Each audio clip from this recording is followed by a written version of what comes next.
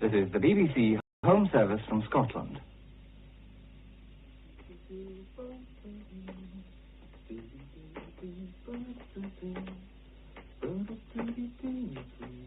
I was told you might have a car for hire.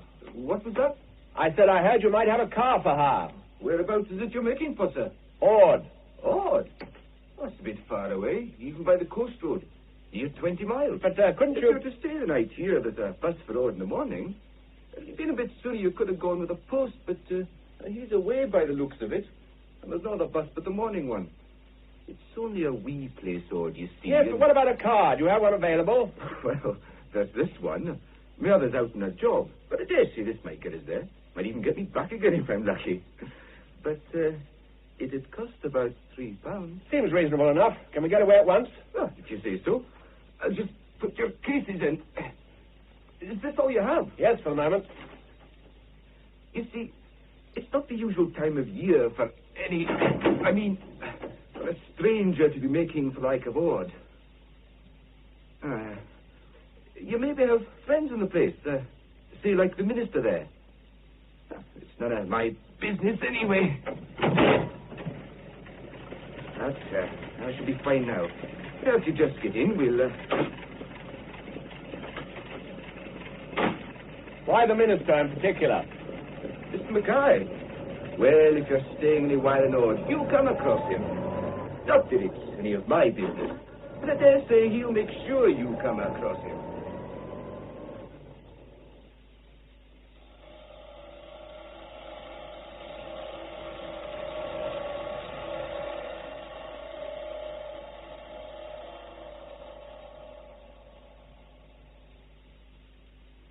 We present The Devil's Minister by Alistair Eyre. The Devil's Minister.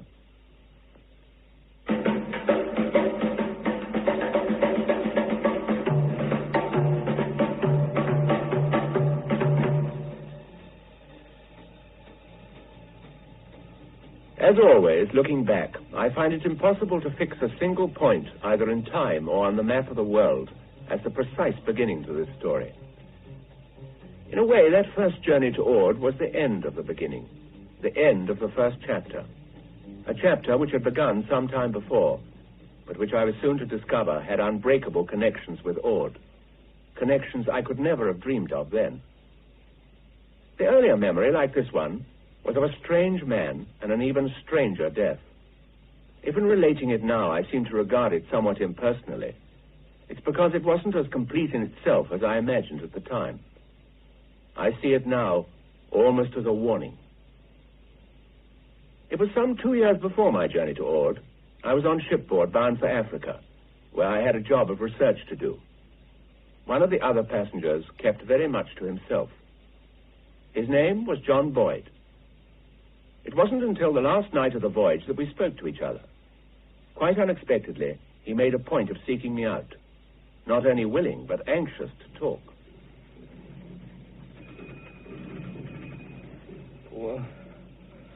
What do you know about me? Well, you've told me your name. Well, you know a lot more than that, though, don't you? I don't know anything about what you are, but I think I may know a bit about how you are. Tell me.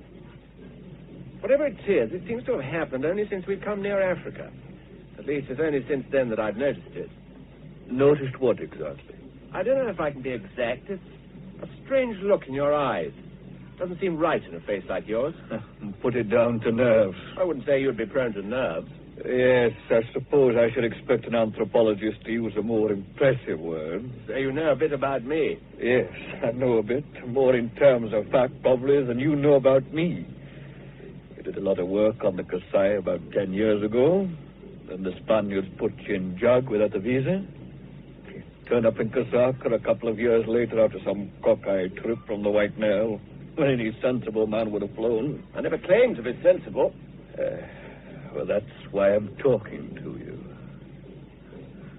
Didn't you wonder why? I suppose so. But even more, I've been wondering what has put the fear of something into you these last few days. Something? That's good. I thought you were going to say the fear of death. But you're quite right, of course. It's not death. But I'd like you to listen. Yes? And believe me if you can. It's not fear of death. It's fear of annihilation. Total destruction. Body and soul. Listen, I'm not a liar and I'm not mad. You accept that? I accept the first. Not necessarily the second. Well, you know a bit about witchcraft, don't you? As much as anybody, I suppose, who isn't in the business. And you know the Orangi are pretty good at it. None better. Oh, the Orangi don't just talk about it. Things happen. And this time they're going to happen to me unless you can do something about it. Me? Yes. Mind you, without meaning to be insulting, you're a forlorn hope, but you're the only one I've got. Well, you better tell me. The Orangi are forest people, you know that. Well, the first time I went up there was just after the war, the first war. I was a young man. It was a survey job, and I stayed keen. There was a lot of talk about witchcraft and cannibalism and human sacrifice, but I didn't see any of it. When I went back, I was old. I could speak the language a bit, and I could understand the drums, a little. Enough, anyway. And it wasn't just talk. And then I was over in Kenya for a bit during the war. When I went back to the Orangi country in 1946, I found a missionary fellow in their territory, a Scot. But I didn't like the setup any more than I ever had done before. What do you mean? I got the feeling there was something going on, but I couldn't put my finger on it exactly. This missionary did the usual stuff, held services, sang hymns. As usual, the Orangi boys went along for the laughs. But I found that the Reverend Missionary was a great pal of the most senior and respected witch doctor, which was not quite usual. And there was mighty little evidence of Christianity around, apart from the Bible thumping. You mean he was going native? Oh, no, not as simple as that. He wore his dog collar, right, shaved every day, kept up all the marks of civilization. How long had he been there? A couple of years or thereabouts. Long enough, by the way, to become a fully fledged member of the Leopard Society. Well, that's surely not possible. I went to search his hut one night, with no authority, of course. And I found the skin and the iron claws. When he came back, I was sitting in his chair with a gun on my knee, waiting for him. I draped the skin on the table and laid the claws on top. He didn't even flicker. Simply said, "My work here's finished," and walked out. But I didn't even get a chance to fire. When I got to the door, he'd vanished. What became of him? No idea. I put my report into the D.O., but they never traced him. And I got another bit of the story from a head boy. I may say not till after we were out of the district. The reverend gentleman and the old witch doctor had been working together for quite a while, concocting new magic, the boy said, and in particular perfecting a technique for the transmutation of souls. The what? You heard. And incidentally, if I'm lucky, you're going to be able to observe the phenomenon at first hand, and perhaps very soon. In spite of the normal ship noises, the night suddenly seemed incredibly silent. Silent and waiting, and full of something imminent beyond the silence. I felt this man's fear returning, intensifying, and I felt it communicating itself to me. And something brushed my cheek. A moth, I thought, and I struck it down. Boyd stretched out his hand, picked it up from the deck, and passed it to me. Do you know what this is? It's not a moth. Obviously. It's a seed of some kind. A winged seed. I've no idea what species. Well, how do you think it got here? On the wind, I suppose. What, 20 miles from land, maybe more than 20 miles, and with no wind worth speaking about. What exactly are you getting at? Guess that I find 2 or 3 of these every day. They land on my lap, usually. It's the seed of the white-bark mahogany tree. The first seed came on the day we sighted Africa this trip. The day you first spotted, I was scared. There must be some kind of rational explanation. Well, then I'd be more than grateful if you could enlighten me. Let's get back to your transmutation of souls. The Orangi believe a tree has a soul. They're not the first people to believe that. Well, the story I heard was that the white and the black witch doctors got the idea of trying to change the one into the other. And again, according to what I was told, they succeeded. The change takes place at the moment of a man's death. It's also the moment of a seed's germination. I didn't believe it. I don't think I do even yet. Well? But one day, I found what looked like a recently planted tree, very young. I dug it up. And I also dug up the body of a young boy. One of the roots had pierced his chest. He hadn't been buried all that long, but I couldn't find any obvious cause of death. What has this to do with you? A few months before I went on leave, I was up there again. There was trouble then. The drums were going every night. But the real trouble came just before I left. A road was to be put through, and their sacred tree was slap in the line of it. But I wanted the road to go round it, but the engineers wouldn't listen. So the tree came down. It came down the day before I left. When I got back to my hut, the boys had gone. There was a seed, like that one there, lying on my bed. Around 11 o'clock, the old witch doctor came. He was quite simple. He simply said that he would need my soul to replace the one I'd destroyed, and that he'd get it before I landed in Africa again. I left for the coast in the morning. Well, you're all right then, aren't you? How'd you make that out? Because he told you. If he'd been sure he could kill you, he wouldn't have told you. He would simply have gone ahead and done it. Telling you means that he's depending on the fact that you expect it. He's counting on the fact that you'll kill yourself. Oh, that's simple stuff. I know this man. He knows me. He knows I'm not the type. So? Oh, we talk in the morning. Rightly or wrongly. I don't think he can do it unless I'm alone or asleep or both. And that's why I want you to stay awake and talk to me, to be my shadow right up to the moment when we go ashore. He said, before I landed, if I get ashore alive, I'm all right. We sat in my cabin. Strangely enough, the conversation was quite lively. We found that we had quite a number of interests in common, and even that we had one or two mutual friends. I remember looking at my watch at 2:30 and thinking how remarkably awake I felt, and again, strangely, how much I was enjoying the conversation. I have no idea what happened then. I seem to recall a sense of rapidly approaching darkness. When I regained consciousness, I was in exactly the same position that I'd been in before, sitting upright on my pillow with my back in the corner of the bunk. The time was 6 o'clock. Boyd was dead. He was in the position he had been when we were talking, but his head had fallen back. Only one thing was new. Resting on the skin in the open neck of his shirt was a winged seed. From it rose a slim stem some 6 inches long, bearing 2 young leaves. A little white root curved upwards from the seed's split shell, and where it pierced his skin, it was surrounded by a drop of uncoagulated blood.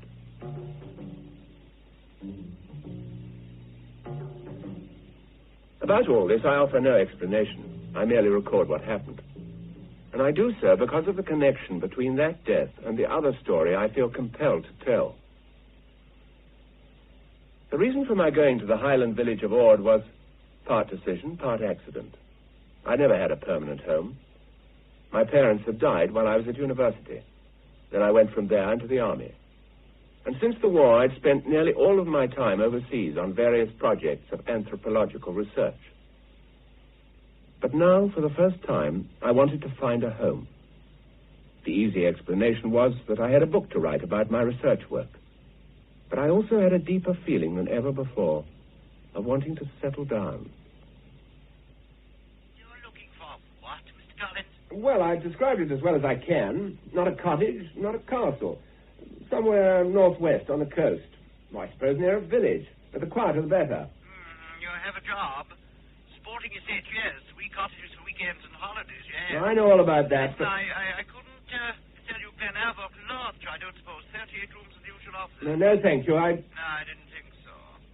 I dare say the roof will have to come off it, too, like all the rest. I'll keep your requirements in mind, of course, but it might take a while. Well, would it be worth taking a trip further north? Inverness, perhaps? Well, if you've time, why not?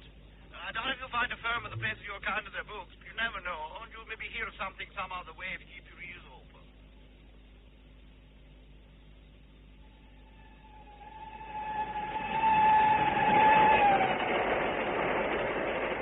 Yes. Running well up to time? Grand countryside. Oh, yes, it is, yes. Oh, not reading, are you? No, I've finished the chapter. Yes, marvelous countryside.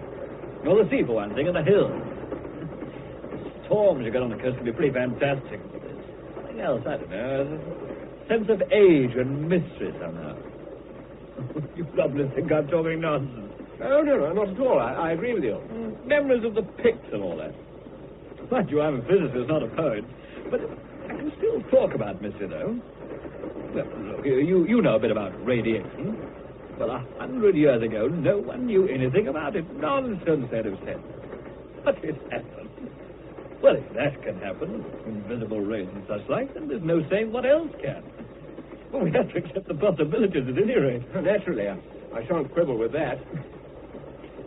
You've been to Caithness? No, not too far north.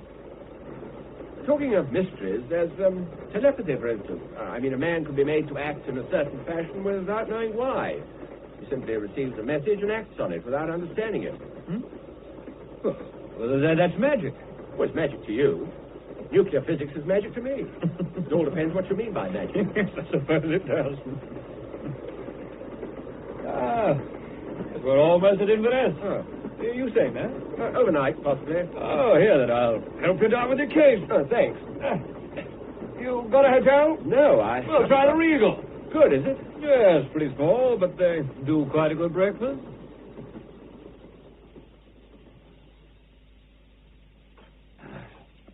You do quite a good breakfast here, eh? Well, the biggest one I've had for years. Right. Not like some places I have to go to, I'm telling you. Oh, McCallum's the name. Willem McCallum. You're, on the move all the time. It's selling. Home just at the weekend. Mm-hmm. Glasgow? Yes. You know, that big place the visitors go through on the road to Loch Lomond. You've just been visiting yourself?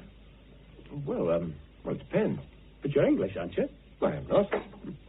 Scots born, Scots parents. Although we all went south when I was, I think, just 2 or 3. Oh, well, that's fair enough. I mean, you can't help it then, can you? What? Your English twang. Oh. I have a notion to come home now and settle down. Oh, good for you. I have some work to do that I can do anywhere, and I thought this was as good a place as any. Better. The best. Is any place in particular you have a notion for? Oh, West Coast. Somewhat quiet. Oh? That's funny, you know. I was just hearing. Do you know a wee place by the name of Ord? No, I don't suppose you would. See, there's a map on the wall here. I'll show you. It's here, just at the mouth of this sea loch. I have a cousin there yet, Jean. Mackenzie's her married name, but she's a widow now. She keeps the shop in Ord. Oh, it's a grand wee place, and it so happens that... Are you interested? I mean, would it suit you? Well, I don't quite know yet what you're talking about, do I? Oh, that's true. I'm getting carried away a bit, but I was just wondering if old McQueen's house would be too big for you. Well, I still wouldn't know, would I? McQueen was a lawyer in Glasgow, but like my father, he came from Ord originally. He retired and went back up there when his wife died. Now, Maggie, a cousin of Jean, you know, Mrs. Mackenzie, Maggie was old McQueen's housekeeper. But the old man took a shock at the new year, and he's in a nursing home here in Inverness. I doubt he'll never get back to Ord, poor man. But I wonder, is the house too big for you? How big is it? I suppose there'll be 3 rooms anyway, down the stair, and maybe 4 bedrooms up the stair. Quite a big house, but... Well, it sounds as if it might be all right. Is it for sale? Oh, it'll not be for sale. But if you have to ask about it, they might sell it. I don't quite understand the distinction. You wait till you've been living in Ord a few years. You'll know the kind of thing I mean. Do you think this house is worth going to look at? Well, I think if you want it, you could get it. Maggie's got the keys. How do I get that? Good for you. Man after my own heart. Now, see you not offer more than about 1,500. And You could well look worse than take Maggie on as a housekeeper. She's a grand cook.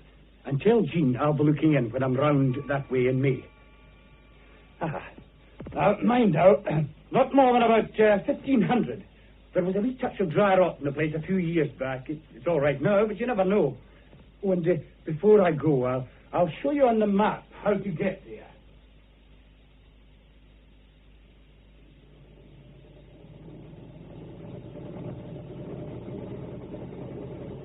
We're nearly there. About another couple of miles. I was thinking, do you have anybody to stay with for the night? Well, no, I've never been here before, but I'll surely manage at this time of year to find a room at the hotel. There's no hotel. Well, surely there must be something. Well, a few of the folk take visitors in the summer, but I doubt they'll not be looking for anybody just now. I should have told you before, but I was thinking you must know somebody in the place. Well, is there nowhere at all you can think of? Well, if there isn't, I'll just have to come back with you. Still, that would be an awful waste of a journey. Right enough, they would maybe take you in at the lodge, although by rights they don't open till Easter. That's the place they call the guest house. In the old days, it used to be a shooting lodge. Then a man called Cameron bought it. Well, is it in the village? Well, about a mile out, up the back road. Here.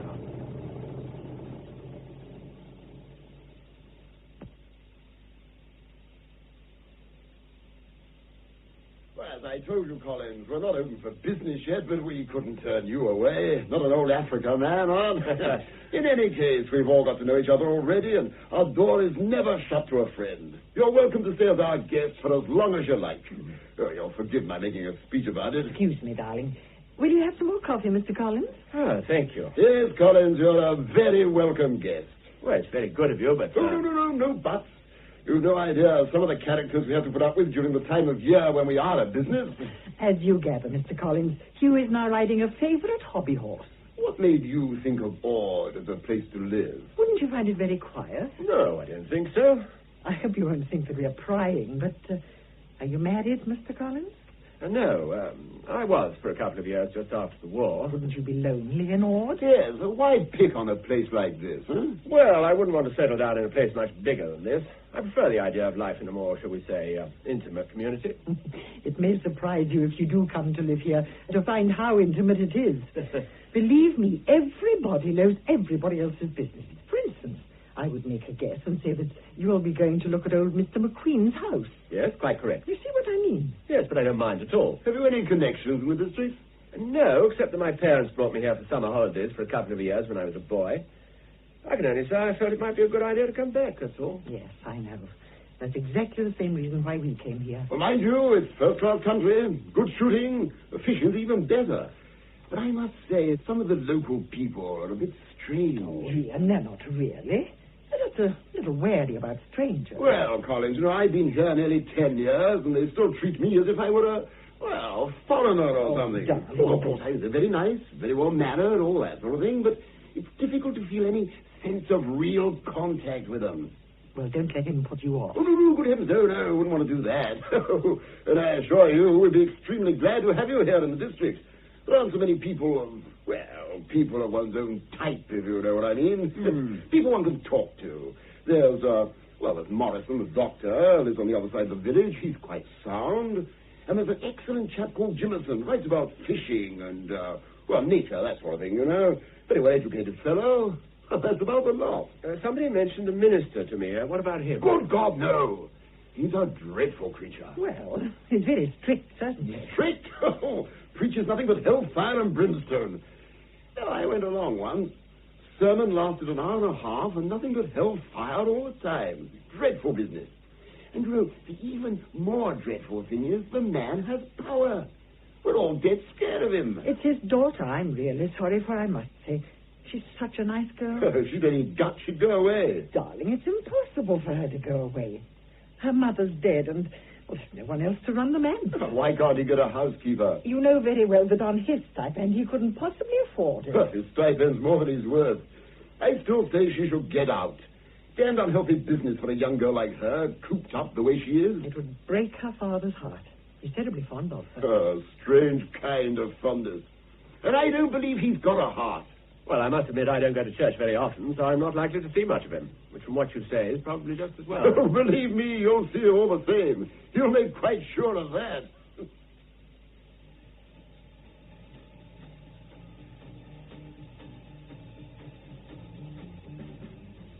From the Cameron's house, it was a walk downwards towards the village.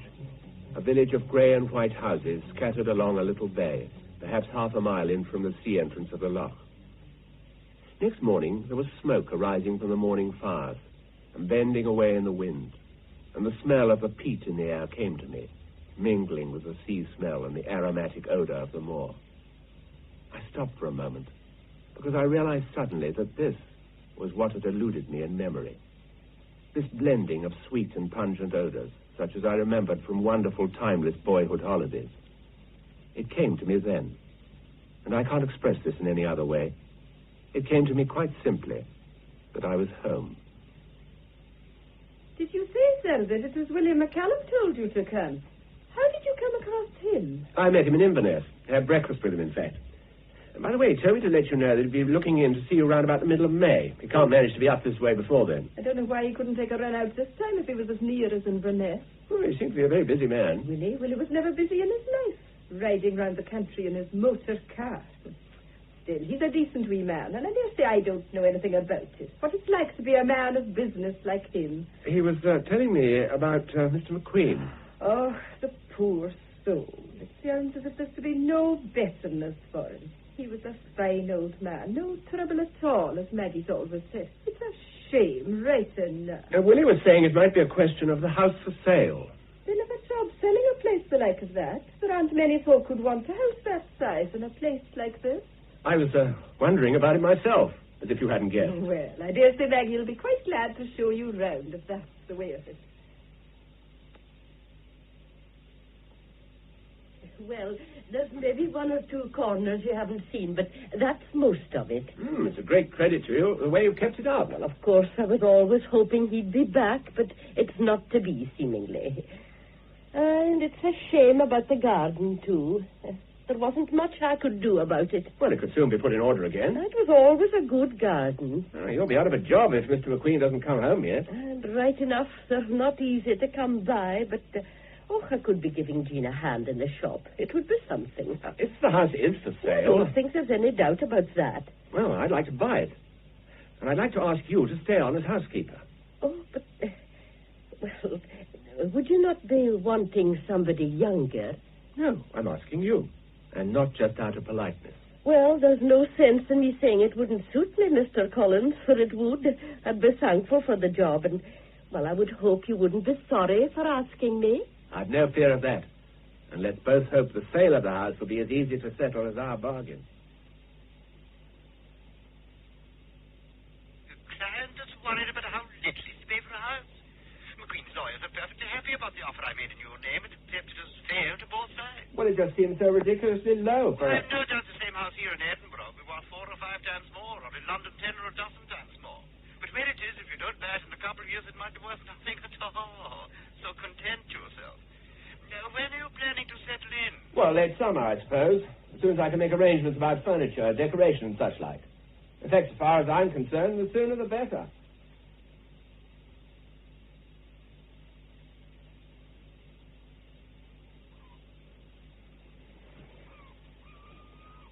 Good day, Mr. Collins. Oh, hello there. Is a neighbor welcome to say hello? Yes, surely. Jemison. I know your name, of course, because the place has been buzzing with rumors about you for months. I have contained myself for a week to give you time to settle in, but I couldn't stand it anymore. Well, I'd have been glad to see you any time. Oh, mind you, everybody else's curiosity about you is just as lively as mine, but mine's uninhibited and unashamed. You've a job on your hands here, haven't you? Well, the garden. Yes, it'll take some time, but... Don't just chop everything down, by the way. There's some quite choice stuff in among those weeds. Oh, yes, of course. You know about these things, don't you? Do I? Yes, all my neighbors have a label in my mind before I've seen them, from what I've heard. Your label is naturalist. Oh, interested, but inexpert. Except perhaps about certain species of bird life. And about brown trout. Do you know, my old headmaster told me once a long time ago, the chances of your ever learning anything about anything are infinitesimal. Well, I'd like to be able to go to him now and tell him how much I've learned about brown trout. But he's 95, and he's not very clear now either about who I am or what a brown trout is, so it's not much consolation. How's Maggie looking after you? Oh, she's a marvel. Ah, she is, and more. If ever there was a good wife wasted. Yes, I must say I wondered why. Oh, usual reason. Well, you mean a shortage of men? No, I suppose you could say the wrong man. She had a baby a long time ago. Her father was a fisherman from Loch Boisel, but they never got married. Her son's a fine young man now. Lives with Jean Mackenzie. Or at least he used to till last year. Last year there was a devil of a row he was mixed up in. No fault of his, I may say. But he was supposed to be friendly with the daughter of the manse. Sheila. Have you met her? No, but I know all the names. Was she friendly with this boy? Oh, I don't think there was very much in it. But there was too much for her father's liking, old Mackay. You haven't met him yet either, have you? No, and from what I've heard, I'm quite willing to delay the meeting indefinitely. Well, he went for that boy with all the holy terror he could summon up. Threatened him with whatever the Presbyterian equivalent is of bell, book, and candle. Believe me, that up there at the manse is a really choice example of possession and oppression. So you're not one of the minister's admirers, then? Have you met anybody here who is? I haven't heard Maggie say anything against him. Have you ever heard Maggie say anything against anybody? No, that's true. Besides, he's probably put the fear of... No, whatever it is, it's not the fear of God. The fear of himself into Maggie. It works very powerfully, even in a good soul like her.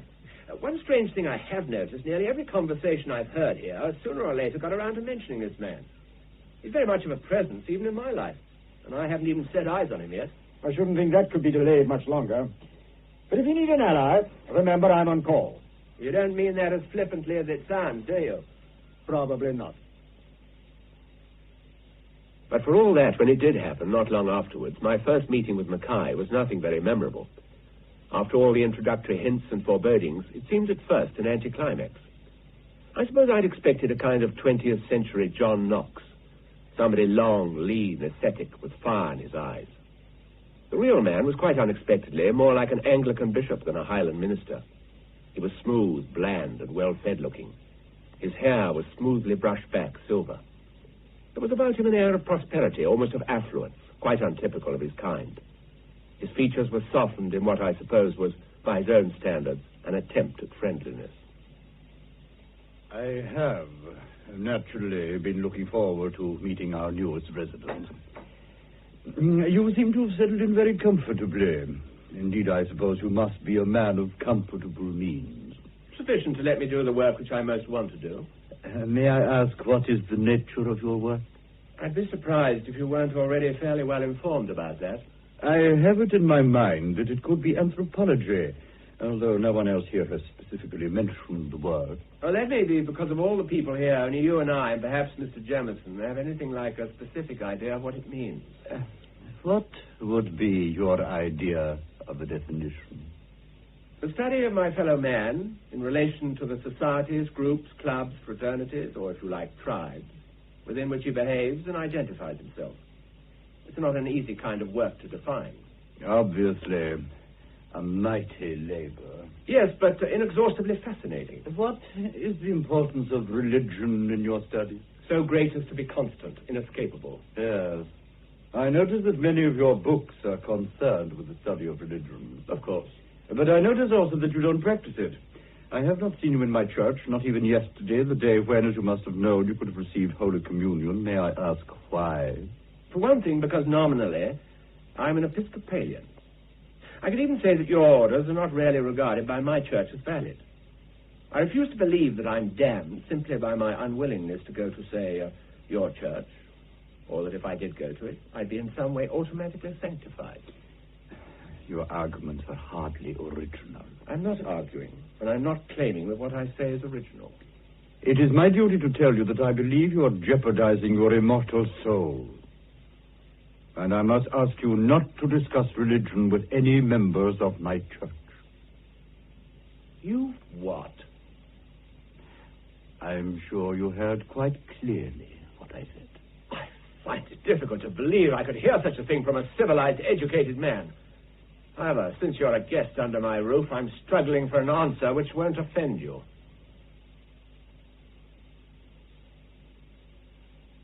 Ian doesn't like Mackay, of course, but he says I'm obsessional about him. Well, if I am, I'm not ashamed of it. I think, or at least I feel, he's an evil man. Not just bad, but evil, in the way the Bible means evil. It sickens me and frightens me when I think of Sheila living with him. Do you see much of her? Yes, probably more than anybody else does. He, no doubt very reluctantly, but he does allow her to come here occasionally. Has she got over the trouble about the boy? Oh, you heard about that? Yes, I think so. Although she never says very much, she's very loyal to her father. There's no love, I don't think. But she is loyal and dutiful. I wonder what will happen when she does really find her own man. Well, she has a right to leave when the time comes. Her father couldn't do anything. I hope it'll be as easy as that. But I don't believe it will. In fact, I know there's danger ahead for her. I don't quite understand. I don't claim to understand myself, Hugh. But I have a strong radar system about this kind of thing. That man is evil. And his daughter will somehow have to be rescued from him. My next encounter with Mackay was, however, entirely conventional. He had invited me and the Camerons to dinner one evening. The doctor was there, too, but he spoke hardly a word all evening. It was a cold and lifeless occasion in every way. I longed for a couple of bottles of Burgundy to bring life into the drab room. But I did meet Sheila for the first time. After the meal and on impulse, I slipped through to the kitchen to help her with the coffee. When I returned to the drawing room, Mackay was warming himself at the fire. He looked up sharply. Ah, Collins, we missed you. Where have you been? Upstairs, powdering my nose. Who gave you permission to go upstairs? I wasn't aware that a guest had to seek his host's permission to seek out the bathroom. I apologize. I am unaccustomed to playing host on such a day with two services. I trust you will forgive me. Of course. And you accept my apology? Of course I do. The thing's over. Excuse me, Father. Coffee, Ian? Oh, thank you, Sheila. I was telling Sheila what a wonderful library Mr. Collins has. Yes, Father. I wondered if I might borrow some books from you, Mr. Collins. It's quiet here in the winter and I love reading. Would you mind? Absolutely. Come over any time. Take what you want. If I'm not there, well, never mind. Maggie will be. It's very kind of you. I shall rely on you, of course, not to permit anything I might consider unsuitable. Oh, but how's he to know? I mean, is there what's it called, a codex in your church? Lovely coffee, Sheila. Thank you. Your daughter is an excellent cook. And I? You, I find difficult. I might say the same of you. You are a disturbing influence in our peaceful village. Then regard me as a challenge, or a cross to be borne. In any case, we must learn to live with each other. No good can come of quarreling, neither to you nor to me. Sheila did indeed come to borrow books, and from then on she became a fairly regular visitor. I used to wonder if she was choosing days when her father was away, but she never spoke of him. In the early spring, I had another long-term visitor, my young cousin, Bill, from London. Bill's a medical student, a good deal younger than myself. His mother married pretty late in life. We'd always got on well together. He was a very keen fisherman, and during his visit, he was off almost every day trying the streams for trout. But one afternoon, when I returned from a walk, I was surprised to hear his voice coming from my study. I thought at first it was Maggie he was with. But when I opened the door, I found someone else with him. She was about to run away, Hugh, but I persuaded her to stay. I should think so. I must go now, though. I didn't mean to stay so long. Nonsense. I'm sure Hugh was going to invite you to tea. Of course. Couldn't you stay for once, Sheila? No, I really have quite a lot to do at home. What? What have you to do that can't wait? Well, my father, he's rather particular about regular hours. He'll be expecting tea. Let him have it then at precisely the regular hour. Only today, let him make it himself. No, I'll go and tell him. Oh, no, you mustn't. Bill, it's not so easy. I would like to, but I mustn't. I can't, really. Oh, well, I'm sure Hugh will invite you back very soon, then. Sheila knows there's an open invitation any time. Tomorrow, and arrange to stay for tea, all right? Well, not tomorrow, but perhaps later in the week if I'm going... what? Bill. I'd like to come if I can. Thank you. Oh, thank you again, Hugh. Goodbye. Well? Well, what? Why didn't you tell me? And don't say tell me what, because you know very well what I mean. Listen, why all the mystery? Well, even the little I knew of it then was difficult to explain rationally to Bill. But he wasn't very much concerned in any case. He was much more interested in the practical question of how to make sure of seeing Sheila again before the end of his visit. Strangely enough, I'm not sure whether they did meet again at that time or not. Sheila wasn't able to come to the house, but they may have seen each other before Bill went back south. I don't know. Bill didn't say much about it. In fact, it wasn't until about a week after he left that I was made to think of it again. I'll come straight to the point, Mr. Collins. You had a young man staying with you recently? My cousin, yes. He appears to have met my daughter. Yes, he did. She came to return some books of mine, and it so happens Bill wasn't fishing that day. If you're interested to be told why he wasn't fishing, it was because the sun was too bright. It may interest you to know that my daughter has received a letter from him. I do not approve of this clandestine meeting, but I approve even less of correspondence arising from it. There was nothing clandestine about it. I know, because I was there too. Didn't Sheila tell you? I haven't discussed it with her. So, you open her letters? I have her interests to protect. Bear in mind, she has no mother. Obviously, it's my duty to tell Bill that his letter was never received. It was received by me. And it will be received by Sheila in due course, along with my views on the matter. You might care to read it. No, thank you. Then I'll tell you. He says he is returning in the summer and looks forward to renewing her acquaintance. Doesn't sound like a very passionate declaration. They will not meet in the summer. What are you going to do with her? Clap her in arms? You choose to be facetious. I must admit, I do think it's very funny. You seem to miss the point, Collins. I have been tolerant of you for long enough, but I absolutely forbid you to permit this man to have anything further to do with my daughter, and I shall hold you responsible. For what? For a friendship which maybe doesn't yet really exist between two adults? What a dirty-minded man you are. I'm warning you. If anything comes of this, you'll regret it. Please don't threaten me. I might be tempted to take steps to protect myself. You're threatening me? Precisely what I say. And don't take it out on Sheila. Don't, for example, try to forbid her coming here, as she has been doing. Oh, Maggie, would you be kind enough to show Mr. Mackay out?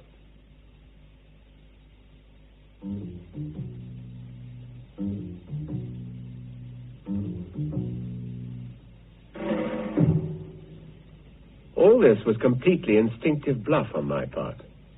What I said surprised me almost as much as it did him. But it did work. That was the strange thing. The idea had come into my head that this man didn't treat me as he did others, that he was for some reason a little afraid of me. And when I had suggested that he must feel insecure, he'd reacted. But why this insecurity? And how could it be connected with my presence? And now the notion had taken hold of me that he actually considered me as potentially dangerous to him. If Sheila had been forbidden by him to visit my house, I don't think she would have come again. But on the following Thursday, which was her likeliest day for getting away, she did come. Hugh, when did Bill leave? At the beginning of last week, as he planned. He said something about possibly writing to you, did he? No, I haven't heard. That's strange. He seemed quite definite about it. Or perhaps his letter got lost in the post. Of course, he may have forgotten. He must have. Hugh? Yes? Could you ask him not to write? Of course, if you say so. But why? It's just, well, Father's rather strange about that kind of thing. On that understatement, and because she looked and sounded so wistfully lonely, I didn't comment. Nor did I give her message to Bill. If I had, I would also have had to explain the reasons for it. I didn't see Mackay again for quite some time after that. Indeed, I'd half forgotten the questions and mysteries which he stirred up in my mind when, about the end of May, the story took a quite different and unexpected turn. Mr. Collins, I was wondering, I can't help but ask you, could you manage without me for a week or two? It's Jean. She's been taken very badly, and I'm anxious about her. Well, yes, of course, Maggie. What's wrong? Oh, that's the thing. I'm not just sure. If it was only what the doctor says. What does he say? Well, at the beginning, he said it was her heart. She was to rest, he said, for a week or two and take her medicine. Doesn't sound too alarming. No, it wasn't. You think she's definitely worse? Well, it's not only that, it's... But, there's something got into her. She just lies as if she was waiting for an end. Is there something you're not telling me? Well, I don't know how to say it, and that's the truth. When did the doctor last see her? Today. What did he say? Well, I couldn't really get anything out of him at all. And I was wondering... Oh, I know I shouldn't be asking you, and you've only to say no, but... Well, I was wondering if you could maybe have a word with the doctor. Oh, but please don't tell him that I asked you. Oh, I wouldn't put such a thing on you, but I'm frightened we'll lose her.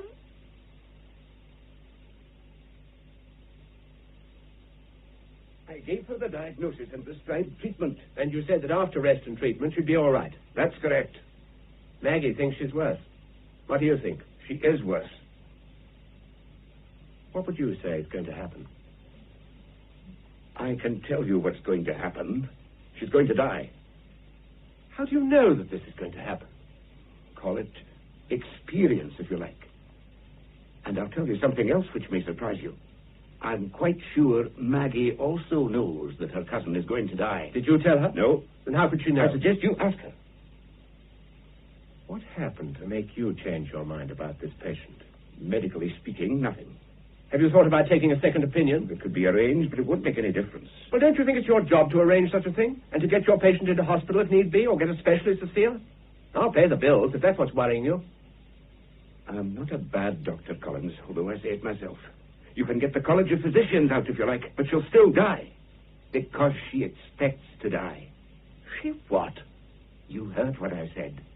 Her fibrillation is controlled. Her fluid output is up. Her lung bases have cleared. But she'll die. All right, I accept what you say. And I'm inclined to think I may owe you an apology.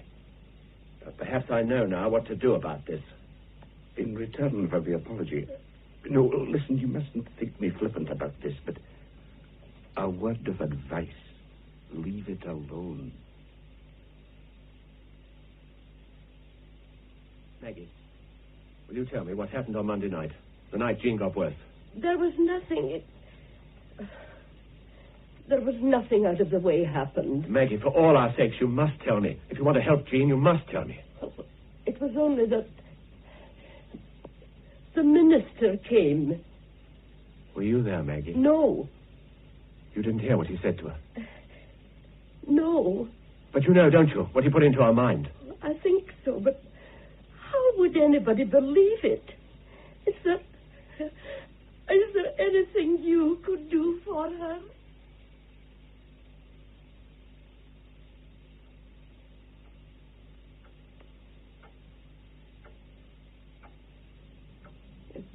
Yourself, Mr. Collins? Yes, Jean.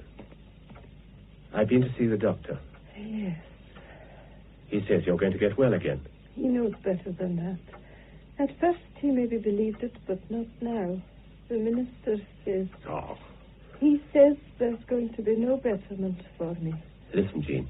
You must listen. The minister's wrong. He's made a mistake. He's never wrong. Everybody knows. He's never wrong when he says a body's going to die. This time, Jean, he is wrong. And if you'll listen, I'm going to tell you why. You don't know much about me, do you? They say you're a clever man, always with the books.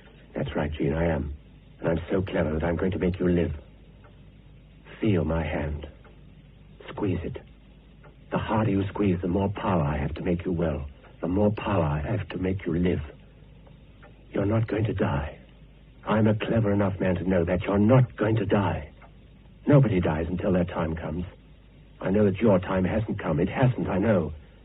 It won't come for a long while yet. So you can't die. The minister doesn't know. I'm cleverer than he is. I know. The angel of death walks at his side. Everybody knows that.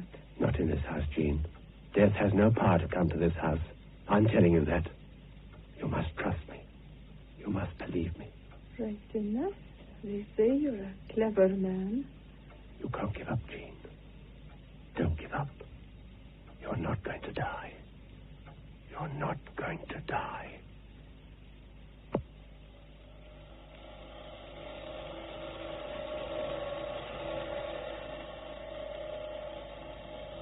And so, repetitively, endlessly, through the long twilight, feeling my own foolishness, I went on, driven by the feeling that it was somehow necessary to force this one fact into the poor woman's brain, deliberately building up crazy fantasies about my own power, in the feeble hope that superstition in her own mind would do the rest, that she would be forced by her own superstition to live, just as previously her belief in Mackay's power had been forcing her towards death.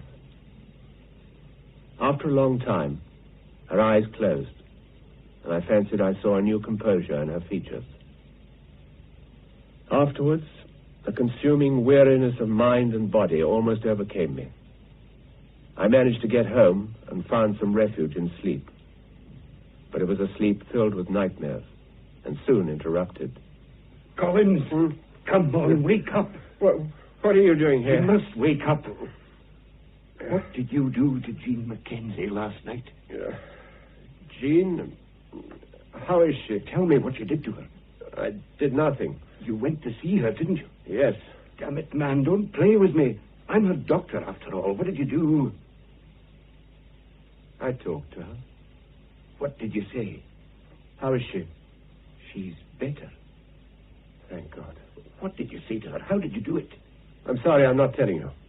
If that sounds insulting, I'm sorry again, but I'm still not telling you because I'm not convinced of your discretion. What do you mean? I mean that you might tell someone else. How much do you know? I can't tell you that either. If she's still alive, and I can see she is going to live, he'll... Let's give him his name. You mean Mackay, don't you? What am I going to tell him? How do you come to be under his influence? It's not as simple as that. It's just that he seems to know. Do you think it is only that? What am I going to tell him? Tell him the truth. I don't know what the truth is. Tell him then that I am responsible. Tell him I have my methods just as he has his. Make that quite clear to him. And listen, Morrison. Please understand this has happened for the last time.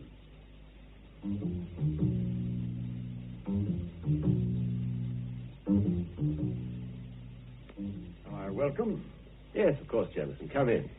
I'll not be having many visitors these days. That's the trouble about having supernatural powers. It makes ordinary mortals shy of you. What do you mean? You know very well what I mean. You can't go about laying on hands and raising the dead without the word going round.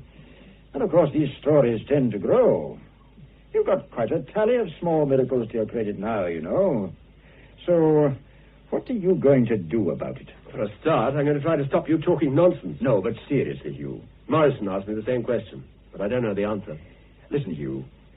None of this is news to me. I've known a bit about it for a long time. So, in a way, has everybody else in this parish. Tell me what is known. People become ill. They're expected to get better. Mackay visits them, tells them their time has come, offers up a pious prayer or two, and departs. Within a couple of weeks, there's another funeral, and that's that. Oh, in a way, it doesn't add up to very much. Just the odd fact that Mackay is so often right, and the doctor so often wrong. But there's still a great deal of it which is unknown to as far as I'm concerned. For instance, how is it done? Well, that strikes me as being the easiest part of it. Oh? You've got superstitious people, or if you like, imaginative, sensitive people with a long tradition of belief in, let's say, pagan things with their roots away back before Christianity. Mm-hmm. Beliefs that still survive, even if only unconsciously. Look, people live their lives on two levels. The ordinary, everyday life we know, and a deeper inner life, which is seldom mentioned. Yes, I can see that. Well, if you take a man like Mackay, with his physical appearance and personality, and if you give that sort of power, and then put him in a position to exercise it over people like these, well, you make it very easy for him. People are already convinced of his spiritual, even when they're well. If they're ill and thinking about the possibility of death, it wouldn't take much in the way of suggestion, like almost a kind of hypnosis, to push him over. It's just an idea. The one thing I'm sure about is that somehow he removes the will to live. Why do you think he does this? Have you any ideas about motive? There's no motive. That makes him mad. Well, I think there is a motive, a definable one. In fact, I'm surprised you haven't thought about it, because it's very much in your line of study. What do you mean? I mean, sacrifice. Oh, I know, it's not the sort of thing that bears thinking about. I don't suppose you've ever seen this before. What, do you mean it's a book about this kind of religion we've been trying to define? Have a look at the title and the author. 30 Years in the African Mission Field by Matthew Mackay. That was my clue. Didn't you know he'd been in Africa? No, but it makes sense of a few mysteries, doesn't it? Mind you, I wouldn't put much money on his having been a missionary for 30 years, or even being a real missionary at all. But from what I've found out, he did definitely spend some time in Africa. And, by the way, one of the things that explains is his reason for being scared of you, the African expert. Oh, all right, don't be modest. Maybe you're not an expert, but the point is he thinks you are. And in any case, you could be a man from his missing years. You could have crossed his tracks at one time or another. You might know something about him. And now you've shown your hand, he knows you're against him. And he knows that you know that Jean was intended to die. I hope you realize the implications of all that. I suppose there are really only two possible consequences. Exactly. Either he does nothing more now or ever again in this place, or he gets rid of you. Hugh, can you tell me, is your cousin coming back? He's due to arrive next week for a longer visit this time. I wondered. Sheila, do you remember I asked you once if you'd had a letter from Bill? I must tell you now I deceived you about that. How? Bill did write to you. Your father opened the letter. He brought it to me, wanted me to read it. He told me he was going to show it to you. He must have changed his mind. Bill thinks I've got the letter, then? Presumably. I wonder if Bill will be frightened of my father. He frightens you very much, doesn't he? Yes. He's just a man, I suppose, but... Sheila, what do you mean by that? I don't know exactly. Do you know that he hates you? Yes, I do. Are you frightened? If I am, I don't intend that you should know it, or that I'll give in to it. That means as much as not being frightened. You've no idea how important this is to me. To know that there's someone in my life who won't give in to him. Margaret Cameron says you would never leave your father. I've only met Bill 2 or 3 times. But I think I have a right to get to know him better if that's what he wants too. I think if my father stopped me from doing that, I would leave him. He's spoiled so much, I don't think I'd ever forgive him if he spoiled this. You'll certainly try to. And I'll have to deceive him. Will you give me Bill's address? I'd like to write and thank him for his letter. I won't tell him that I haven't read it, but I'd like to say I'm looking forward to seeing him again. Do you think that's silly? No, I think it's very sensible. Oh, I'd better go, Hugh. Oh, but I'll take a book with me as usual, or he'll wonder what I've been doing. This time I probably won't read it, so anyone will do. Can I take this? Well, as a matter of fact, Hugh, where did you get this book? I mean, you've never seen it before? No. I didn't know that he ever... Is it yours? No, I didn't know about it until the other day. I got a copy from... Hugh, do you know that this book, if it is by my father... There's no doubt about that. Do you know, then, that it's a lie? He couldn't possibly have been a missionary for 30 years. Now, listen, Sheila, this is not very important so far as your life is concerned. But look... It's not a very good book in any case. But perhaps he realized that. But perhaps that's why he didn't say anything about it to you. Forget about it. But why, Hugh? There's so much I don't understand. You won't learn the answers by asking your father at the moment. You might know them one day if you wait. Now you better go, Sheila. You'll be late. Oh, yes. Thank you, Hugh. I'll write to Bill tonight. When Bill came, I didn't try to involve myself at all in their plans for seeing each other, but I presumed that they met as often as they could. Besides myself and Maggie, I think there was at that time only one other person in the place who knew about what was going on, and she was very much on their side. Margaret Cameron. Hugh, a quick word, but it's very important. This is all very mysterious. Would you like a sherry or something? No, Hugh, I can't stay. It's about Bill and Sheila. I mean, it's a ridiculous situation, isn't it? It's bad for them through all this subterfuge and deception. They deserve something better than that, surely. Yes, of course, but what can we possibly do about it? Well, listen, this is why I wanted to see you. I think I can persuade her father to let her come to Edinburgh with me for a week to the festival. If I emphasize the mind improvement angle, I don't see how he can reasonably object. Except that he's not a reasonable man. I'm going to try to persuade him anyway. And I have a feeling I can. Well, what am I supposed to do about it? Nothing, except approve of it. Well, I do, undoubtedly. And, of course, tell Bill. So he doesn't know about it yet? He doesn't, but Sheila does. And this means a lot to her. I'm terribly fond of her, Hugh. And she deserves our help. What about her father? Well, if he does come around asking, you've got to persuade him that Bill's still here. I'm sure that kind of ingenuity should come easily to you. Well, I suppose it's possible, but certainly not easy. Well, what do you say, then? I haven't a hope of getting away with saying no, have I? No, you haven't. But I'm glad you have the sense to realize it so quickly. I would have told Bill about it myself, but I honestly didn't know how to without letting Sheila down somehow. You will be tactful about it, won't you? Sorry if I'm a bit tongue-tied tonight. Oh, I hadn't noticed. I have my problems, too. Didn't say I had a problem. You mean you haven't? Well, as a matter of fact, I have. Though I wasn't meaning to unload it on you. Still, I might as well tell you now. She didn't turn up tonight. She didn't turn up where? We'd arranged to meet up the hill there. Presumably she couldn't come. Well, why not? Well, hasn't she told you about her father? Not much. Except, of course, that he'll raise merry hell if I show myself around the manse. She didn't put it like that, of course. Just that Father's difficult. Father's got a thing about young men, and she has to be back by 5 o'clock at the latest to make Father's tea. And there's not a hope in hell of getting her out again because Father doesn't approve. I'm pretty sick and tired of hearing about Father. Listen, Bill, it's maybe about time you were doing some thinking. Does it never strike you that she's got to live with him? Does it never strike you that every time she meets you, she runs the risk of a blazing family row?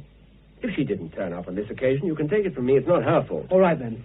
So it's time I was going to do something about it. Going where, exactly? Where do you think? To see Father, of course, and tell him a few home truths. If you do go down there, Sheila's the one who'll suffer most. How do you mean? Can you tell me? I mean, I'm sorry to put it quite so bluntly, but what is the position between you and Sheila? To be completely blunt, are you thinking of marrying her? Well, that's my business, isn't it? Well, of course it's your business, but unfortunately, the way things are, it happens to be other people's business as well. So, are you? I haven't decided. That's fair enough. But anyway, do I take it that you haven't decided not? Correct. I haven't decided not. I hope you agree it's fair to say we don't know each other well enough yet. Yes, but the trouble is, it's going to take you a long time at the present rate to get to know each other at all. That is a logical, if slightly pedestrian summary of the situation. Don't be flippant. I'm doing my best. This isn't easy, you know. Better than you, I know. Well, then, You, what is all this about? It just occurs to me that I'm being rushed. Margaret Cameron is trying to arrange to take Sheila to Edinburgh for a week. And the idea is... You mean I'm invited? Yes. To leave discreetly and travel separately. As far as anyone else is concerned, you'll still be here. My job is to cover up for you. Now listen, I take it you want to go. Why are you so concerned? Because we think the two of you deserve it. I don't suppose I have to answer your question, but I do very much want to go. Right. Now we'll need to think carefully about the strategy of this. Make sure your fishing tackle is left in the right parts of the house at the right time, and that most of your luggage and clothes are still visible, in case friend Mackay comes calling. There's just one thing. It's going to shake me a bit if she looks me over and doesn't fancy what she sees. You're still busy, Mr. Collins. Don't you find your visitor any obstacle to your work? Not at all. He's as obsessional about his fishing as I am about my work. What can I do for you? Well, I called to see you. Yes, so I gather. My daughter is away, you possibly know. I did hear, yes. I'm not accustomed to being alone. It is perhaps a weakness in me that I don't like being alone. Mr. Mackay, I don't wish to seem inhospitable, but as you can see, I'm busy. Too busy even to entertain a visitor for an hour? I hope I shall always be too busy to entertain you. I'm sure I have no need to tell you why. I'm not so sure about that. There could be several reasons why you do not wish me in your house at this time. When does your cousin usually return? Shouldn't it be about now? Do you wish to see him? Yes, I do. Very much. It's a pity you didn't call the other night. I had to restrain him from going to see you. He'd heard a little about how you treat your daughter. Shall I ask him to call on you tonight? Is that intended as a threat of violence? The only violence I could approve of for you would be hanging. After a proper trial, of course. Collins, I intend to kill you. I warned you before not to threaten me. Forget yourself. You would be more stupid than I think you are to attempt any such thing. You haven't even served an adequate apprenticeship. 10 or 12 years. It's nothing. Then you write this ridiculous book, 30 years in the mission field. It wasn't the mission field, of course. You know that. And it was certainly not 30 years. Terribly indiscreet to put that sort of thing into print, you know. However, that's by the way. You should stop this talk of killing. There are many worse things than death. You've probably heard of some of them. I've no particular desire to make you experience others, but on the other hand, I've certainly no wish to involve Sheila in the kind of disagreeable publicity which may arise around your name. That's why I shall handle this personally, if any handling is needed. It's entirely up to you. Who are you? I'm the one man you have to fear. Now get out. But don't forget that. I have to kill you. Before the year end, I have to kill you.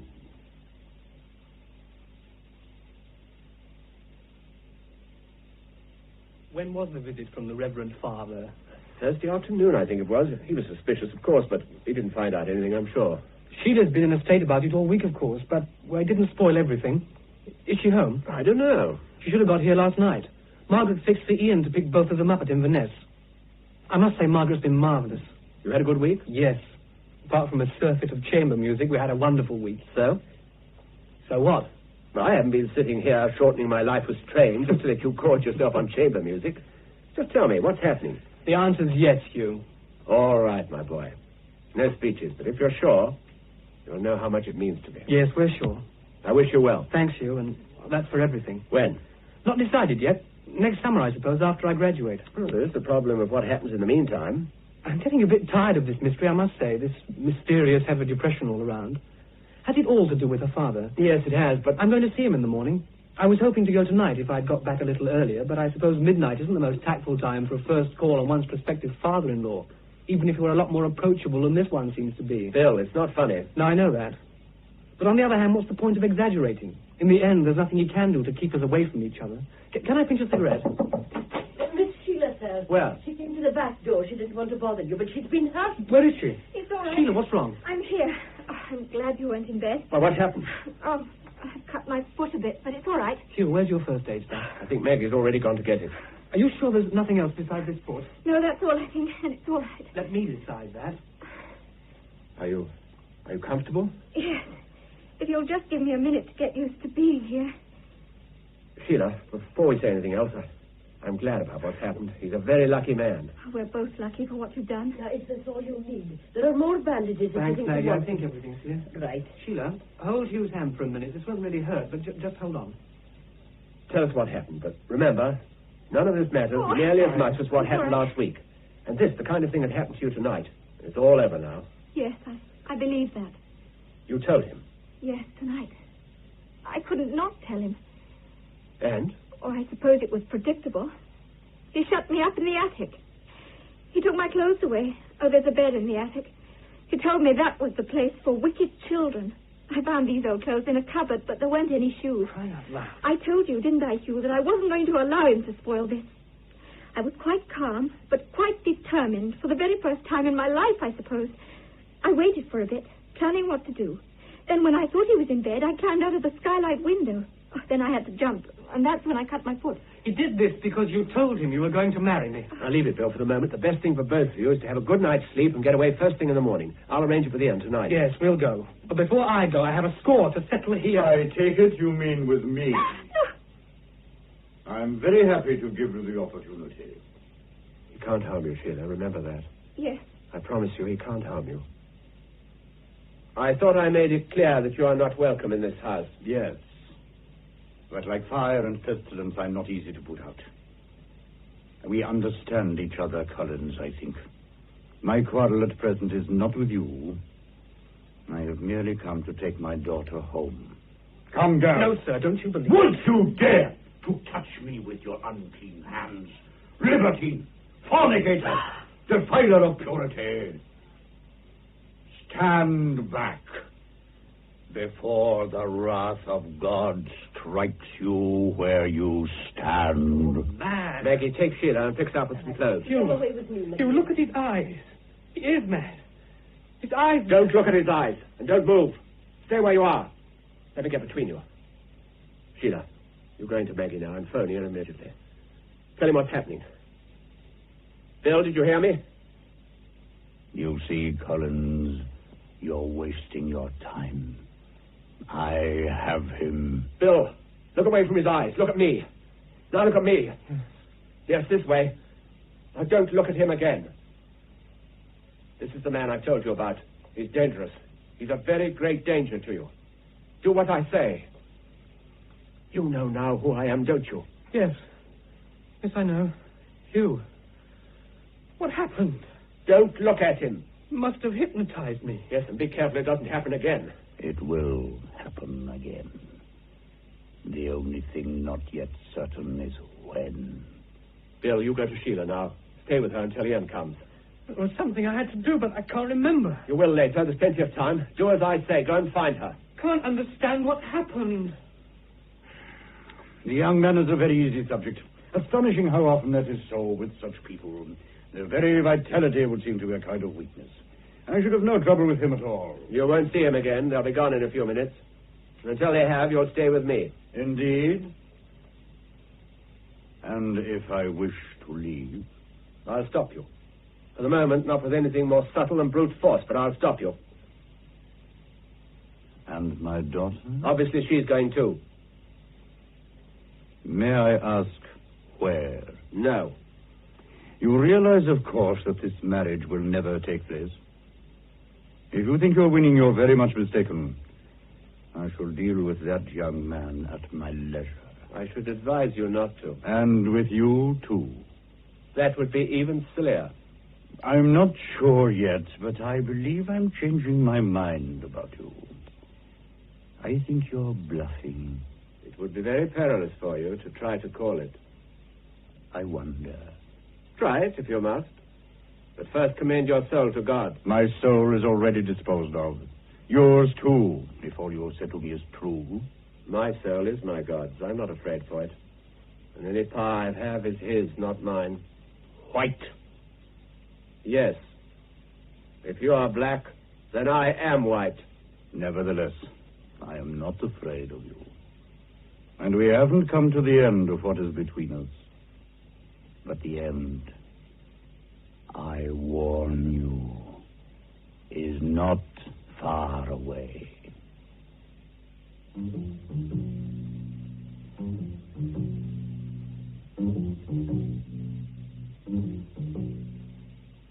Listen, you, I won't waste time on chat. I've been doing a lot of hard thinking about this. By the way, have you heard from them? Have they got away all right? Yes, they arrived at Bill's mother's place just outside London last night. I spoke to them on the phone. I put through another call for tonight, so we should hear from them again in time now. Now, tell me, what's on your mind? Just two things. One, his threat to kill you. Two, his assertion that there will be no marriage. These are the two things on which he's promised you action. All right. Let's take the wedding first. Have you any ideas about exactly what he'll try to do? I should think that the object of his attentions is likely to be the prospective bridegroom. I mean, he's not likely to want to harm his daughter, I shouldn't think. Well, about this man, I've got beyond the stage of trying to calculate what he'll do. In any case, as I told you, I was in touch with them last night. Oh, how were they? Well, Bill was still feeling a bit groggy. They seem to think he's got a dose of flu or something. But you think nothing to worry about? Well, I must admit, I'm beginning to wonder. You know where Mackay is? Well, presumably in the manse, with his tongue in his cheek, writing his Sunday sermon. The point is that he's not. And I've heard a story about a car hired from Inverness last night. Not that there's anything you or I can do about that. Whatever is going to happen, if anything is, it'll have happened by now. Oh, excuse me.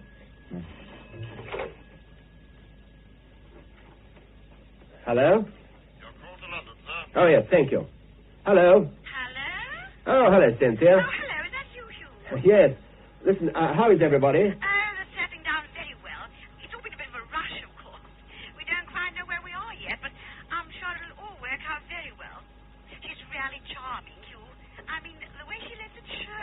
Listen, tell me, how's Bill? Well, to tell you the truth, he's not absolutely himself. I don't know what he caught up there on your barbaric moors, but he hasn't really got rid of it yet. What did the doctor say? I think he's a bit puzzled. He mumbled something about a virus, but I took that as a way of saying he couldn't put a name to it. It is a bit mysterious. And of course it couldn't have happened at a worse time. Still, I expect to get over it quite soon.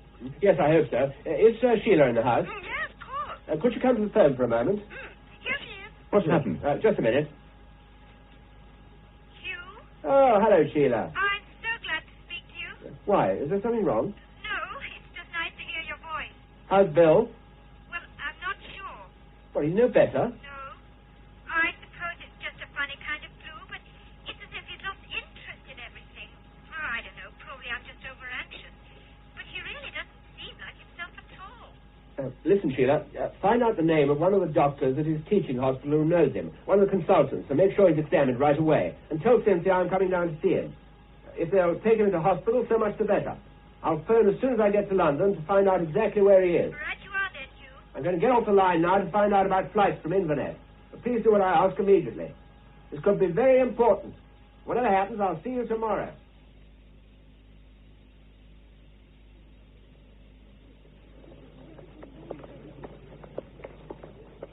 Yes, they took him in early this morning. They've been doing various tests ever since. Still no diagnosis? No, not yet. How does he seem to you? Much the same. Still disinterested? Yes. Try not to worry. I try, but it's not easy. Is there anything you think you can do?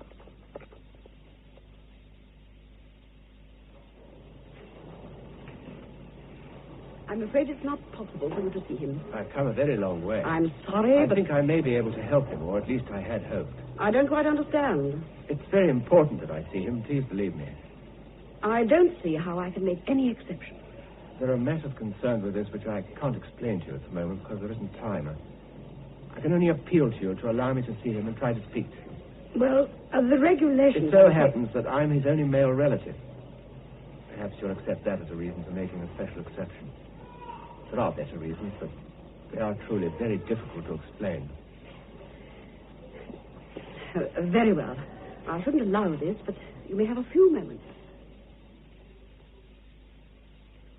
The room was full of sunlight and was very quiet. Bill lay quite flat, with only one pillow. A saline drip stood beside his bed, the red rubber tube curving in behind the folded sheet to his outstretched arm. His face was shrunken, white and drawn, almost beyond recognition. But his eyes were open, his gaze wandering without purpose over the ceiling.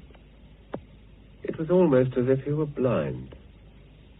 Then he spoke, unhurriedly, the words so quiet that I had to bend my head to hear them. And even then they made little sense.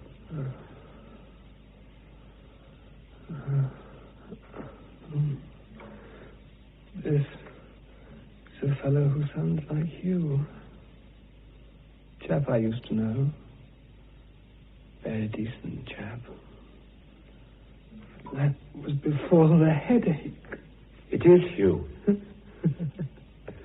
That's very funny. That's very, very funny. God almighty, my head. Please take away my head. I sat back in my chair, suddenly again aware of the hopelessness of it all, my own impotence, seeing in his poor, pain-distorted features the imminence of death. It was then, in making the empty-handed gesture of hopelessness, that my fingers touched the thing that lay on the coverlet. I didn't recognize it at once. My fingers played with it, rolling it around, until the wave of pain had passed and he lay limp and silent.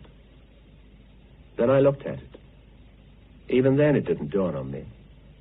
The windows were open and there were trees below. It didn't seem strange that I should hold a seed. Then suddenly, an enlightenment so physically apprehended that it brought me to my feet, I understood. In the palm of my hand, stirring slightly in the breeze from the window, lay something I had seen just twice before. I held a winged seed of the white-barked mahogany tree.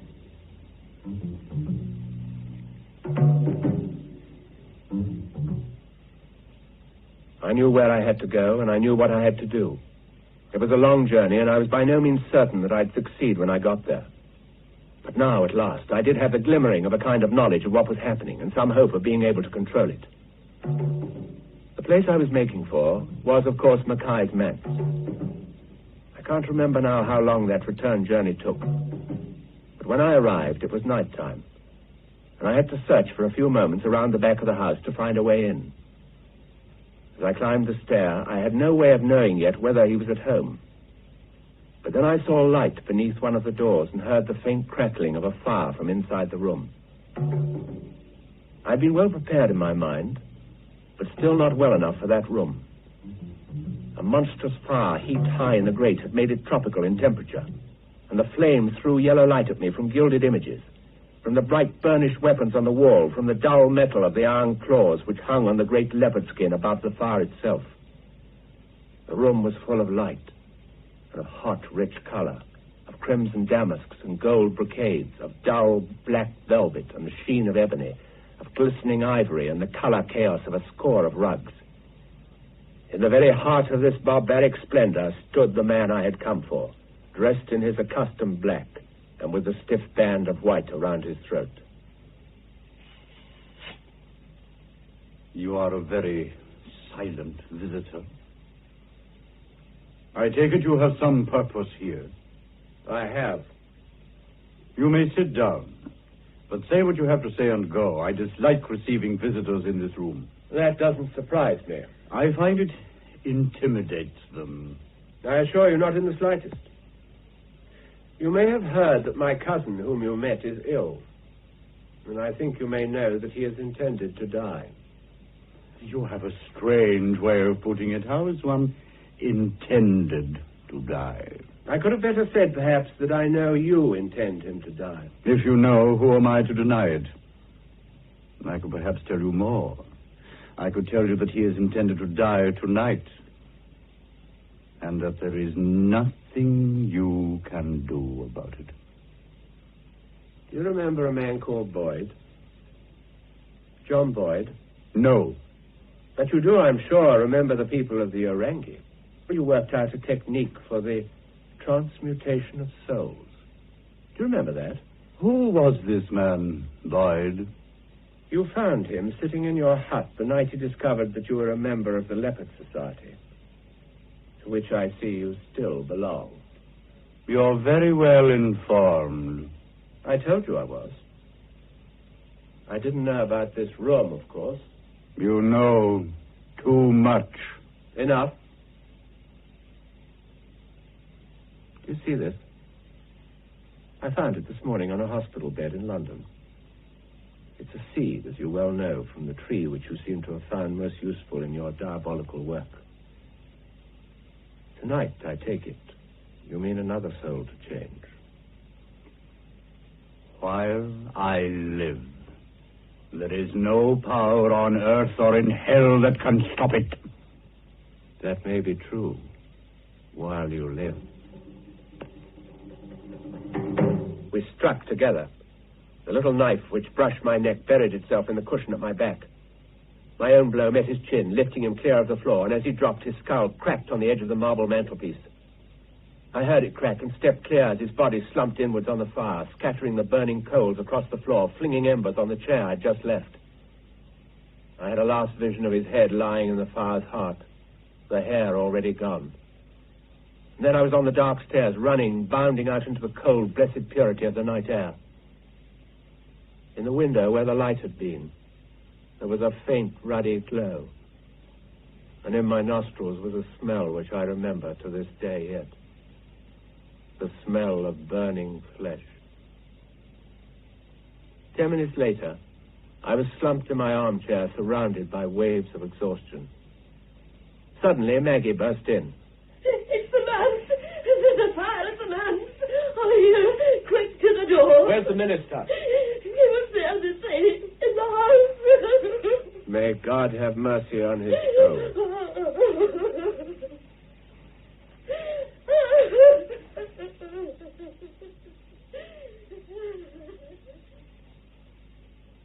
Men fought the fire, of course, but it was useless. I watched with the others until my lungs were full of smoke and my skin parched by the heat. Then again I went home. The phone rang about 11. Sheila? Sheila, is it you? Yes, but how did you know? I hoped. How is he? Bill? That's what I wanted to say. He's better. Much better. It's wonderful. And I don't know why. He just started getting better about an hour ago. All of a sudden. Are you there, Hugh? I still can't believe it. I just left him and he knew me. Oh, he was back to himself again and he was asking for you. Hugh? Thank the Lord for that. But why did you have to go, Hugh? I can't tell you. I will someday, but I can't just now. It's not important, Sheila. Not now that Bill's getting better. There's a lot I have to tell you, but not now. Now go and get some rest. I doubt if I could sleep. Try. And dream sweet dreams. Good night, Sheila. I stood with my hand on the phone, wondering. I could still see in my mind's eye the manse tumbling in flames. I was aware of no sense of guilt. What mattered was their happiness. Their happiness and nothing else. And I couldn't possibly have told her then that her father was dead.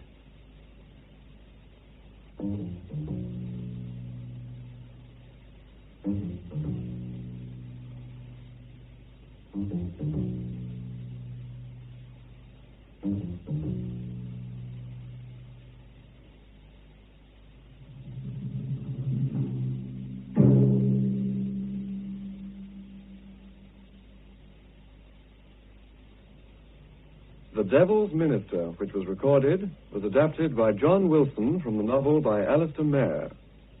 Hugh Collins was played by Hamilton Dice, and the Reverend Matthew Mackay by Bryden Murdoch. The rest of the cast was Dougal, Richard Finlay, Boyd, John Badley, McCallum, Walter Carr, Mrs. Cameron, Maud Risdon, Cameron, Clem Ashby, Jean Mackenzie, Sheila Latimer, Maggie, Madeline Christie, Jimison, David Stewart, Sheila, June Andrews, Bill, David Valla, Dr. Morrison, John Young, and the hospital sister, Helena Gloag.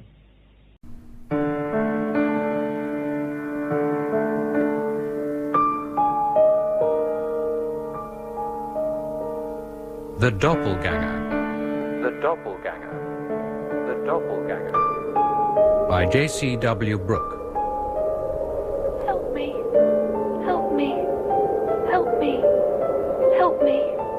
Help me. Help me. Help me. Help me. Help me. Help me. Help me. Help me.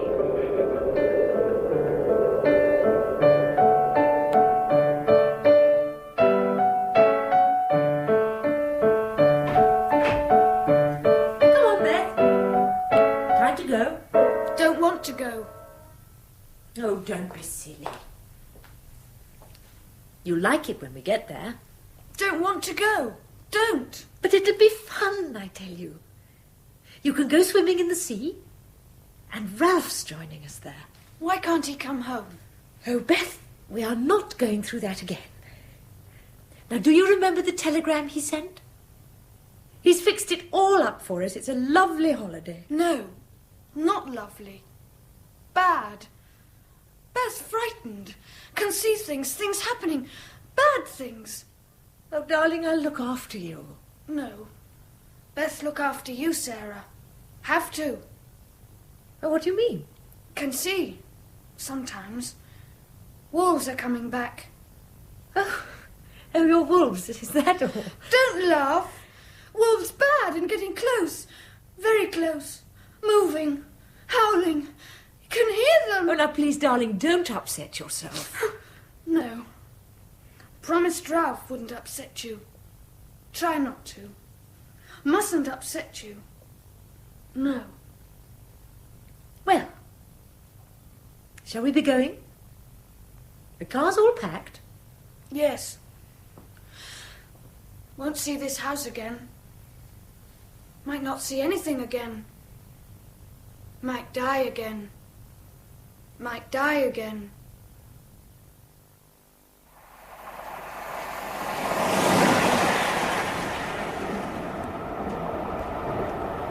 Cigarette? Jane? Cigarette? No, thanks. You've just put one out. 10 minutes ago. Well, they're your lungs. Oh, Dad dropped into the office yesterday, did I tell you? No, you didn't. He called to wish us bon voyage, things like that. He said he might drop round and see you. Well, he didn't. I would have mentioned it. Yes, I'm sure you would. That wasn't the only reason he dropped in, however. They finally managed to sort out Mum's estate. Oh? A touch of interest in your eyes at last. It's not much. He gets most of it. Poor devil. Oh, Adam. Oh, shocked are you now? Little Jane shocked. Well, well, well. Oh, God, you can be so... Infuriating at times, yes, I know. Look, for 7 years he's been wondering if she really did herself in, or... But the estate's been settled. She is now legally dead. God rest her soul. That's fine coming from you. You hated her. Oh, yes, I hated her, all right. Her and her piano. And her moods. They used to hang over the house like some black cloud. John and I used to spend half our time creeping about on tiptoe, scared of disturbing her. I can't imagine John creeping anywhere. Oh, he crept all right. Crept with the best of us. Although you might find it hard to credit. Even Dad crawled around after her like a little dog, hoping for a good mood now and again. Why he ever married her, But come to think of it, people often make unfortunate marriages, don't they? Too right they do. Any minute now you'll be saying how you wished you'd married John. Oh, for God's sake, just shut up, will you?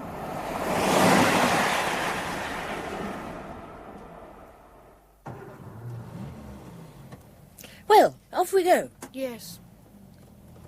It'll be okay when we get there, Beth. You like it? Beth's getting headache. Bad headache. Oh, don't be silly. I am not stopping now. We've finally got underway. Oh, look at all this traffic. Suppose they're still building that new roundabout. Let's make a detour. Go past the station, shall we? No. We'll be stuck for hours if we don't. Don't want to go past station. Not now. Well, it's too late, I'm afraid.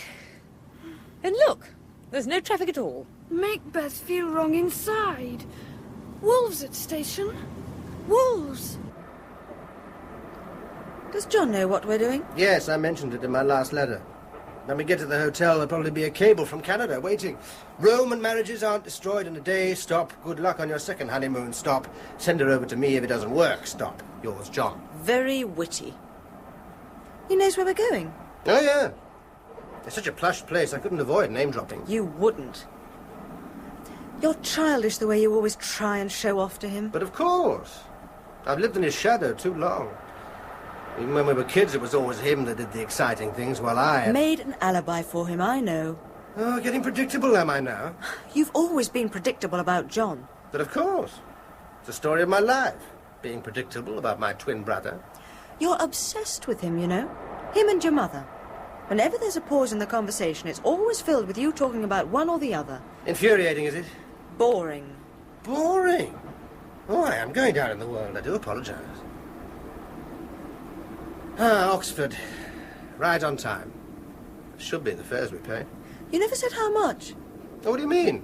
You got the tickets. Your mother's estate. Oh! 1,000 or so, I think. Dad didn't have the final details. I'll get enough to pay for this jaunt, anyway. There's no need to look like that. You never knew her. She was neurotic, unbalanced, a bad mother. And when they found the car, you went out and got drunk. John and I both went out and got drunk. We were so glad that she'd gone. Adam, I am so bored with your mother. Do you know what I think? I don't think you could leave her. I don't think you wanted to.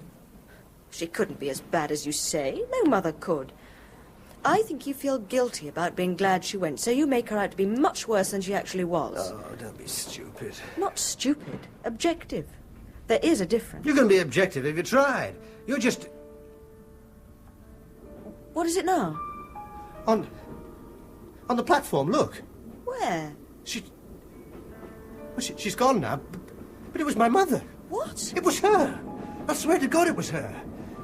She looked at me. She looked straight at me and smiled. Smiled like a witch out of hell. Oh! What is it, Beth? Oh, my head. My head's something wrong. Oh, wait a minute. Oh. Wait a minute. Oh. Oh. Oh. Now, what is it? Oh. From my head. The wolves. One's still inside. Deep inside. Oh, there. Waiting. There. Oh. Now, that's all right. No, never all right now. Now, look.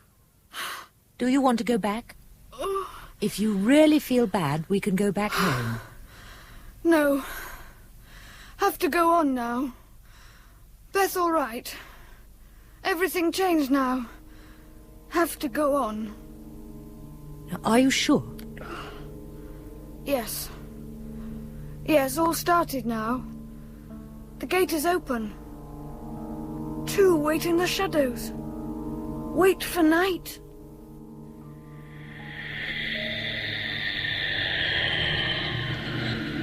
At last, their paths have crossed again.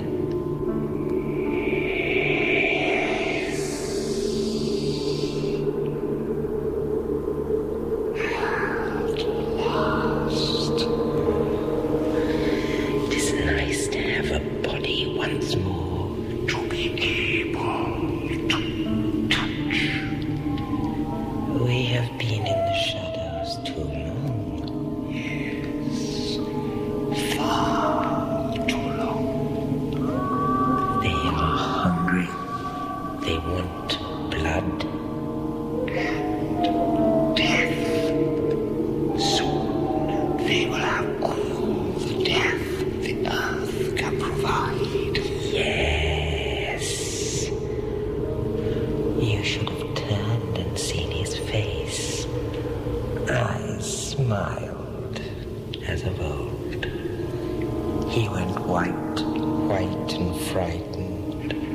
And her, she was with him. I thought so. I sensed her. And the other one. Yes. Poor pawns. All traveling to their deaths.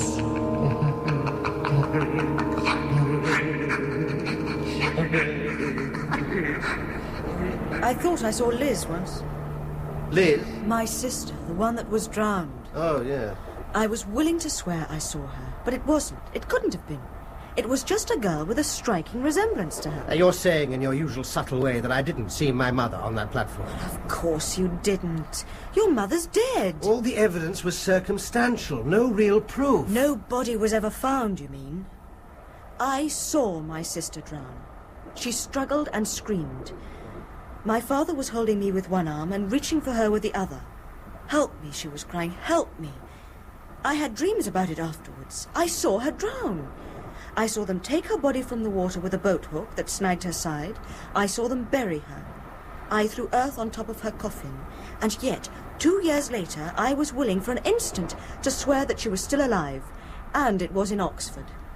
Well, I don't care what you say, Jane. I saw my mother back there, sure as life itself. I can't explain it, but I know it was her. Okay, so my mind might have been playing tricks, but it was her back there. I'll swear it was. For the sake of discussion, I'll believe you. So, what are you going to do now? Well, I'm going to... Tell your father? Tell him and make him hopeful? Give him another breakdown when nothing comes of it? No, of course not. Then what about John? I'll send him a cable. What for? You've no proof. What can he do if he does come over? Hold your hand and tell you not to be such a silly little boy. Oh, you'd like that, wouldn't you? See sense, Adam, for God's sake. Even if it was her, there's nothing you can do about it. Nothing. As far as you're concerned, she's dead. Completely dead. Their paths are converging. Yes. The gate is opening. Yes. Soon it will be night. Soon. Very soon.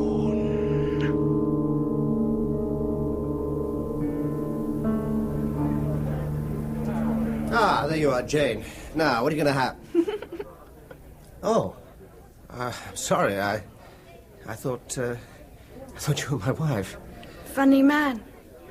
Beth knows she'll meet you soon. Yes. Well, I'm sorry. Could tell. Pressure inside. Tell Beth to meet you. Yes. You look remarkably like my wife, and for a moment I thought... Shouldn't be here. Sarah not like it if she know I'm here. Be angry. Not good for her. Half of Beth like you. Keep the wolves away. Wolves? In the shadows. They creep close. Can you feel them? No, but... Go now.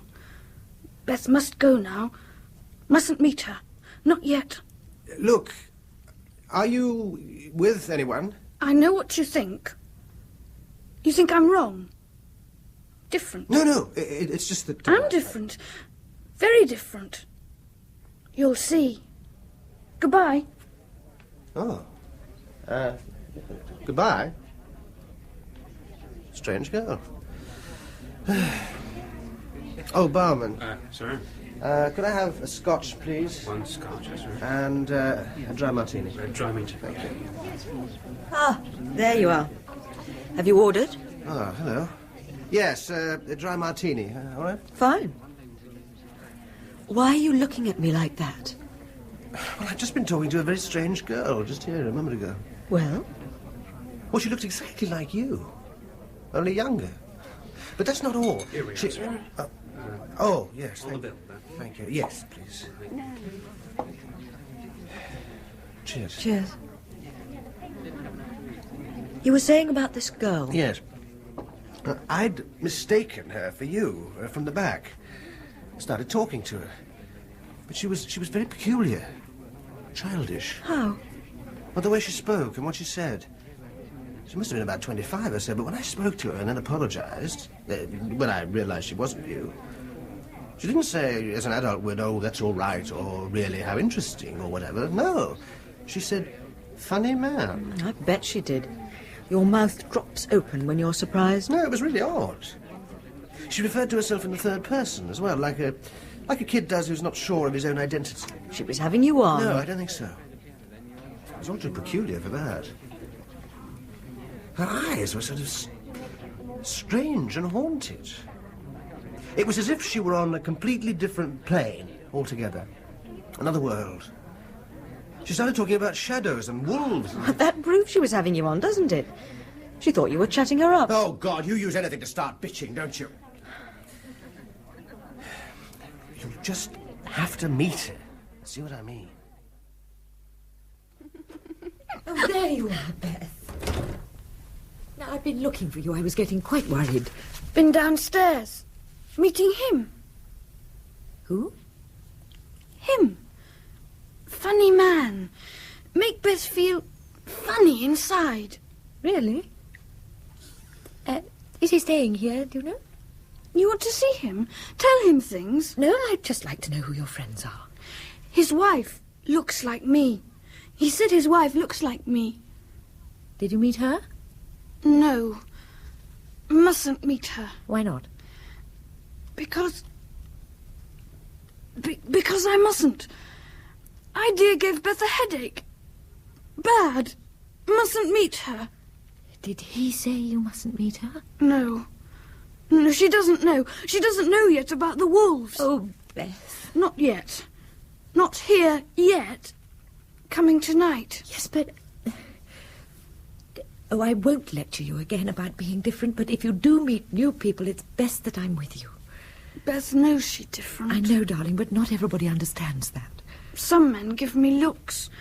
I've seen them giving me looks. I know. But as long as you stay with me, you'll be safe. No one will hurt you. Beth love you, Sarah. I love you too, Beth. Now listen, I must go out. And you promise you won't leave the room? Can I watch television? Yes, of course. Of course you can. Another drink? Another? No, thanks. I wonder what she wants. Who? Over there by the bar. She's staring at me. Oh? Where? Well, she's just come in. Let's see. Look, she's coming over. Probably wondering why we're staring at her. Excuse me. Oh. I wonder if you might help me. Help you? Did you speak to a girl earlier on? My sister. I'm asking, you see, because she said she spoke to someone. Well, I did speak to a girl, yes. About 25, and you might have thought her manner was a bit odd. Childish, perhaps. See?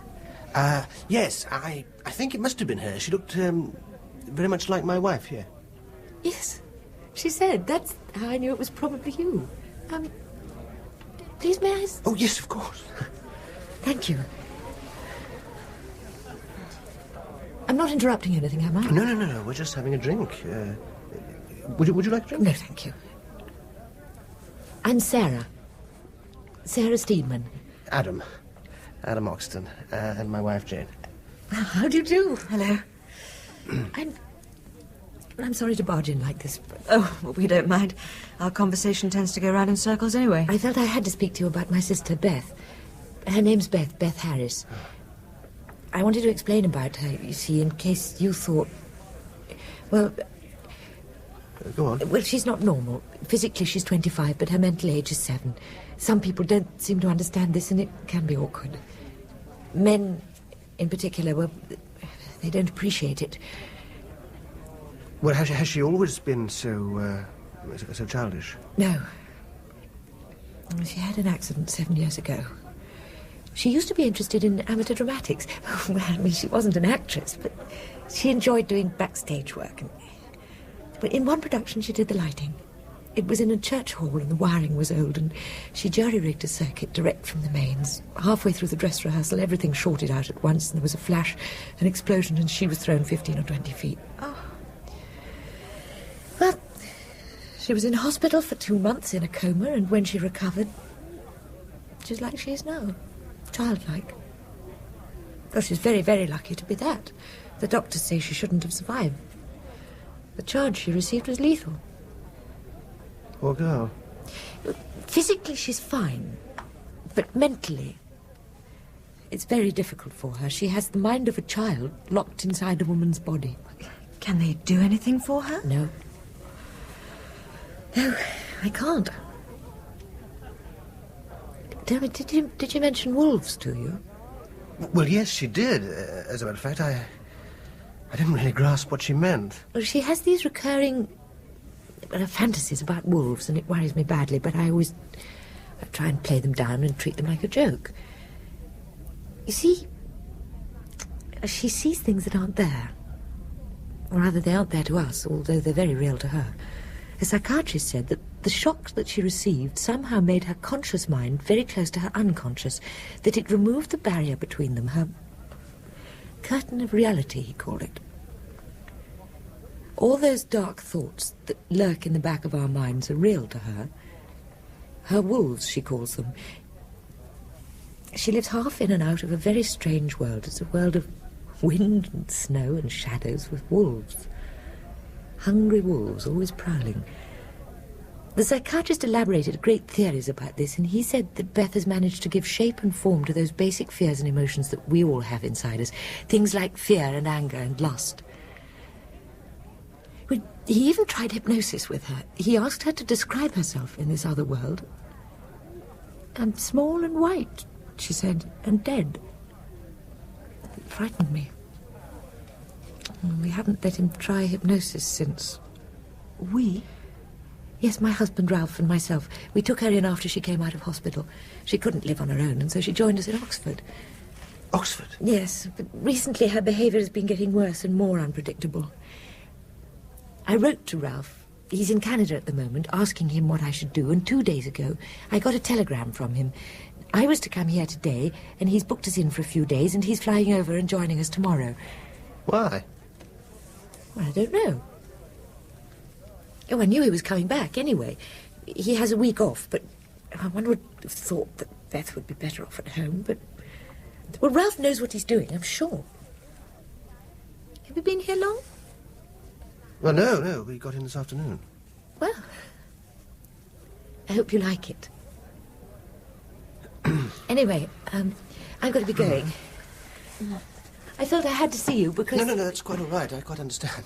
I can try and keep away from you if you like. No need for that. Well, good evening. Thank you for listening. Well, I'm glad you came, as a matter of fact. My wife thought I'd been exaggerating. I'm sorry, what? About the resemblance between them. Oh, I see, yes. Yes. Well, good evening. Yes, good evening. Good evening. Well, you know what she really wanted, don't you? Who? Well, Sarah, or whatever her name was. She wanted to satisfy herself that you are a gentleman. What? Well, it was what she was hinting at all the way through. Some men don't appreciate it. Was she attractive? Yes. Quite attractive. She looked like you, remember? I can imagine some men would find that most appealing. A child's mind in a woman's body, an attractive woman's body. I wonder how she sees desire. As a wolf or a ram? And is it enticing or threatening? You've a disgusting mind. No, logical. Just logical.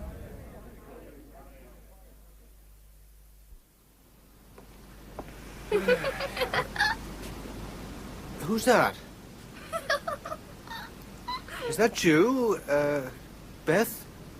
Beth's been waiting for you. Knew you'd come. Now, look, what are you doing out here? Your sister She doesn't matter. No, she'll be worried about you. I know, but Beth had to come. I better take you back in. No, not yet. Not go back yet. Oh, come on. No. Oh, what's wrong? I'm sure she won't be that angry. Too much to do. Very hard and danger. Danger? Yes, I can't, mustn't. What is it? What's wrong? Head hurts. Beth. Beth wants to stop. Stop. What's the matter, Beth? What is it? Nothing for now. Don't look so surprised, Adam. I've been wanting to meet you for so long. Good God. Stay close. You must stay close. I can't be here for long. But Adam, look at me. Look at me, Adam. Look me in the eyes.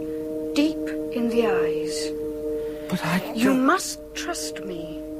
You must say you trust me. Trust me, not the child. You must not trust the child. Say you trust me. You must say you trust me. Trust you. I trust you. Good. The child is now a random factor. A feather being blown by powers far beyond her control. You must not believe all she says. Accept her, but place no trust in her. Do you understand? I understand. I'm sorry to do this, but time is short. Very short. And it's dangerous to draw on the power for too long at the moment. You must retain this moment in your mind. Deep in your mind. So that when I come again, you will not be surprised. To you, this body is a child until I come again. Do you understand? I understand. Your wife, I'm not sure where she fits, but she is important. Take care of her, Adam. Take great care of her. She and the child are bound inexorably together. That I know. I have to delve further inside to find out. There. I must leave you now. There. No, I want to... No, you must not touch me. Not yet. Not until I know it's safe. Is that you? I must go. Do not forget me. Deep inside, do not forget me. Must not forget you. You do look silly standing there. What? Oh, where? There you are, Beth. What are you doing out here? Doesn't he look silly? Perhaps he's seen a ghost. Oh, you are naughty. I can't leave you alone for 5 minutes. Wanted to see him. Headache told me had to see him. I hope she hasn't been disturbing you, Mr. Oxton. No, that's all right. Your wife told me you were out here and... We've only just met. I was just about to bring her in. Now, come on, Beth. It's time for bed. Yes. Beth's tired. Now, say good night to Mr. Oxton. Oh, Adam, please. Oh, Say good night to Adam. Good night, Adam. Good night, Beth. Good night. Good night. Now, come on, darling, it's getting late. A nice little tete-a-tete you were having. Oh, what are you doing here? Just taking a walk. I thought it was you.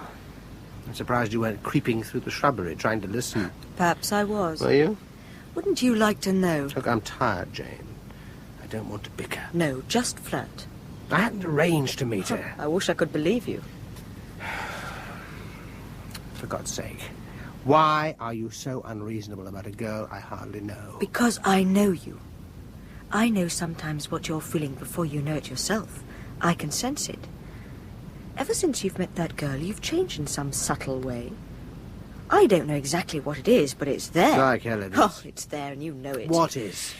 It's nothing I can put my finger on. There's nothing you can put your finger on, because there's nothing there. You've got to stop these insane suspicions, Jane, or... Or what? Look, I'm tired. Let's go to bed. Come on, let's go to bed. We won't sort anything out with another argument. Aren't you in bed yet, Beth? No sleep tonight for Beth. Oh, come away from that window. You might catch cold. I can hear them. I can see them. They come close. Very close from the shadows. Two come first to let the others through. I can see them. They look like us, but their teeth are sharp, very sharp. Soon they will touch and reach out, tearing the world and Beth apart. Touch me now. It is time. Touch me now. Yes, it is time. Take my hands. The gate is opening. Take my hands.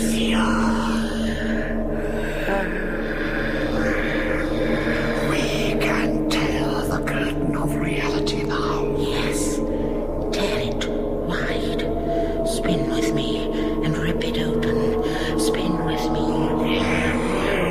round and round, faster and faster, through time and space, nearer and nearer. So close, my son, so close.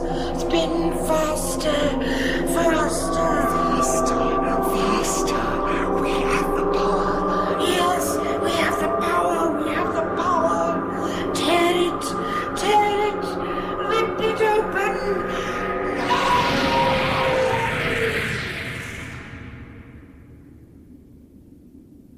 We are here. Yes, we are here. And soon the wolves of death will follow. Yes. And he knows. He knows we are here. Poor pawn. He knows. And so does she. She will try and get close to him again.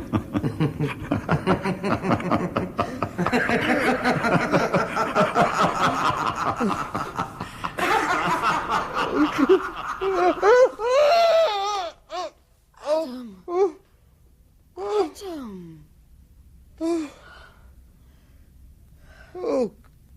Oh, God. What is it? But you're shaking. A dream. A nightmare. Oh, my God. It was so real. A real nightmare. You all right now? Yes. Something about Beth must have sparked it off. That unconscious world of hers. Oh, God, it was so real. Yet malignant somehow. There was this plain, completely flat, covered in snow, dark with shadow. And there was a wind blowing And wolves?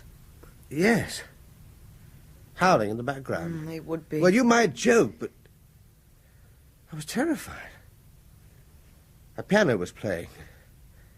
A tune my mother used to play, and in the middle of the playing there were two figures. Two obscene figures spinning together, laughing. The faster they spun, the more things warped and twisted. And then everything came apart, and... Well, I woke up. Pretty standard nightmare by the sound of it. Well, yes, I suppose so. It was one up on falling off a cliff and never reaching the ground. Who were they, these figures? Well, as might be expected, one was my mother and the other was John. Yes. Well, it had to be, didn't it? You know, you must be right about me being obsessed with them. But he wasn't really John. It was him, but it wasn't. He was like a mirror reflection, inverted, right for left and left for right. He was wrong somehow. Evil. What are you doing? Oh, just getting a cigarette. Whatever else that nightmare did, it certainly woke me up. Yeah, I'm sorry. Do it, Mum. Yes, thanks. Drink the water or anything? No, thank you, no. I think this might be the first unbitchy conversation we've had today. It's the first conversation we've had today. What? Here. Oh, yes, I see what you... Oh, thank you. Yes. Oh, even I can't bitch all the time. Oh, God, why do we fight? Why we suddenly seem to stop fighting now? Because it's late, I suppose. And dark. Stolen time. Yes. There's always something illicit about doing things when everyone else is asleep. Yes, even if it's only holding a non-bitchy conversation. Oh, poor Adam. I put you through it sometimes, don't I? Well, I give as good as I get. I can take it. Do you hate it? What, the bitching? Yes, of course. So do I. But it's second nature to me. I don't know why I do it. I think it's because I need you so much and hate you for it. When you're not with me, I don't feel alive. It's as if I were feeding from you somehow. Seeing you angry, feeling you're upset, they're almost necessary to me, like a drug. Oh, it's all very perverse, I know. An inverted jealousy, a twisted possessiveness. Sorry. Sometimes when you're talking about your mother, I think you could be describing me. Oh, no. She had different ways of making me squeal. Was your dream very bad? Yes, it was a genuine 24-carat nightmare. It was alien and horrifying. Poor Beth. I wonder if her subconscious has anything like that in it. Scared the life out of me, but then I was able to wake up. She frightens me. Oh, Beth? Well, the idea of her, looking like me and talking like a child, frightens me. Also... Well, go on. Well, Liz looked like me, only younger, and do you remember I said I thought I saw her once in Oxford? Well, they come from Oxford. Suppose it was Beth I saw. Well? It upset me then. Reminded me of seeing Liz drown, brought it all back. All those feelings of guilt. I should have been the one that died, you see, not her. I was the one that slipped in, couldn't swim. She tried to save me. She could have done, but her foot caught. And... oh, it was a chance in a million that she died. I don't want to meet someone who reminds me of her. You might think it very stupid of me that I'm sticking my head in the sand, but... Well, she doesn't want to meet you anyway. She seems to associate you with her wolves. And her talking like a child disturbs me, too. I can look in a mirror and imagine my reflection. Oh, well, John and I never had that difficulty. One of our favourite pastimes is pretending to be mirrors, copying each other. You always were ham-fisted at changing the subject. Yes, I know. Do you remember those theories you used to have? Only too well. But who's changing the subject yet again? Well, maybe it's all part of the same thing. He used, when we were kids, 14 or so, he used to call me his doppelganger. Did he tell you? No. Yeah. It was a theory or concept he picked up from German legends or somewhere and embroidered in his own inimitable fashion. See, a doppelganger is your other half, your dark brother or sister, who lives in an alternate universe, a sort of limbo on the other side of beyond. Sounds a typical John idea to me. Oh, it was. Reality, he said, is very thin between our world and theirs, and these creatures, these dark brothers of myth, are just waiting to pounce. Well, he wrapped it up in a lot of scientific jargon, of course. He was doing O-levels at the time. A mutual exclusion clause, for example. Now, a doppelganger and his double, It's a bit of a tongue twister. They can't exist in the same world at the same time. If one does manage to cross into this world, then his counterpart flickers out and goes to limbo in exchange. He used to paint a picture of a world full of people winking on and off like Christmas tree lights. Oh, he had ideas, all right. Still has. Yes. Funny thing to talk about at 3 o'clock in the morning. Well, I expect my nightmare has something to do with it. Oh? Tearing the fabric of reality. And the man I saw needn't necessarily have been John. Could have been my own doppelganger coming to get me. Hardly. Or you would have flickered out, remember? Ah, yes. Now, according to him, identical twins were the exception that proved the rule, which, of course, was no answer. No, I just think it was his way of pointing out the differences between us. In many ways, we are reflections of each other. Possibly that's why... Go on. Well, why you and I seem to fight so much. You didn't fight with him, I know. You and he seem to interlock somehow, but you and I, well, it's often the opposite, isn't it? Yes. What do you think will happen to us? Oh, I don't know. Oh, I'm tired. Who's sidestepping now? Me. Sorry. Oh, don't do that. Dear. It's catching. Oh.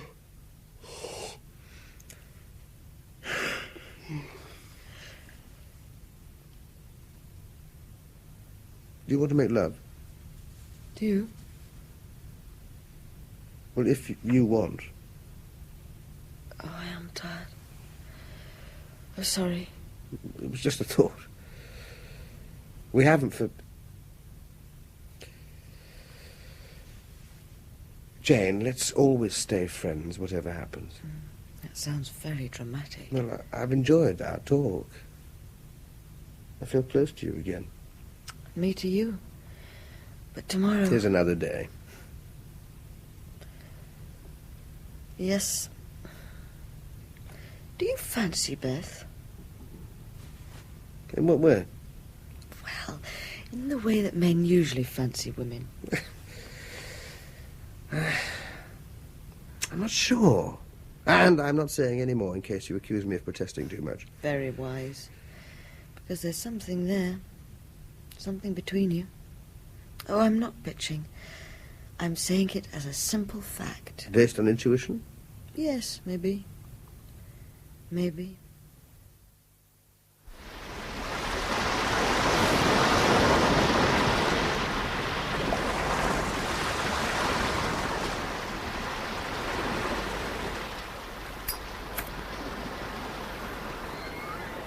Hello. Oh. Hello. Been in the sea. All wet. So you are. Is your sister... Over there. Sneaked away to see you. She think Beth's swimming. Where is she? What? The one who looks like me. Where is she? Oh, Jane. She's gone into town to do some shopping. Good. Mustn't meet her. You look funny. No, I'm sorry, I was just... Mustn't look funny at Beth. No, I'm sorry, I don't mean to. It's... Look, what did we talk about last night? Nothing. You angry. Beth out late. No, there was more. I'm sure there was more. Seeing you now... No, nothing more. Yes, there was. There was something you said. No, nothing more. Mustn't frighten Beth. You went like that, and... Don't frighten Beth. Stop.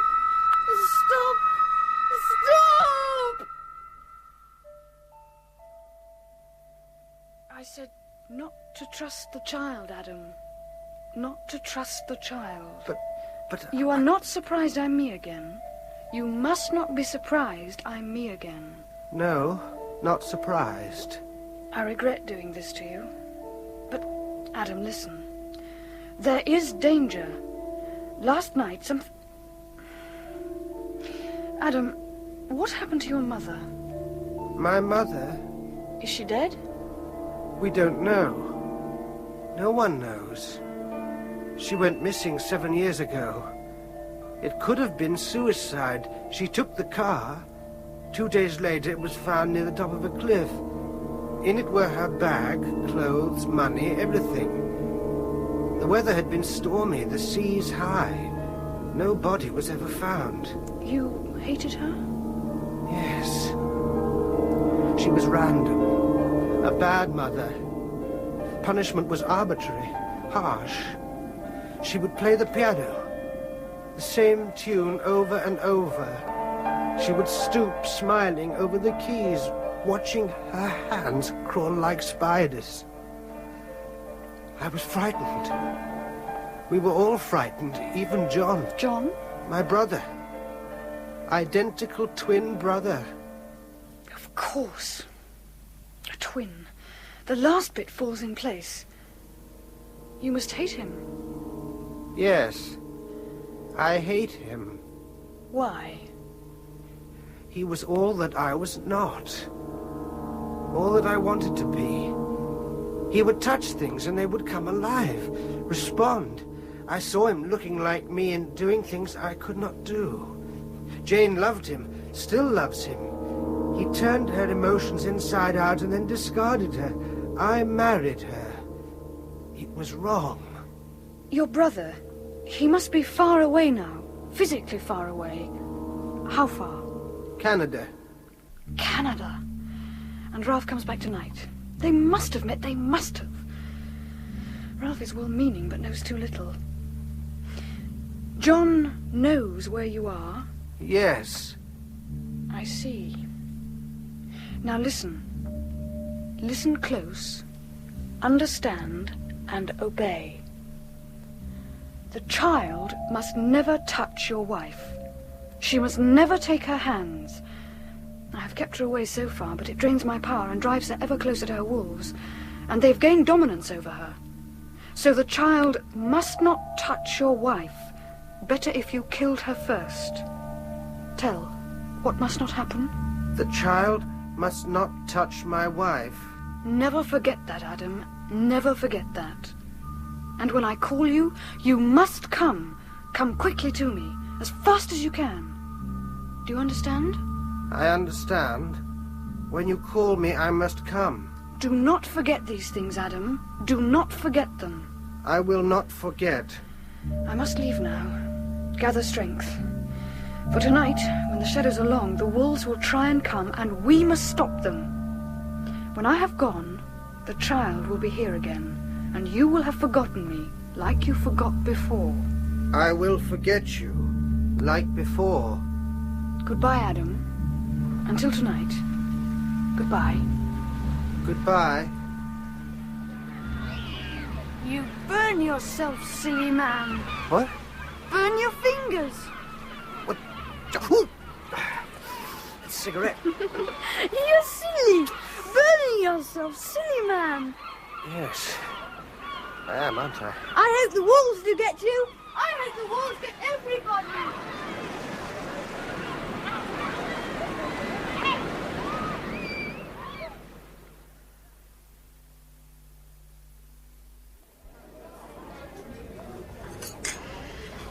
Were you in town this morning? No. Been on the beach, where? Oh. I thought I saw you for a minute on the other side of the street, near the church. Huh? Oh, just a glimpse. No, I've not been into town. Was I on my own? No. There was a woman as well. Oh. I've been thinking. Let's go sightseeing this afternoon. We could hire a car and get to Land's End. Oh, you're suddenly very enterprising. Well, it'd get us out, and it's clouding over. It might even rain. I mean, you don't want to stay in all day, do you? No, I suppose not. Good. I'll go and see about a car then, shall I? Oh. Don't lean so far out of the window, Beth. You might fall out. He must be here soon. Ralph? He won't be here for another hour at least. No, sooner. No, he'd be here sooner. Probably hardly got off at Heathrow. No, not far away now. Not far away. I wonder what he's brought you. He always brings presents when he's been away, doesn't he? Not worried about presents. Beth just want Ralph. Going to meet him. Oh, but Beth... Won't go far. Just down to the front. Wait for him. Don't worry.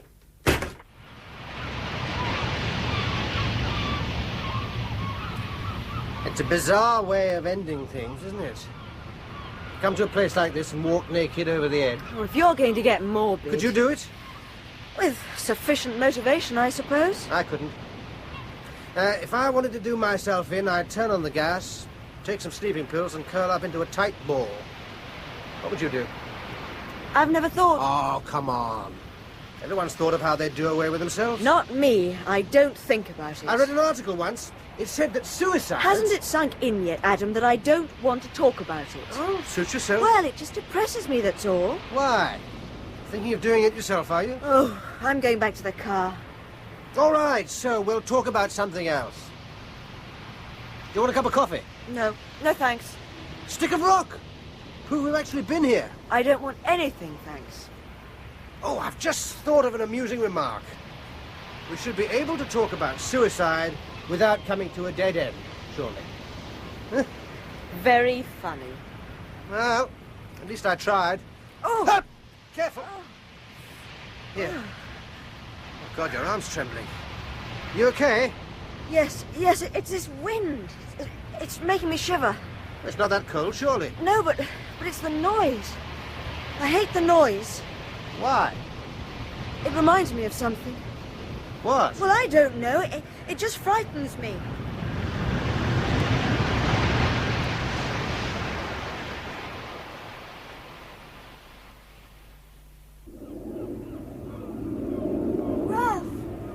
Ralph! Beth, hello. Oh, Beth, miss you. Beth, pleased to see you again. Ralph's pleased to see Beth. Oh, you'll hug me to death. Oh, no, where's Sarah? Inside. Knew you'd be here soon. Knew you'd be early. Clever girl. Now, come on, let's go in. Are you having a nice time? Beth, you having a nice time? Pleased to see you. Same old Beth. Elusive as ever. No, not the same. Changed. Oh, for better or worse? Don't know. Oh, well, never mind. We'll have a good chat about it later. Tell me, have you met anyone? Only Adam. Adam? Don't like him. Make me feel wrong. His wife, she looks like Beth. Really? And that's why he makes you feel wrong, is it? No. Perhaps. Mm-hmm. Not sure. What does she think about it? Haven't met her. Mustn't meet her. Oh, well, we'll have to alter that, won't we? After all, she's the reason you're here. Don't understand. Never mind. Let's find Sarah, shall we? Oh.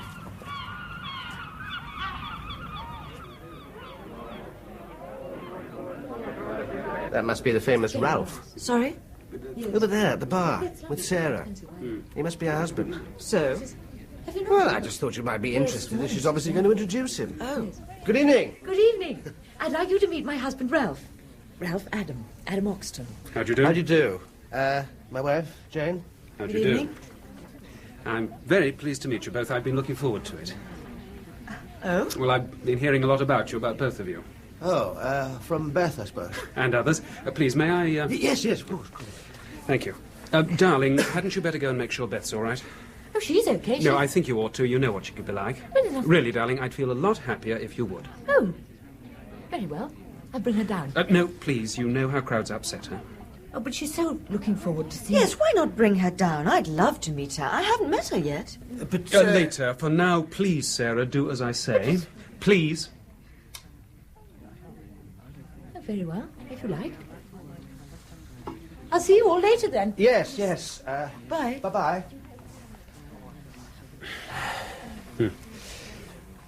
An unfortunate incident. Rather clumsy on my part, I'm afraid.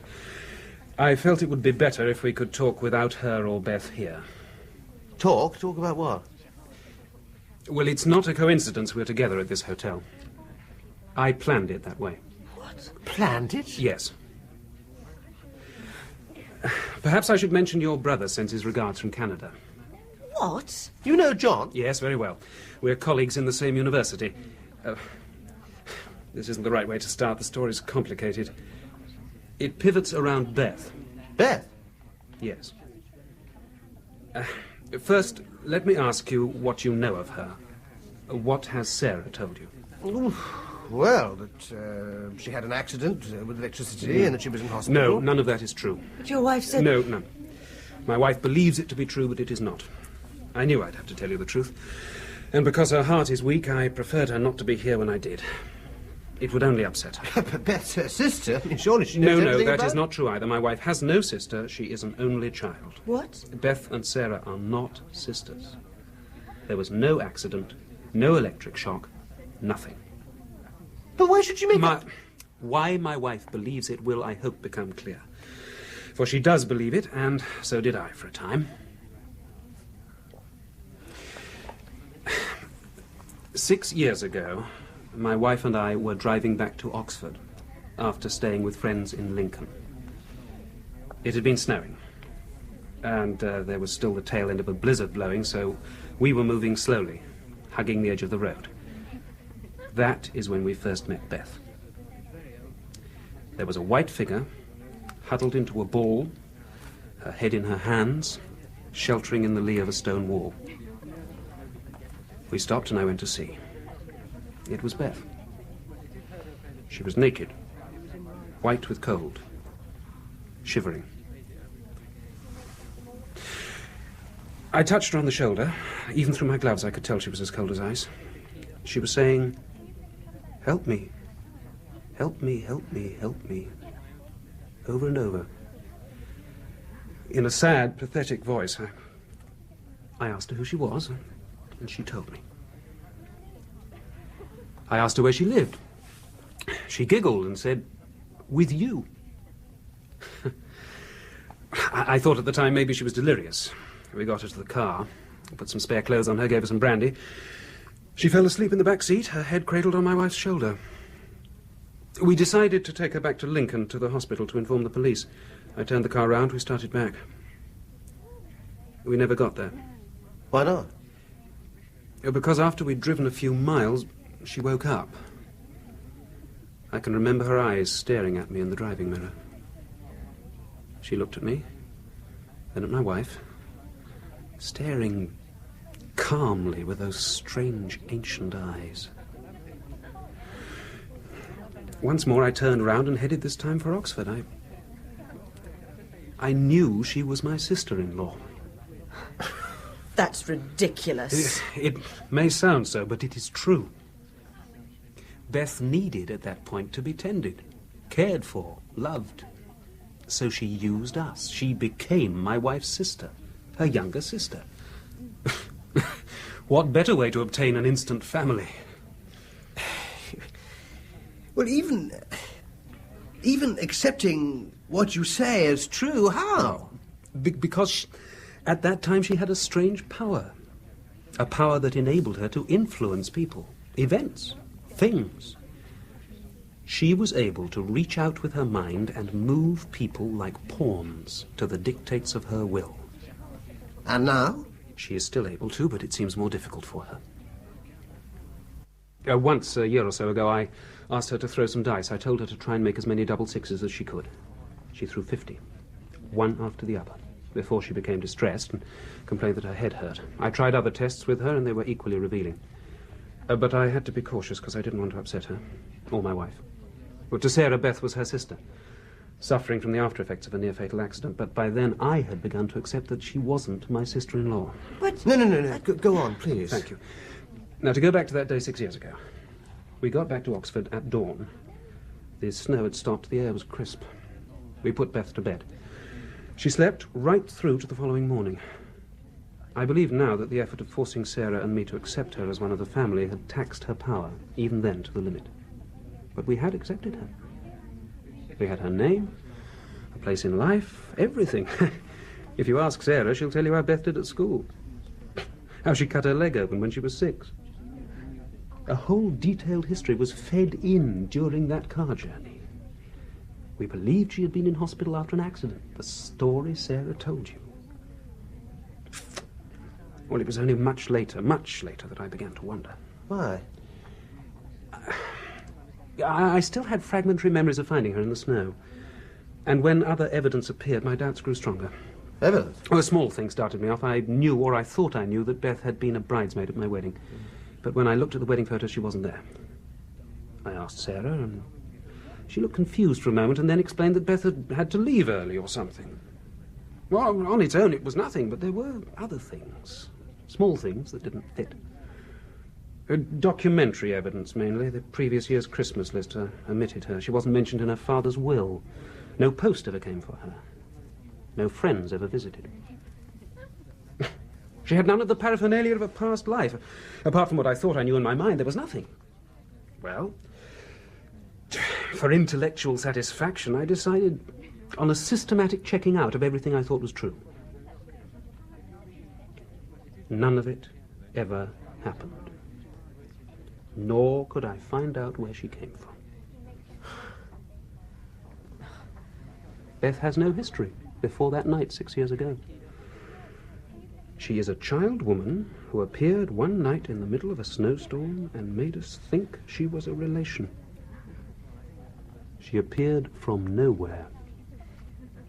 And you never told Sarah? No. I wasn't sure her heart would stand up to it. But Beth is good for her. She's a child and a companion and very loving. She may only be a substitute. My wife's barren. But I wouldn't do anything that might take her away from us.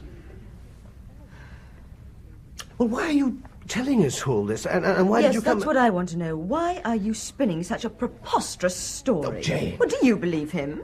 Well, do you, Adam? Do you believe this rubbish? Yes, I think I do. Well, I don't. I'm sorry. I think the whole thing is totally stupid. I'm sorry about this. No, it this. doesn't matter. May I ask you, Mrs. Oxton, why I should tell you such an elaborate tale if it is not the truth? Well, how should I know? Doubtless you'll come to what you consider the point sooner or later. Yes.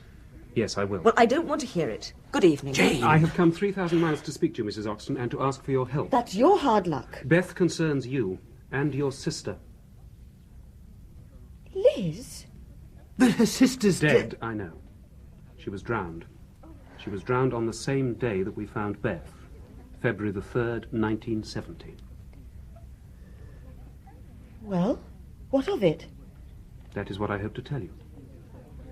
Now, please, Mrs. Oxton, sit down and listen, and try to accept what I say as true. Please. Please, Jane. Oh, very well. Thank you. Now, a few months ago, I took up a temporary exchange lectureship in Canada. There I met John, your brother. We became friends, and as friends do, we showed each other photographs of our families and friends. It was then we both noticed, the striking resemblance between you, Mrs. Oxton, and Beth. Now, John, as you must know, is fond of speculative theories and spinning ideas just as much as I. I told him, as I have told you, of my belief in Beth's peculiar origins, her strange powers. In return, he told me what he knew of you, of how you met soon after your sister's death, of how you became close, and eventually, he told me everything. One thing became evident. There is a curious link between Beth and your dead sister. Both were called Elizabeth. Both are exactly the same age, as far as we could tell, or would have been had your sister lived. As far as I could discover through an agent working in this country, your sister and Beth are identical. You hired someone to find out about Liz? Yes, I did.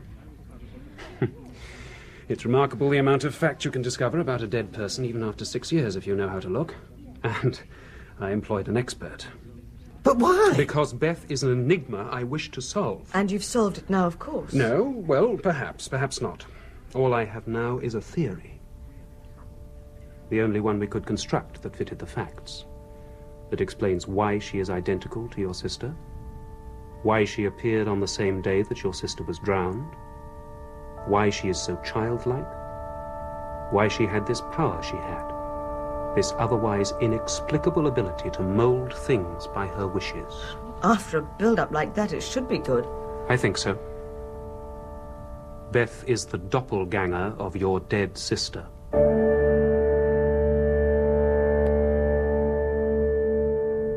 What is happening? Can you feel them? He is there, from far away. He has theories. He believes them. wants to help. Help who? The child. But he helps us. Unknowing, he helps us.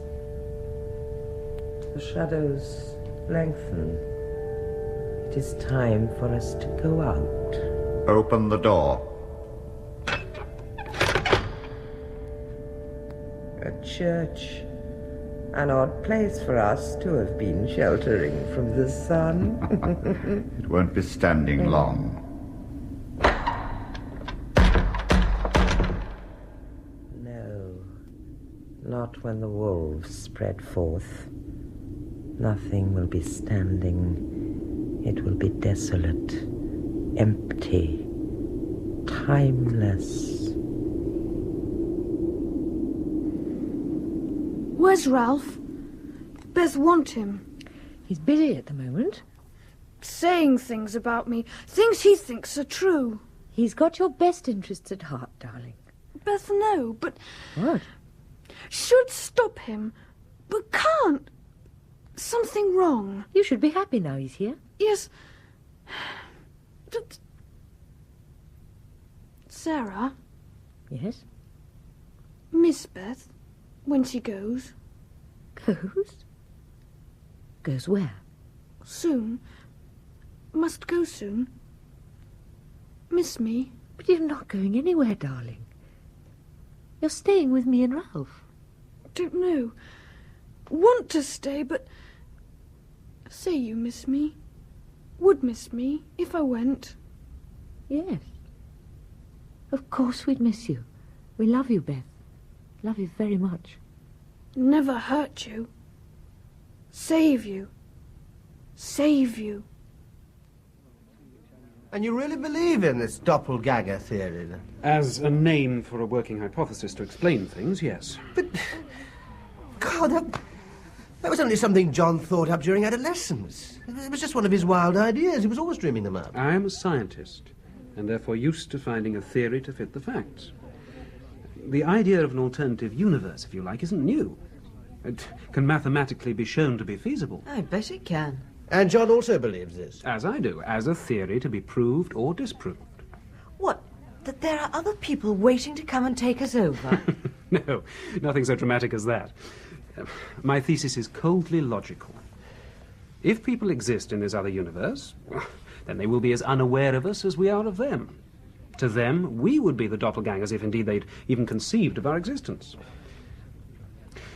Suppose for a moment that what I say is true. Yes. That somewhere on the other side of, we'll call it reality, there is another world, parallel with this one. Events there keeping step with our world here. The only difference being between us in the basic energy structure. Their energy being negative, ours positive. No, I'm sorry if I'm getting technical. It's almost impossible to express this highly mathematical concept in layman's terms. Look, you can accept my word that the idea of another universe is scientifically very attractive. Much of what we don't understand can be explained in terms of a steady seep of energy from one universe to the other. Well, this is all very interesting, and I'm sure your students would be enthralled. But what has it got to do with Beth? And my sister. If Beth is from that world, then she could be a channel for this power. She could use it to accomplish the things she can and has done. We've only got your word she's done anything. Yeah, I know, but I've gone to a great deal of trouble in arranging this meeting. Even if you distrust what I say, do not distrust my sincerity. You said that your theory could be proved or disproved. I think so. You know that at the moment Beth is very childish, hardly normal. Yes. Well, I believe that this is because she's still half in and half out of that other world. She's a gate, if you like, through which the power flows. Now, it's this force running through her mind and body that is distorting her, stopping her personality from developing, making her a prey to her fears, her phobias. Her wolves. Exactly. Now, if we could close the gate, divorce her completely from that other world, she would become herself again. Who is? Sorry? You said become herself again. Who is herself? Your sister. What? Oh. Yes. I am convinced that somewhere within her mind, buried deep beneath the surface, there lies another personality. Your sister. You're mad. Jane. He's mad. My sister's dead. Liz is dead. She was drowned. Jane, please. But it's obscene what you're saying. It's obscene. And I don't want to listen to any more. Jane! No, let her go. Please. I want her to help me, but not to help under pressure. She'll have to think about it herself. Oh, maybe you're right. I don't know. What is it you wanted to do? Very little, really. In fact, I had hoped it might have been accomplished by accident even before I got here. I want them to forge a link. A link? In what way? Well, I know from my researches that she and her sister were very close. I want your wife, somehow, to make contact. To talk with her. Play games together, perhaps, I'm not sure. But I know one thing. The trivia of shared remembrances, even after 7 years, should be a potent force. And you came over from Canada just for that? Well, I had arranged to come anyway. I thought it an opportune time. Also, I feel time is short. For some weeks now, my wife's letters to me have been disturbing. Beth seems to be moving out of the relative period of stability she enjoyed into new areas of fear and disruption. I am hoping that with your wife's help, I can nip it in the bud. Make Beth complete, rounded, whole. The idea seems to disturb you. Yes, I'm sorry. I think I ought to go and see her. Beth? No. My wife. I must go and see her. Make sure she's... I must go and see her.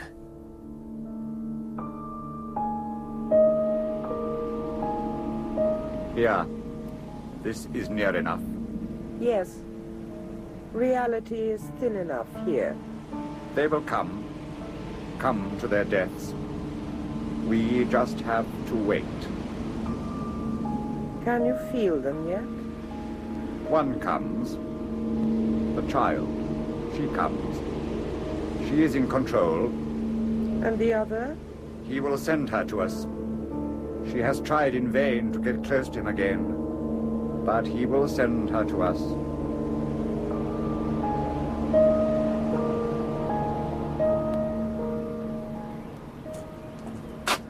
Hello. I wondered how long it would be before you found me. Well, I wanted to see if you were all right. Why shouldn't I be? Well, I just thought... Oh, it's ridiculous. All he says is ridiculous. Doppelgangers, alternative universes, energy flowing from one to the other. It's ridiculous. You didn't believe him? What do you think? Adam, let's leave. Let's get away from here. Why? Because ever since we've got here, things have gone wrong.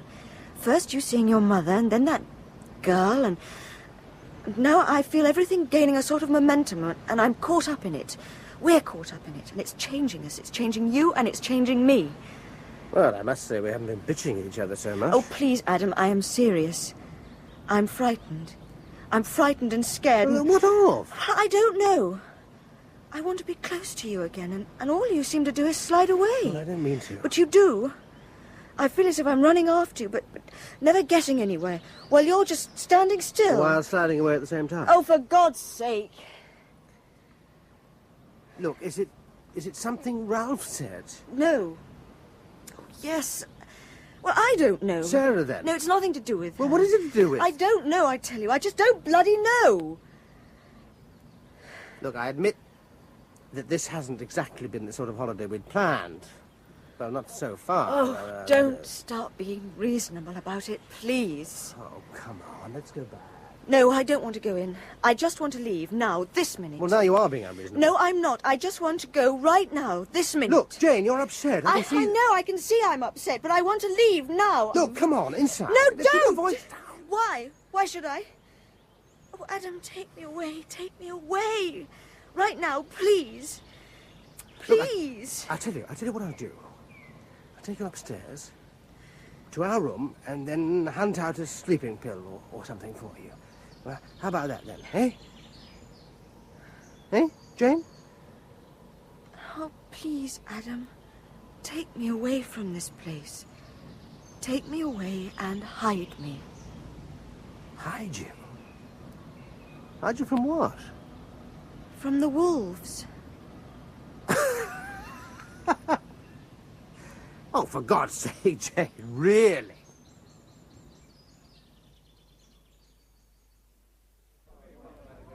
Ralph. Have you seen Beth? Hmm? She went out. Oh, hello, darling. I was just coming up. What did you say? Beth is not in her room. I went out for a minute and... Ralph, what are you up to? Up to? Making us come here out of the blue and then talking to No, Adam. there's nothing to worry about, honestly, darling. It's to do with Beth, isn't it? You're trying to do something with her. Don't worry yourself, darling, But please. I do. I can't help it. This evening Look, when you she's sent probably me... in the garden. You know how she likes the open air. I am not a child, Ralph. No, of course not. I'm sorry. But she is probably out there chatting to Adam and Jane. And what are they doing out there? Oh, talking over something I told them. What? Nothing. Come on. Let's see if she's there, all right?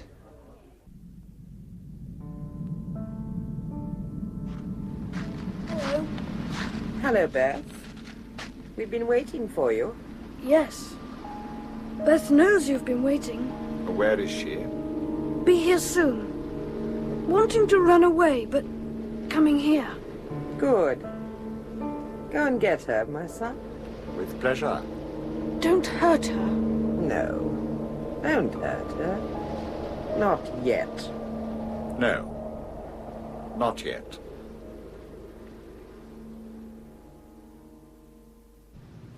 She's probably just round the corner. Ralph, please tell me what's going Sarah, on. please. You know what the doctor said. You mustn't upset yourself. But if you only tell me, then I wouldn't be upset. Adam, have you seen Beth? No, I haven't.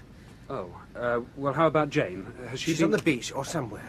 She might even have left. Left? Yes. Why the hell did you have to come along with your high-flown ideas? Fancy telling her that Beth's some sort of ghost. What? Shut up, you bloody fool. What do you mean, some sort of ghost? Nothing. He means nothing. In case you didn't know, your husband here claims you've got no sister, never had one. No sister? Please. No, of course not. That'd be too simple. Adam. You met her in a snowstorm, remember? A snowstorm near Lincoln? Lincoln? Yes. She was white with cold, huddled up, naked. Take no notice, darling. Take no Can't notice. you remember her eyes staring at you in the car, making you think... You bloody fool. Beth. Snowstorm. God. Oh, God. What's wrong? Her heart, of course, her heart. I'm sorry, Her bag. Her bag. There's some pills in her bag. Yes, of course. I'm sorry. Just get her pills, for God's sake, her pills. No, here, darling, it's all right. It's all right.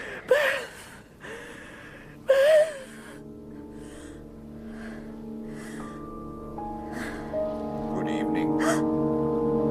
I've been waiting for you. We've been waiting for you. Adam? But... No, not Adam. Look again. Look close. Your eyes. Your eyes. There's something wrong with your eyes. Like wolves, aren't they? Come here. Ah! My arm, you're hurting me. Come with me. There are some other friends who want to meet you. Touch you. One in particular wants to take your hand.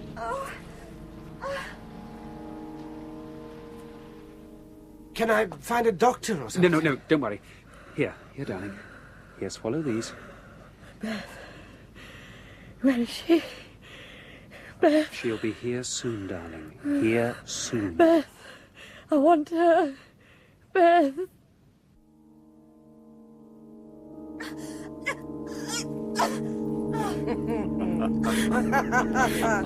Doesn't she look helpless on the ground? Who are you? What do you want? Does look silly on the ground. Doesn't she look silly down there? Perhaps you had better help her up, Beth. Yes. Help her up, Beth. Take her hands. Take both her hands. No. Mustn't touch. Fight her. Fight her. She is powerless without him. Draw on us. Draw on our power. No. Mustn't. You must set us free. You must set your wolves free. Must set you free. Yes. Must set you free. Yes. Beth will set her wolves free. Wolves? Take her, Beth. Touch her. Touch her. Reach out and touch her. Can't you hear them, Beth? Can't you hear them? Waiting to cover the earth with blood? Yes. I can hear them. No! Hold her. She's helpless. Reach out and touch her now. Yes, I will. Will set wolves free. Will. Help me. Please. Must go. Help. Must go to Sarah. No.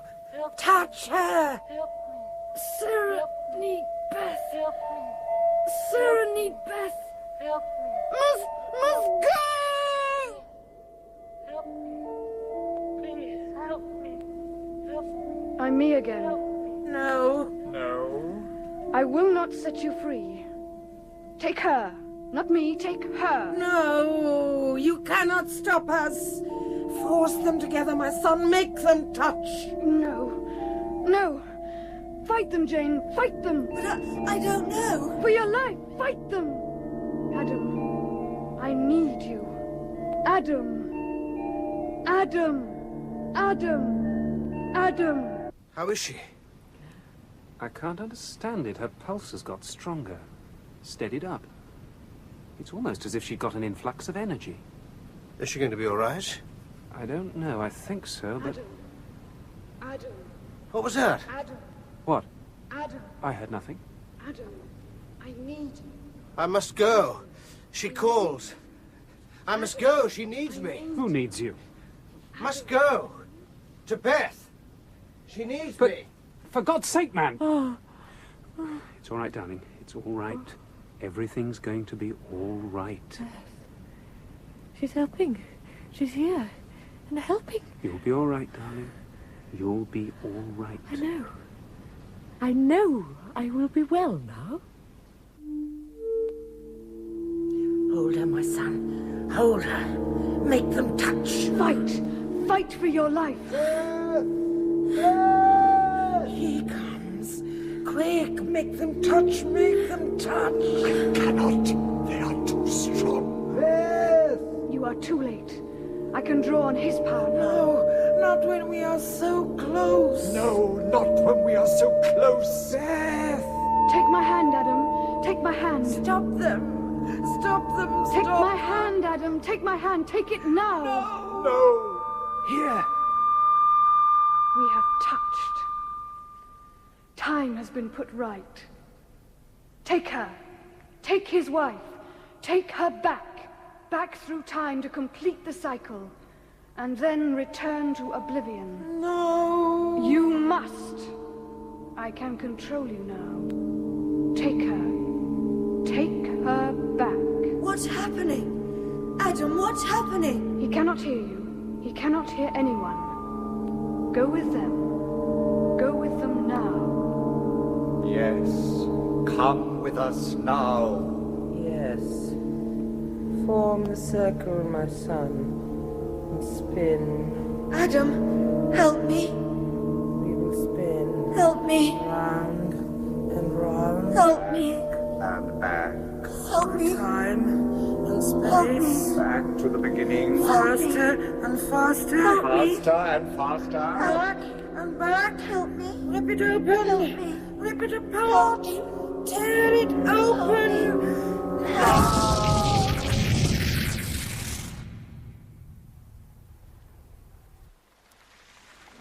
It is over. What? What's happened? Where's Jane? What's happened? She is gone. And the cycle is complete. Gone? Yes, Adam. Take me back to your hotel and let me explain. And then I will rest. Rest long and deep.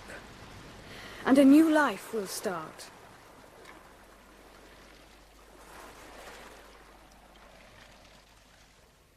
Adam, soon it'll be as if it never happened.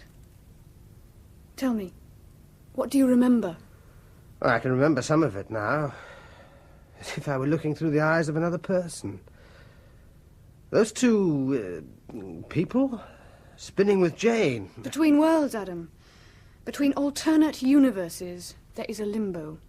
Filled with forces inimical to life. Order, time. They're held in check only by the parallel logic of the worlds on either side. When this logic breaks down, then a gate is formed through which they can flow.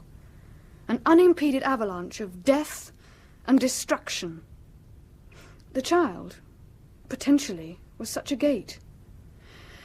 In order to tear it open, two forces came into being, assuming shapes and forms plucked from your wife's mind at Oxford.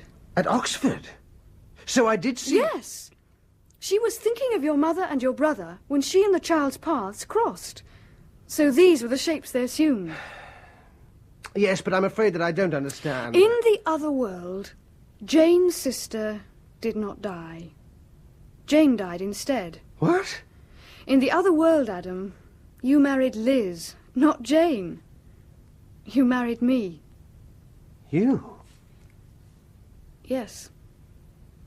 I'm Liz. I have finally reached you. And we'll be together now until we die. Does the prospect please you? Yes. Yes, it does.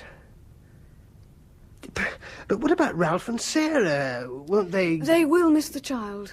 True. But she is with them. She's given her spirit to Sarah, infusing her body with strength and energy. Sarah can have children now, for she's no longer barren, and her heart is strong. They will be happy, even as we. But what about Jane? I remember them spinning with her. When Jane died in one world, but not in the other, a paradox was created. A thing had happened, but not happened. Jane has gone to resolve this paradox, to become the child. When you touched me, the future was assured. Therefore I could impose my will and have Jane taken back 6 years for a rebirth. I'm sorry, I just don't understand. The child and Jane were the same. The same body 6 years apart.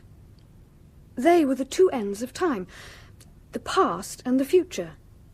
Two halves, if you like, the two unhappy halves of the gate to chaos.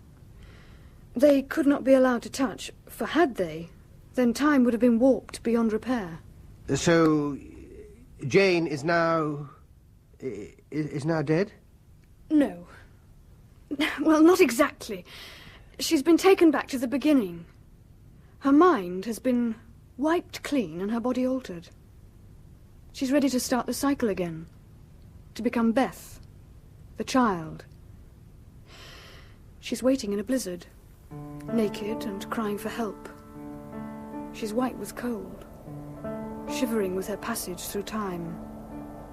She is huddled against an old stone wall, her head in her hands, her knees drawn up, an embryo, waiting. She is waiting for Ralph, and Sarah, and you. Help me. Help me. Help me. Oh, help me. Help me. Help me. Help me. Help me. Help me. Help me. Help me. Help me. Hello? Help me.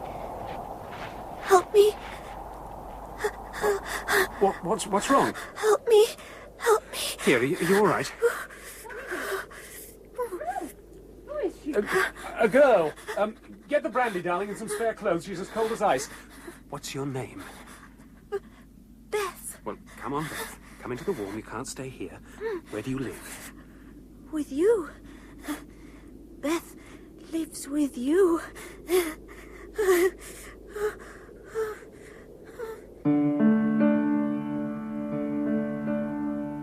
The Doppelganger by J.C.W. Brooke.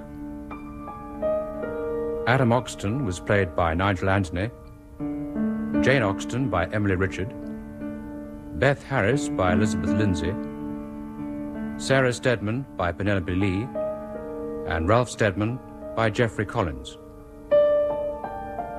The man was played by Jack May, and the woman by Mary Wimbush. The music was by Paddy Kingsland of the BBC Radiophonic Workshop. The studio managers were Patience Pratt, Carol McShane, and Enid Clues. The Doppelganger was produced and directed by Ian Cottrell.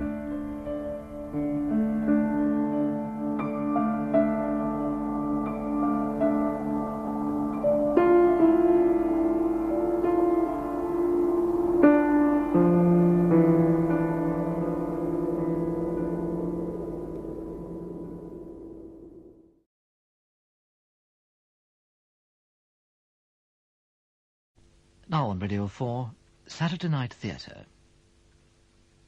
We Will Know Them by Gordon McKerrow, with Francesca Annis as Molly and Richard Derrington as Teddy. Gin a conchie, meet a conchie, coming through the clink.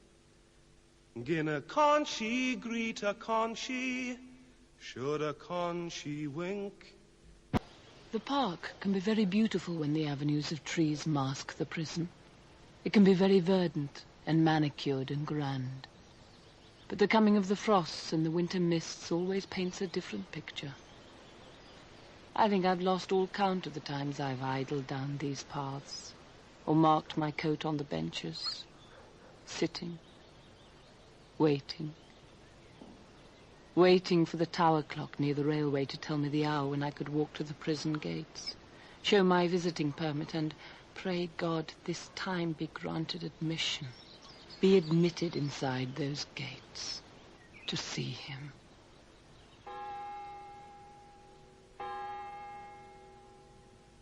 Teddy.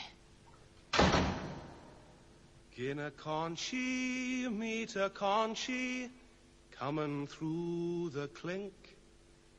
Gin a conchie, greet a conchie, should a conchie wink. Ilka conchie, hey a comrade, ne'er a one hey I, but all the comrades smile at me, coming on the sly. Teddy. Conchie, conchie, conchie, conchie, conchie. Teddy! Molly, over here. Teddy, I thought I'd lost you. Where did you get to? Got separated by those dreadful people outside. Oh, don't mind them. They didn't pull your hair. It's mostly our people inside, though. There are more of us than I thought. It's difficult to see with everybody packing in so. Which is Clifford Allen? Down there, by the bench. Silence! Silence! Majesty, Military Service Tribunal. First claimant to be heard on this day, the 14th of March, 1916. Allen. Clifford. Are we ready now? Mr. Allen, will you stand? This is not some circus sideshow. It is a tribunal on behalf of His Majesty's government and armed forces. I will have silence throughout. Right then, Mr. Allen. You may now present your grounds of claim for exemption from military service.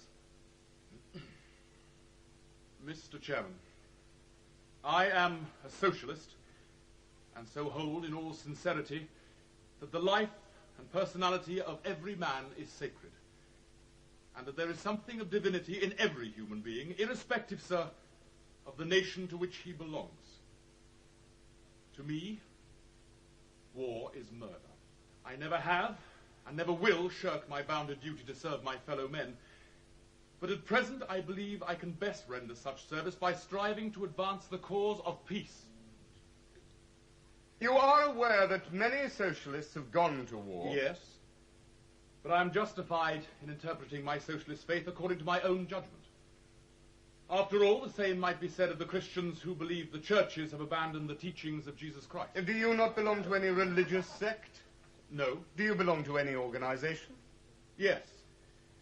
The No Conscription Fellowship. Of which you are the chairman? Yes. Then you make your application on moral grounds. Yes, I have already said that. Is it right, on moral grounds, to allow a foreign foe to invade Britain?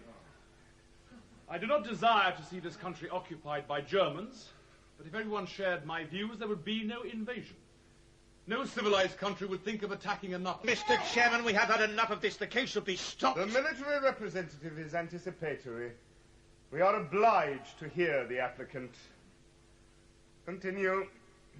In case the tribunal decides that I have no conscientious objection, I feel it only honourable that I should make it quite clear that even then I must remain resolute in my decision.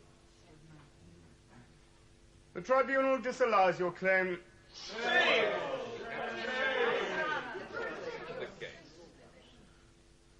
Can you give me any reason for your decision? Your application is disallowed, that is all. I have warned these people before. Clear the gallery. A bit of a hero, are you not, Mr. Allen?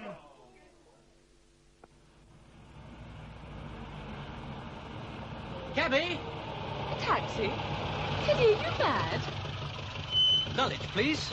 A taxi to Dulwich? You are mad. Come on, get in. But this is... Get in.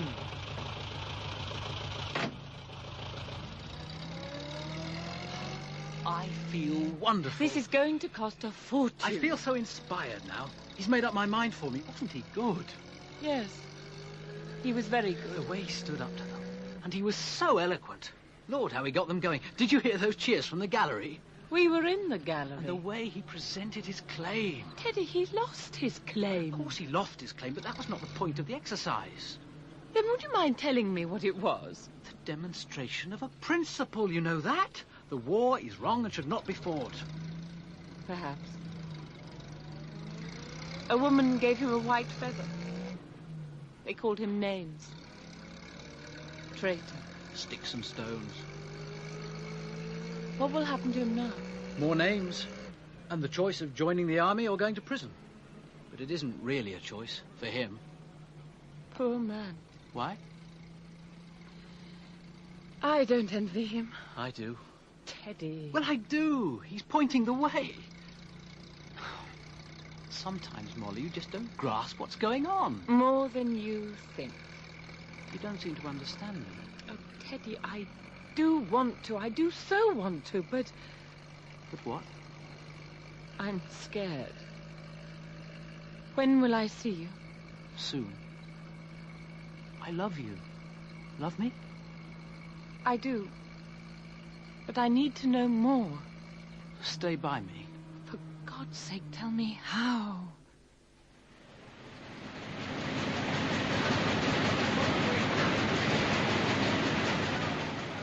We will know them.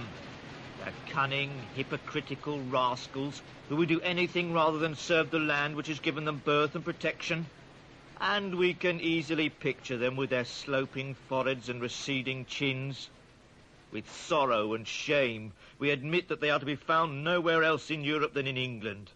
The duty of the tribunals is plain. They must be rigid in their policy of inclusion. They must let none escape who is capable of performing an enforced service. To those who stay behind to indulge the whim called conscientious objection, we should show no mercy. Thank you, Janet. And how was your day today, Molly? Thank you, Janet. That will be all. Busy, was it? The library full? Yes, it was a busy day. That will be all, Janet. What is it, girl? Will you tell Mr. Hibbert, madam? Yes, I will tell him, Janet. Now, run along. Tell me what? What does she mean? She's given her notice, dear. A notice? What the devil for? Apparently that young man of hers has persuaded her to go and make shells or something. Oh, munitions. Oh, damn the man. Why? That's dangerous work. Those people are always blowing themselves up. It's the pay, Father. It's very good. Damn the money. She did all right here. And she had a roof over her head. Well, if that's how she shows her loyalty and gratitude, she can pack her bags and go tomorrow. She's given a week's notice, dear. I don't want her in the house. You are being rather harsh. If I was being harsh, I'd kick her out tonight and let her beg charity from that high-handed fellow of hers. Give her until the end of the week, Father. She's worked very hard for us. I know she has. That's the infuriating part. Just when your father's finding himself in a financial position to afford the better class of servant, that damn breed of girl decides it's all beneath their dignity. Father, it's this very war that takes away the serving girls. It's also letting you make enough money to afford the better ones, if they were still available. Don't you begrudge your father his success, my girl. Mary, we are fighting the Germans to protect all that this country holds dear. Freedom. Freedom for your father to work hard for his family. Freedom for servant girls to choose a different life for themselves. And what's so wrong with being a serving girl, I'd like to know? How is your mother going to manage? It's not a very big house, Father. Don't you mock at me, you ungrateful child. This house is damn big for a man in my position. Father, I was only saying... How many people eat as well as we do? How many sit to a table like this? Now, you two, don't quarrel. We shall just have to get by. The Cheshants at 53 have lost their elder boy. I saw it in the paper. Poor dears. And she's so pretty. Who? Mrs. Cheshant. Oh. I think you ought to know I haven't been to the library today. What did she say? She said she hasn't been to the library today. Why the devil not? I saw someone. Who, dear? You wouldn't know him. Him? Yes. A man, Mother. Male. You were without a chaperone? Why didn't you tell us you had a gentleman friend? Because you wouldn't like him. Oh. How long have you known him? Since just after the war began. But that's over 18 months ago. Why didn't you bring him home to meet us? Because we met at a women's suffrage meeting. Oh. Rum sort of fella he must be, consorting with a horde of hysterical females. If the girl likes him, let him be. We haven't even met him yet. She's known him for long enough. If we were going to be allowed to meet him, we'd have done so months before. It's all too secret to my mind. He's probably in the army. They don't get much leave at the moment. He's not in the army. Oh. Well, reserve occupations are vital, too. They're kept pretty busy, I'm told. I know why she hasn't brought him home. She hasn't brought him home because he's a bloody scrimshanker. My dear, that is not a word for the table. That's him, isn't it? He took me today to see a tribunal hearing. Did you say a tribunal? Alfred, he's a conchi. Her young man is a conchi. I think we've heard enough. Why does everyone hate conscientious objectors? At least they're doing something they believe in, even if it does send them to prison. I said enough. You're prepared to condemn people like Teddy out of hand, but what do you believe in? I mean, you're filled with hate. Molly, leave the table. You hate the Germans, you hate the conscious, but what do you believe in? See what you've done now. You've made your mother cry. Are you satisfied? Get out of this room. Go. I had done it. I'd told them. At least I tried to. I knew that I should have to someday soon if I was to muster the support that Teddy seemed to so need of me. It was not defiance that drove me. I hadn't wanted to hurt them, and it was fear that tied my tongue and made me grind my teeth as I walked purposefully as I could from that room. Teddy...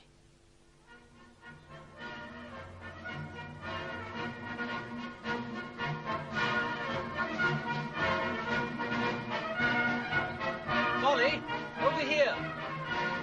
Teddy! Here. Strange place to meet, isn't it? What's so wrong with the bandstand in the park, may I ask? Aren't those soldiers playing? They may be soon. It's the band from some brewery. Unless keeping the nation desensitized with alcohol is considered to be useful labor for the war effort. They look like soldiers in those uniforms. They sound like soldiers. Rousing, isn't it? A handful of red-nosed brewers resplendent in blue and gold, entertaining a handful of Londoners with nothing better to do but sit in deck chairs and applaud politely with gloved hands. We should move away from here before they start asking for requests. I'd ask for Deutschland über alles. And those polite gloved hands would probably beat you to death. At least you'd get some reaction from them. Come on, let's walk. Give me your hand. Why? Because I want to hold it. Not in the park, Teddy. Yes, in the park, Molly. There. What's so shocking about that? I told Mother and Father about you. And about us. What did they say? They asked who the chaperone was.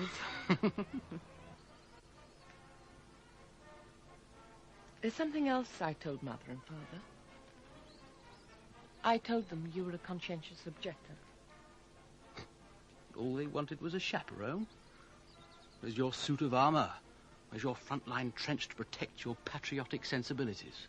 I stuck out for you. I don't need apologists where people like your parents are concerned. That's unfair. Is it? I found a copy of the Daily Mail today. Some jingo left it behind on the bus. Look at it. Just look at it. Can't be healthy for them to be so permanently eaten up with insane hatred. I love my parents. Last night I hurt them, and I hated doing it. Then why bother at all? You needn't have told them. Teddy, don't tear me up inside more than you're doing already. I needed to speak to someone, to share it, to test a reaction. And? They've forbidden me to see you again. Then you best act like the dutiful daughter you profess to be. I'm my own woman. Don't forget, I found my cause long before this war came along and gave you yours. Teddy, why are we talking like this? Maybe because of this. What is it? Have a look. Your call-up. When did it come? This morning. What happens now? Now it starts. The tribunals must let none escape who is capable of performing an enforced service. We are at war with the greatest military power the world has seen, and it is our business to crush that power. To those who stay behind to indulge the whim called conscientious objection, we will show no mercy. May we get on now, Mr. Chairman? I don't wish to linger unduly over cases this afternoon. Well, yes, Major. Please be patient. Well then, Usher, instruct the applicant to approach us. The applicant, Edward Timothy Mayhew, will now approach the Board of Tribunal. You are Edward Timothy Mayhew, unemployed, a lodger at 18 Lord Cardigan Terrace? Yes. Address the board. What? Address the board. When you give an answer to a question, you address the board. Did you say unemployed? Are you unemployed? You're a young man of sound body and some intelligence, it would seem. So why are you unemployed? I was denied my previous position. And why? My employers learnt of my intention to resist conscription. What was your previous position? I was taking articles in a solicitor's practice. You were taking articles in the practice of law, and yet you intend to flout that law by turning your back on your king and country. I flout no laws. It is my right to make application for exemption. Do you people not realize that you put victory for us in jeopardy by your cowardly attitude? Do you wish to see us defeated and overrun with Germans? It is my belief that no one will win the war, at least not in the conclusive manner that you wish. The sides are too evenly matched, and that by definition we will all lose by it. That is not a very correct thing to say, in view of the glorious fight our fine young men are waging. The young men are certainly fine, but the fight, I do not consider it remotely glorious. What would you do if you find a German raping your sister? Am I supposed to answer questions like that? You are insolent. You are obliged to answer all questions. That can do your case no good by being difficult. So, what would you do? I would do what I would do if I found any man forcing his attentions on a woman. And what would that be? I should endeavour to interpose myself between them. Interpose? What does he mean? I mean that I should not shoot him or castrate him. Yeah, but if he were a German... I fail to see why a German should be singled out for special treatment. Do you really mean to say you wouldn't kill anybody? Yes. What an awful state of mind to be in. Have you ever been in a lunatic asylum? No, I have not. Hey, where are you going? We have not finished with you yet. I think you had finished with me before this pantomime even began.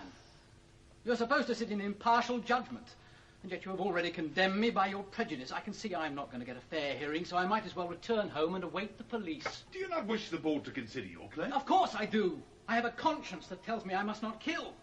But I also have an instinct that tells me I shall go to prison if I do not kill. What is the point in my continuing? The Major presumes to speak for me in my beliefs. Very well. I will speak for you in making your judgment. Application not allowed. Next applicant, please. Teddy, why? Why walk out like that? Why? Why should I listen to it all? I will not be forcibly made a soldier. The duty to fight for my country, right or wrong, is piffle. If the country is wrong, then it is wrong and should have no support. We are wrong. Germany is wrong. Just because I'm not prepared to pull a German's guts out on the end of a bayonet, does that make me an enemy of Britain? What's that you have? It's not important. What is it? I made it for you, so I might as well give it to you. Even if it is the wrong time. It's a cake. Cake? I know it's the wrong time, but you're not eating. So I should eat cake? No, it was meant as a present. I'm trying to get through to you. You should have the chance to go. Now. Because whatever happens from now on isn't going to be easy. It will hurt us both. I know. You are wavering. Not about us. But about my stand. No, you are. Don't deny it. Go on, get out. Go on. No. Yes. Go. You don't believe. I do. There's a crack and it can only grow. Now go. Teddy, please. I've no room left for half-hearted loyalties. You think I'm half-hearted? About me, no. But about what I believe in, yes. The time has gone for doubts. That cake there, that wretched cake is probably the last thing I'll ever bake in my mother's kitchen. And do you know why? Because I told my family about you. I know you did. I have now been informed that I'll no longer be welcome at home. All right. They can hate me if they want to. But don't you dare say... There. You can try eating cake now. Teddy, you're shaking.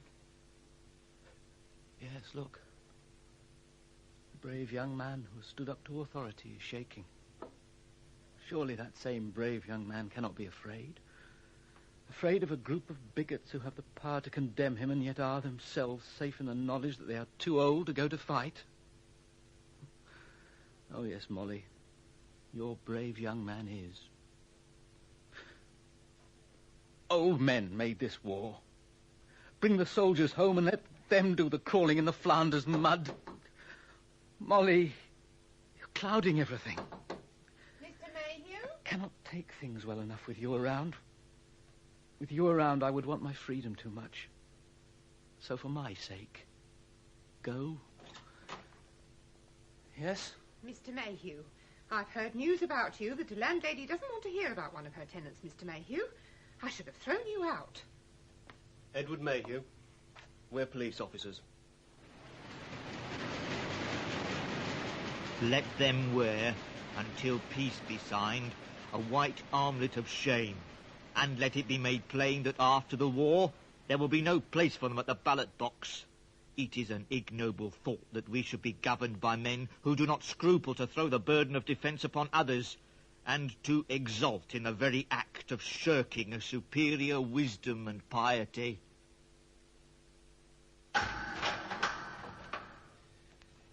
Have you eaten since dinner? I haven't eaten for 2 days. Hunger strike before they've even put you away. When you're out of a job and a public enemy, sometimes you need what money you have for other things. Oh, food takes second place with you, does it? I'd rather have a bed and a place to think just at the moment. Well, we've given you that free of charge. And if you want supper, you won't have to dig in your pocket for that neither. I'll live. I wouldn't. I didn't get into having to put extra holes in my belt by not scoffing what was in front of me. I'll survive. Leave me alone. There'll be a lot more trouble ahead for you, my lad. You make a stand now, and who've you got to see you doing it? You've been arrested, and you're in a station cell for one night. The chief and quite a few of the lads will be glad to see you rot here and now. You shouldn't be wanting that. I shouldn't be here at all. Quite a lot of important people think you should. Can't you leave me alone? If that's your wish. But hearken to this. I took a risk speaking as I've done, and that's a fact. What do you mean? Look, it's not in your mind to know what I mean. Tell me. Look, if you'd killed someone, I wouldn't pass a second by my watch with you. If you'd nicked something, I'd tell you what a daft boogie you'd taken up as being and leave it at that. It's the quickness, you see. No fraternisation. Take a pen, put down a charge, lock him up, leave him. Later shove in a plate of scoff and a mug of tea, leave him again, and in the morning unlock him to allow the law to proceed as it must. You're no different if you look at the book. But the chief told me not to feed you. Well, who gives a wink to the book when you've got a padlock on a conchy downstairs? Some men interpret that one way. I interpret it another. But if you've not the interest in a sympathetic voice, then what's the bother? Don't go. Got to. There's no fraternisation, you see. But I've got a meal gather in the cold here. You'll be in an army detention centre soon anyway. And there won't be much time for fattening up there. Still, you don't want it. I can always put another hole in me belt. And I'll see you for court in the morning. I can smell the food. Then eat it. Come on, eat it. Well, I suppose you think you're the first. We've had your people through here before. I've seen where they've gone. So you think I should give up, do you? Eat that, son, and don't give up. I've got a boy. How old are you? I've a boy younger than yourself, I'd put it. Not with your education, mind. He signed. Against his father, but he signed. Where is he now? 6 months since we had the telegram. Not dead, but missing. 6 months, not dead, but missing. Same thing, only they don't have a body. Is this his hand? Is this his thigh? Is this his brain? Oh, slam the bits together and send off the regrets. Missing or dead, he's as gone as ever he might be. And we shan't set eyes on him again. And what bloody for? I'll leave you now.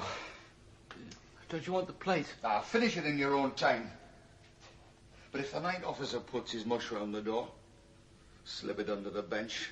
There's a lad.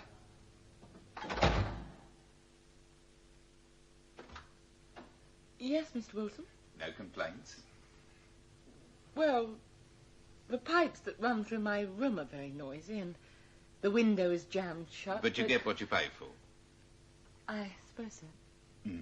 You off then? Yes, I'm going to work. A letter's come for you. A letter? Where? Here. May I have it, please?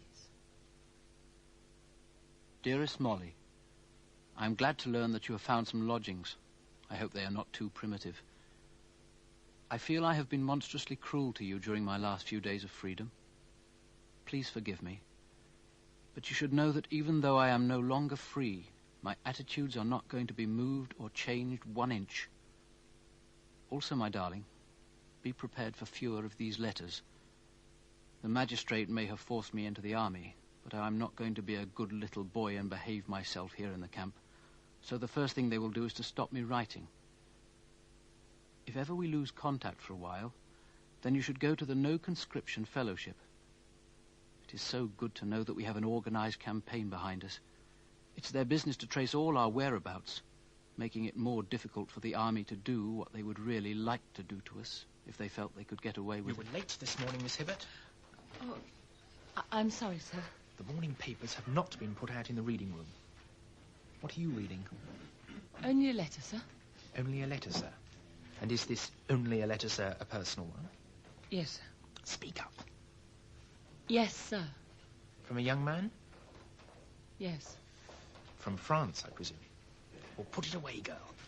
You can hear all the news from the battlefield when you're at home this evening. Now, come along. My dearest, sometime there has to come an end to this war. Reason must prevail. But that is in the future, and as I sit here with pencil in hand, that future appears indistinct. Keep faith, my darling, I pray you. For in that knowledge I will find the strength to continue. All my love, Teddy. Private Mayhew, sir! Bring him in. Escort at the double! Escort, shun! Salute and state your name, rank and number to the officer. Announce yourself in the correct manner to the officer. Now, look, Mayhew, you're already in trouble up to the neck. All right, Sergeant. I want to teach him to show the proper respect, sir. Just read the charges, will you? Charges are continued and willful refusal to obey orders, refusal to salute officers, and refusal to wear the King's uniform, sir. Thank you, Sergeant. That will be all. That will be all. I think the escort should stay with the prisoner, sir. He doesn't look dangerous to me. Very good, sir. Escort, about turn. Quick, march!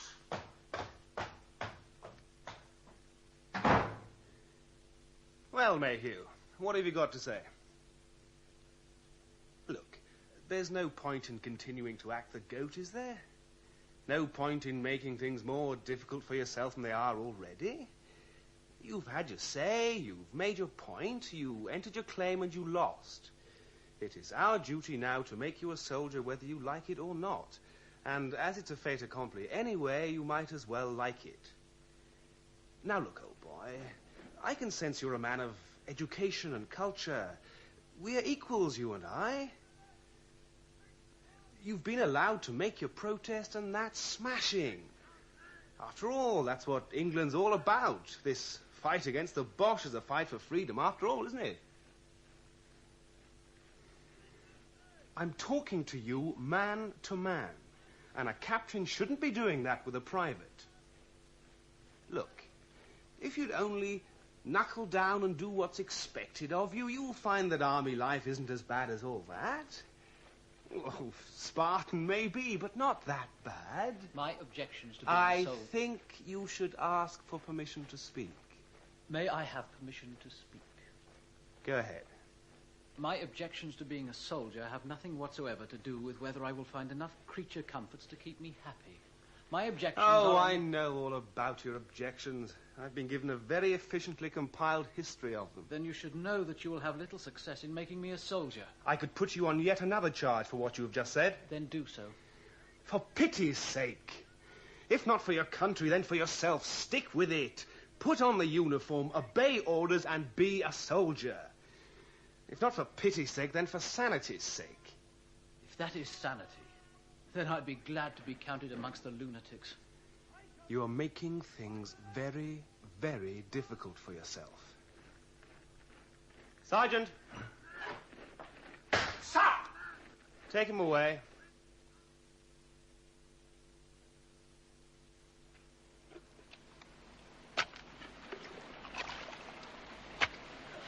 How deep is it now? Twice as deep as the grave, Sarge, and we've struck water. How cold it is, too. Out you come, then. Now, see that hole, Mayhew?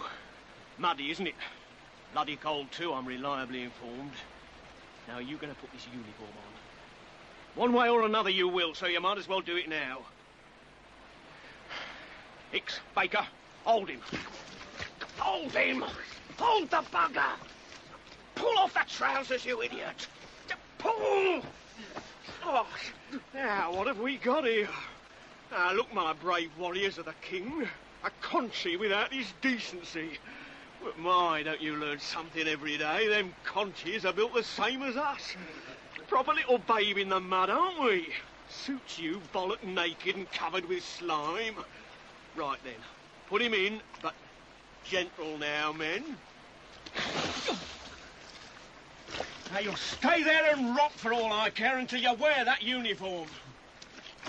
Why don't you say something? Why don't you abuse me? I'd like that just now. Go on, tell me something rude about me so as I can belt you.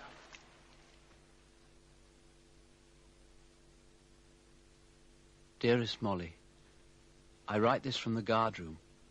I have been transferred to a detention centre, and so it will be, by necessity, short and careful. If it is anything but that, then it may never reach you. They still persist in trying to make me a soldier, and I still refuse. They are now to court-martial me, but please do not let this distress you, as most of our lads get court-martialed sooner or later. On one thing, though, the army have relented, for I am to be allowed my first visit. I can do nothing now but sit and fidget with excitement until I see you. There's to be no touching, miss. Take your hand off his. I'm glad my letters are getting through. You can never be sure. They hardly ever let me see anything you write. It's good to see you, Molly. Teddy, you look so pale. There is to be no touching. Don't you fret, I'm well enough. But what are they doing to you? I told you I would be a bad boy. They are treating me as such. You're wearing uniform. In the end, it was all they left me to wear. I don't know whether you'll be allowed them, but I brought you some cigarettes. Oh, thank you. Some matches, too. One thing isn't much use without the other, is it?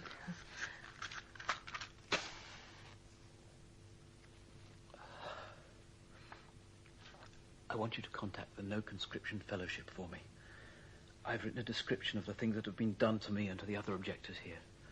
What things? There's to be no whispering neither. I need to hear what you're saying. Put your hand under the table. Take it. I've made it look like a handkerchief. No whispering, I said. What did you just tell her? Wipe your nose with it. Haven't you ever been in love, Corporal? What do you mean? I mean, can't I say anything to her without your prying ears being witness to it all? Orders are the prisoners may not be allowed to whisper. I'm watching you, Mayhew. Anyway, time's up. I do love you, Molly. Yes. What's the matter? Nothing. Molly? A hatch in the barrack gates was open for me to leave. And I was leaving Teddy behind. We told each other white lies and hidden everything. The hatch that had been opened so automatically for me to exit was slammed shut with the same unthinking precision. 3 or 4 trees in the park outside were covered with whiteness of tissue paper kites. The trees seemed to dance with them as though the breeze that tugged and tore at the paper would uproot a chestnut, with all its weight and age like discarded litter on a holiday weekend. Children played and shouted round the trees, still releasing their treasured toys to be entangled and lost in the branches above. Hello? Hello. You're looking at the kites. Quite a show they make, don't they? Kites are for flying. Those children seem to want to lose them in the trees. Been inside on a visit, have you? Yes. He's a seer. Who? A conscientious objector. He is. For all the good it'll do him. Come away from here. I want to show you something. What do you want? Over here. Here. Look. Closer. Come on. There. Now. What do you see? I don't want to see. Prison cell windows, rows of them. Now look behind you. What do you see? Trees. Yeah, but what's in those trees? The kites. I'm not blind. And neither are those windows. They see the kites as well as we do. Are you thirsty? I am. Come with me. Where are we going? Come with me. But the children... If their mother's with them. Let's find a nice table. Over there, by the window. Please, sit. No room for anyone to join us. Funny place, isn't it? The average age of the clientele must be well over 100. And look at those hats. If you put those hats all together and floated them in the Channel, you'd double the Navy overnight. What a contribution to the war effort. Yes, please. What'll you have? Tea, coffee, bun, cake? Just tea, please. Just a pot of tea, then, please. Thank you. I'm sorry I treated you as I did. I was carried away with the excitement of the kites. Have you ever heard of the No Conscription Fellowship? Yes. From Teddy. Teddy? Teddy? Would that be Edward Mayhew? Yes. Not a bad memory for names, then. We've 20 in this detention centre at the moment. Just a minute. Let me look in my file. Mayhew. A month in camp and a week here, am I right? Yes. Mm-hmm. You're in love with him? What were the kites for? Your pot of tea, miss. Oh, thank you. And your complaints, miss, about the hats, miss. A lady has complained to the manageress. Indeed. And the kites? A signal to our men inside. You probably think you're quite alone in your troubles, but you're not. We're building influence through our very numbers. And we are going to stir the public's conscience. Have you seen this before? It's a leaflet the Fellowship's published. It's called Repeal the Act. I think Teddy read it. You read it. Aloud. Conscription is now law in this country of free traditions. Our hard-won liberties have been violated. Give it to me. I want to say something to those hats. Conscription imperils the freedom of individual conscience and establishes in our midst that militarism which menaces all social progress and divides the people of all nations. We reaffirm our determined resistance to all that is established by the Military Service Act. Repeal the Act. That is your only safeguard. Miss, the manager If this be not done, there will be imposed upon us the very system which our statesmen affirm that they set out to overthrow. Oh, Miss, here she comes. I did so What wrong. shall it profit the nation if it shall win the war and lose its own soul? Young woman, that leaflet you read has been banned by the government. Have you ever read it? Out! Or I shall have the police come. You shall have to go, miss. Out!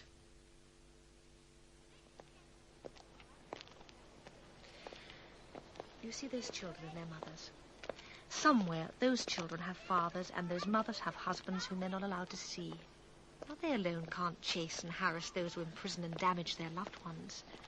But together, Molly, together we can. The army's beginning to force-feed, you know. Have you ever been force-fed? No. Neither have I. But I know people who have. Sylvia Pankhurst, for one. You know her? Yes, I worked with her at her mission in the East End. You were a suffragette. So was I. All the women now in the Fellowship were. That's how I met Teddy. We went to the meetings together. I found Christabel very impressive. Well, from now on, you can forget her. And her mother. They've shattered the women's movement by their support of the war. They were brave women. And violent women. With the exception of Sylvia, they've sold out to the very people they campaigned against. Over there in that tea room, they really hated you. They'll hate Teddy as well. I don't want that. You'd rather he enlisted and went to France, would you? No. I don't know. You ask if I love him. Yes, I do, but the rest of the country can only hate him. Then the country must be made to see. I know all the arguments and the reasoning behind the peace movements. God knows I've had them drummed into me enough by Teddy, but deep down inside me, a little red, white, and blue flag is still waving, and it won't stop. Then don't let it. I'm British, too. And so are the men behind that barrack wall across the common. But patriotism can only mean one thing when you're at war. Molly, you're sitting on the fence and you can't afford to be there. That's not going to help Teddy. Molly, I'm sorry. Please wait. Please. What are you looking at? It's a handkerchief. Teddy has written on it.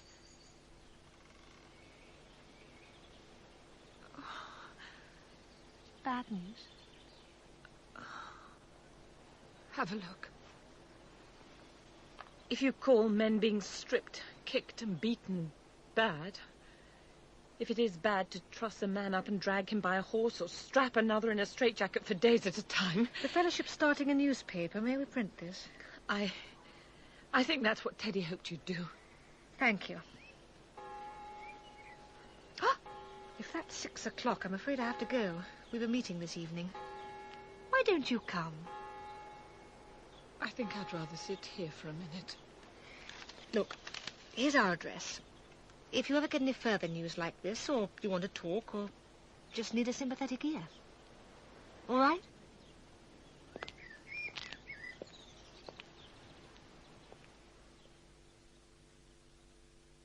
Now feeling no longer so isolated, I went with her, this positive girl of the close-cropped hair, the short skirt and pamphlets. I followed her rapid feet to a church some miles away, still not knowing whether I was acting for the best. Ladies and gentlemen, we know that nothing can happen to deflect the Fellowship from its true purpose, but it is with regret that the committee has to inform you of a disturbing and ominous turn in events. Despite assurances from the Home Office that advocacy of repeal was a legal activity, we have learned that the 8 committee members who put their names to the leaflet entitled repeal the Acts have all received summonses under that infamous measure, the Defence of the Realm Act. We sense that the warmongering cabinet is beginning to feel threatened by us. We all know well how certain national newspapers regard us. But it is with pride and pleasure that I announce that we can continue our campaign on equal terms. The Fellowship will, from Thursday, be publishing a weekly newspaper of its own. But while we await the first copies of the Tribunal, let us not forget the great help that has been given to us by those certain national newspapers. They may damn us for all we make a stand for, but we must thank them for spreading news of our activities. I only mention this now because I see that one of those helpful gentlemen of the press, indeed the editor of the Daily Express, has decided to be present at our gathering tonight. He's speaking as a disgrace. That very same gentleman of the press has something to say. Sir, in gratitude for your assistance, the floor is yours. My paper gives notice of your meetings and activities because my readers wish to know who the pro-German, the socialists, and the other cowards and shirkers are in their midst. And many of my readers have responded in the manner their king and country would expect of them. Open the doors! This is not an open meeting! It is now! What are those soldiers doing here? Have they come in an official capacity? They are on leave, and as private citizens they have a right to express their feelings. What about us? Do we have no rights? Cowards and shirkers have no rights.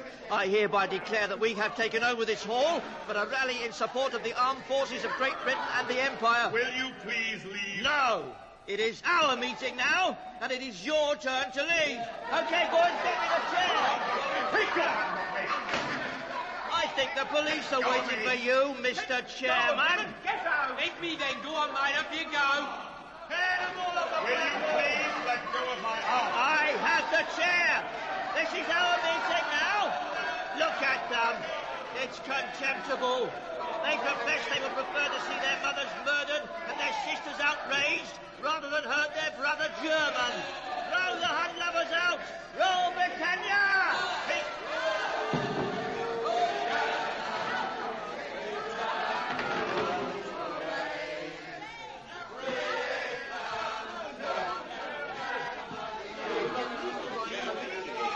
Come on, Molly. We better leave. I can't let them do this and get away with it.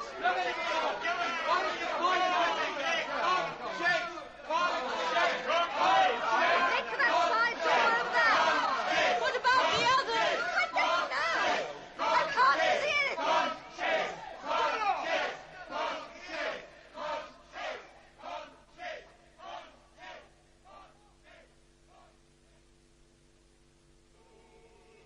I had no idea it was like this. You mustn't stay around here. Over here. Hello.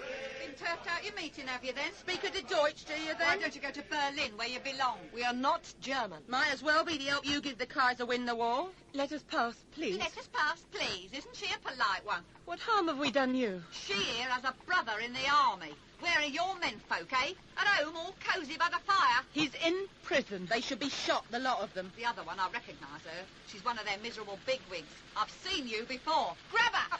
No, leave her alone. Marcy, over here, quick. We got a good one. What should we do with you? What do you deserve? Leave go of her. Please, you're hurting her. Marcy, get her friend. What should we do? I know. Stick her head in the fountain. Call her bloody politicking off. Nice coat she has, too. But he's going to get spoiled. Come, she lover.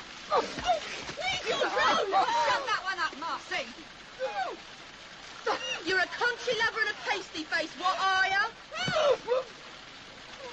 Up for the third and last time, eh?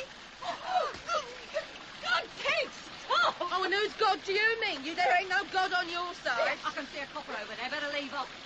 Count yourself lucky this time. We've been watching for you. Lydia. Lydia. Can you stand? Take me back to the office. Oh, Lydia. We'll take it slowly.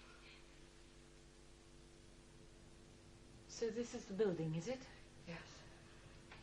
Where do we go now? Up the stairs. Second floor.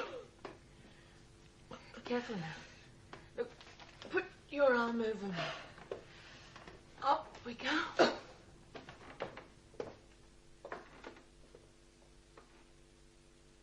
At the top of the stairs was a small office, seemingly filled with pale young men, a doctor tending their bloodied faces. Prominent in the room were two women. I would later learn their names, Joan Beecham and Catherine Marshall, and come to understand that without them there would be no newspaper and there would be no fellowship. You call yourselves a peace movement. It's like a frontline hospital. One important difference, Doctor. In the battle this evening, our members were merely the victims, Yes, not we the have quite a few aggressors. here in the office. We're patching them up now. Has anybody gone to hospital, do you know? I said, has anybody gone to hospital? Well, can you try and get that organised and telephone me back? All right, where was I? No, keep the dressing to your face. It'll help stop the bleeding. And let's have a look at you now. Oh, gosh, how did that happen? Oh, they'd thrown me from the hall. I was struggling to get back inside when they slammed the door on my hand. Oh, I don't think I can deal with that. Doctor, when you have a moment, In a please. minute. Close your eye. I'll put the dressing on. That's it. Open your eyes. Can you feel right? Good. Well done, Catherine. Well, there you are, Lydia. Trust you to find a doctor who'd treat pacifists at this hour of the night. It's a bit of a patronising old goat, but we couldn't have done without him. Touch of the Catherine Marshall string pudding in Harley Street, no doubt. He owed me a favour. The number of useful people you know is quite staggering. Lydia, what happened to you? You're soaked. You look half dead. I think she swallowed a lot of water. How do you feel? A bit dizzy, that's all. Just give me a moment. Well, help us, someone. Clear that Come on. chair, please, so we can sit her down. I'm not dying. Stop the fussing. You can stay where you are until the doctor's had a look at you. Oh, Catherine, tell her. Doctor? And what's wrong with this young lady? You weren't punched and kicked as well, I trust. Breathe in. And out. How's your vision? Crystal clear. Good. Now, don't dash about hither and thither for a few days. But I've no doubt such advice will fall upon deaf ears. Is that it, Catherine? I have a bed that I wish to return to, and so will all of you, if you have any sense. Good night. And thank you. Everybody, please, you'll have to go home now, just as the doctor advised. You may remember we have a newspaper to write.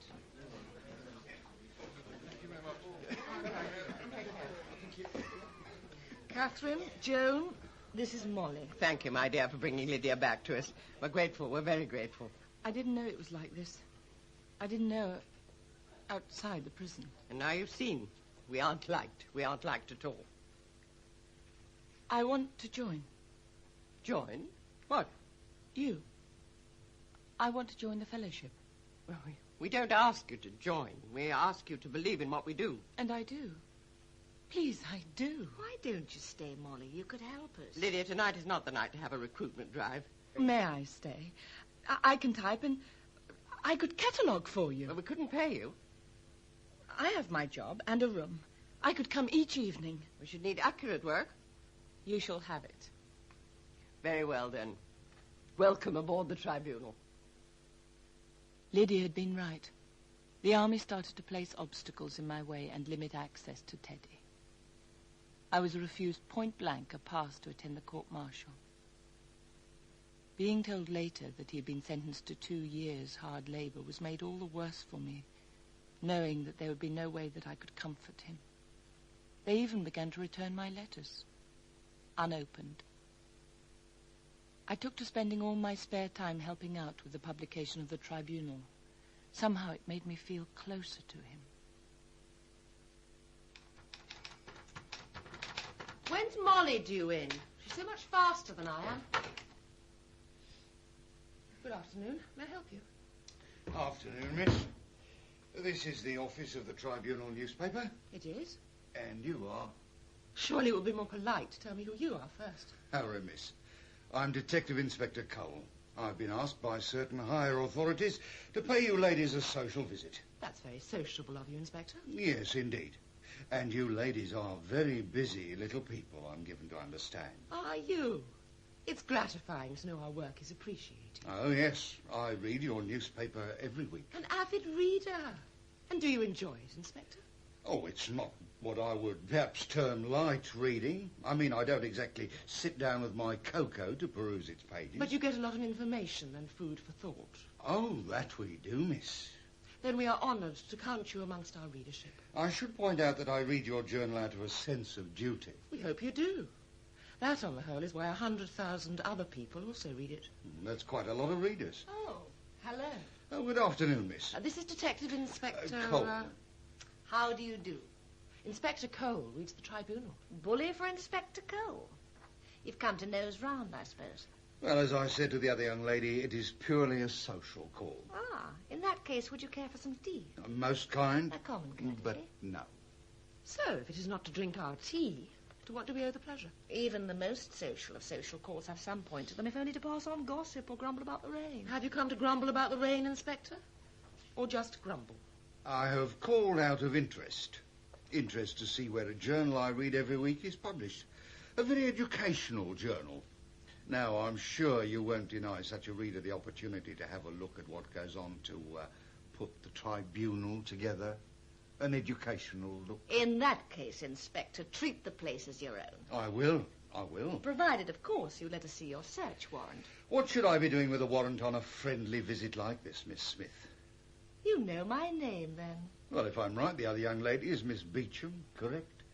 And a gentleman, a Mr. Hubert Peat, is the editor, correct? Do any other men work on this newspaper? Why do you ask? None of them would be hiding from their obligations under the Military Service Act by any chance? Our men do not shy away from arrest, Inspector. You have a lot of files here. I wonder what might be in them. What, or rather who, may I ask, are these files about? We keep track of all the men who have already been arrested. And you ladies are the keepers. Sounds a little to me like the zoological gardens in Regent's Park, doesn't it? You keeping an eye on a lot of creatures in little cages, eh? There are a lot of lions in London Zoo. Oh, you are a young woman of wit, I see. Are you not, Miss Beecham? Ah, you have a visitor. May I help you, please? Is this where I find the fellowship? Yes, who are you? Miss, I'd rather my name was not known, but I've come on a matter of great urgency, as I see it, regarding some members of your movement. Oh, wait just a moment. Inspector, if your social call's at an end, we do have a lot of work to get through. I hope I may pay you another social call very soon. Good afternoon, ladies. Oh, police. If I'd had knowledge of that... Now, what was this matter of great urgency? I'll bring you this because I'm a sympathiser, but I don't want no clash with the law. He's gone now. What's all this about? Employed by the Southern Railway Company, but being a member of the National Union of Railwaymen, when I discovered it, I thought I should bring it to you. Yes, but what have you brought? This note. It was tossed from a Southampton-bound train in a cigarette packet, landed on my platform. I have a notion it was intended for your eyes. Anybody could have picked it up, though. Them that threw it were lucky it were me. Oh, God. What does it say? Have a look. I've been dreading a day like this would come. We're going to have to be quick. Yes, I'll try and get all the information we have on the men involved. Give it to me again, will you? I need to know how many there are. I hope I did the right thing. Yes, you did, and we're very grateful. If Catherine's contacts in Parliament are going to do us any good, it's going to be now. Joan, take a closer look at that list of names. One in particular. Sorry, everybody. Sorry I'm late. Ah, Molly. Sorry I'm so late. The librarian needed some never work. mind about that. I'm afraid we have a crisis on our hands. Oh, what's going on? We've received information that a group of objectors have been taken from Landguard Fort and shipped across the Channel. Molly, dear, I have to warn you that we believe Teddy to be one of them. Teddy's in France? You must understand that in France he'll be under total army regulations, and that the punishment for disobedience on active service is death. Miss Marshall, Miss Beecham, good morning to you. Good morning. With respect, Mr. Tennant, we hoped we would be received by Mr. Lloyd George. The Secretary of State is far too busy to receive deputations. Mr. Lloyd George was very vociferous in the House the other day, but his denials were far from convincing. The questions were sprung on him. He was hardly prepared. Hardly prepared with a collection of lies that your department is no doubt busy concocting for him to deliver in the session this afternoon. He was prepared enough to say this, and I quote, With the kind of man who is an absolute objector, I personally have no sympathy whatsoever. I do not think they deserve the slightest consideration, and I shall only consider the best means of making the part of that class as hard as possible. You are misinterpreting what he said. Oh? Anyway, further questions raised in the House on this matter will be dealt with by me. The title of Secretary for War means exactly what it says. Mr. Lloyd George has far more important things on his mind than a handful of disaffected soldiers. That is the very point we are endeavouring to make. They are not soldiers. They have been pirated by the army with absolute disregard for the pledges made by your government. And now we learn they've been sent to France. Ah, but have they? The War Office has received no reports to this effect? We have, from the men themselves. I dare say that some of your chaps are not above circulating falsehoods with the intention of embarrassing the civil and military authorities. I should have thought the army to be immune from such human traits as embarrassment. I can assure you that there is no intention whatsoever by the government to send conscientious objectors to France, whether it be to have them shot or force them to fight. In any case, the army does not, without the sanction of the cabinet, possess the authority to shoot them, even if they were in France, which, as I say, I do not believe. They are imprisoned at Boulogne. Your chaps told you this as well, did they? No. We have observers. Do you now? And would you mind telling us how you managed that? Not all the serving soldiers delight in this war as much as Mr. Lloyd George seems to do. Are you saying that you got this information from an enlisted man? I'm saying nothing. It's hardly relevant at this crucial time, Mr. Tennant. What is relevant, however, is the disturbing extent to which an elected government has lost control of its own military. And above all, the power that this military can hold over the very lives of these objectors. Miss Marshall, Miss Beecham, I can assure you there is no intention of dealing with these men in any way harshly. Prisoners Barrett, Foyster, Mayhew, Ring, and Scullard will take one pace forward. Move. Private Barrett C. of the 2nd Eastern Company Non-Combatant Corps, tried by Field Court Martial for disobedience whilst undergoing field punishment. Sentenced to death by being shot. Confirmed by General Sir Douglas Haig. Private Foyster J. tried by Field Court Martial for disobedience whilst undergoing field punishment. Sentenced to death by being shot. Confirmed by General Sir Douglas Haig. Private Mayhew E. tried by Field Court Martial for disobedience whilst undergoing field punishment. Sentenced to death by being shot. Confirmed by General Sir Douglas Haig. The honourable members will know me to be no sympathiser with pacifists, but I'm highly disturbed by a report current in the lobbies tonight that 5 men in France have been sentenced to death. These men are stated to be conscientious objectors, and there is a general feeling of resentment or alarm that a report of this sort should be current. I cannot believe it is true, and I merely raise the question now to give the right honourable gentleman, the Under-Secretary, an opportunity of assuring the House that it is not true. I have to tell the House that these men and others have indeed been sent to France. But I emphasize that it was without the knowledge of the government. And I have also to tell you that we have confirmed the reports to which the honourable member refers. The death sentence has been pronounced on these 5 and on another 30. But that this was done once again without the knowledge or connivance of the government. The War Office has sent telegrams ordering stay of execution. It may not be easy to rescue these men, but we regard it as highly desirable. How is she, Doctor? She's awake now, but she's still very weak. May I see her? Not if all you have is bad news. The news is good. Then that will be better than anything I can give her. Then please let me in. You people do things to yourselves that no medicine can treat. Molly, can you hear me? This isn't my room. We've moved you in with Joan and I. I have my own place. Oh, it was horrible. We couldn't let you stay there. Is he dead? Far from it. The sentences on all of them have been commuted. Are you telling the truth? Of course I am. And they're bringing him back to England. Will he be free? No. But I'll be able to see him. Or perhaps. If they're not going to shoot him, how long have they given him? Well, 10 years, I'm afraid, but... 10 years? Yes, but just a minute. Then they should have shot him. What's it going to be like after 10 years breaking stones? Oh, you don't mean that. He's alive, Mary. The war can't go on for 10 years. They'll have to release him when it's over.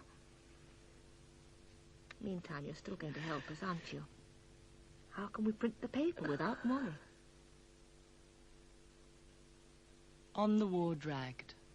Right through 1917, we continued to publish, all the time wishing the job we were compelled to do be made unnecessary by the coming of peace. But no. In that year, I was allowed very few visits to see Teddy. But I always went to the park to wait, in case they'd take pity on us. When I did see him, it was almost like a macabre portrait. The iron frame, and his face on the other side of the mesh. The hard labor was turning him into a ghost.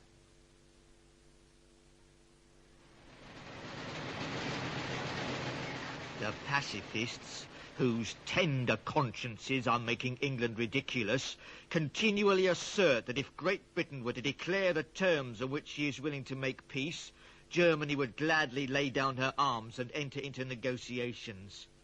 Be this true or not, we know we must fight on until the spawn of the devil are utterly humiliated.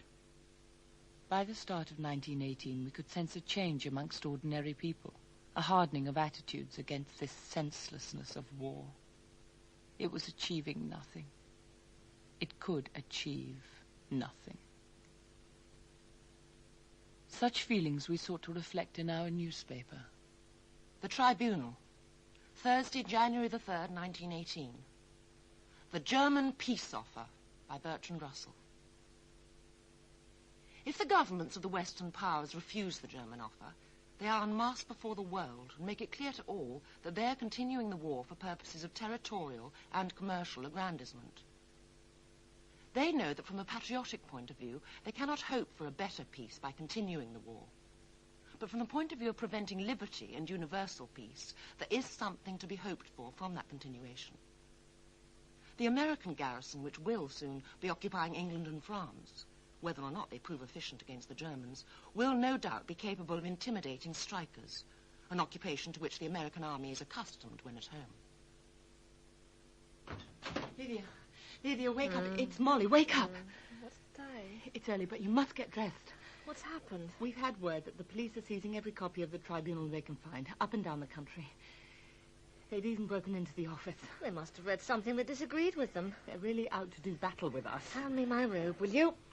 They can't silence us. They mean to have a very good try. Let them confiscate this issue if they must. We'll always publish next week. Will we? Without a printer? Without a printer? The police went there as well, and they closed them down. We're going to go on, Molly. We are. Come in, please. If you can find a way through the mess. The police are none too good at cleaning up after themselves. May I introduce Joan Beecham, who's now our editor. This is Mr. Street. Mr. Street is a printer. Ladies, your servant. I was greatly troubled when I learned of what had been done to you by the authorities. And I thought the least I could do to serve you brave people was to offer my modest printing plant and place it at your disposal. That is a noble offer to make, Mr. Street. But you realize that by printing the Tribunal, you may be putting your presses and your livelihood at risk. Young woman, we printers may only flourish in a society where information and ideas and opinions can be passed on free and unchecked. By printing your paper, I will make my contribution towards bringing back the values you and I hold so dear. And indeed, a climate of tolerance such as will permit those like myself to continue in our livelihood. That was well said, Mr. Street. My plant is not to be described as being in the World League, but I think you'll find it more efficient than what you have here.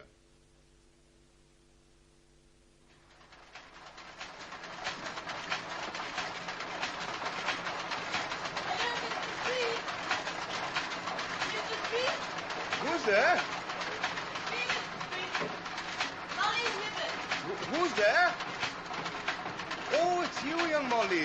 Good day to you. And to you, Mr. Street. These days, you imagine you'll find a dark blue uniform and a helmet round every corner. I brought some from the cottage. A little late, but you were waiting. What did you say? I brought the final copy. Best get into the office. It's a mind show you're doing for me, yeah? Oh, yes, that's a lot better. You'll have to hold your talking for a minute, Molly. The door's shut, and, well, for you, that's a world of difference. But the door in my ear takes the longer by a yard to close, and the hearing to come true. Perils of a machine printer, see, Molly? It must be. Oh, this is the front page I've been waiting for, is it? We were waiting on the judge's verdict. A shout. The verdict. We had to wait. Well, nothing like fresh news to sell a paper, huh? I better set it up. I can offer you no tea, I'm afraid. Now, if you'd like a stout... Oh, no, thank you. Well, no objections, I hope, if I do. Noisy and hot, my work. The 4th edition since the raid. Home Office hasn't stopped us, and the Tribunal still goes out. We all seem to be cracking it, don't we? The Tribunal. On February the 9th, the Honourable Bertrand Russell was sentenced at Bow Street to 6 months' imprisonment for having written the article entitled The German Peace Offer. Joan Beecham, the publisher, was fined £60 and £1 costs. So, poor Mr. Russell, then. You know, I just can't picture him, a man of his position and background, him being a brother to an earl. I just can't picture him doing time. We'll miss him. He did a lot for us. I can't picture him parading round some prison yard, sewing mail bags, eating prison food, swilling out his pot. But is it really funny? No. No, the government turns down offers of peace from the enemy, and when people criticize them for it, they put them in prison. No, it's not funny. It's not only Bertrand Russell who's in prison for wanting peace, you know. I'm sorry, love. I made a joke out of turn. You've got to find something to smile at. Any news of you, a young man? Molly? He's been moved to an army hospital. Finally, they deigned to treat it. What is it? Shh. What's wrong? There. What? There was a man at the window. He was looking at us. No one there now. They'll never leave us alone. You think he was the police? I know he was. Oh. Well, I better finish this page. They have newspapers in prison too, you know. They're written in pencil on toilet paper. Weekly subscription is 6 sheets of the stuff. They have to read them in the latrines. See? Now, where's the harm in a laugh once in a while? Go on, have a stout. Here. All right. I've got a cap somewhere. Mr. Street, do you think we're going to shorten the war? Are we going to save even one life? I can't tell you that. Don't muddle me. I know the point from where I bloody hang. It's difficult to help our own men. Where does that put the soldiers? You're weary of it all, I can see. You're tired of it, I know, but you can't stop now. I'm older than you. I know these things. You have youth. I can only witness and print and witness. Be young now. Comprehend it and break it. No, young woman. No. You must know the rules. But that was at the prison before he was ill. I neither know nor care about the rules they have in prison. This young woman is an army hospital. And this is where they said I should come. There'll be no troubling of my patients, so I suggest you go. I have no wish to trouble anyone. Please. No visits, Miss Hibbert. Soldiers can have visits. Soldiers are not in prison. They fought for their wounds. They have a right to be here. Teddy Mayhew is still alive, and for that he has a right to be here. There are things best left unsaid, young woman. Your person is here, but he is to have no visits, and that is an order from the military authorities. You look lost, miss. Who's that? No one, only me. They're bringing the blighty ones back from Marne. Are you from Marne? No, I've been here since the Somme. Have you a young man inside, that right? Yes.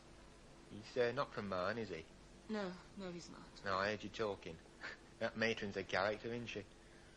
He's not a soldier. I know he's not. I know what he is. I know what you are. Keep it going. Don't fizzle out on this girl. Stop this bloody thing. The Tribunal. Thursday, April the 11th, 1918. Stop the war. It need not go on unless the people choose. Across the Channel, the cannon are booming. The armies opposing each other are too evenly matched for a decisive victory to be possible. Armies and navies cannot end this war. Who can end it? Only the people have the power. In all countries, the people must say, we will not go on. I'm coming. Are you Samuel Street? I am. We're police officers. Do you print the Tribunal newspaper? I do. And did you print the issue for the 11th of April containing this page headed Stop the War? I did. Then stand aside and let us in. Why have you come?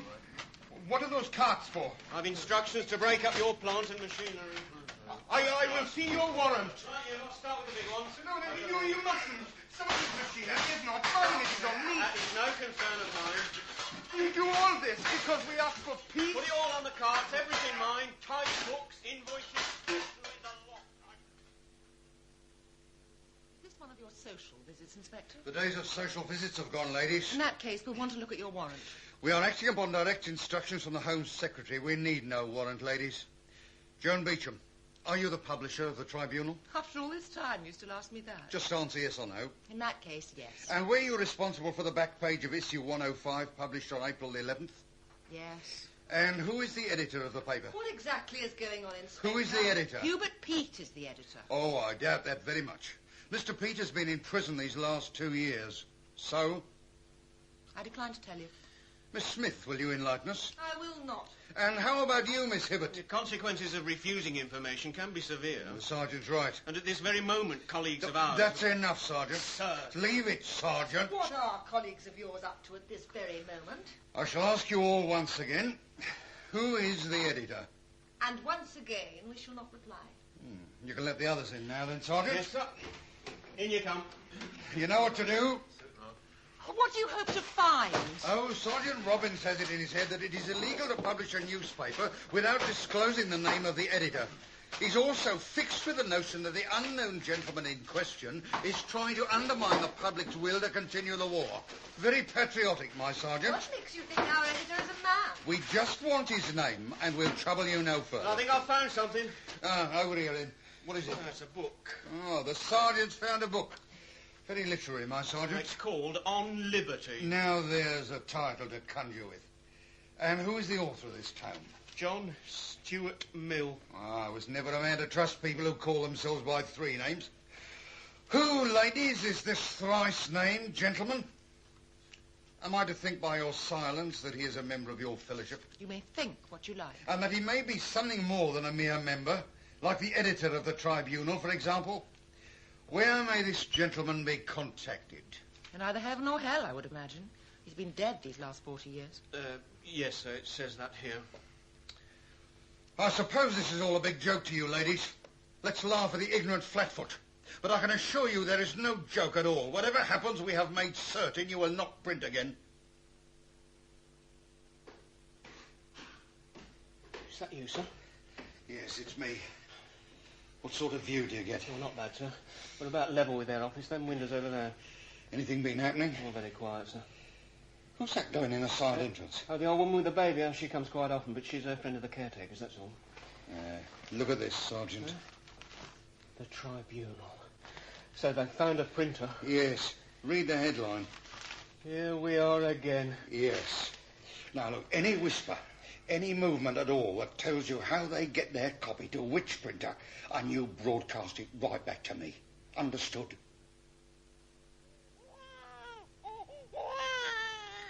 Poor little thing. It can't be comfortable. Don't you worry. There's nothing like good paper to keep him warm. Wrap it tightly so it don't show. I'll hold him while you do up the thing. Shush, shush, you noisy article. I don't know what we'd do without you, Mrs. Emery.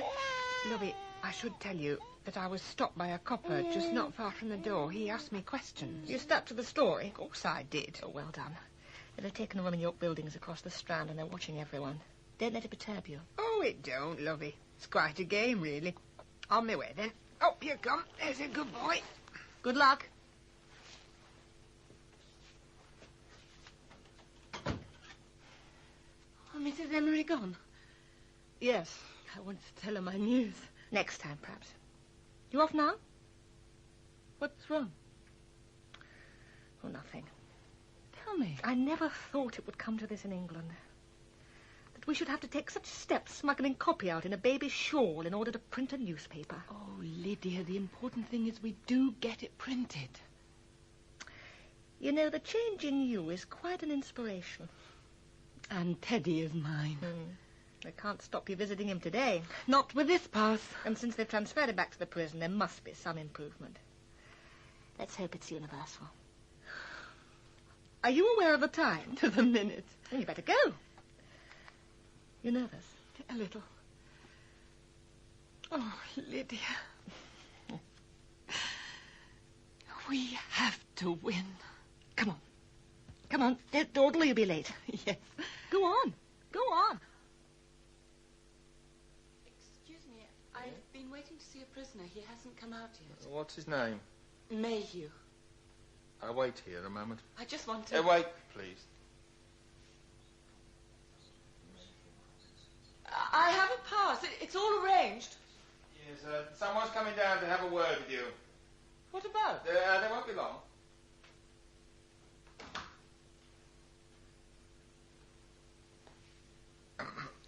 Mrs. Mayhew?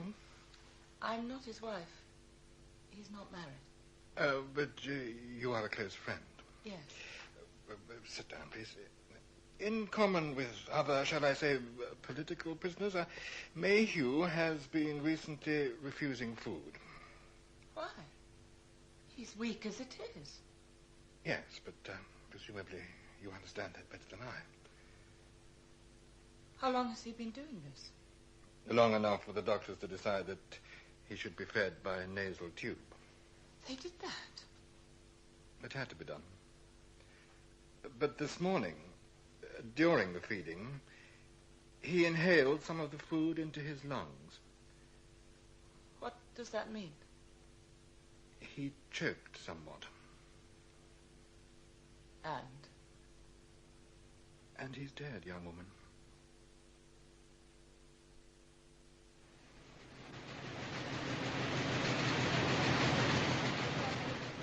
We will know them. The cunning, hypocritical rascals who will do anything rather than serve the land which has given them birth and guidance. With sorrow and shame we admit that they are to be found nowhere else in Europe than in England. Their idea of citizenship is to accept as a right whatever they can get in money or protection.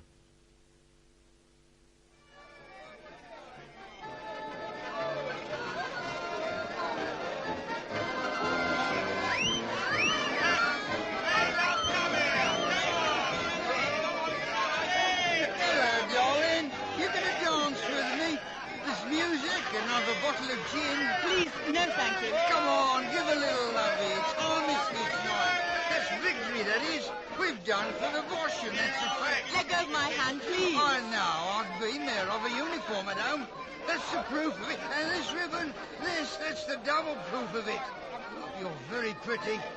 That's a nice head of hair on you, girl. Hey, come on, let you dance with me. You can't dance and hold your bottle at the same time. I'm not giving this bottle to nobody. Leastwise, I might to you. You've got a nice face. Have a drink. No. Oh, you can have a drink on me if you'll come down to Trafalgar Square. I'm seeing some mates. Well, if you're meeting your friends. If you see an officer, then tell me quick, girl. Drinking's a punishable offence, that is. You're not in uniform now, so who's to bother? Look, I'd meant to be. I'd forgotten, you know. I'd forgotten. Hey, who's this copper then? What's he about? That's Miss Hibbert, isn't it? Molly Hibbert. Hey, is that your name? Molly? I like that. Molly. You still there, Sergeant? Will you people ever stop following us? I just wondered where you're walking to so purposeful on this armistice night. Walking, Sergeant. just walking. He's not walking with you, is he? Where's the old woman and the child this week? Oh, so you found out about that, have you? I hope you get a medal for it. If it's medals you want, eh? No, he's not bothering me. I'm not staying for him or for you. So you are going somewhere, like delivering the Tribunal to the printers? Yes, I am. I'm taking these pages, packed with all those subversive thoughts to have them set down on a broken, old hand press. But if you're so keen, you have them. Take them, go on. The inspector will like that. You'd be so pleased, he'll give you another stripe. Already a sergeant. Well, 4 stripes and you'd be unique. Hey, you'll drop your bottle if you're not careful. No, I shan't drop it. One arm's enough for holding a bottle. One arm, see? Please. Oh, please don't cry. Leave off me, don't touch me. I will dance with you, if you like. No. Please, I didn't mean to upset you. Let's dance. No, you don't want to. Well, I do want to. Leave me. I want to dance with a bastard who cut off my arm. Come, mistress. Come, mistress. Where's the reason for the bloody war in the first place? Let it be, mate. My ma worked for a German down Brick Lane, a grocery was. A good sort, and they burnt his shop. They put him in prison as well. And where's my arm? Where's my bloody arm? Sergeant, are you going to be my shadow all day? The war is over. We have our orders. Then take the copy. Take it. No, I don't want it. You astound me. What do you want? I heard about your friend, and I just wanted to say I was sorry. Don't you think it a pity that someone wasn't sorry a bit earlier? I don't need your regret, Sergeant. Where are you going? I'm going to dance with a drunk, one-armed soldier.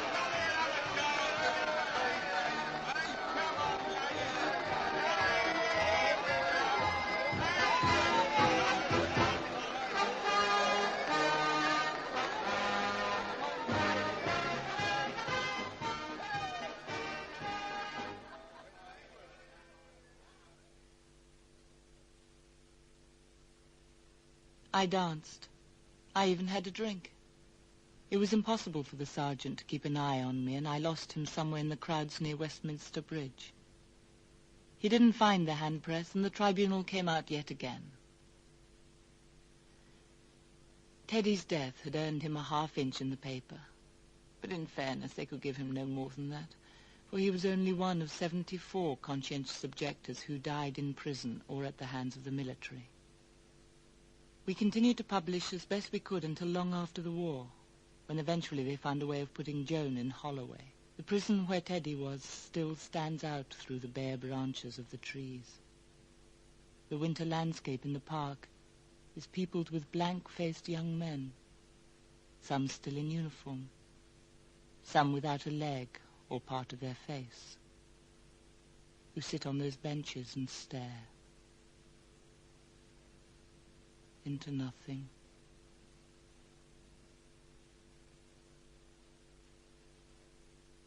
In We Will Know Them by Gordon McKellow, the part of Molly was played by Francesca Annis and Teddy by Richard Derrington.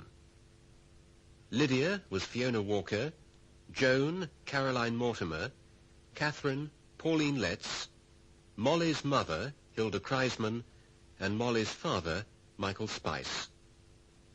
Mr. Street was Sean Probert, Clifford Allen, David McAllister, Inspector Cole, Ronald Herdman, the landlord, Alexander John, the army captain, Andrew Seacombe, the policeman, John Webb, the major, Roger Hammond, and the librarian, Spencer Banks. The voice of the press was Danny Schiller. Other parts were played by Diana Bishop, Judy Franklin, John Livesey, and Teresa Stretfield. The play was directed by Penny Gold.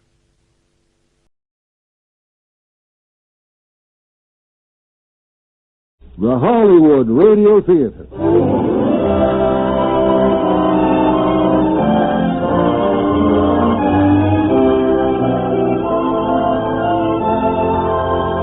The Hollywood Radio Theater. Adaptations of famous motion pictures with Hollywood's greatest stars.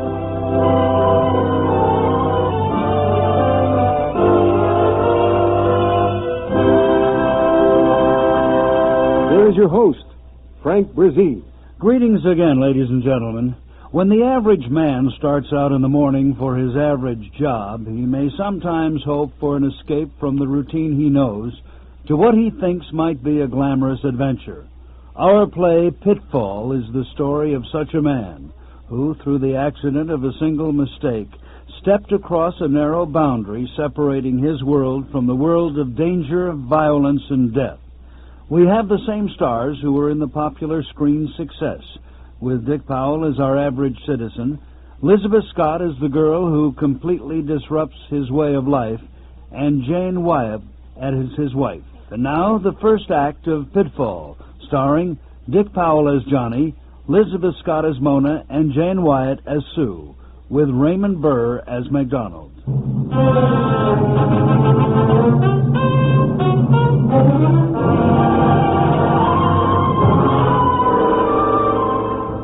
The Forbes live in a suburb of Los Angeles. Typical family, husband, wife, and 9-year-old son. Exactly the sort of family, living exactly the sort of life that people classify as that good old middle-class average. Johnny, come on. Your breakfast is on the table. Where else would it be? Huh? No, nothing, Sue, nothing. Hi, Dad. Hi. Don't forget, you're going to give me $5. $5? Oh, don't you remember, dear? His school's raising money for a summer camp. Well, the way prices are these days, the kids better start raising money for us. Dad, you promised. All right, here. Just make sure you don't spend it all on women. Oh, that's Henry. I got to get going. Anything you want me to do today, Dad? Yeah. Until my wrench uncle dies, stop growing. Bye, Mom. Goodbye, dear. Hope the spelling's better today. Bye, Dad. Bye. You better finish breakfast, Johnny. It's getting late. So what? What? I said, so what if I am late? Oh, nothing. I just thought you'd like to know. Oh, let's don't go to work today. Let's go fishing. Oh, fine. Let's pick Tommy up and get in the car and just keep going. It's about the time. Thanks all the same. You think the world would stop if we did? You think the Olympic Mutual Insurance Company would go out of business if I didn't walk through that door at exactly 9 o'clock every morning? You never can tell. Oh, Sue, you were voted the prettiest girl in the class. I was voted the boy most likely to succeed. Something should happen to people like us. And something did. We got married. And I had a baby. I never did hear what happened to you. No fishing, huh? Well, maybe next week. So what time will you be home, dear? Now, why do you ask me a question like that? You know to the second what time I'll be home. I leave the office at exactly 3 minutes after 5. It takes 4 minutes to walk to the parking lot and exactly 32 minutes to drive home unless I hit a couple of stop signals and I'm kissing you on the cheek at exactly 5:39. Old man routine getting you down again? I feel like a wheel within a wheel within a wheel. You and 50 million others. Backbone of the country, darling. Average American. Oh, but I don't want to be an average American in the backbone of the country. I want someone else to be the backbone and hold me up. Well, goodbye, Sue. Hey, wait a minute. I'm getting a little bored of that kiss on the cheek, too. I think you can do better than that. Oh, sorry, baby. Thanks. That's more like it. And let's have a better mood when you come tonight, huh? I'll give it all I got trying. See you at 5:39.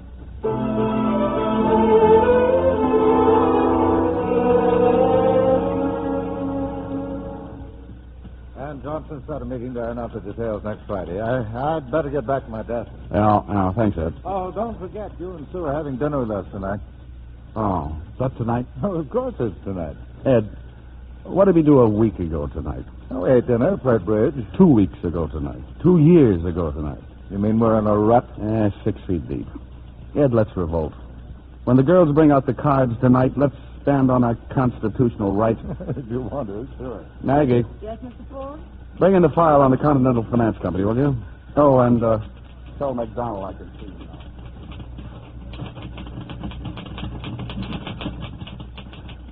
Sit down, McDonald. Well, what do you got? You know, my boss doesn't believe in hiring private detectives who can't get our money back. Tell your boss to relax. I've located about $4,000. Smiley had it well hidden. Where? With a girl named Mona Stevens. Here's her address. 427 North Stockton. Oh, nice work, man. No strain. You know, we're still on the hook for plenty. Smiley worked for Continental Finance, and our outfit bonds all their employees.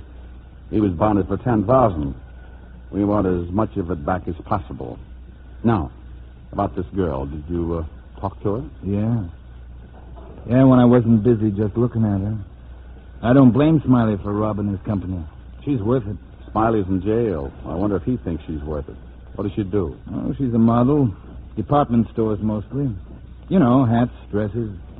Right now, she's looking for a job. Got $4,000. Does she have the cash? Oh, nothing so crude. He bought her a lot of pretties. Fur coat, things like that. Does she know they were bought with stolen money? Smiley's been in the can for 4 months. I think she has a vague idea. You know something? I bet you never thought of me as a man who could fall in love. You'd be surprised how little time I have to think about you at all, Mike. This is Mona Stevens. She's quite a girl. Well, I'll have another talk with her today. Your part of the job's finished. I'll handle it from here. What's the matter with me handling it? You'd string it along just to see the girl again. What business is that of yours? If you want any more work from us, just stick to your detective agency. You don't mind if I see her on my own time, do you? Not at all. Johnny, when you see her, put in a good word for me, huh? Sure, Mac. I'll see her this afternoon. I'll set up the whole thing for you.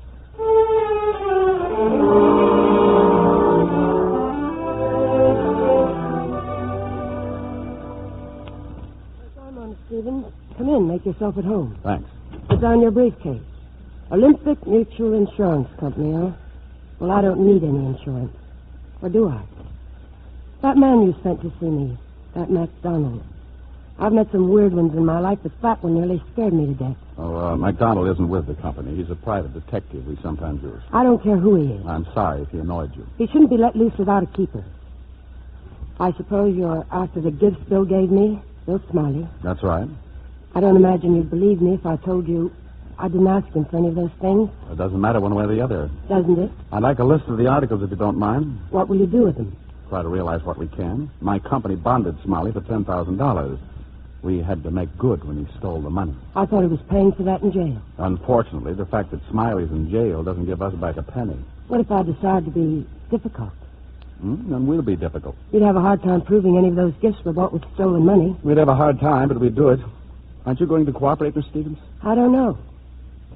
What good would it do Bill? Well, he's eligible for pardon soon.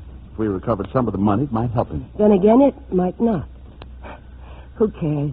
I don't want the stuff anyway. All right. I've got a fur coat. I've got a car. He made the down payment. I've a few dresses and an engagement ring. It's not a very good diamond, but believe it or not, it's the first engagement ring I've ever had. And I'm quite fond of it. I'm sorry to have to do this. I don't think you are. I don't enjoy doing this sort of thing. No, I don't imagine you like it or dislike it. What do you mean? You're a little man with a briefcase. You go to work every morning and you do as you're told. So, here you are. And tonight when you're sitting around with the boys, you'll say, you should have seen the babe I ran into today. Not bad. But you know me, fellas. Strictly business when I'm on the job. Oh, that's what I'll say, That's the way I impress you? That's the way. How should I be, Miss Stevens? If you were a nice guy, you'd cry a little with me. You'd really feel sorry for a girl whose first engagement ring was bought by a man who was foolish enough to embezzle and stupid enough to get caught. And would I take the ring? I mean, if I were a nice guy? Sure. That's part of your job. But you'd act a little human about it. Come on, I'll buy you a drink. At this time of day, according to statistics, Mr. Forbes, insurance men drink 1 3/4 highballs every day, but only after the sun goes down. You know, I'd shoot myself if I thought I was turning into the sort of man you just described. What about the boat? Boat? Yes, the boat. You mean you and your playmate MacDonald didn't know about it? No. Well, you might as well make a complete haul. I'll show you the boat now, if you don't mind a trip down to the harbor. Now? Oh, of course. The fur coat, the dresses, my engagement ring. Don't worry, Mr. Forbes. They'll still be here when we get back. You'd rather not go, is that it? No, I think I'd like to go. You can leave your briefcase. I hardly think we'll be gone overnight.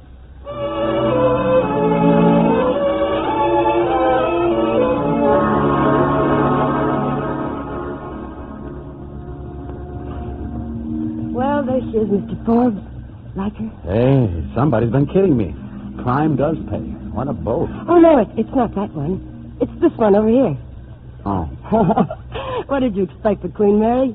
You should have seen her before I painted her. You painted her. Oh, you'd be surprised what a little elbow grease will do when you're short of money. Of course, you wouldn't know about that. No, I work for an insurance company. Let's take her out in the bay. You mean you want to take a ride? Why not? It's the company's time. Your guest.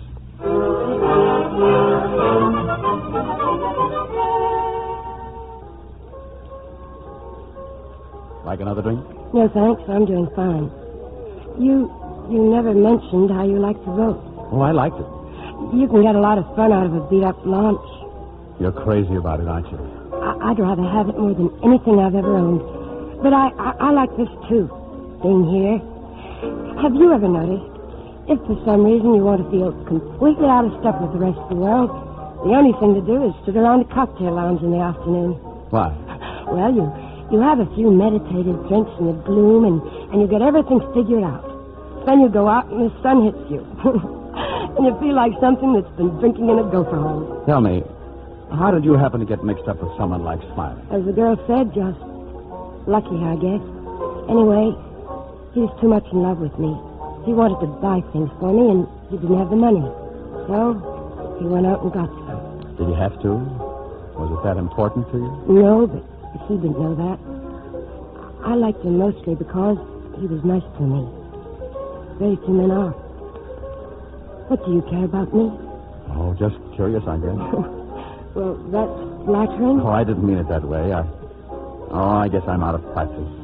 I'm a little unsure of myself whenever I crawl out of that briefcase. I'm sorry I let into you like that back at the apartment. You got your free drink, didn't it? Do you have to be someplace for dinner? Dinner? No. No, I don't have to be anywhere. Well, Mr. Forbes, here's to dinner together.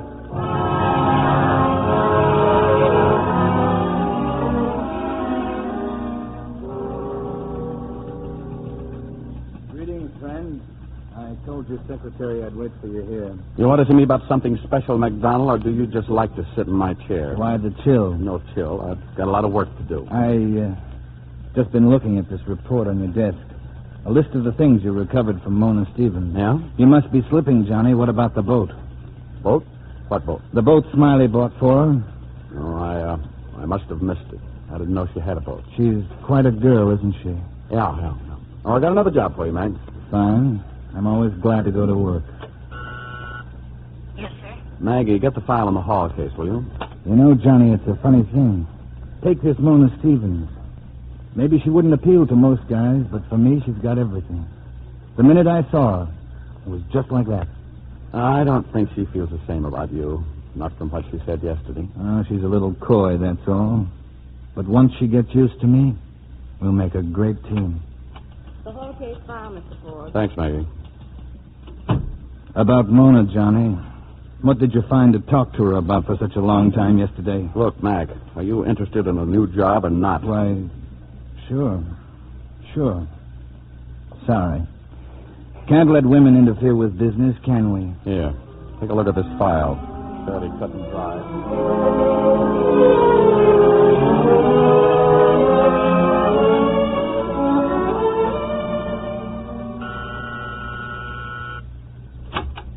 Oh, hello. Hello. Come on in.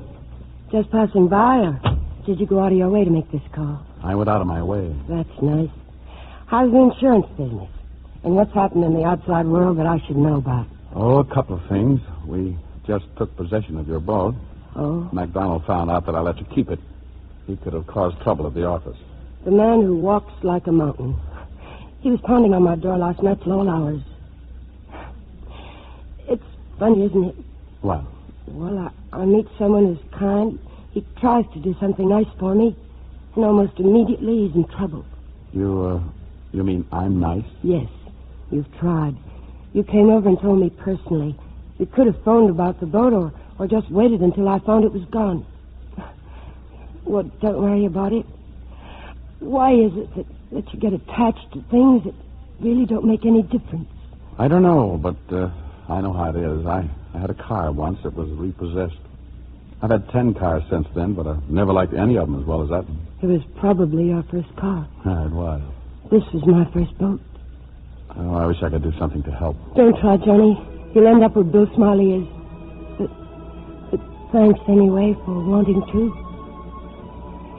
You're funny. How? You're not at all like the man who walked in here about 24 hours ago. Well, from the way you described that man, I'd say anything would be an improvement. Maybe that's what I mean. Oh, yes, Johnny. A big improvement.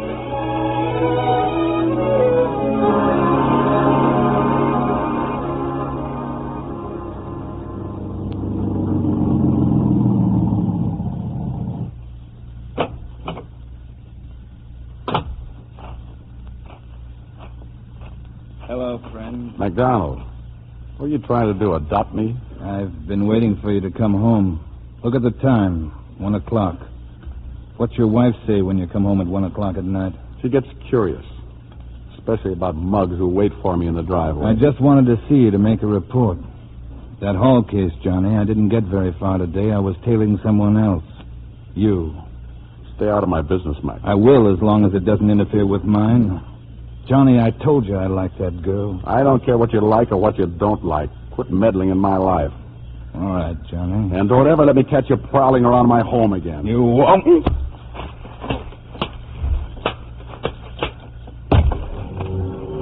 Maybe this will keep you home where you belong for a few days. And don't bother to tell me I'm fired. I quit.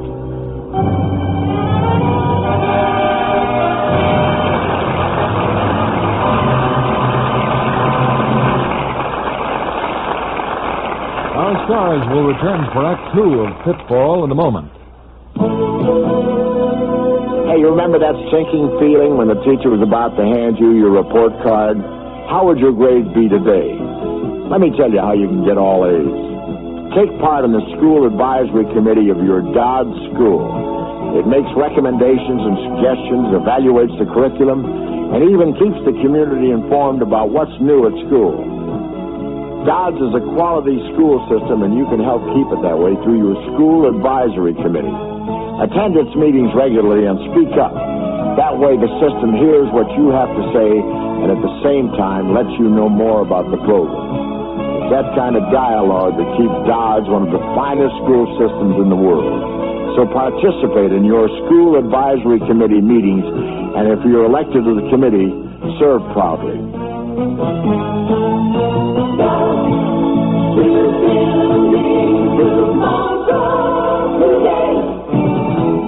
And now, here again is your host.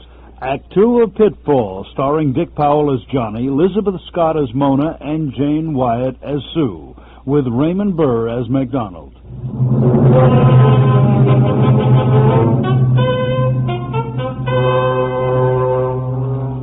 Several hours have passed since John Forbes, bruised and bleeding from the beating MacDonald administered, staggered into his house.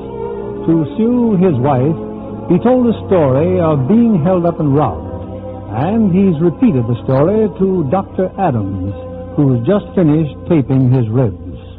Well, that'll hold you, Johnny. You'll be uncomfortable for a while. How long will I be laid up, Doc? Oh, a week or so. Those hold-up men, how much did they get?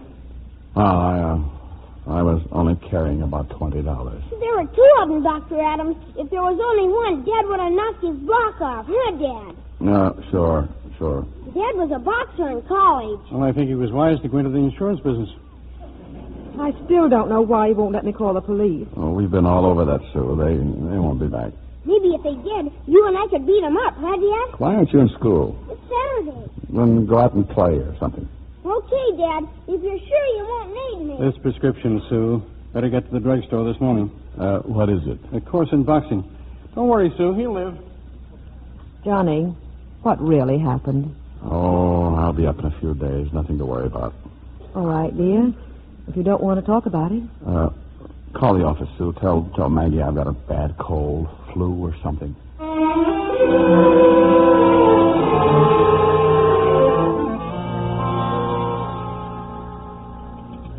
Well, I'm certainly glad you're back, Mr. Ford.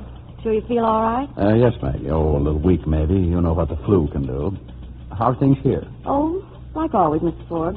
Here's all your mail. Phone calls? The list on your desk. That Miss Stevens called several times, but she said it was nothing important. Miss Stevens? The Smiley embezzlement case. Oh, Oh, yes. Well, I better start waiting through the mail.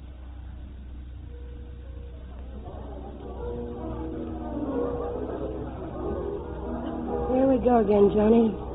Cocktails in the middle of the afternoon. I had to see you, Mona. It wasn't easy getting away. I have a job now. Oh, where? Franklin's, third floor, modeling dresses. How do you feel? Oh, I had a sort of a cold. Laid up for a few days. Yes, MacDonald told me about it.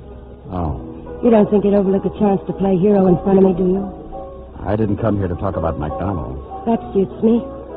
What will we talk about? Well, a couple of things I should have mentioned before and didn't.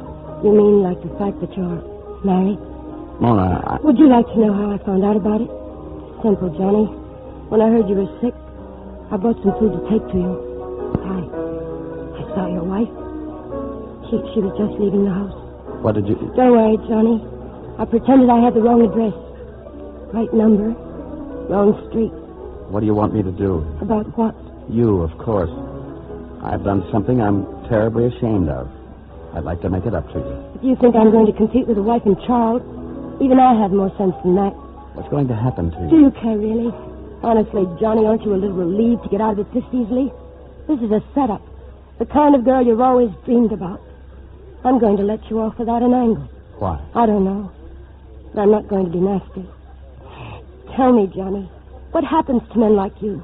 If I had a nice home, I wouldn't take a chance with it for anything in the world. I'll do anything I can. Will you really? Then go home. Stay there. Okay. That's the way you want it. If that's the way I want it. Have you any other ideas? Mona, wait a minute. No, I'm leaving. Oh, I almost forgot. Your briefcase. You left it the other night. I'm sure you'd be lost without it. Goodbye, Johnny.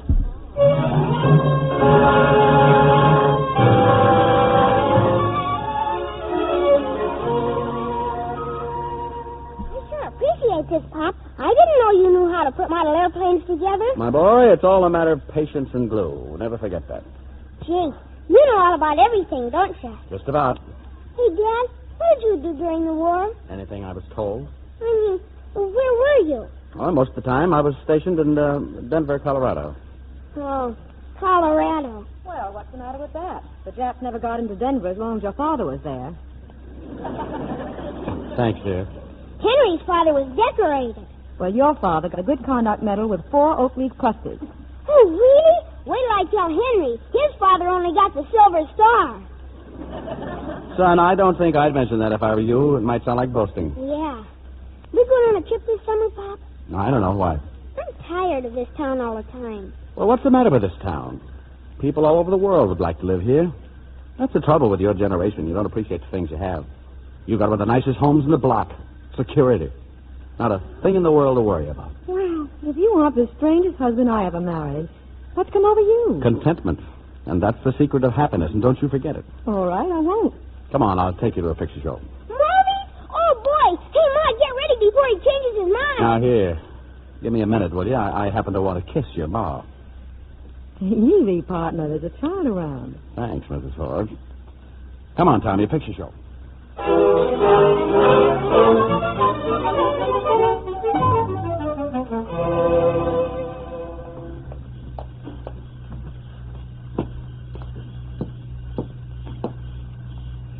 Hello, Mona. Why don't you give up, MacDonald? I like you. I got plenty of patience. You're wasting your time. Maybe I feel like wasting my time. Let me alone, Mac. And don't ever come to Franklin's again. I've got a job and I want to keep it. I like to see you, Mona. I like to see you wearing those nice dresses. All right. Let me put it another way. I don't like you. I don't want you around. Suppose I'm just stubborn. Suppose I figure I know you better than you know yourself. I've asked you nicely, Mac. I can always call the police. I wouldn't call the police if I were you. You wouldn't want to cause Johnny and Mrs. Forbes any trouble, would you? Now, come on. Fix your face and we'll go somewhere nice and have a good dinner.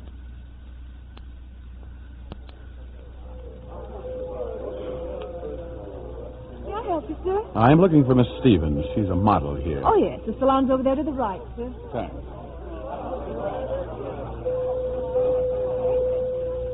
Johnny? Hello, Mona. It's nice to see you. I hope I didn't inconvenience you. asking you to come over here. No, not at all.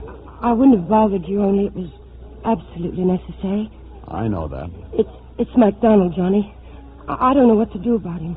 What's he done? Well, for a month now, he follows me all the time. He just won't leave me alone. I even threatened to call the police. Well? Well, he said if I did, he'd go to your wife. He knows I don't want to cause you any trouble, and he's holding it over my head. Oh, so that's it. Well, I'm glad you told me. I know where he lives. I'll have a talk with him. Is everything else all right? Thanks. Everything's fine. Oh, I heard Bill Smiley will be getting out of jail soon. Probation. Yes? That seemed to help, recovering some of those things he bought for you. About MacDonald. Be careful, Johnny. I will. He won't bother you anymore, Mona.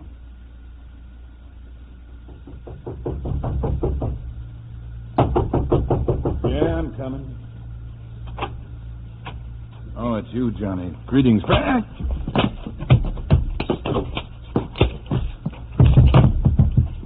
This is just a warning, Mac. If you're smart, you'll take it seriously. Leave the girl alone. And if I ever hear you threaten to do anything about my family again, I'll kill you. I mean that. So long, MacDonald.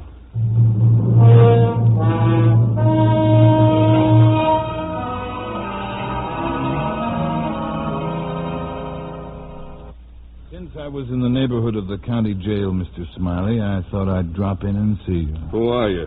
What do I mean to you? The name's MacDonald.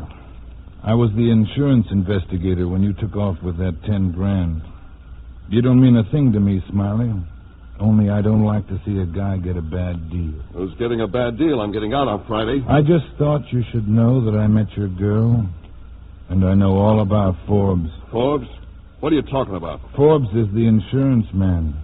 Your girl kind of took a fancy to him while you've been in jail. How do you know so much? Anyway, so what if it's true? What am I supposed to do, bust out of here? I didn't mean to get you so upset, pal. I guess I better go. Yeah, I guess you better. And leave me alone. How do I know you're not lying? You don't? So long, pal.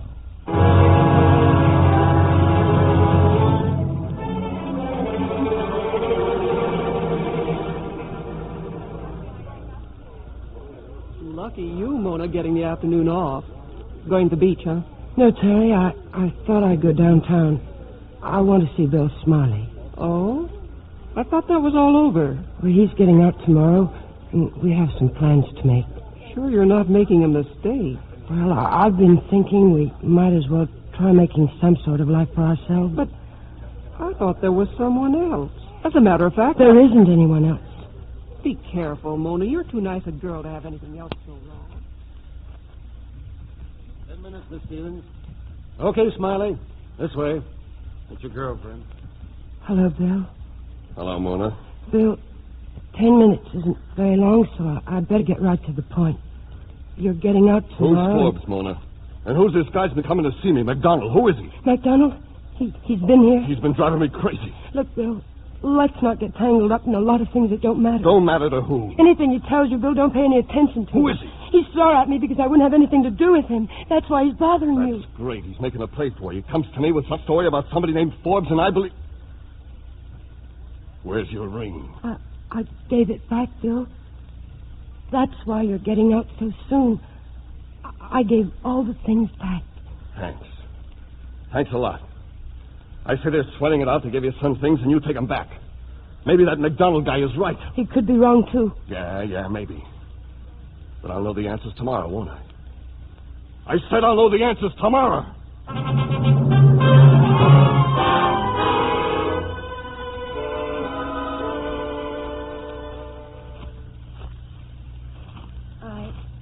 I thought it might be a lot less conspicuous if we met here in the park, Johnny. For a girl who asked you to stay away from me, I call you up an awful lot. That's all right. MacDonald been bothering you again? Not me. Bill. Bill Smiley. MacDonald's gone to the jail a few times to see him. I don't know how, but he gets MacDonald used to be on the police force. Anyway, he's told Smiley about us. He's been needling him till Bill's almost out of his mind. Oh, I see. How long is this going on? I thought the whole thing was finished. If you don't mind, it isn't exactly easy on me either. What do you want me to do? I don't want you to do anything. I needed someone to talk to. I thought you were the one. When's Smiley getting out? Tomorrow. I don't want him to get in any trouble, Johnny, and...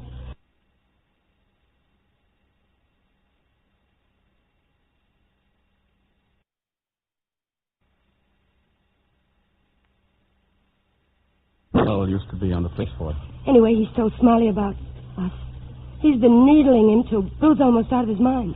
Oh, I see. How long is this going on? I thought the whole thing was finished. If you don't mind, it isn't exactly easy on me either. What do you want me to do? I don't want you to do anything. I needed someone to talk to. I thought you were the one. When's Smiley getting out? Tomorrow.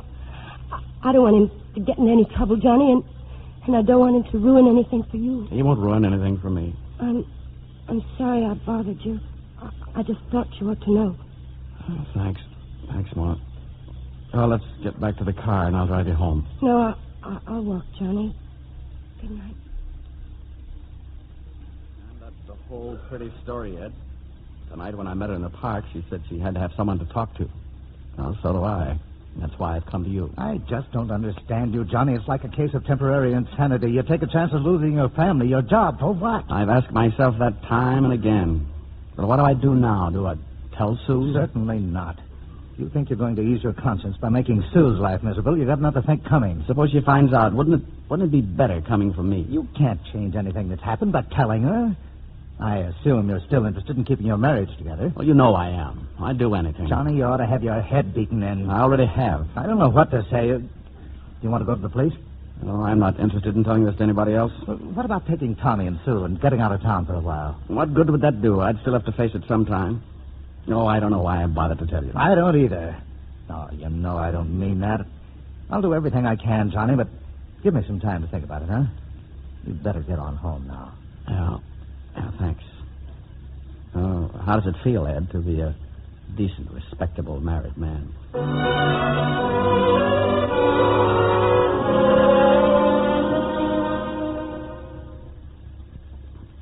Johnny. Yes, Sue? You want to talk about it? Talk about what? Whatever's on your mind. You've been reading the same page in that newspaper for an hour. Johnny, listen. If you have any troubles, they're half mine. Maybe you wouldn't want half of them. Well, whether I want them or not, I have a right to them. Besides, nothing's too tough for us. We won the war together. We brought Tommy through pneumonia. What is it, Johnny? So, I don't know how to tell you. Tommy! Tommy, what is it? It's all right, Tommy. We're coming. Tommy, it's all right, darling. You were just dreaming. Dreaming? Something was coming after me, coming in the window. Oh, but, Tommy, I've looked everywhere. There's nothing out there at all. You just had a bad dream. Is this what you were reading before you went to sleep, those comic books? Where does she get the stuff? Grandma sent them to me. I'll burn them tomorrow. Mom, please. And while you're at it, send Grandma a little, too. I'd love to, darling. It was your mother this time. Oh. Well, Chief, everything under control now? I think so. Dad, what makes a dream? Well, you know how a camera works? Sure. It takes pictures. That's right. That's how the mind works. Evidently, from the day we're born, the mind takes pictures and stores them away. Now and then, one of those pictures comes loose in our sleep, and that's what makes a dream. So the trick is, take only good pictures and have only good dreams. I should try, Dad. Night. Good night, Tommy. Night, Mom. I'm sorry I scared you. Johnny, where are you going? Just down to the kitchen. You want me to fix you something? No, thanks. I'm not hungry. I'll just have a glass of milk. You know, sometimes I'm awfully proud of myself. Why? For giving Tommy such a wonderful father. He thinks you're the greatest guy on earth. He could be wrong. My son's never wrong. Johnny, before Tommy called us, you were going to tell me something. You know, I believe I could eat something at that. Some eggs, maybe. So you won't talk? Hmm? Oh, it isn't important, Sue. It'll work out. Just something at the office. Okay, Johnny. Whatever you say.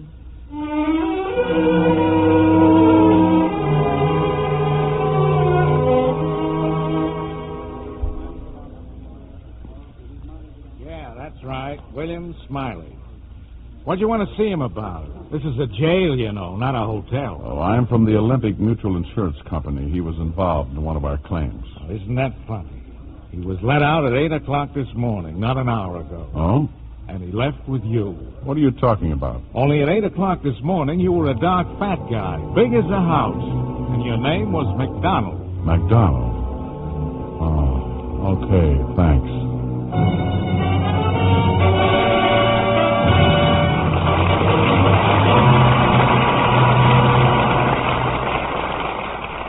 During the next 30 seconds, the average person will blink about a dozen times. It's nature's way of cleansing and lubricating the eye. The lids also protect eyes against dust and dirt. But in order to maintain good vision, eyes also need protecting in other ways. And yet 2 out of every 3 adults who don't think they need glasses have never had an optometric examination. Do you know for sure what condition your eyes are in?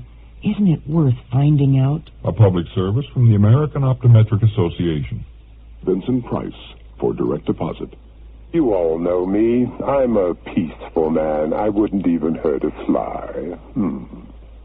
But now I'm going to get out of line. I'm going to sign up for direct deposit, so I'll never have to stand in line with my government check again. I hate lines, don't you? I always want to cut ahead. With direct deposit, I don't have to. My money is deposited in my account every time, automatically. It's there, waiting for me, helpless. Direct deposit frees up my time for my other interests, like my experiments. Get direct deposit wherever you have your checking or savings account. Come on, get out of line. A public service of the Ad Council and the Department of the Treasury's Financial Management Service. Come on, get direct deposit for your federal government check. Your host, Frank Brzee, returns to the microphone. Following our play, Miss Scott will join us for a curtain call. Now it's time for Act 3 of Pitfall, starring Elizabeth Scott as Mona, Dick Powell as Johnny, Jane Wyatt as Sue, with Raymond Burr as MacDonald.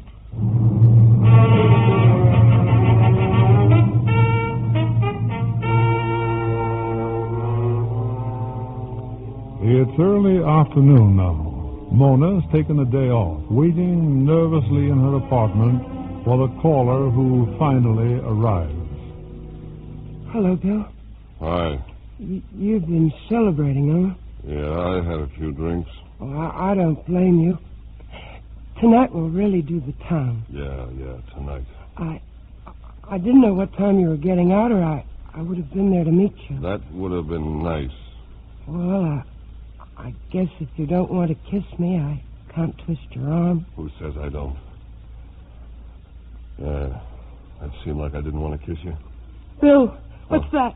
There's something in your pocket. Oh, this? It's a gun. See, a friend of yours was kind enough to lend it to me. If they caught you carrying that, you'd be back in prison for good. You seem to get along without me. Don't believe everything you hear. You don't know MacDonald. How do you know him? He was out to me, Bill. He'll do anything. Why does he want me to kill Forbes? He's jealous of him. Why? It's all over now, Bill. It never amounted to anything, really. In order for something to be over, it's got to start first. We all make mistakes, Bill. You made one. For you. Don't tell me you did this for me. All right. I was wrong. Didn't you ever hear of forgiving anyone? You I can forgive. The Forbes guy, no. He takes back the things I'm sweating out of jail rap to get for you, and then he takes you. No, it wasn't that way at all. We'll see, Mona. Bill, please, please. Forget it. Come on, let's get out of here.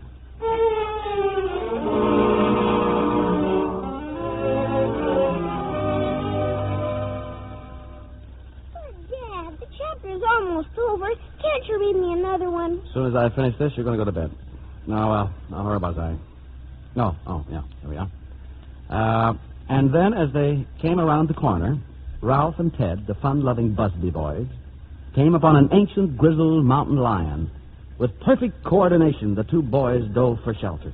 Well, how come they didn't use their atom guns? The Busby boys don't have atom guns. They use slingshots. Some don't. What's the matter with kids these days? The only kind of stories they like are trash about men from Mars, women getting tortured, and... No, I get it. Oh, really, Tom, your dad's good enough to read to you. The least you can do is to take care of it. Hello? Johnny, this is Mona. Has Smiley been there? Yeah? No. Well, he got out today. Well, I know that. MacDonald gave him a gun. He's been threatening to go over to see you. Well, where is he now? I don't know. We were in a little bar. He's been drinking. When I went to call a cab, he had left. I came right back to the apartment, but he isn't here. All right, I'll watch out for him. I don't want him hurt, Johnny. And I don't want him thrown back in jail. I'll take care of it. I'll come right over. You stay right where you are. But, Johnny, I know how to handle it. Now, you know you can't come over here. I'll call you later after I've talked to him. Who was it, dear? Nobody. Hey, Chief, how would you like to go to a picture show? Now? You mean now? Oh, boy! Go on. Get out of your pajamas and get dressed. Honey, are you out of your mind? It's almost 9 o'clock. Well, you can make the last show. Sure we can, Mom. Easy. I don't know what's come over you. I'm not going to any show tonight. Go up to bed, Tommy. Oh, gee whiz. Well, run along now. I'll come up in a minute. Johnny, what's the matter with you? Well, there's a man coming from the office. He'll be here in a little while. I wanted to talk with him alone. Well, we've got more than one room. I'll stay upstairs. You can talk to him down here. Yeah.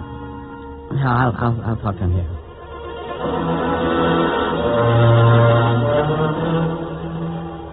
Sue and Tommy, upstairs. Windows and doors all locked. Lights out. Okay. Let him come.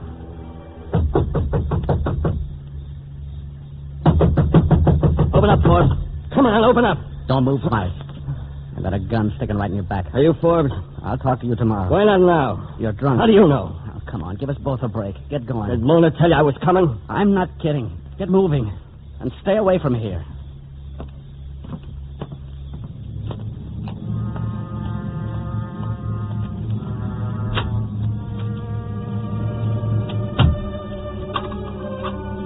He may come back. I better wait. Can't take a chance. Better wait. Smiley. Can't get away from me, Forbes! Johnny! Get right back in your room and stay there. Johnny, answer me. Are you all right? Sue, you better call the police. I just killed a man.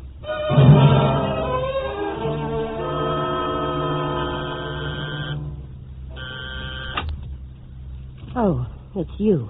Who were you expecting? Smiley, maybe? Maybe Johnny Forbes? Get out of here, MacDonald. You don't mean that, Mona. I'm here to help you. There's been a shooting. What are you talking about? I sort of expected it would happen. I've been sitting in my car listening to the short wave. Police calls. Get out. You don't believe me, do you? Got a radio? Turn it on. I'll give you my word. If anything's happened to either one of them, I'll see that the police get the whole story on you. What did I do? You gave Smiley the gun. Who said? He said so. Anyway, don't you think they can trace it to you? Not unless they're a lot smarter than they were when I was on the force. Who are you calling? The cops. You want to talk to them? Operator, give me police headquarters. No, wait. Now, take it easy. I'm your friend like I always said I was. Hello? Lieutenant Howe, please. You see, Mona, all it said on the radio was code 3. That means a homicide. But who's dead, Smiley? Johnny? Maybe even Johnny's wife. So there's no use... Frank, this is McDonald. Yeah, sure, fine. Say, I was just driving down Bradner Drive, 5400 block. Saw a big commotion over there. What? Oh, a prowler. Anybody hurt? Oh, no, just thought there might be something in it for me. Thanks, Frank. Smiley, he's dead, all right. How do you like that Johnny Forbes? He told the cops Smiley was a prowler. What happened to Johnny? You'll read about it in the papers tomorrow. You know, it's funny. I didn't figure it'd work out this well. I thought they'd just throw a scare into each other. Imagine Johnny killing him. You'd think he'd have more sense. Smiley wasn't a bad guy. He never hurt anyone, really. He didn't hurt anyone. He didn't help anyone. He wasn't anything.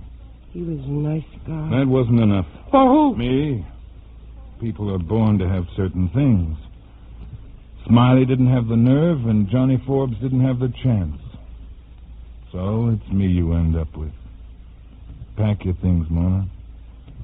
Best thing you can do now is to get out of town. You and me. I think we'll spend a few days in Reno. You like gambling, Mona? I'm a great gambler. What's more, I'm a lucky gambler. Look at tonight, for instance. 1,000 to 1 shot, I'd get rid of them both at once. Oh, you'll forget about Smiley in a few days.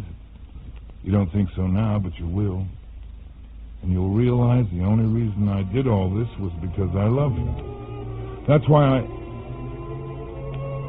Mona, you'd better give me that gun. Mona, don't be crazy. Mona, you should...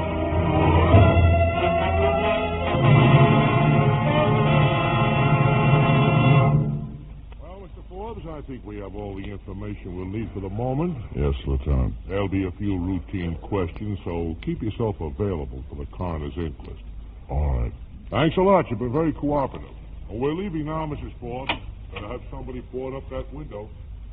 Johnny, I know how terribly you must feel about this. But the important...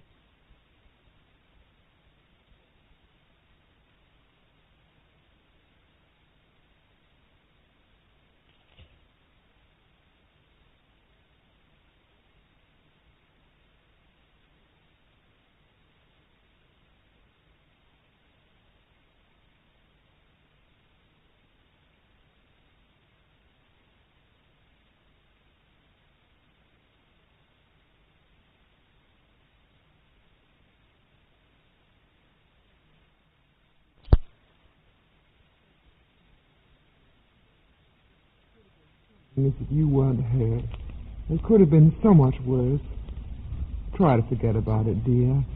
Please try. I'll fix you a cup of coffee. Sue, I want to talk to you. I got to get this off my mind or I'll go crazy. The man I killed tonight, he wasn't a prowler. I knew he was coming. Johnny. That's why I wanted you and Tommy out of the house. He had good reasons for wanting to kill me, Sue. Better reasons than I had for killing him. Well, why should anyone want to kill you? Because of his girl. I met her on a case a couple of months ago. She was the one who phoned. She told me he was coming here. What about this girl? The man, he got out of jail today. Somebody told him a lot of things about her and me. Were they true? Yes. I don't know what I can possibly say. I can't give you any explanation. I wanted to tell you. I've tried. Sue, say something. Please say something. I can't go on with this on my conscience. Conscience? You make it sound like a dirty word.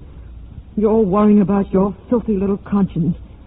But I've got my son to think about. I've thought about that, too, and ended up by covering one lie with another lie. I wanted you to know before I went to the police with the truth. The police? No, Johnny, no. You're not going to the police. You lied once. Came easy enough for you then. You've got to lie now. I mean it, Johnny. If you drag this family through the dirt, I'll never forgive you.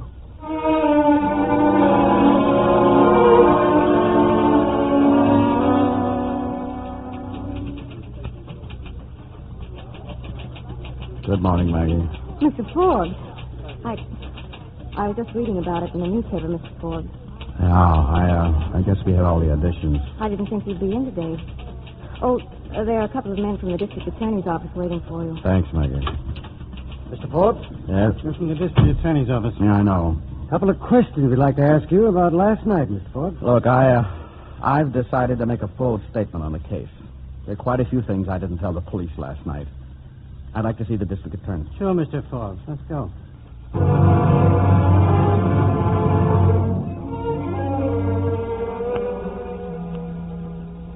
You told me that when Smiley came to your home for the first time, you chased him off. But when he came back, when he broke the window, I saw he had a gun. I had to kill him. Not if you'd called the police in the first place. I've explained why I felt I couldn't do that. Explain.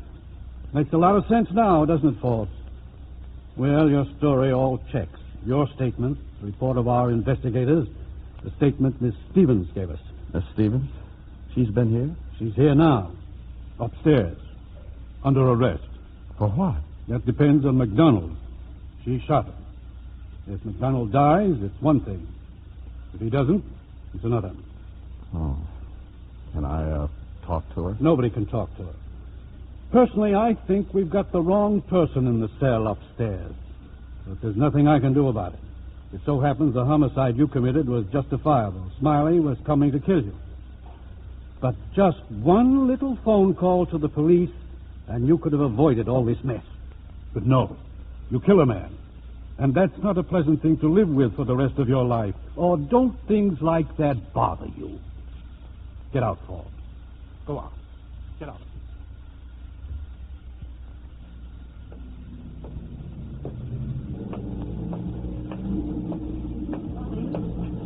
Johnny, over here. Sue, how did you know where I was? I phoned the office.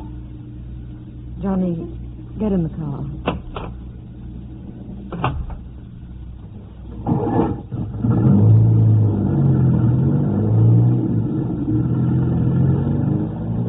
Johnny, I'm taking Tommy out of school.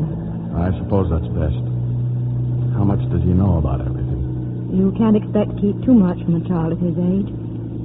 I think you should ask Ed for a transfer to some other town. Are you sure you don't want a divorce, Sue? I've thought about it.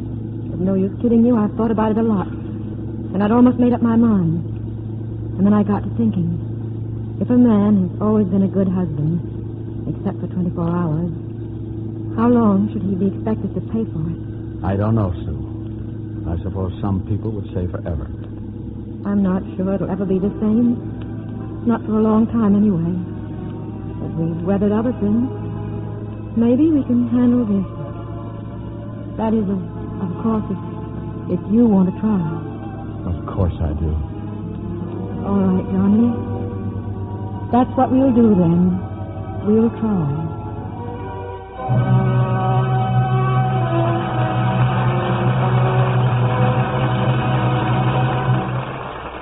And now here is Frank Brzee and our star. Elizabeth Scott, thank you for joining us again on our show and for a fine performance in our radio adaptation from the film Pitfall.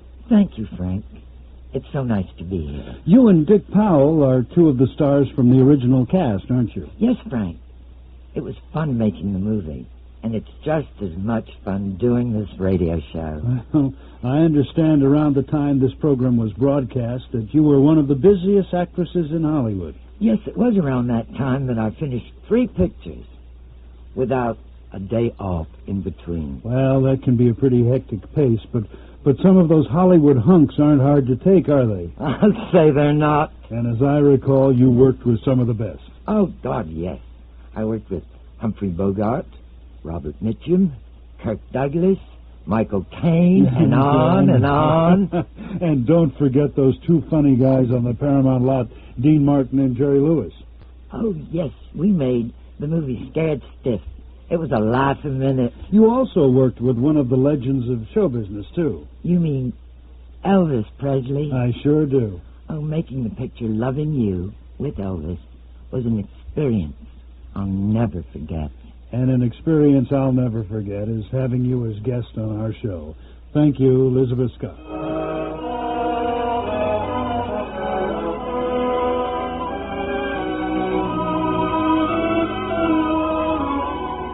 Thank you for joining me for another production of the Radio Theater. This is Frank Brzee saying good night to you from Hollywood.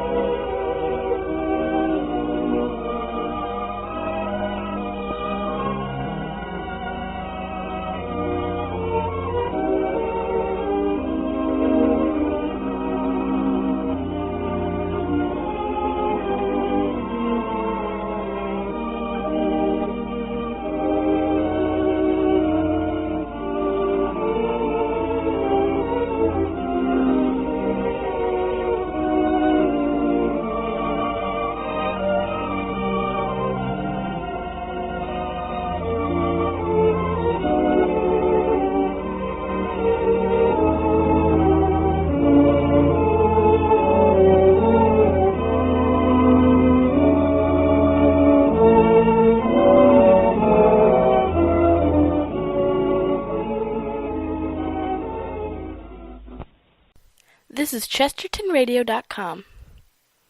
J-E-L-L-O. The Jell-O program starring Jack Benny with Johnny Green and his orchestra. The orchestra opens the program with She Shall Have Music from the picture of the same name.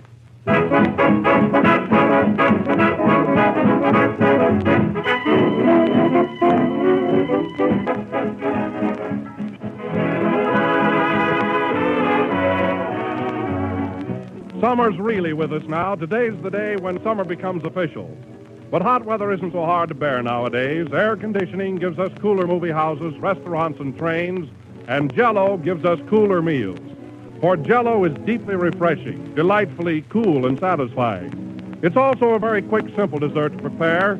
You can make Jell-O well ahead of time in the morning and then pop it into your refrigerator. Or you can make it on short notice because it sets so quickly. And when you bring Jell-O to the table, you've every reason to be proud. For whether you serve it plain or in fancy molds, whether you put fruit in it or add whipped cream, Jell-O's delicious true fruit flavor is always a very welcome part of the meal. Of all gelatin desserts, Jell-O and only Jell-O brings you that extra rich fruit taste. Use it to brighten your menus this summer. Use it whenever you want a warm weather salad or dessert. Only just be sure you get genuine Jell-O. Look for the big red letters on the box. They spell Jell-O.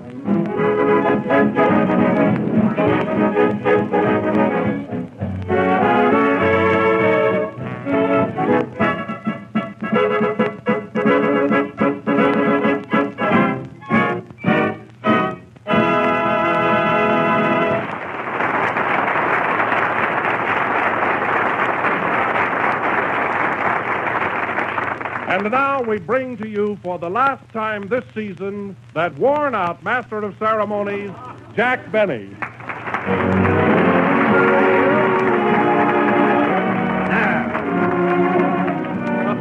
Well. Hello again. This is Jack Benny coming to you slightly frayed, a bit weary, and fresh as a daisy in an ash can. And believe me, folks, I'm sure due for a vacation. Well, aren't you going to take one, Jack? No, Don, I can't. You know, I'm going to make that picture for Paramount. I accepted that butler's part they gave me. Well, that's practically a vacation. Oh, I wouldn't say that. You know, they promised to build it up a little. What are you planning to do this summer, Don? Well, I'm staying right on the Jell-O summer show, Jack. I'm going to take your place for the next 3 months. Oh, you're going to be the master of ceremonies till I get back? Yes, sir, and oh, boy, I can hardly wait. Well, all I can say is good luck to you, Don, and I hope you do a good job. Of course, not too good. After all, I do want to come back. Don't worry, Jack. I'll hold myself down a little. Oh, I see. Thanks, pal. Thanks. Hello, Jack. Oh, hello, Mary. Say, Mary, you know, Don Wilson's going to be the master of ceremonies on our summer program. He's stepping into my shoes. He is? Gee, Jack, what are you going to do? Oh, I'll just walk around in my stocking feet. What are your plans for this summer, Mary? Oh, I haven't decided yet. I don't know whether to go to Honolulu, China, or buy an ice cream cone. Well, if I were you, Mary, I'd get an ice cream cone. Sure. I can always go to China.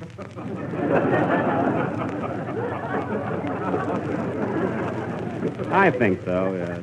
Hello, Jack. Happy Father's Day. Oh, hello, Kenny. Say, this is Father's Day, isn't it? I forgot all about it. Isn't that awful? Gee, you know, I intended to send Dad a tie or something, but it slipped my mind. Gosh, I certainly am negligent. What does negligent mean, Jack? Cheap.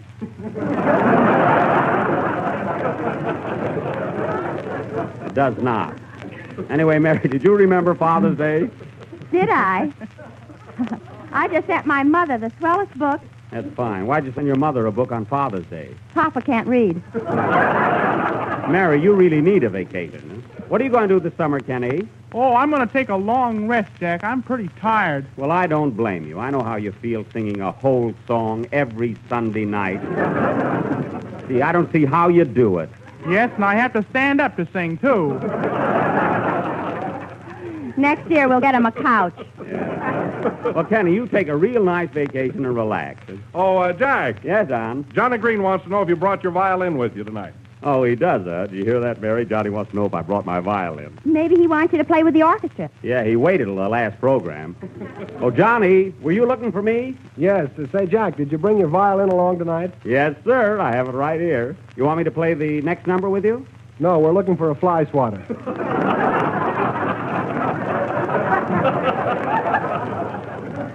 Oh, yeah? Well, I'm going to hand you fellas the surprise of your life. This summer, I'm going to take a few more lessons and brush up a little bit. Then you'll see.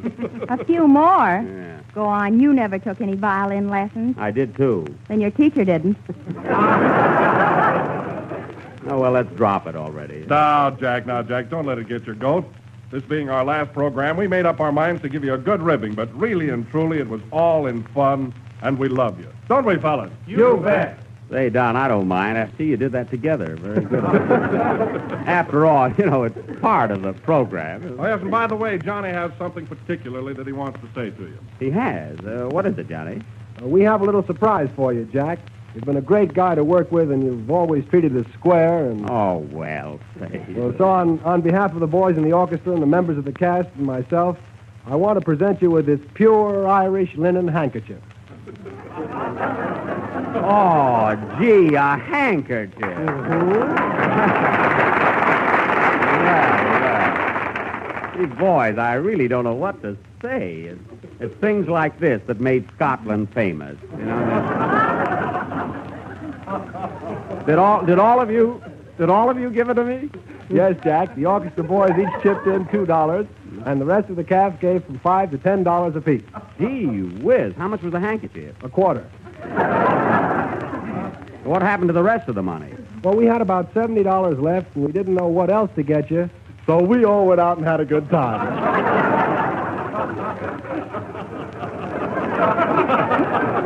Well, I certainly do want to thank you for the handkerchief and the good time.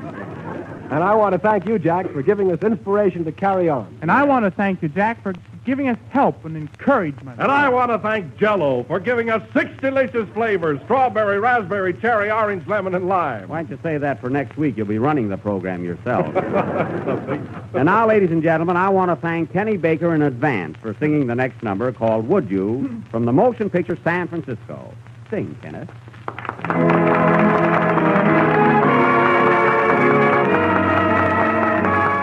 That was Kenny Baker singing Would You. And for the last time this season, Kenny, I'm going to say that was very good. And he stood up to sing it, too. Say, Jack, what about your picture? You settled that argument with Paramount, didn't you? Oh, sure. They finally gave in. We start shooting tomorrow. Who's going to be your leading lady? That's the only trouble, Mary. I'm having such a hard time finding one. That's funny. I didn't have any trouble. I just found the cutest leading man. Oh, boy, is he handsome. But, Mary, you're not going to make a picture. Who wants to?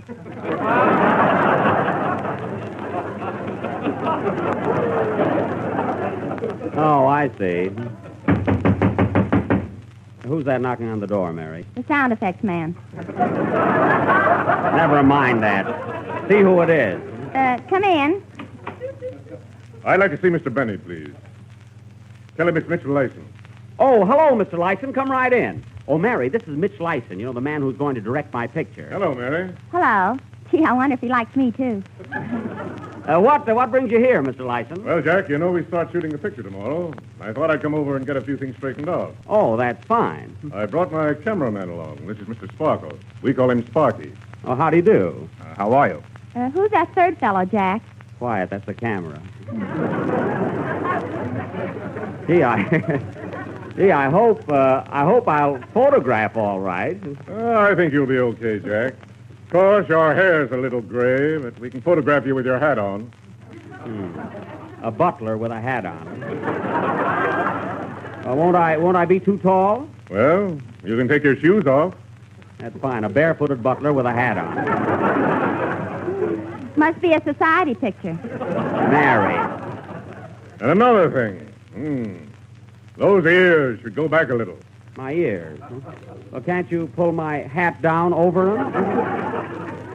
Well, you can try it. Oh. Now, let me see. Your eyes, they seem to be a little too close together. My eyes? Huh? There goes that hat down again. Quiet. What do you think, Sparky? Oh, I guess we can move his eyes back about an inch. Now, wait a minute, boys. Anything for art, but don't get them too far back. We won't. You know what I mean. I don't want people whispering in my eye.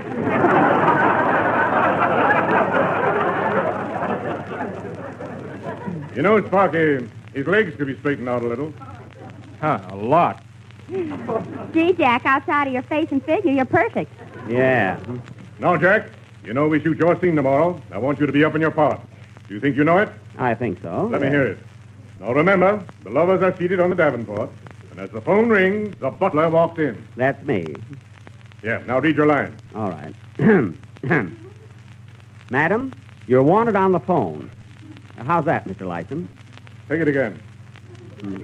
Madam, you're wanted on the phone. How's that? Well, I think you can get more out of it. Can I hear it again, please? Madam, you're wanted on the phone. Was that better? Now, look, Jack. You read the line all right, but you're not living it. I'm not. Gee whiz.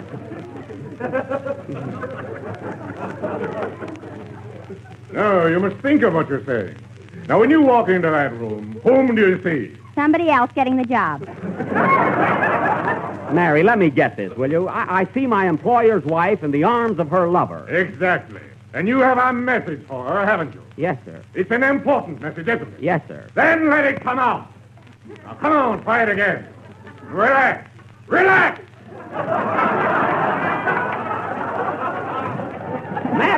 Madam, you are wanted on the phone. How's that? That's not it at all. Now, let me try and explain the situation. I wish you would. Now, first of all, where is this woman wanted? On the phone. Exactly. Yeah. She's not wanted on the chandelier, is she? No, sir. No, sir. And she's not wanted on the ceiling, is she? No, sir. Not unless she's a fly. Please, Mary. She's wanted on the phone. Yes, sir. Then say it. For the love of Mike, say it. Madam, you're wanted on the say it. The phone! The phone! The phone is wanted on the say it.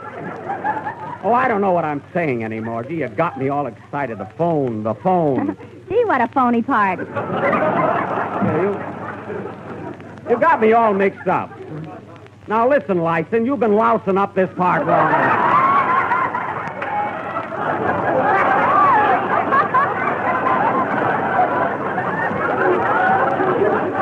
In the first place, Mr. Gensler said my part would be bigger. Oh, he did, eh? Yes. All right, I'll tell you what. Instead of saying phone, say telephone. Well, thanks. Madam, you're wanted on the telephone. Say, Jack, I know how you can make your part even bigger. How? Well, if the madam gets a divorce, you could say, Mademoiselle, you're wanted on the telephone. That's right. If she happens to be French, I can say, Mademoiselle from Armentières, you're wanted on the telephone. Now, wait a minute, Jack. Don't try to hog the picture. I'm not. Don't worry. Come in. Hello, friends. Oh, Schlepperman. What are you doing here? I got a very important message for you. What is it? You're wanted on the telephone. Eureka! That's it. That's the way I want that line read. Come up here, you. Are you alluding to me? Yes, you, Slap. He wants you to read my line. All right, but make it snappy. I left a hot iron on Mr. Gensler's fence.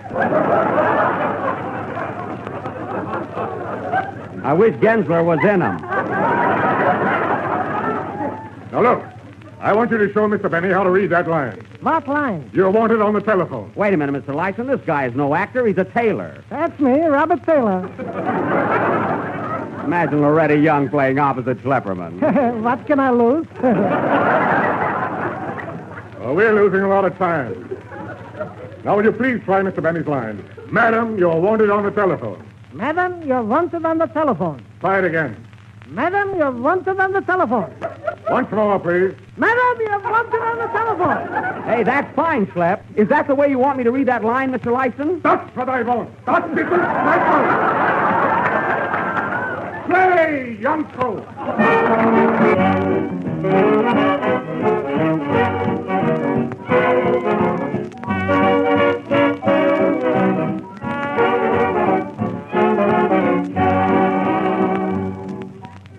Tonight, Jack Benny starts his summer vacation. So do Mary and Kenny, Johnny Green, and Schlepperman. We'll miss all of you, Jack, but just the same, it's grand to know that you're coming back to us in the fall. When you return October 4th, we hope you'll be good and rested after a swell summer, all ready for another successful Jell-O year. And right now, we want to thank you listeners for helping to make this year such a success. You've shown us that you enjoy these programs, and you've shown us in the most practical way of all, you've gone out and bought Jell-O. We hope you'll keep right on buying it. And we also hope you'll keep right on tuning in at the same time, because Jell-O and I are going to stay on the air. Next Sunday, we start the Jell-O Summer Show. I'll be on hand as Master of Ceremonies, and who knows, I may even find a little time to tell you a thing or two about those 6 delicious flavors. And because we want to keep you in good humor during the summer, we're bringing you Tim Ryan and Irene Noblette, comedy team of radio, stage, and screen, who will keep you so happy you'll forget all about the heat. In addition, you'll hear the smooth rhythms of Don Voorhees and his new Jell-O Orchestra, and the thrilling voice of Morton Bow, our tenor. Be with us on our opening night. Listen in next Sunday, same time and station, to the new Jell-O Summer Show. Tim Ryan, Irene Noblette, Morton Bow, Don Voorhees, and yours truly, Don Wilson.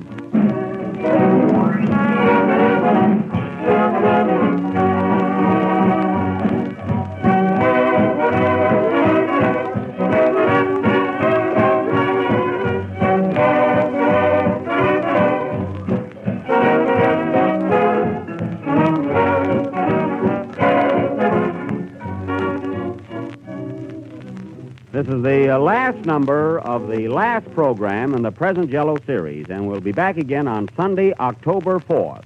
And don't forget, folks, the new Jell-O Summer Show next Sunday night at the same time, starring Tim Ryan and Irene Noblette, Don Voorhees Orchestra, and Morton Bow, with Don Wilson as your Master of Ceremonies. I know you'll like it. I want to take this opportunity of thanking Harry W. Kahn, my author, for his splendid cooperation. I also want to thank Ed Beloin and Bill Morrow, who have helped me write my radio programs for the past 12 weeks during Mr. Kahn's illness. I want to thank Curtis Mitchell and the readers of Radio Guide for making it possible for me to win the Radio Guide contest again this year. Gee, it's a thrill. Say, Jack, What, Mary? why don't you thank me for something? All right, thanks, Mary. Good night, folks, and many thanks for listening in. J-E-L-L-O.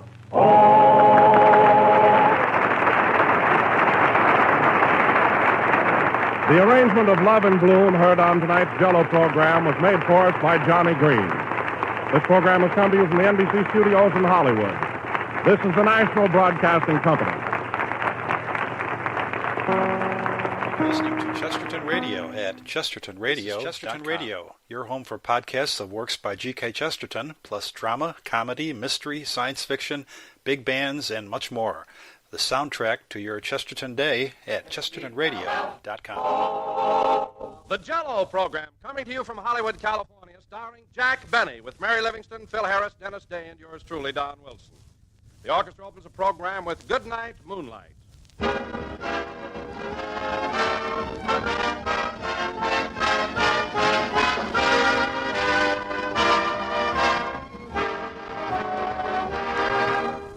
The sweetest words of tongue or pen are, let's have that same dessert again.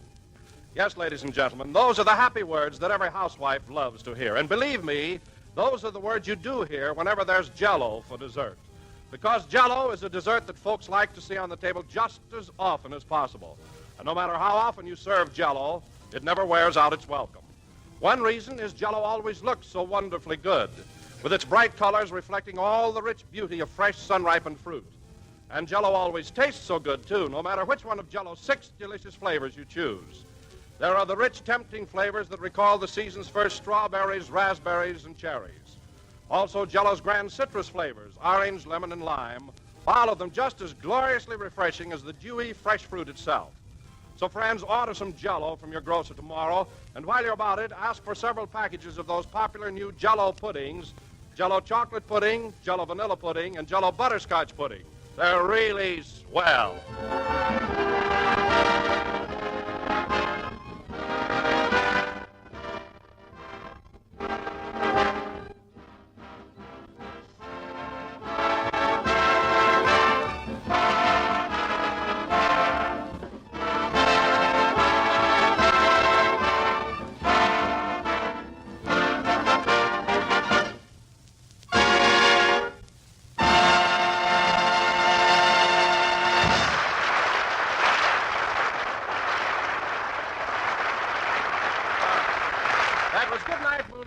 played by the orchestra. And now, ladies and gentlemen, I would like to announce that next week marks our final appearance on the air for this season.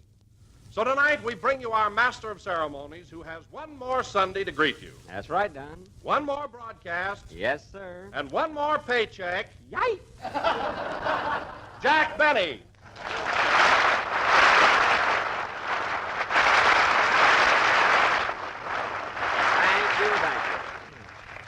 Hello again. This is Jack Benny talking. And, Don, here we are coming to the close of another season. Gosh, the months sure fly by, don't they? Yes, they do, Jack. They certainly do. You know, it doesn't seem possible that vacation time is so near. Just think, a couple of more weeks and I'll be on a boat bound for good old Honolulu. Honolulu, eh? Ah, that ought to be a grand trip. Have you ever been there before, Jack? Yes, Don, about 10 years ago. But the grass skirts were much longer then. I'll probably never recognize the old place.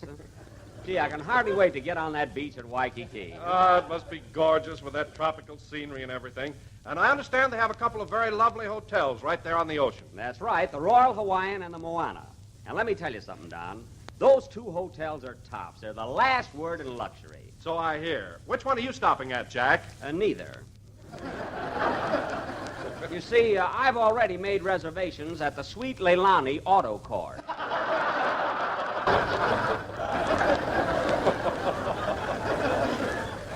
It's brand new, and it's just a short walk to the bus that takes you to the beach. It should be swell there. Huh? The Sweet Leilani Auto Court?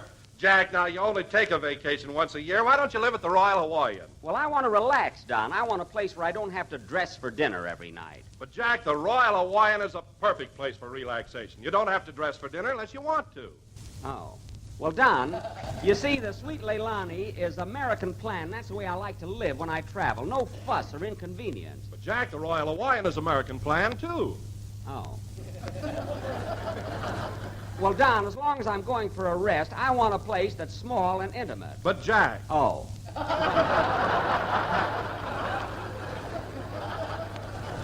Now, forget it, Don. My mind's made up. Well, it's your vacation, so I guess you can live where you want to. By the way, what are the rates at the Sweet Leilani? It's $8 a day for the regular tourists and $5 for us beach boys.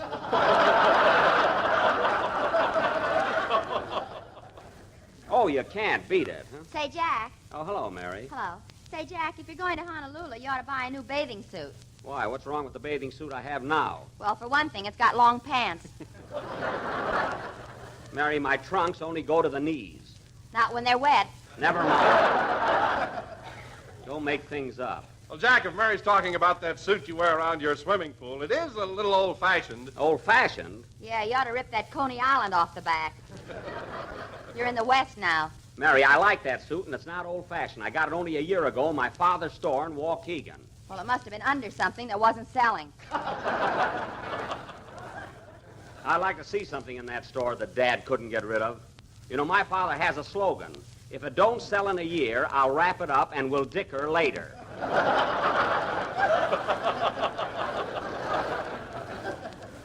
He's some salesman. I know. When we were in Waukegan last June, he told me I had a figure like Dorothy Lamour. Oh, he was kidding, Don. He was not. He sold me a sarong.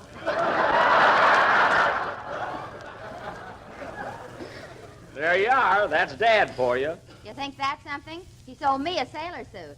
A sailor suit? If I don't find a sailor, it's a total loss. Well, that's rich. So Dad finally got rid of it, eh? Say, Mary, come to think of it, I'd like to borrow that outfit. I can wear it on the boat to Honolulu. Are you going by boat? I thought you were going to swim. Now, cut that out.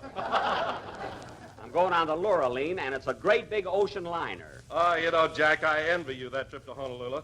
Are you going to stay there all summer? I'd like to, Don, but I have to be back by the end of July to start my new picture. Oh, that's right. That's the one you're going to make with Fred Allen, isn't it? That's what Paramount thought, but I straightened that out. I spoke to Mark Sandwich, the director, and Mr. Allen has been eliminated from the cast. In the first place, how would they ever photograph that face of his? What's the matter with his face? I could talk for an hour on that. Why, do you know, Don, when we were in New York last month, the bags under Allen's eyes looked at Phil Harris's and said, "My son, my son."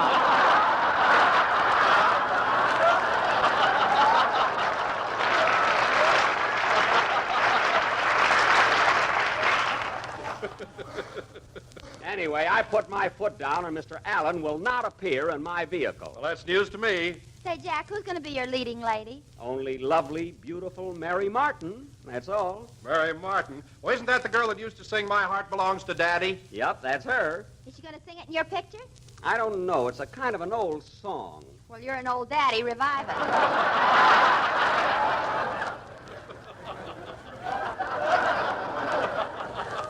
Mary, just let me worry about my picture and everything will be all right. Oh, hello, Philsy. Hiya, Jackson. I hear you're getting ready for that big vacation in a couple of weeks. Yes, sir. Where are you going this summer, Phil? Oh, I don't know. I haven't made up my mind yet. Why don't you go to Honolulu and see Jack's bathing suit? Oh, quiet. Have you ever been to Honolulu, Phil? No, but I sure wish I could go. Oh, boy, how I'd like to sit on the beach in the moonlight with a couple of those cute little papayas in my arms. Cute little what? Papayas, you know, girls, dames. Papayas? Sure. Don't you speak Honolulian?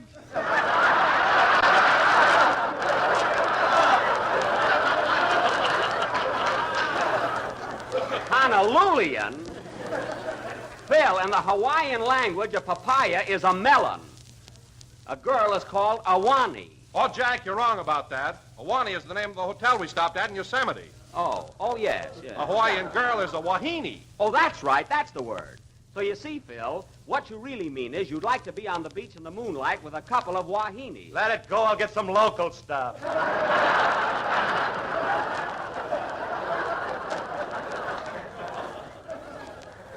That's the idea, Phil, and I know your technique. You drive down the boulevard in that flashy car of yours and da-da-da-da. Can I give you a lift, honey? That's you. By the way, does your guitar player still sit in the rumble seat with a lasso?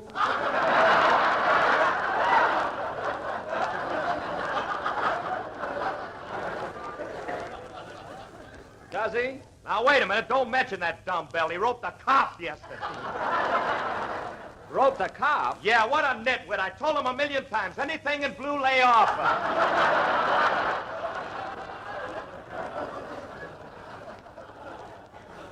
Oh, he's nearsighted, eh? Yeah. I should have known that. He hasn't hit the strings on his guitar in 8 weeks. Well, Phil, so much for your private life. And now, inasmuch as there are millions of people listening in that are just dying to hear one of your numbers, how about playing something? I'll be only too happy to acquiesce. Oh, my goodness, he got it right. Play, Junior, and go to the head of the class. I ought to get more dough for them big words. Hit it, boys.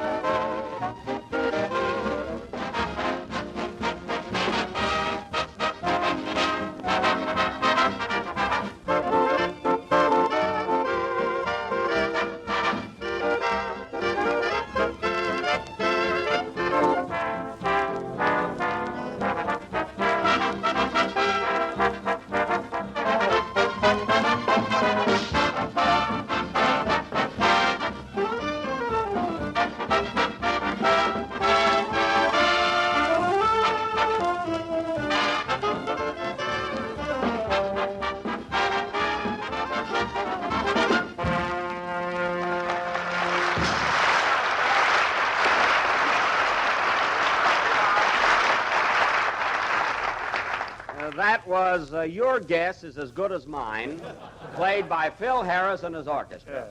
Oh, say, Phil, before I forget it, when I leave for Honolulu the week after next, I wish you'd bring your entire band down to the boat and play Aloha for me. You know, give me a real send-off. Well, that Aloha's a pretty tricky number. I don't know if we'll have time to learn it.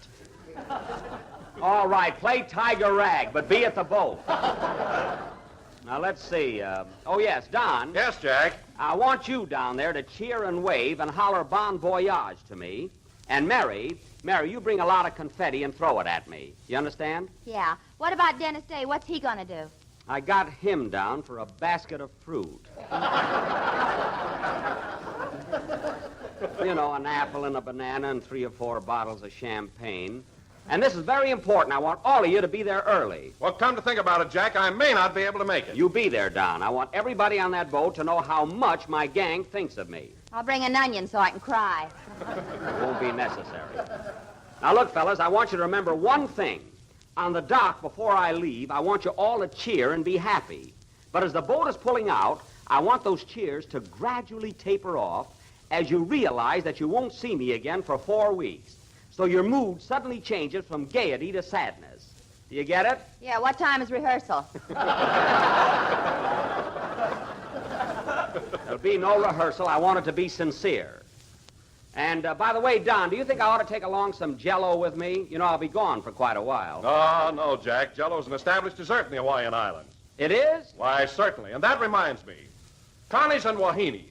The next time you're in the mood for a tempting and appetizing nakawakia, why not run down to your neighborhood halakui and ask him for a package of Jell-O? That must be Jell-O. You will find that it's not only economical and easy to huma cow. Easy to huma cow? That's a pip. But it comes in 6 delicious flavors. So insist on genuine Jell-O and always look for the big red letters on the huma nuka nuka kuma mawa pow. Why, Don, does that long word mean box? Kakua. Well, that's the best plugola we've had this year. And so, ladies and gentlemen, we leave the beautiful Hawaiian Islands and wend our way back across the broad Pacific to Sunset and Vine. Ah, what a trip. Say, Jackson, I just happened to think of something. Oh, fine. What is it? If you're going to take a vacation this summer, how are you going to make that picture with Fred Allen? Phil, I explained that before you came in. I'm not starting that picture before the end of July, and Mr. Allen is not going to be in it. I had him scuttled. Well, I heard his program Wednesday night, and he said I don't care what he said. And incidentally, Phil, you know my rule. That'll cost you $5 for listening to Allen's broadcast. You want to pay me now, or shall I deduct it? You wouldn't dare dock me, brother. I wouldn't, eh? Well, if your paycheck isn't $5 light this week, may I be under the shower when the pot of gold calls.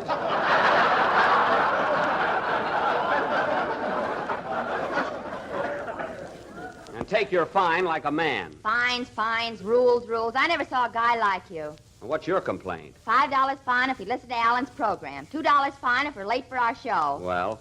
I got one more laugh than you did last Sunday, and you docked me $7.50. Well, you got that big laugh at my expense. When I happened to mention that my fortune teller, Madame Zuzu, predicted that I'd win the Academy Award next year, you said she ought to be rated. Nice talk. Well, they closed her up, didn't they? That's just a coincidence. Madame Zuzu is no phony. Well, if she's so good, why didn't she look in her crystal ball and see the police coming? Phil, go down to the clink and ask her. Don't bother me. And another thing, Harris, for trying to corner me, it's going to cost you another $5. So hand it over. I think that's awful. Don't you, Phil? Well, I don't mind paying the fine so much, but I hate to see all that dough go out of circulation. Oh. So now you're getting wise, eh? Trying to be comical, eh? Well, listen, stupid. Yes, please? Oh, hello, Dennis. Well, you're a little late tonight, aren't you? I'll have to owe it to you. I'm broke.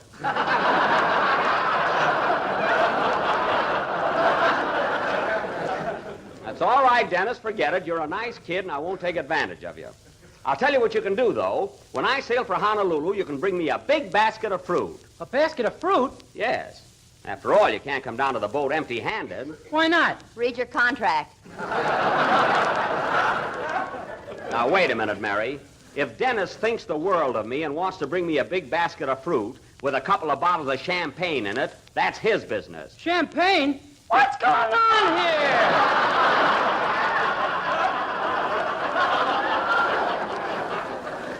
All right, Dennis, settle down. And now that you're here, may we have our usual delightful tenor solo? Sure, but isn't Mr. Harris going to play a band number first? Dennis, if you'd have been here on time, you'd realize that Mr. Harris and his boys have already barbecued a selection. So now it's your turn. Okay. Sing, Dennis. Gee, champagne. Dennis. I was better off when I was jerking sodas. Dennis, sing. For all I've done for that kid, he begrudges me a bottle of champagne.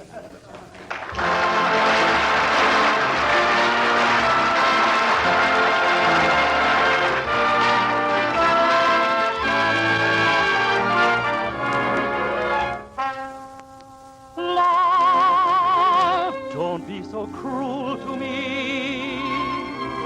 Love, don't make a fool of me.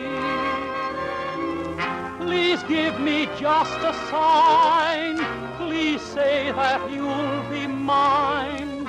Say it, say it, say it over and over again. Over and over again. Never stop saying you're mine. Say ever and ever so sweet, ever and ever so sweet, just like an old Valentine. When you say I love you, the same old I love you, they whisper in stories and play. You can change I love you, that same old I love you, oh, such a heavenly phrase. Say it softly and gently and then over and over again. Never stop saying you're mine. When you say I love you, the same old I love you, they whisper in stories and play. You can change I love you, the same old I love you, to oh, such a heavenly phrase. So say it softly and gently and then over and over again. Never stop saying you're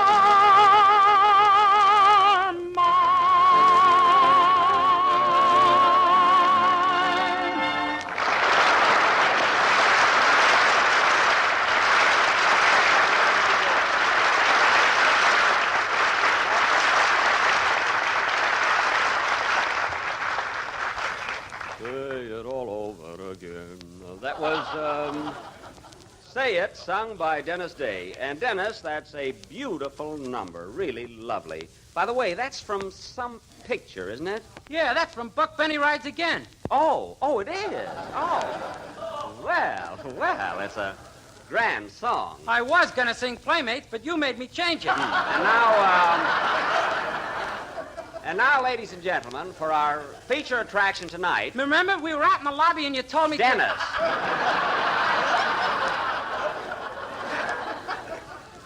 And tonight, ladies and gentlemen, for our feature attraction... Scram, kid. For our feature attraction... The Benny Jokes Like Mother Used to Make players will present their version of the Los Angeles telephone directory. A murder mystery entitled Number Please, or It Wasn't the Switchboard That Was Plugged. Now, in this thrilling drama, I will play the part of Oxford 7071, who is madly in love with Hollywood 2734. So she leaves her husband, West Los Angeles 33022 Jr., but her husband doesn't mind, because he's secretly in love with a blonde Burbank unlisted number.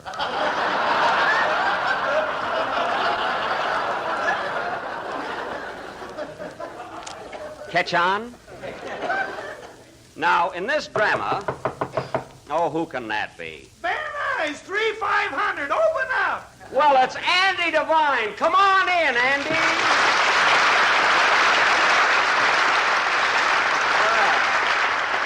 Well, hello, Andy. Hi, you Buck. Well, hello, Mayor. It's good to see you again, Andy. Well, it's nice to see you again, Andy. Hey, you don't get into Hollywood as often as you used to. Oh, it's getting too cityfied, Buck. When I drive down Vine Street in my horse and buggy, everybody stares at me.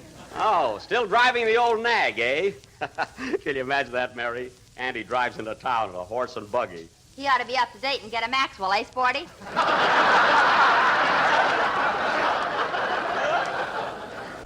Hey, Sparty, hey, Sparty. Gee, you're cute tonight. And another thing. Always goes... And another thing, Buck. What? When they built this NBC studio, they forgot to put a hitching post out in front. There ain't no place to tie my horse. Well, just hitch it to a song plugger. There are plenty of them standing around.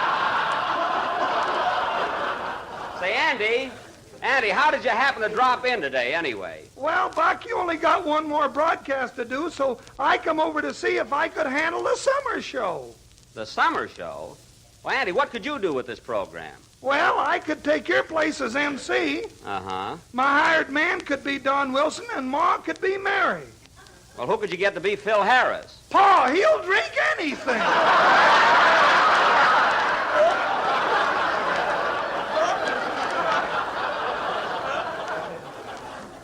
Oh, well, that'll help. Of course, your paw don't look like Phil. Well, we could curl his hair if we can get the burrs out of it. I know, Andy, but can he handle the job? I mean, does he know anything about music? Not a thing, Buck. That cinches it. Yup, he's your man. Why do I do it? Why do I stand for all these insults? Because you can't get a job anywhere else. Now go sit down. Well, I'll tell you, Andy, I'd love to give you and your folks a chance at this program, but everything is pretty well set. You see, the Aldrich family has taken over the show for the summer. They are? Yep. No chance for the Devine family, huh? No, I'm sorry, Andy. Well, I better run home and tell Pa before he takes that bath. Yes, I would. Well, so long, Andy. So long, Buck. Oh, by the way, there's an old friend of yours in town. Did you see him? An old friend? Who? Fred Allen. Fred Allen? Fred Allen's in town? Sure, I just saw him go into the Brown Derby. Oh, it must have been Bull Montana. It couldn't have been Allen. Jack, that's what we've been trying to tell you. It's been in all the papers. Do you mean that... Certainly. Allen's out here to make that picture with you, and he's going to be in it whether you like it or not. Oh, he is, eh? Mary, get me Mark Sandrich on the phone. It's Hollywood 2411. Okay. I'll straighten this thing out in a hurry. Well, so long, Buck. I hope I didn't start any trouble. Don't worry, Andy. I'll handle it. So long. Ellen, I'm going to have that guy kicked right out of California. Oh, Jack, stop acting like a kid. Is it going to kill you to make a picture with Allen? Don, that's a fate worse than death. Believe me. Be reasonable, Jackson. The guy came all the way out here. What's he going to do all summer? Let him get a tan over that jaundice of his. What do I care? In the first place, he has no... Hello? Mr. Mark Sandridge, please. I'd like to make a picture just once where I don't have to go through a lot of aggravation. Hello, Mr. Sandridge. Jack Benny is calling. No, Jack Benny. Benny. Spell it for him. It begins with a B. B-E-N. Give me that phone. Hello? Hello, Mr. Sandrich. This is Jack Benny, the star of Man About Town and Buck Benny Rides Again. Why don't you mention some of those stinkers you made?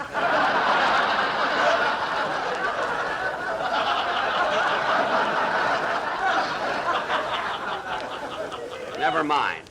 Now, look, Mr. Sandridge, I thought I made it clear that I will not make a picture with Fred Allen. I don't care if he has got a contract. Tear it up. No, his. But look, Mr. Sandridge, the guy has no class. He's a low comedian. I can't afford to be in a picture with him. Tell him you'll quit. I quit. Mary. Now, look, Mr. Sandridge, if you think I'm going to...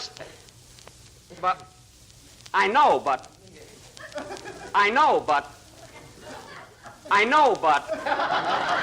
Say, Don, are you going home right after the broadcast? Yes, I was planning to. Why? I know, but... Well, I was wondering if you'd give me a lift. You go right by my house. I'll be glad to, Mary. I know, but...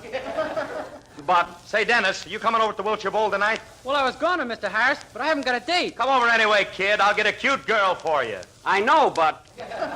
Get one for me, too, Phil. I know, but... Well, look, Mr. Sandwich, we might as well get this straightened out right now. I am not going to make a picture with Fred Allen. You can't team a horse with a jackass. Oh, yeah?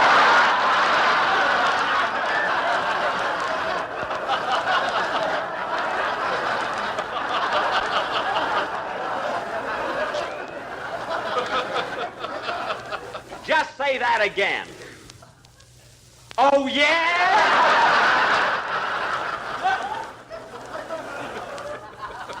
Is that so? You got your encore. Hang up. Well, we'll talk this over later, Mr. Sandridge. Goodbye. Well, that's that. Well, there's just one more thing to settle. Say, Don, where did Andy say he saw Fred Allen? Going into the Brown Derby. Oh, the Brown Derby, eh? Well, as soon as we're through, I'm going to stroll over there and give that wise guy a good talking to. Say, Phil. What? Come along with me and bring your boys. I'll treat them to a sandwich. You come too, Mary. Here are two things, ladies and gentlemen, that go together just as naturally as a knife and fork. Fresh ripe strawberries and rich, delicious Jell-O. Yes, sir, and you'll find they blend especially well in the newest Jell-O creation called Jell-O Strawberry Tarts. This novel dessert is cram full of delightful goodness, and you can make it in practically no time at all. All you have to do is first take a package of Jell-O, using any flavor you prefer, and make it up as you usually do. Next, pour it over sweetened fresh strawberries and chill until slightly thickened. Then turn into cold-baked tart shells and chill until firm. And there, friends, is something mighty swell, a first-rate treat that looks grand and tastes even grander. So tomorrow, serve the family this new and distinctive dessert, Jell-O Strawberry Tarts, a gay, tempting combination of plump, juicy, ripe, fresh strawberries and rich, thrilling flavor of Jell-O. This is the last number of the 36th program in the current Jell-O series, and we'll be with you again next Sunday night at the same time. And now, ladies and gentlemen, I have a very important announcement to make. The destruction in Europe has stricken millions of innocent civilians. In this, their hour of need, the American Red Cross is rushing help at once in your name. Won't you give just as much as you can to the Red Cross Relief Fund? Give immediately through your local Red Cross chapter. Thank you, Don. Good night, folks.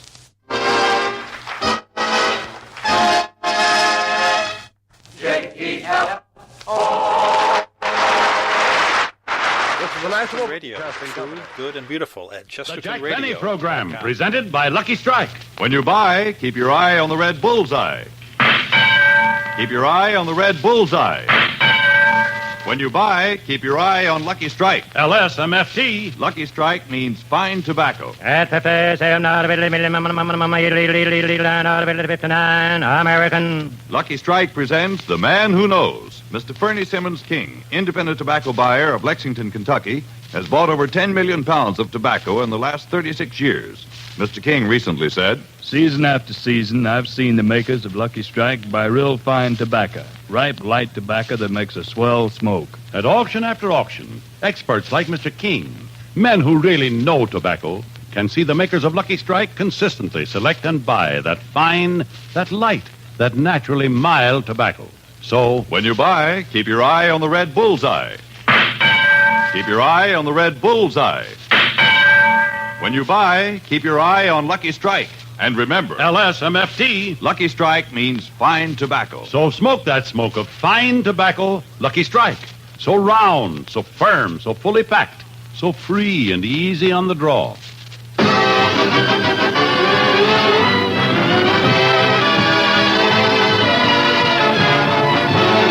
The Lucky Strike program starring Jack Benny with Mary Livingston, Phil Harris, Rochester, Dennis Day, and yours truly, Don Wilson.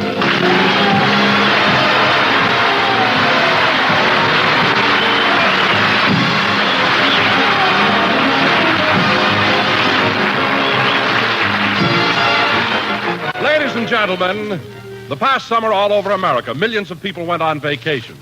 And for the first time in many years, Jack Benny, the star of our show, visited the garden spots of America. After finishing a successful radio season last June, he went directly to the beautiful Sun Valley Hotel in Sun Valley, Idaho.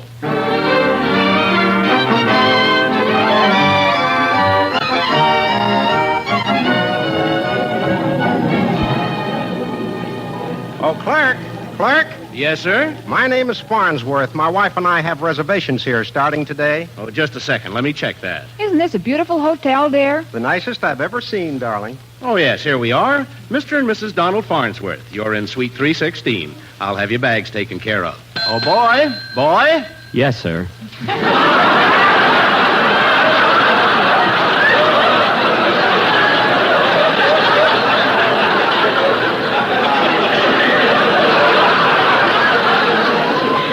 Take Mr. and Mrs. Farnsworth to Suite 316. Gee, the honeymoon suite. And boy. Yes, sir. This time, leave whether they tip you or not. Yes, sir. This way, please.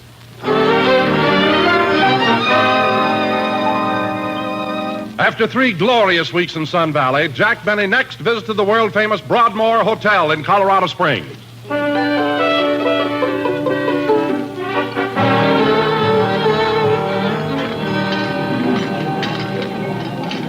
My goodness, Wilbur, the dining room is certainly crowded. I do hope we're fortunate enough to get a table. Well, all we can do is try, Genevieve. I'll talk to the head waiter.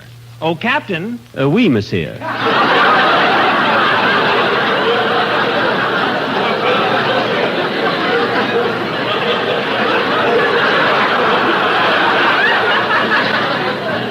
We'd like a table for 2. Eh bien. A table for 2.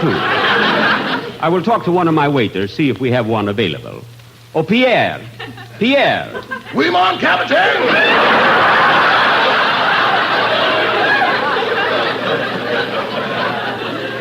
Avez-nous une table pour 2?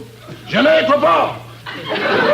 Pourquoi pas? Il est trop personne ici. Il est très crowded.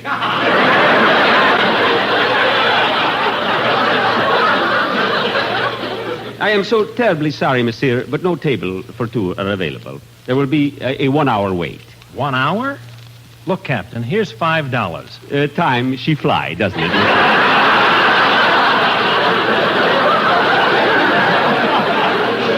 Oh, Pierre, give this couple a nice table. Oui, mon capitaine. Très bien. And remember, $2.50 of that is mine. What? Vive la France!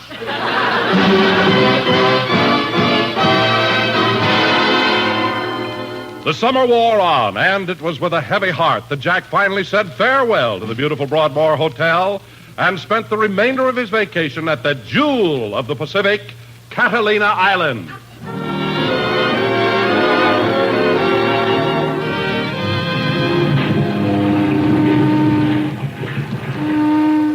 Hey, Willie, look. Here comes the SS Catalina into dock. Yeah, and look, Skinny. Look at all the tourists she's bringing in. Gosh, I hope they ain't no cheapskates on board. Yeah. Hey, look, they're starting to throw the coins already. Yeah, get ready to dive. One of the ladies just threw a quarter. It's my turn, fellows.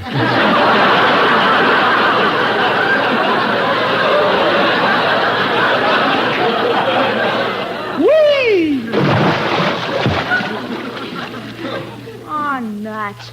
He goes first every time. Yeah. You know, for an old man, he can sure stay underwater a long time.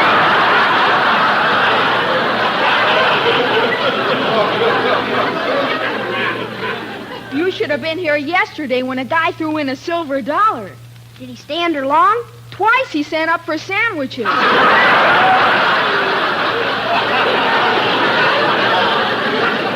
Sandwiches? Well, just the bread. He caught his own sardines.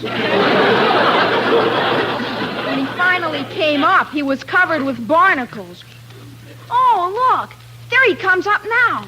Nah, that's only his hair. Oh, yeah. Well, let's wait till his glasses come up and then go.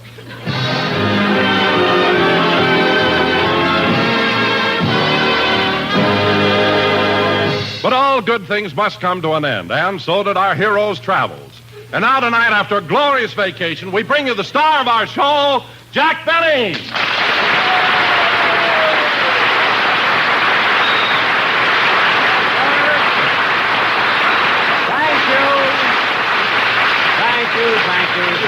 Thank you. Hello again. This is Jack Benny talking. And Don, even though you did exaggerate, I must say I had a wonderful summer. I'll bet you did, Jack. When did you get back from Catalina? Yesterday afternoon.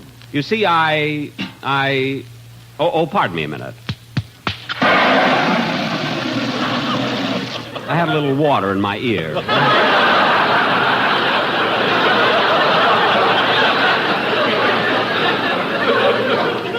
Well, Don, here we are back on the air again, and I haven't seen you since last June. What'd you do all summer? Oh, nothing much. I just cruised around on my yacht. Well, that's... On your what? On your what, Don? On my yacht. You own a yacht? Oh, yes. Bought it just a few months ago. Don, you bought a yacht on what I... I was lucky in the stock market. Oh, you must have been, Don. You must have been. So you spent most of your time on the yacht, eh? Where'd you go? Oh, I cruised up and down the coast, and then I took one trip into the Atlantic. Cruising the Atlantic. Hey, that must have been nice. Oh, it was, but I had a little trouble getting through the Panama Canal. Don, is your yacht that big? Oh, the boat got through. I had trouble.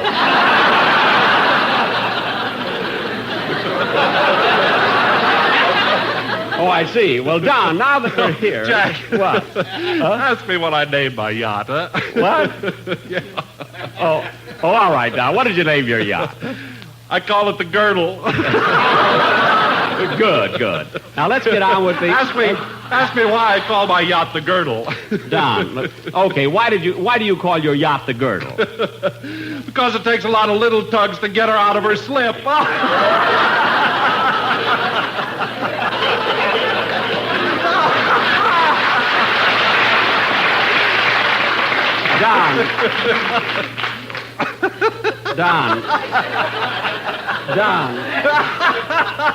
Don, Freedom Train.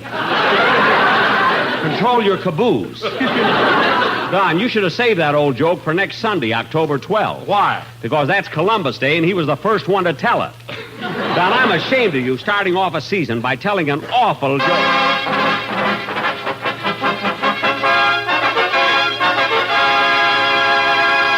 What's that? Stand aside, Jackson. It's me, Prince Charming. Phil!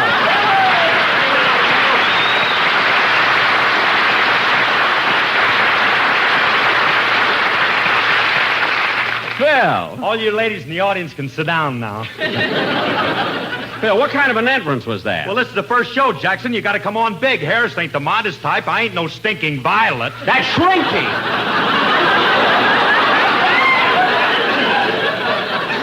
But we'll leave it your way.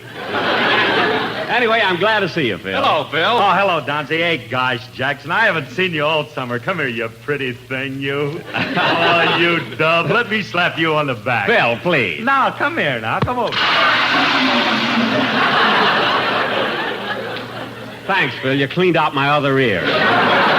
Holy smoke, where'd you get all that water? It's nothing. By the way, Phil, you look awfully well. You must have taken pretty good care of yourself this summer. Yeah, I took it easy, Jackson. I loafed around home for a while, and then I had to go to Atlantic City for the bathing beauty contest. Oh, were you one of the judges? No, I was Miss Encino. Phil, how could you be Miss Encino? That's where I live. What? It was either me or Alice, and I was going east anyway.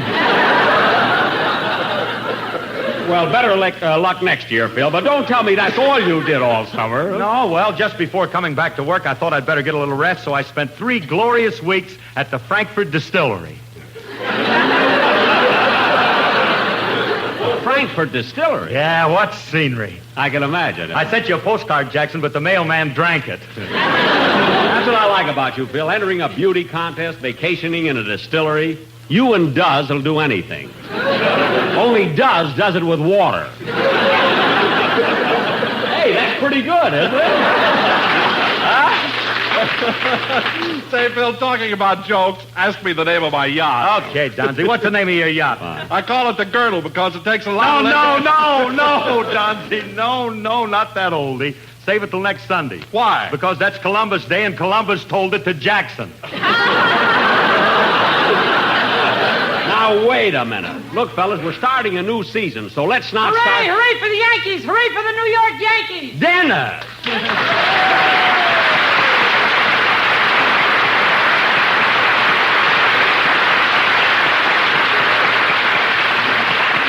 Hooray for the New York Yankees! What a team! Dennis, what are you so happy about? The Yankees lost today. I know. I bet on the Dodgers. Oh, well, that's different. How much did you bet? $18 million.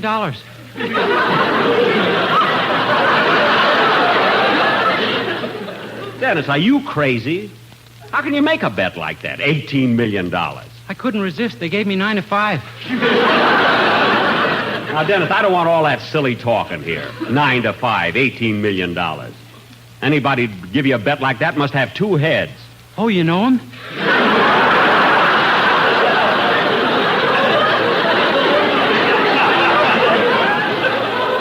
Yes, I know him. The 3 of us play pinochle together. Now, come on, Dennis. As long as you're here, let's have your song. Huh? Okay, but wait till I say hello to Don. I haven't seen him for 4 months. Hello, Don. Hello, Dennis. Now, Mr. Benny... Dennis, aren't you going to say hello to Phil? Oh, I saw him in Atlantic City.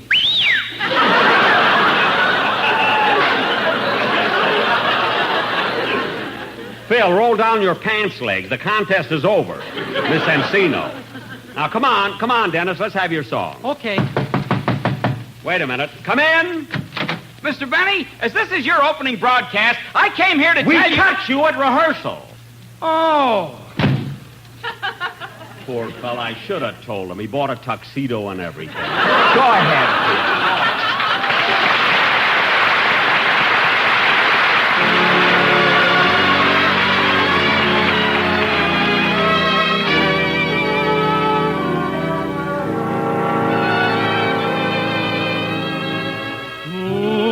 Many rings on your fingers,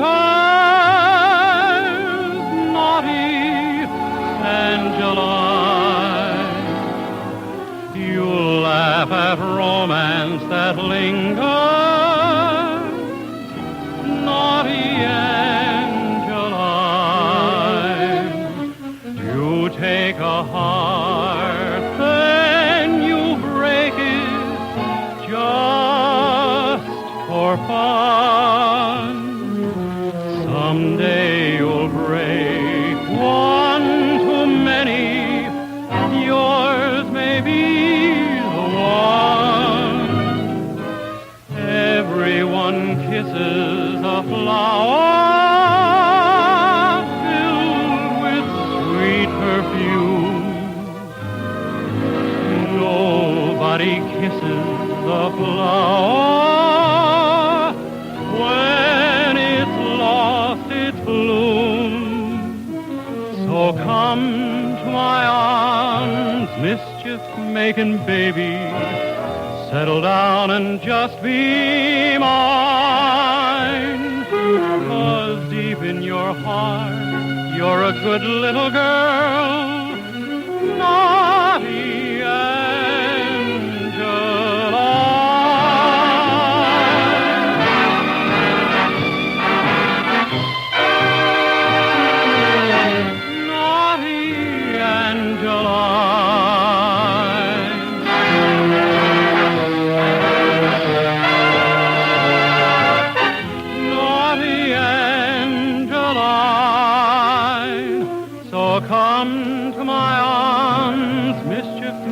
baby, settle down and just be mine. 'Cause deep in your heart, you're a good little girl. Naughty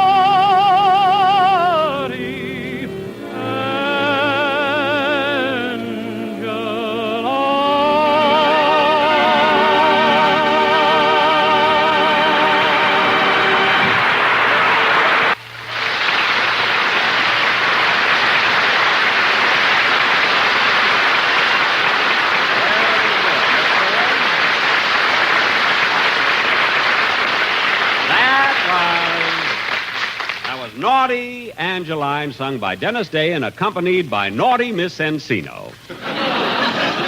And Dennis, I must tell you that your voice is better than ever. You know, Dennis, most singers have to study, vocalize constantly, and exercise their diaphragm to attain such rich, vibrant, tonal quality. What do? I gargle. Well, I guess that's good, too, you know? But your voice sounds... Oh, Jack, look, here comes Mary. Well, it's about time.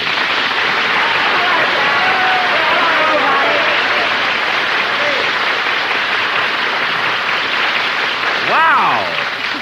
Hey, what a reception, Mary. Everybody's happy that you're back, you know? I'm happy, too, and gee, it's good to see all you fellas again. Yeah. I'm going to give each one of you a nice big kiss. Come on, Don. Right here, Mary. Phil? Here I am, Livy. Make me forget about the South. Dennis? Come on, Livy, make me forget about Miss Encino. Here you are. And now you, Jack. Oh, Mary, not in front of all these people. Oh, come here. I'm going to kiss you. Oh, all right.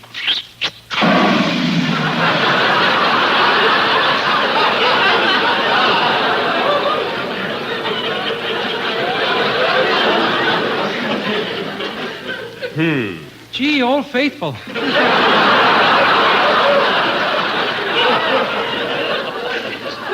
Jack, what in the world was that? Oh, I just brought back a little water from Catalina. You know? Oh, Jack, you always have to bring home souvenirs. Last time it was towels. Mary, when did you ever see me walk out of a hotel with a towel? The time your pants didn't come back and we had to catch a train. Well, that was an emergency. I had to wear that towel. What are you laughing at? You made me call your mother so you wouldn't look silly. All right, all right. Mother wore towels. Just until my pants came back. Anyway, Mary, I'm so glad to see you. I don't care what you say. I am too, Mary, and you look absolutely gorgeous in that new dress. Well, thank you, Don. It is a lovely dress, Mary, but isn't it unusual coming to a broadcast with a bare midriff? This isn't a bare midriff. Phil still has his arm around me. Still. I thought it was a kind of a funny place for a tattoo, U.S. Navy.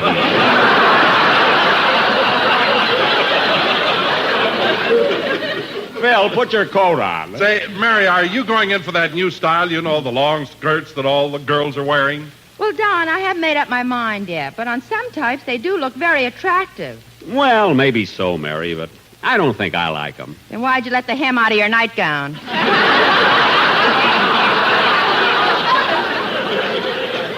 I didn't let the hem out. I added more lace. I can go along with a gag, sister. Now, Mary, stop being silly. Yes, Livy, refrain from that raucous gesture of extraneous spontaneity. Yes, be a little...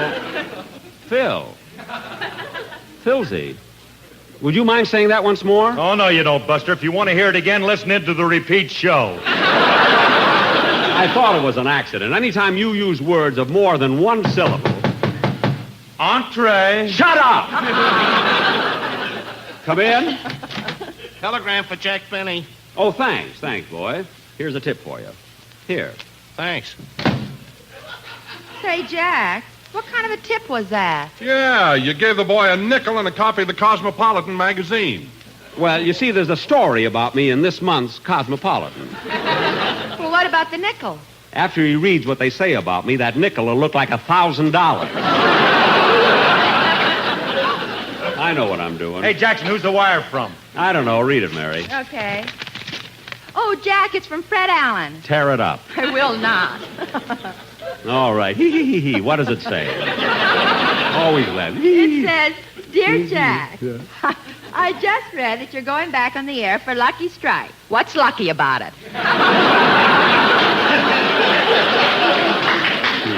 Mary, let me ask you something. Do you think that wire was funny? Yes, Jack. I think anything Fred Allen does is funny. Oh, you do, eh? I do too, Jack. I thought you would. Now, look, fellas, we go through this every year. It's about time you admitted that I'm a much better comedian than Fred Allen. All right, Jackson, all right. If it'll make you happy, we'll admit it. You're the greatest comedian in radio. That settles it. I like Jack Parr. Dennis, we're not discussing Jack Parr. Although now that you brought up his name, I think Parr is a very clever fellow. He's bright, witty, and sophisticated. Now, let's... He's young, too. Well, that's right. He is young, but age means nothing in show business. After all, age is a funny thing. I don't know. I remember when I was 8, I wanted to be 18. When I was 18, I wanted to be 28. When I was 28, I wanted to be 38. And now that I'm 38...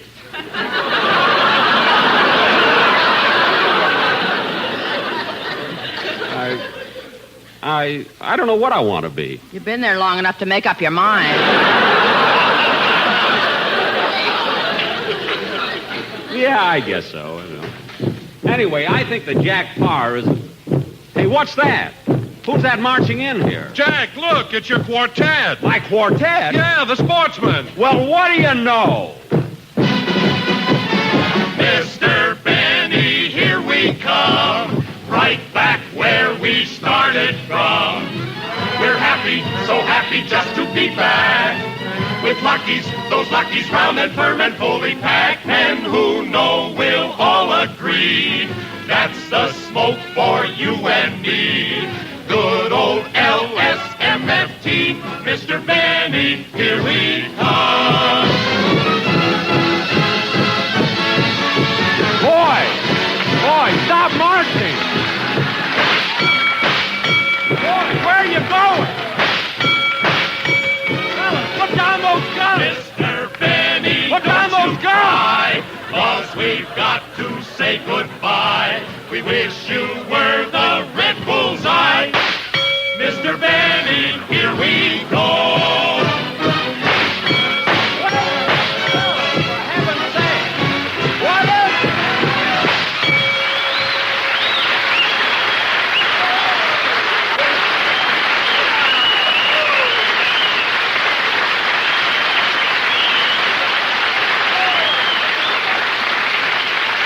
How do you like that? How do you like... They would come over on my opening show. What do you mean, Jack? They had to come over. They still work for you. You mean they're going to be with me another year? How did that happen? Why, don't you remember? You signed them to a contract at Catalina with an underwater pen. Oh, yes, they fooled me. They came down there dressed as mermaids. Yeah? Mermaid? Yeah, I, like a fool, wanted to marry one of them. I thought I'd save money on nylon. Oh, well, if I'd signed them, I guess I'm stuck with them. But they better watch themselves. That's all I got to say. Oh, what are you complaining about, Jack? They put a little life into the show, didn't they? Well, here in the studio, yes. But I wonder how the program is coming over to the listening audience. I'm going to call Rochester and find out. Oh, Mabel. What is it, Gertrude?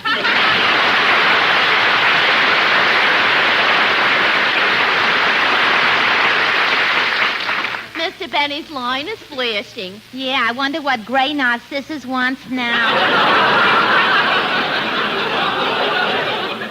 I don't know. I'll find out. Yes, Mr. Benny. At your home? I'll see if I can get him. He wants I should get Rochester. Gee, Gertrude, here it is autumn already, and it seems like only yesterday that Mr. Benny went off the air. Yeah. You know, Mabel, I saw him this summer when I went on my vacation to Catalina. You did? Yeah. And once I went out with him. But I left him after half hour. Why? How long can I stay underwater? You mean you were underwater with Jack Benny for a half hour? Yeah, and was I embarrassed. Some people went over us with a glass-bottom boat.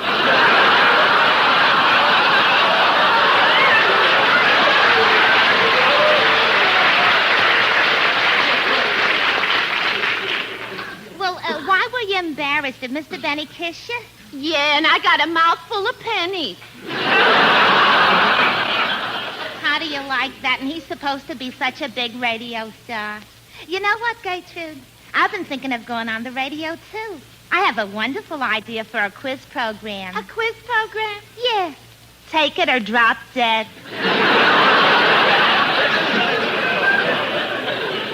Well, you can have it. As far as I'm concerned, there are too many peculiar people in radio now. You said it. Yeah. It's just like that song. There's no business like schmo business.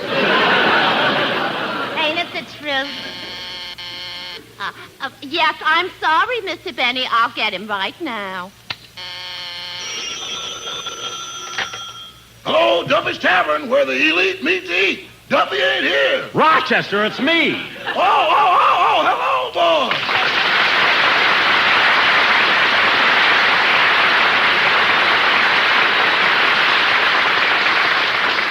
Rochester, what do you mean answering the phone like that? Duffy's Tavern. One of your writers has got 2 shows. Not anymore, he hasn't. I've been trying to get you on the phone. What were you doing? I was listening to your program, boys. That's what I called you about. How's my program coming over? Well... Well, what? You want me to water it a little, or will you take it straight? I'll take it straight. I've got the water. Now tell me, what do you think of the show? Well, it started out slow. Uh-huh. Then it sagged a little. Uh-huh. Then it speeded up. Well. Then it speeded up a lot. Good. Then it made a U-turn.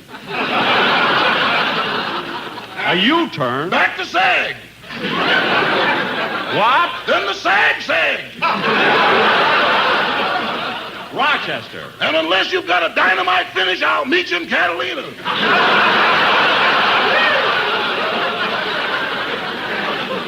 Rochester, stop being silly. Oui, mon, Capitan.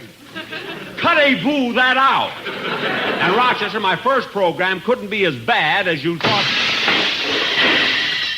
Rochester, what was that? Mr. Coleman just threw his radio out. Threw his radio out the window? What are you laughing at? Every year, a little fixing, and we have another radio. Yeah, well, Rochester, I'm sure that the program couldn't be that bad. Anyway, I'll see you right after the show. Okay. By the way, Rochester, what are we having for dinner tonight? Food, you're working again. Oh, yes. Goodbye, Rochester. So long, boss. Jack will be back in a minute, but first... When you buy, keep your eye on the red bullseye. Keep your eye on the red bullseye. Keep your eye on Lucky Strike. LSMFT. Lucky Strike means fine tobacco, and fine tobacco is what counts in a cigarette.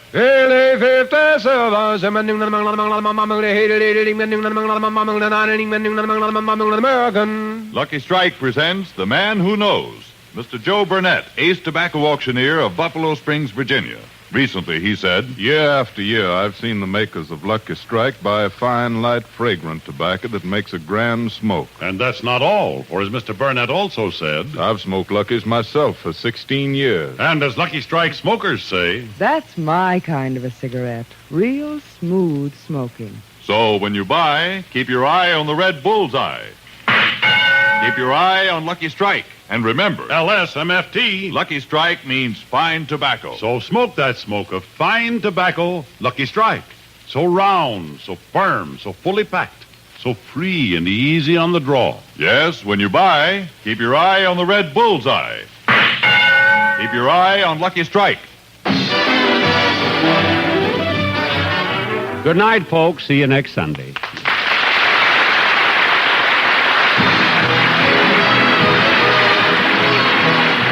This is NBC, the National Broadcasting Company. ChestertonRadio.com. Program transcribed and presented by Lucky Strike. You know, friends, smoking enjoyment is all a matter of taste. And the fact of the matter is... Lucky's taste better. Cleaner, fresher, smoother.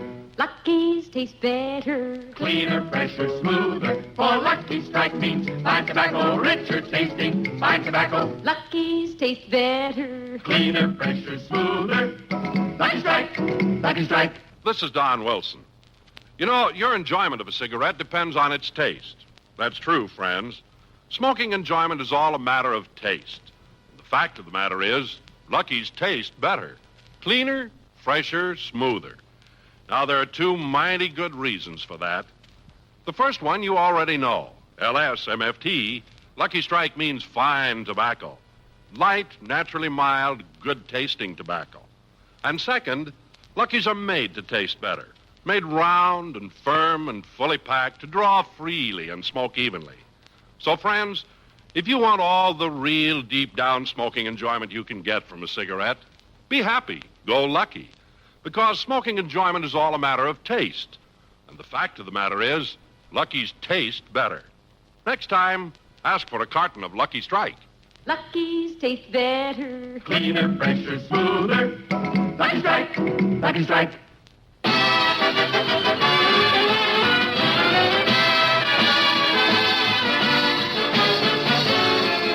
The Lucky Strike program starring Jack Benny with Mary Livingston, Rochester, Dennis Day, Bob Crosby, and yours truly, Don Wilson.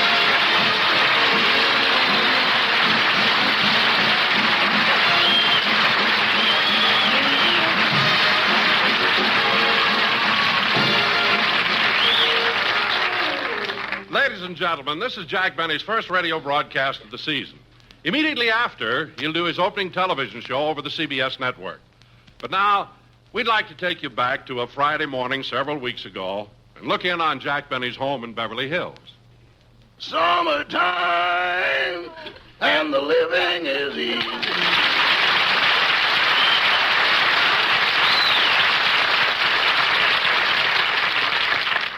Fish are jumping, and the cotton is high.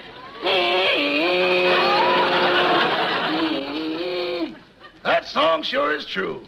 It's easy living in the summer. I've been sleeping late every morning, going to the beach in the afternoon, spending the weekends fishing with my friends. I wish Mr. Benny would come back from his vacation so I could go on mine. Summertime, and the living is easy. Fish are jumping, and the cotton is high.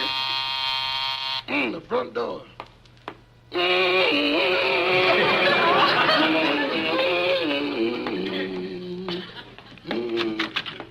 Yes? What is it, gentlemen? We're from the North American Van and Moving Company. Moving company? Yeah. Isn't this Ronald Coleman's house? No. Are the Colemans moving away? Yeah, we're moving them today. Well, they live next door, the house on the right. Thanks. Go ahead, Joe. Let's go get the stuff. Gee, I thought it was the mailman. I haven't heard a word from Mr. Benny in over 2 weeks. And then all he sent me was a postcard. He said he was invited to a big luau and had a wonderful time. I didn't know what luau meant, so I looked it up. It's a Hawaiian word meaning stuff yourself, the food is free.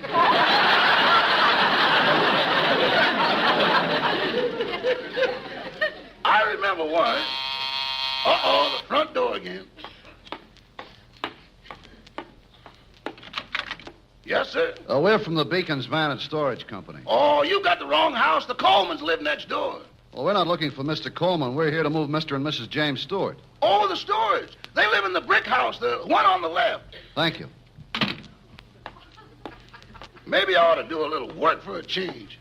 It's a good idea to get started doing it again. I'll go in the den and see if that needs straightening up.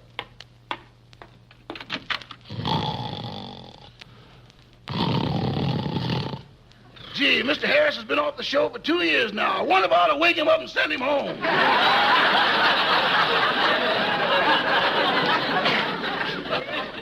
Nah, that's Mr. Bentley's business. Doggone, this is the busiest day. Yes? We're from Lyons Van and Storage Company, and we're here to move Mr. and Mrs. William Powell. William Powell? Oh, they live in that White House right across the street. Thanks. Gosh, I can't understand why. Now the phone.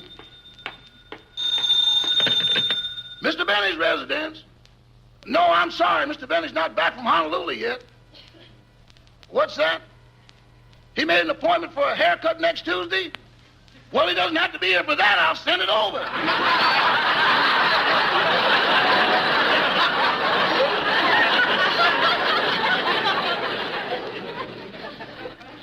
Goodbye. Well, I better get in the kitchen and... Again! First the door, then the phone. Then the door again. One thing after another. Rochester, I'm home. Boss!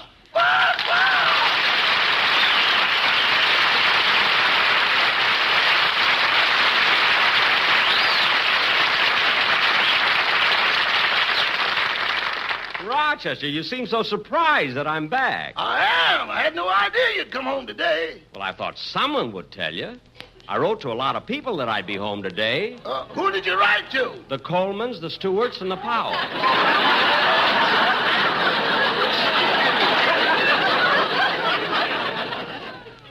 I wonder if they got my letters. Oh, they got them. They got them.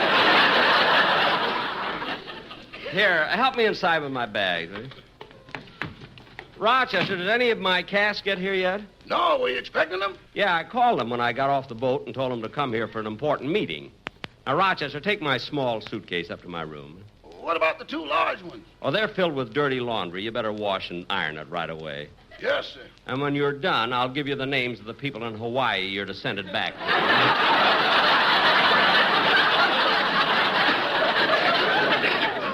Do a good job, eh? Boss, have we got customers in Hawaii now? Yes. And you better wash the skirts by hand. That grass can stop up the bending. Now, Rochester, put some chairs. There's the door. I'll get it. She'll be good getting back on the air. I always get such a thrill out of the first check. And program, I mean. Coming. Oh, hello, Mr. Benny. Well, Dennis, come on in.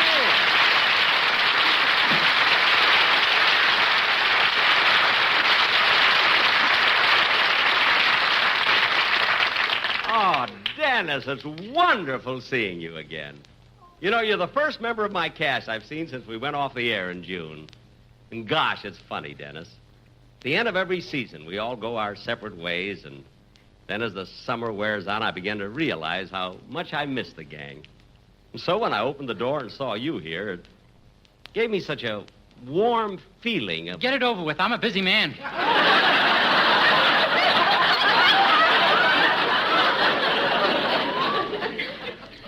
That's a fine greeting. You haven't seen me for 3 months, then you don't even ask me about my trip. Where you going?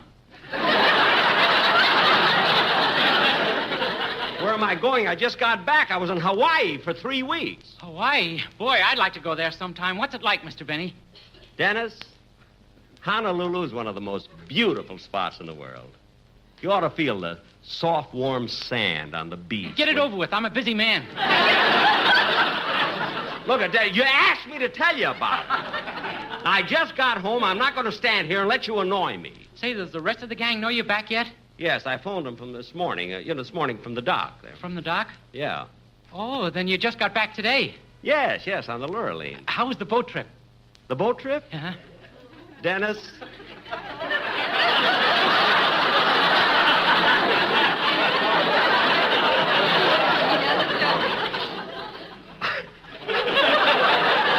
I can't tell you what... Get it over with. I'm a busy man. Now stop that!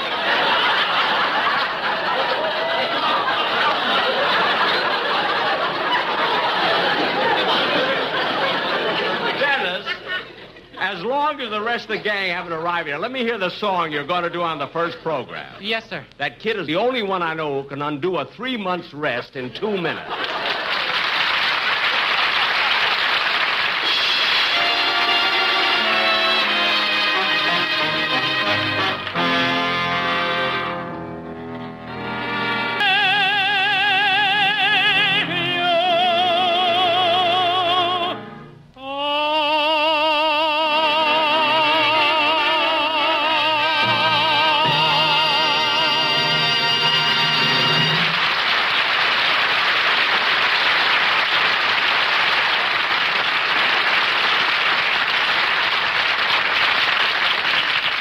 Dennis, that really sounded swell. Only when you do it on the program, I want you to pick up the tempo a bit, you see, and hold the finish just a little bit longer. Well, my mother likes it this way.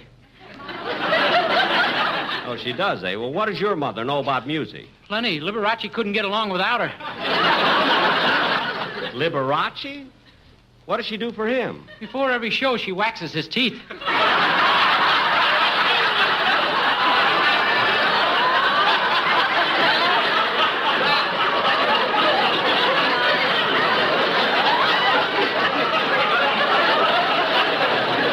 Certainly makes her Toscanini the friendly credit band leader. Now, Dennis, as long as we're... Dennis, you stay right here while I answer the door. Hello, Jack. Mary!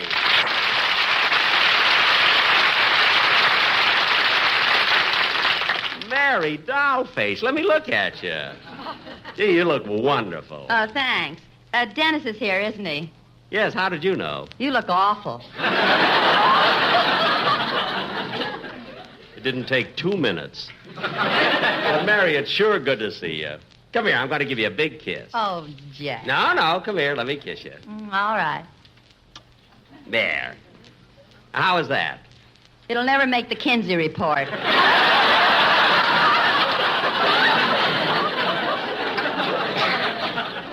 Come on, let's go in. Well, hello, Dennis. Hello, Mary. When'd you get back from Las Vegas? Last week. Hey, I didn't know you went up to Vegas. Did you enjoy yourself? Uh-huh. I went to Palm Springs this summer. Palm Springs? In the summer? Dennis, why in the world would anyone... Wait a minute, Mary. Wait. Mary, don't get into any silly routines with Dennis. Oh, yeah, I forgot. Anyway, Jack, I had a good time in Vegas. Yeah, it certainly is an exciting town, Las Vegas. Gosh, I've been there a lot of times. In fact, I even lost some money gambling. You know. I know. It was on a slot machine in the Flamingo. The third one from the right as you enter the casino. That's right, Mary. How did you know? They have a little plaque there that reads, Jack Benny fainted here. I don't care. It's good publicity. Anyway, Mary, I got to tell you and the gang about the wonderful time I had in Hawaii. I spent the summer in Palm Springs. Dennis, why... Wait a minute, Mary. Don't you ask him. I'll do it. Me, he's already made a wreck of. Dennis, you spent the summer in Palm Springs? Uh-huh, and I had a swell time. Look it. I don't know. Well, all right. Look, how can you possibly enjoy yourself in Palm Springs in all that heat? In the summer, it gets to be 120 degrees in the shade. I was smart. I didn't stay in the shade.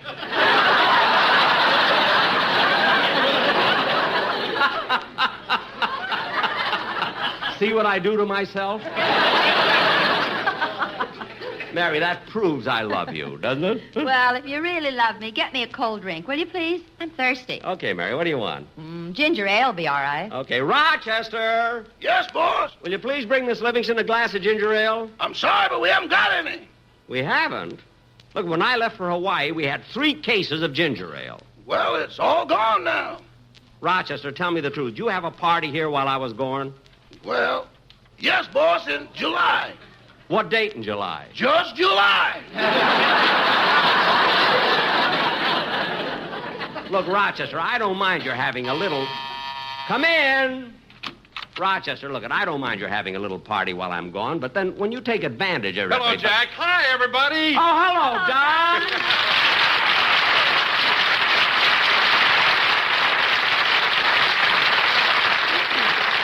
Don, it's awfully nice to see you. Did you have a nice vacation? I sure did. Glad to hear it, Don. Where'd you spend your summer? In the Brown Derby. 3 months in a restaurant? Oh, no, Jack. There's a little summer resort way up north known as the Brown Derby. It's a wonderful place. Oh. Lovely climate, great fishing and swimming. Oh, and by the way, Marilyn Monroe was up there. How's the scenery? Dennis. You know, it's funny that you mention her, Don. You know, Marilyn Monroe is going to be on my television show. She is? Yeah. Why, I saw her picture in the newspaper, and she had her leg in a cast. Understand she broke her ankle. She tried everything, but Jack's holding her to her contract. Mary, she's going to be on my program because she wants to, and she's going to be wonderful on it. You know, I saw her and Jane Russell in Gentlemen Prefer Blondes, and they were terrific.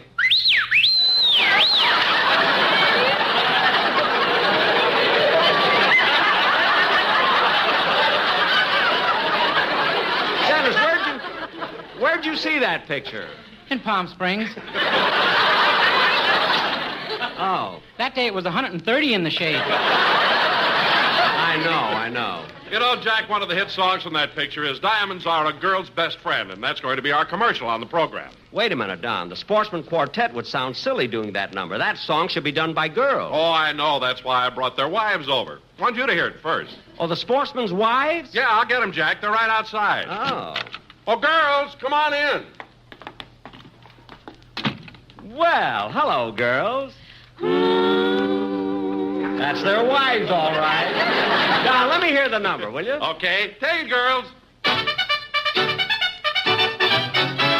A kiss on the hand may be quite continental, but diamonds are a girl's best friend. A kiss may be grand, but it won't pay the rental on your humble flat, or help you at the automat. Men grow cold as girls grow old, and we all lose our charms in the end. But square cut or pear shaped, these rocks don't lose their shape. Diamonds are a girl's best friend. Remember my my dear, when it smokes, you are choosing. A lucky is a girl's best friend. The reason is clear, the tobacco they're using has no puff that's rough. Yes, sure enough, there's no rough puff. Lucky Strikes, the smoke you like, 'cause they're made of that one perfect blend. The masculine gender should always remember to buy her Luckies. Those better tasting Luckies made much better, that's why. To win a fair lady's heart, give Luckies by the carton. That's the smoke she's sure to like. To be happy, go Lucky Strike.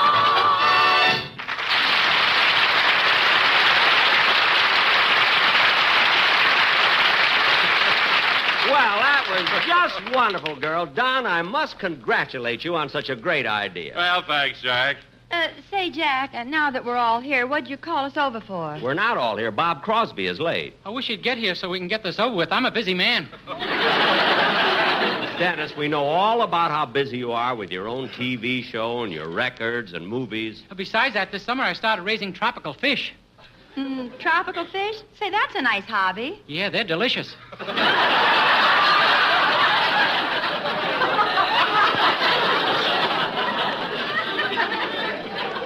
Mary, when are you going to learn? Hi, Jack. Hi, Jack. Hello, everybody. Hey, it's Bob Crosby. Hi, Bob. Well, good to see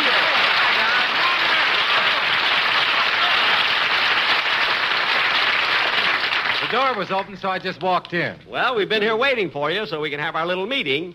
You know, kids, Bob was in Honolulu while I was there. I didn't know that, Bob. Did you go alone? Oh, no. I took my wife and my 5 kids, a nurse for the baby, and a cook and a maid. Did you go on the lure line, too? Oh, yes, Don. It was exciting, especially as we were landing in Honolulu. My whole family and all of our help lined up at the boat rail, and we sang aloha to the people on the dock. Wait a minute, Bob. The people on the dock are supposed to sing to you. Well, I know, but we outnumbered them. Oh, I see. Jack, you said when Bob got here, you'd tell us what this meeting was all about. Now, what is it? Well, now look, kids, we're about to start a new season, and naturally, we all wanted to start off big. So I got in touch with my publicity man, Steve Bradley. He told me to have the whole cast here this afternoon. He's going to take a lot of pictures. Oh, that's swell. And that reminds me, Bob, you better get all the boys in your band together, because we'll want some pictures of them, too. Oh, but that might be kind of tough, getting all of them. Why? Well, during the summer, they've taken other jobs. Oh. In fact, Frankie Remley formed his own orchestra and is appearing every night at the Cinegrill in the Hollywood Roosevelt. No kidding. Frankie Remley's got his own orchestra? Well, good for Frankie. At the cinema, did he get a good deal? Oh, certainly. He had a smart agent. All the men in his band get scale, but Frankie signed for $60 a week and all the drinks he wanted. Gosh. Yeah, but the second week, the hotel changed that to no drinks and $1,000 a week. I knew they'd find out sooner or later. So Frankie's working at the Cinegrill. What does he call his orchestra? Well, on the marquee, he bills himself, Frankie Remley and my 6 convicts. What do you know? I bet they play the sweetest music this side of the Chino Honor Farm. You know, kids, some night, let's all go down there. Come in. Hello, everybody. Hello, Benny. Hiya, Steve. Hey, it's good to see No you. time for chatter. We've got to get this publicity campaign rolling. Now, Benny, first we're going to get a picture of you giving a waiter a $5 tip. What? Stage money. Oh. Now, Mary, I've got a sympathetic angle for you. We'll show you selling stockings at the May Company. Hey, that's great. You know, that's her old job. What do you mean, old job? That's what I did this summer. No kidding. Say, Steve, have you anything planned for Bob Crosby and Dennis Day? Have I? I've got a stunt for Crosby here that'll have his name in newspapers from coast to coast. Hey, that's great. What do I do? You're going to sue the city where you were born, Spokane, Washington, for $10 million. Sue them? What for? You're going to claim they mixed up your birth certificate. You're really Bing, and Bing is you.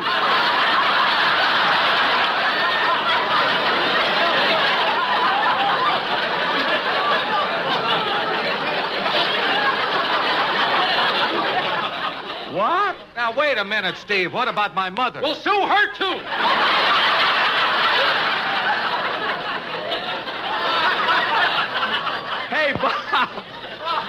that's a great idea. What have you got in mind for me? Oh, Dennis, boy, you're a cinch. I have an idea that'll make you the most talked of person in the country overnight. Yeah, what do I have to do? What? Huh? Commit suicide.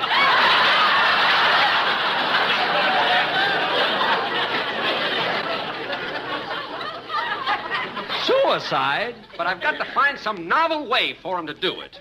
Maybe I could eat nothing but chlorophyll and green myself to death. Dennis. Wonderful idea, kid. We'll save it for St. Patrick's Day. Look, Steve. Now we got to get some publicity pictures. I've got my photographer waiting out in the hall. Oh, Frank. Oh, no. Are you the photographer? Well, what do you think I am holding up this flashbulb? A glowworm?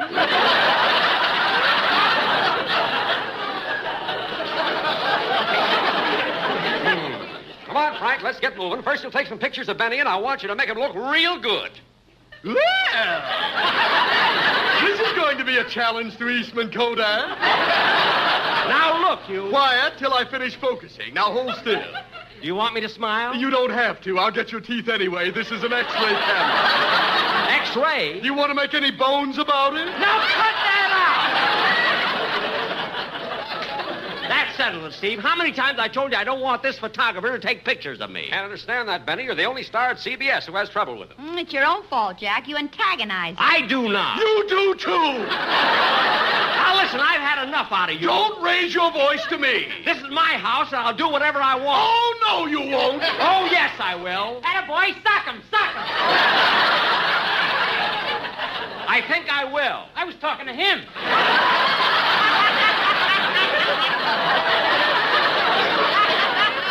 Oh, you were, eh? Well, I've had enough of this. Steve, out, and take that photographer with you. Okay, Benny, but you're throwing away your future. He had his future 20 years ago. That settles it. Out. Everybody out.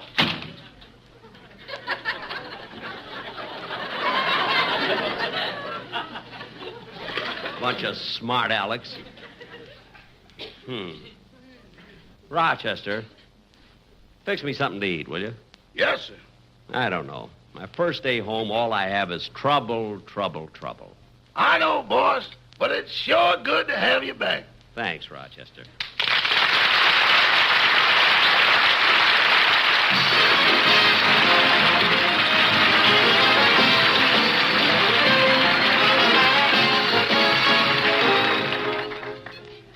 Ladies and gentlemen, I'll be back in a minute to tell you all about my television show which follows this program. But first, a word to cigarette smokers. Smoking enjoyment is all a matter of taste. And the fact of the matter is...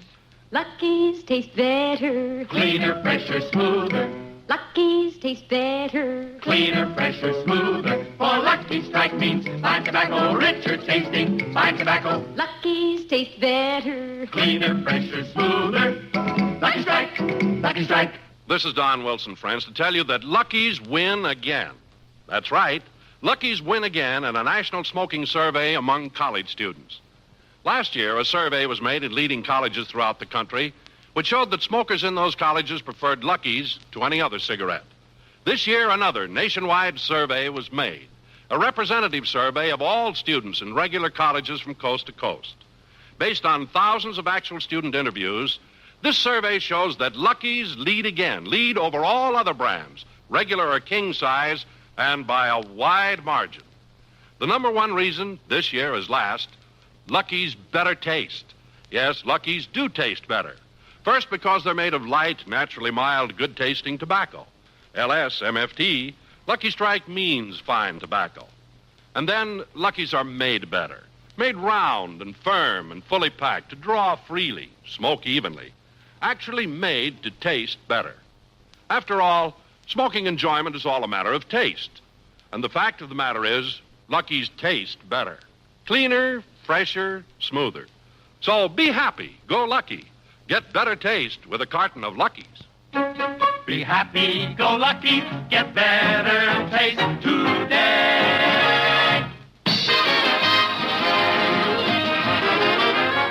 Ladies and gentlemen, in 30 seconds, I'll be doing my first television show, and I'm having Marilyn Monroe as my guest star through the courtesy of 20th Century Fox, producers of The Robe, which will soon be released in their new process, CinemaScope.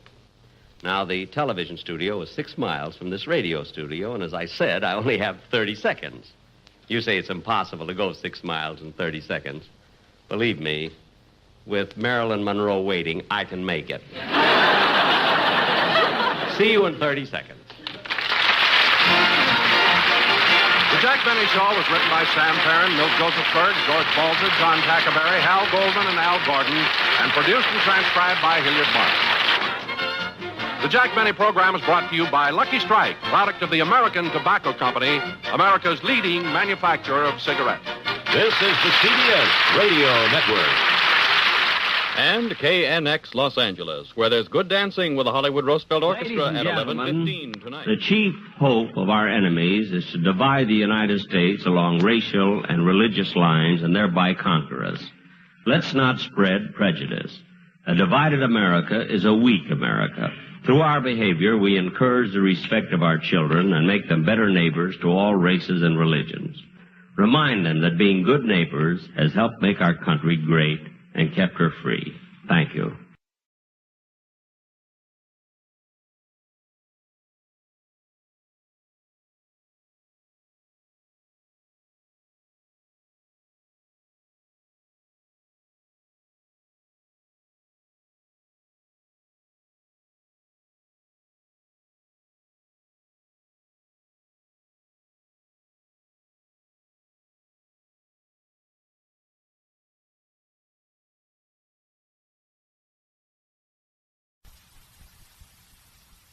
From Hollywood, the Hollywood Radio Theater.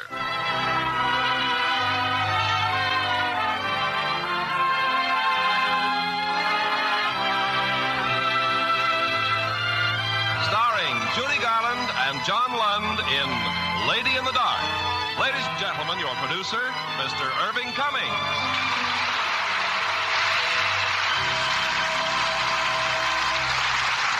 Greetings from Hollywood, ladies and gentlemen. Tonight we are delighted to have as our guest John Lund, who has given us so many excellent performances, and Judy Garland with her inimitable voice that reaches the heart of everyone who hears it. We will present these two fine artists in Lady in the Dark, the stage hit written by Morse Hart and made into a sparkling screen hit by Paramount Pictures. And of course you'll hear the delightful music of Kurt Weill and Ira Gershwin. Now, Lady in the Dark, starring Judy Garland as Liza Elliott and John Lund as Charlie Johnson.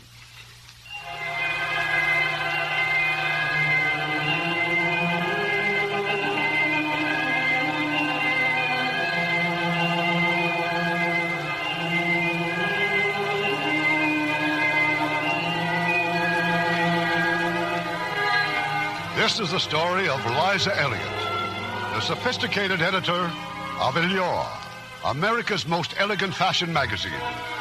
Liza's a little late for work this morning, and the reason is a rather disturbing interview she's just had with a family doctor.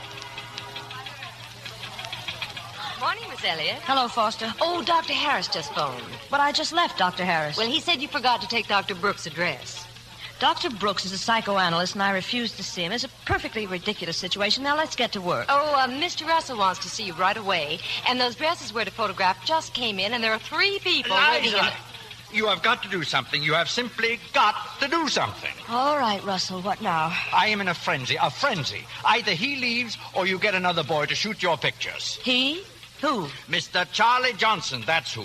Last night when I should be shooting pictures, Johnson takes out all our models. 2 of them haven't even shown up yet. And the others, bags under their eyes down to here.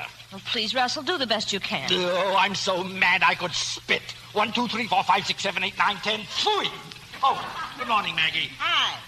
Liza? Come in, Maggie. Well, what's it all about? Charlie Johnson. Maggie, if Johnson weren't the best advertising man in the business, Hello, I swear... Maggie, you want a gooey kiss? Oh, why don't you stop being a pixie? Look here, Johnson. I just saw Russell.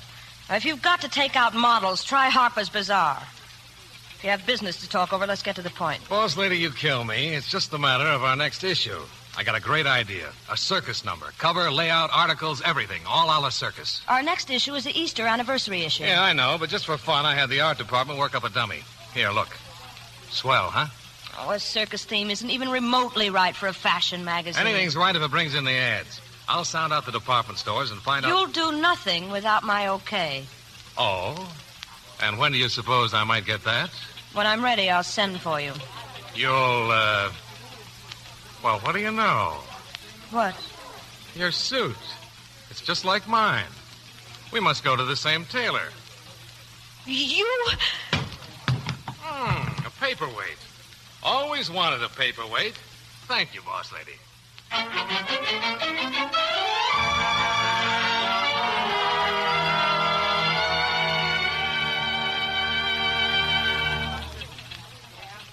Maggie, come on in. Now, look here, Charlie. What are you trying to do to Liza? Nothing at all.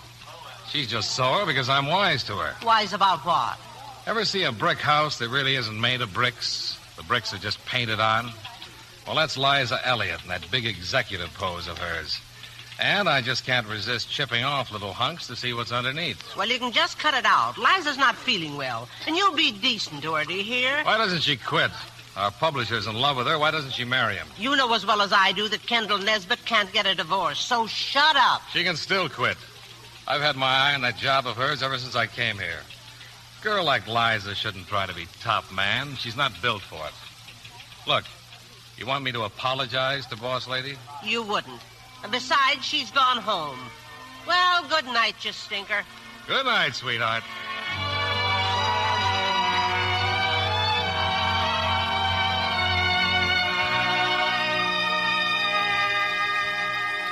Kendall, come in. Hello, Liza. I thought you had that publisher's dinner tonight. I have, but I wanted to find out what the doctor told you. Well, I'm a very disappointing medical case. It seems to be all in my mind.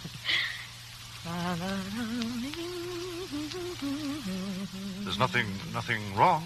No, what? Then why are you worrying, darling? Worrying? You were just humming, and when you start humming... Oh, now that's silly. You are worried, Liza, and it's all my fault. My dear, when I think what we might have had... Darling, please. I should have bowed out of your life long ago. Oh, don't say that. Don't ever say that. I'm perfectly happy. I don't know what I'd do without you, Kendall. Thank you, darling. Well... I'll see you tomorrow at the office. Of course. And try to get some sleep, huh? I'll try, dear. Good night, Liza.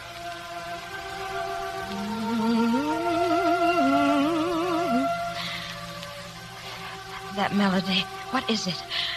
What is it?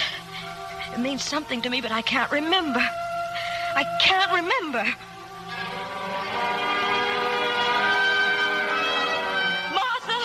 Martha! Yes, miss? Come here, please. Call Dr. Harris for me.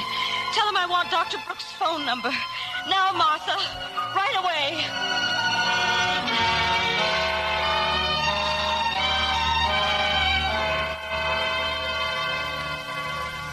Now, what else can you tell me about yourself, Miss Elliott? It's fear, Dr. Brooks. I'm afraid. All day long, I'm in kind of a panic. Ever think of stopping work? Well, I couldn't. The magazine's the only steadying influence I have. Well, what about you and this Mr. Nesbitt you mentioned? I see no point in being schoolgirlish about it. Mr. Nesbitt and I... Well, we can't get married because his wife won't give him a divorce. Look, I came here hoping you'd be able to help me. Do you think you can? Perhaps. I'd like a trial analysis for a month, starting now. Well, that's impossible. I'll be terribly busy for the next few days. In that case, I suggest you find someone else. All right. What do I do? Well, I want you to lie down there and start talking. Anything at all that comes to mind. Meanwhile, you'll get into your beard, I trust. Start talking. What are you thinking about? I'm thinking about a song. A little song I knew as a child. I dreamed about it last night. What kind of a dream, Miss Elliott? I was all alone in a vast, misty cloud, and all around me was the song. I was dressed in blue, a blue gown, the most beautiful gown I'd ever seen. I felt I was the loveliest creature on earth. Does the color blue mean anything to you? Well, that's just it. I really dislike blue intensely. Anyway, the mist suddenly disappeared, and there I was, standing on a huge stage. I'd just made a speech. The crowd was cheering me. I was the center of attention. Thank you. Oh, how lovely to be me. If there's a party, I want to be the host of it. If there's a haunted house, I want to be the ghost of it. If I'm in town, I want to be the toast of it. Oh, how lovely to be me.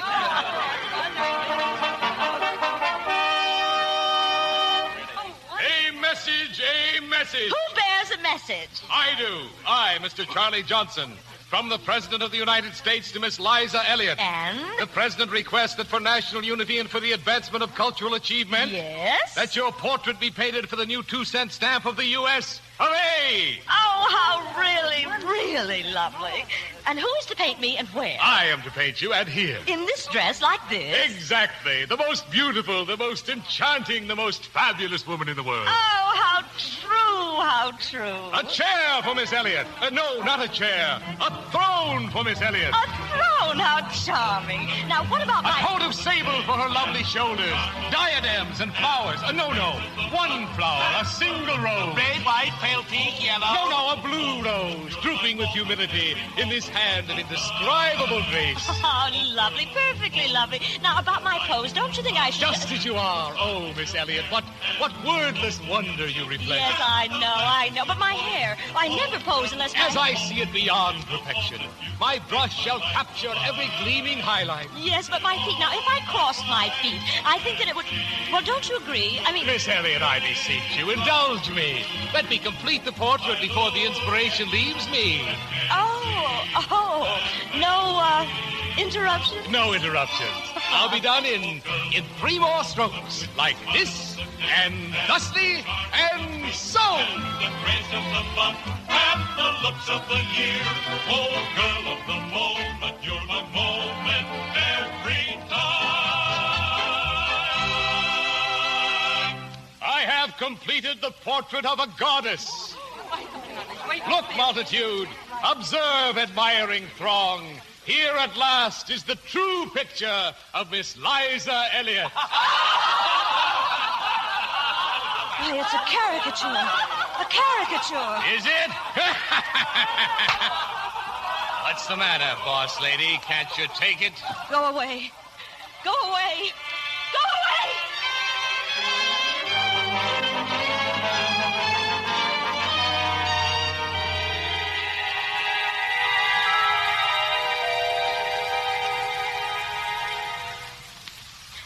It was horrible, Dr. Brooks. I woke up sobbing and shaking. Well, it appears that in your dream you were just the opposite of your real self. Opposite? Obviously, you're a girl who cares little for feminine adornments. Yet, in the dream, you were glamorous, seductive. You've never wanted to be that alluring woman? Never. The only thing I ever wanted was to make something of myself. Most girls want love and marriage. Well, I didn't. And I despised girls who did. Why? I don't remember. Or you don't want to remember, which? I simply don't know. Well, I think we've done enough for one visit. And that's all there is to it? For the moment, yes. I'll call you soon. Thank you. Well, good night, Dr. Brooks.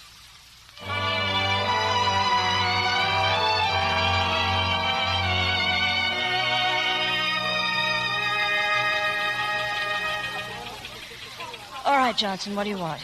Do you happen to have the time, Miss Elliott? It's 20 minutes after 3. I thought our staff meeting was set for 3. It was. Well, where is everybody? In Russell's office. What's so important in Russell's office? Why, Miss Elliott, Randy Curtis is there, getting photographed. Everybody's there. Then you'll kindly remind everybody that I had called a staff meeting, and I intend to have a staff meeting. Are you kidding? Randy Curtis is a movie star. We've had celebrities here before. Say, incidentally, what about my circus idea? The department stores like it very much. We'll talk about it at the staff meeting, if there's such a thing possible. Wait here, Johnson. I'll be right back. That's what you think. mind, get back to your desks immediately. I'm thoroughly ashamed of you. I'm terribly sorry this happened, Mr. Curtis. You'd think they'd never seen a movie star before. Oh, it's okay. I'm used to it by now. You're Miss Elliot, aren't you? Yes. You don't remember me? Mrs. Brackett's cocktail party about a year ago? Oh, of course. We were going to have dinner sometime. We still could, you know. Why, I think that might be very nice sometime. Oh, Mr. Curtis. Yeah? Mr. Curtis, may I have your autograph? Look, you're kidding. Oh, no. I save all sorts of things. Autographs, paperweights. I put them in a memory box, and on rainy afternoons, I just sit and stare at them. Please? Okay, here you are for stormy weather. Gee, thanks. Oh, Mr. Curtis, telephone for you. I'll be right there. Excuse me, Miss Elliot. Dream lover, put your arms around me. Boss lady, sometimes you kill me. I don't like you, Johnson. And I'm definitely repelled by what you consider amusing. If you can't confine your remarks to your work, perhaps you can make better connections elsewhere. My. Liza, could I see you alone for a moment? Well, our publisher. Kendall, we're supposed to be having a staff meeting now. I'll only take a moment. Let's go out on the terrace. Just be careful, Kendall. Teacher's mad. Don't worry. This isn't business. Well, I changed my mind, Liza. I didn't go to the dinner last night. I decided to see Catherine and settle this one way or another. Well, she's agreed to a divorce. Divorce? Yes. It's what we've been waiting for, Liza. Liza, dear, what's the matter? Nothing, Kendall. It's just wonderful. Look, why don't you get out of this office and run on home? You're not well. Johnson and Maggie can get out the magazine. No, please. I'm all right. I thought you'd be glad to hear the news. But I am. It's there you are. Well, Miss Elliot, I'm sorry. That's quite all right. Randy Curtis, Kendall Nesbitt. Oh, how do you do? How do you do? We were talking about dinner, Miss Elliot. Tomorrow night? Well, yes, I think tomorrow night would be fine. You'll have to call for me here, though, Mr. Curtis. I'll be working late. Well, that's okay. That's fine. I'm glad you can make it. Well, goodbye again. Goodbye, Mr. Nesbitt. Bye. Just wait till we're married, darling. You'll be able to forget all about staff meetings and movie actors and deadlines and everything. Except me, I hope. Kendall, you're the sweetest man that ever lived. Just try to put up with me a little longer. Please, just a little longer.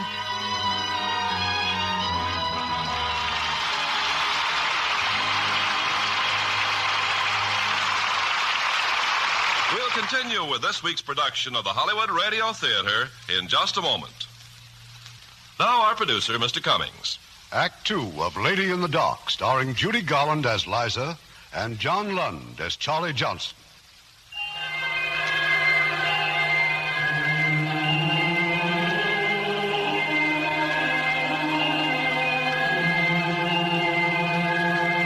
The sudden news that Kendall Nesbitt soon would be free to marry her leaves Liza in a complete state of jitters. She struggled through a miserable night, and now she's back in Dr. Brooks's office, telling the psychoanalyst all about it. So you've had another dream, Miss Elliot. It was grotesque, fantastic, but so terribly real. The people, the singing, the wedding procession. Oh, I see. Wedding. I dreamed it was my wedding. Dozens of men were crowding all around me, laughing, dancing, flirting men. Again, the center of attraction, the beautiful, glamorous woman. Well, presently all the men vanished but one. He put his arms around me. He made love to me. It was Randy Curtis. You resented his lovemaking? No, I didn't, not at all. Then suddenly I found myself in front of an altar. In back of it, grinning at me, was one of the men from the magazine, an especially annoying person called Johnson. He seemed to be a judge or a minister. I looked around for Randy, but he was gone. Another man was standing there, stretching out his hand to me. It was Kendall Nesbitt. Oh, yes. Your publisher. Yes.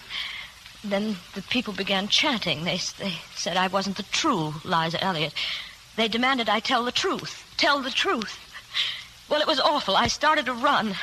They laughed at me, and then it all turned misty and blurred, and I woke up, shaking as usual. I'm still shaking. You told me that Mr. Nesbit is getting a divorce. Yes. Had you ever been aware before now that you did not want him to get a divorce? You're very clever, Dr. Brooks. No, I was never aware of that before. But it's true. You mentioned a dinner engagement with Mr. Curtis for tonight. Yes, but I'm going to call it off. Why? Because I haven't the slightest desire to keep it. In your dream, you're ready to marry him, yet now you reject him. It's a rather curious denial. Is it? Also, in your dream, you suddenly see it is not Randy Curtis at your side, but Nesbit, and immediately the mocking voices of the people are heard. They taunt you. Your dream becomes a nightmare, and you run away. Yes? Miss Elliot, hasn't your affection for Kendall Nesbit been based on the fact that he resembles your father? My father?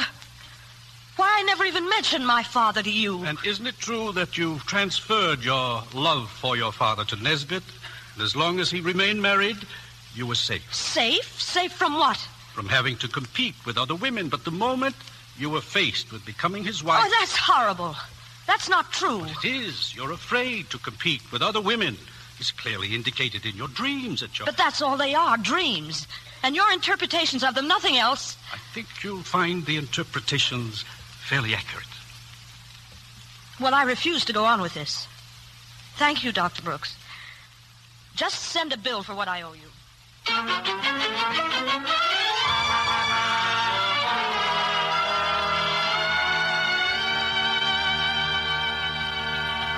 Oh, boss lady, you got a minute, maybe?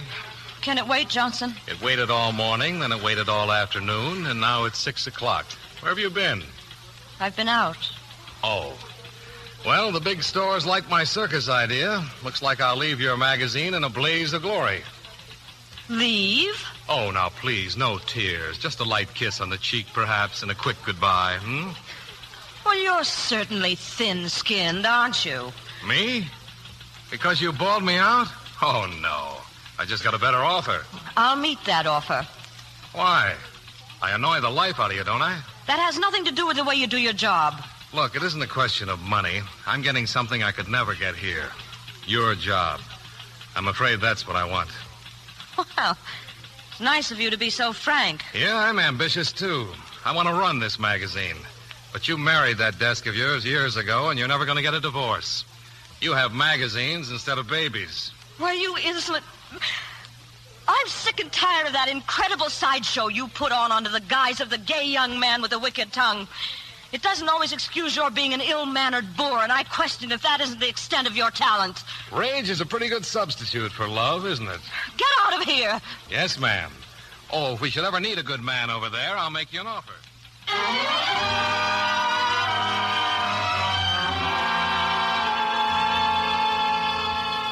Liza. Hello, Kendall. Darling, where have you been? I've been searching for you all day. I've been to a psychoanalyst. A what? I'd stood just about all I could stand. And then I walked out on him. And I kept walking and walking and walking.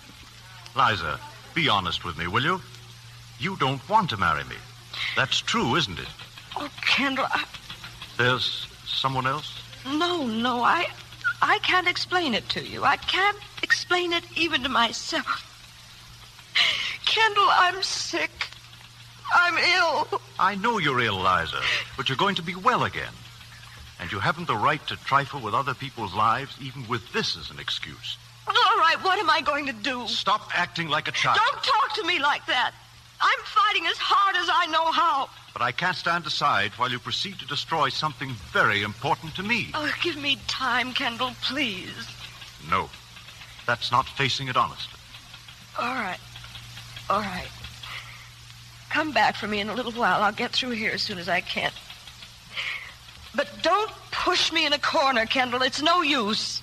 I'm going to fight too, Liza. I love you. I can't help that, can I? Oh, Mr. Curtis is waiting for you. Something about a dinner engagement? Mr. Curtis... Oh, dear, I forgot to call him. I'll send him in. Thank you, Kendall. Well, it looks as if I'm early. Sorry, Miss Elliott. No, it's my fault, Mr. Curtis. I've been snowed under. I haven't even had a chance to change. Say, you know what? What? Let's go out just as you are.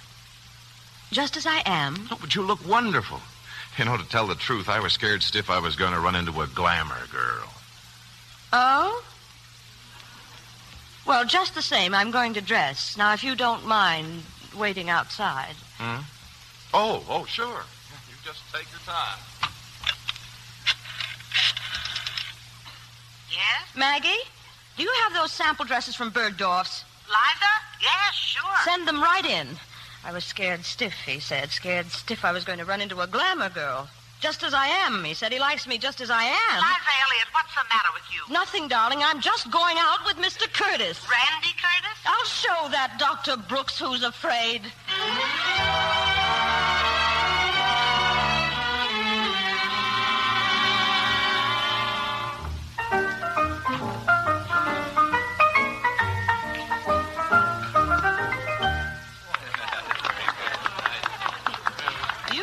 Randy, that in 3 hours we've been to 6 different nightclubs. And we haven't been alone for 2 minutes. Well, you're a motion picture star. Too many people know you. You know, I have to laugh. 3 years ago, nobody would give me a job. Now I'm in with all the big shots. Writers ask me to read their books. Businessmen ask me about the market. And I even get a chance to meet you. Randy, you're very endearing. Liza, it isn't just this, my being in the movies that made you come out with me tonight. No, Randy. Oh, well, that's swell. I really came out to prove something to myself. Do I figure in that something? Oh, yes. Yes, very much. This is new. I was merely existing. This is new.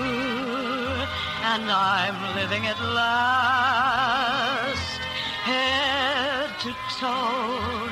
You've got me so I'm spellbound. I don't know if I am heaven or hell bound. This is new. Is it Venus insisting that I'm through? The shadowy past, I am hurled up to another world where life is bliss, and this is new.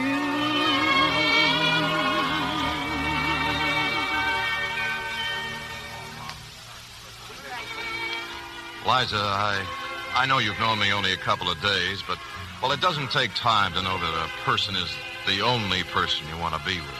From the first time I saw you a year ago, well, I'm crazy about you.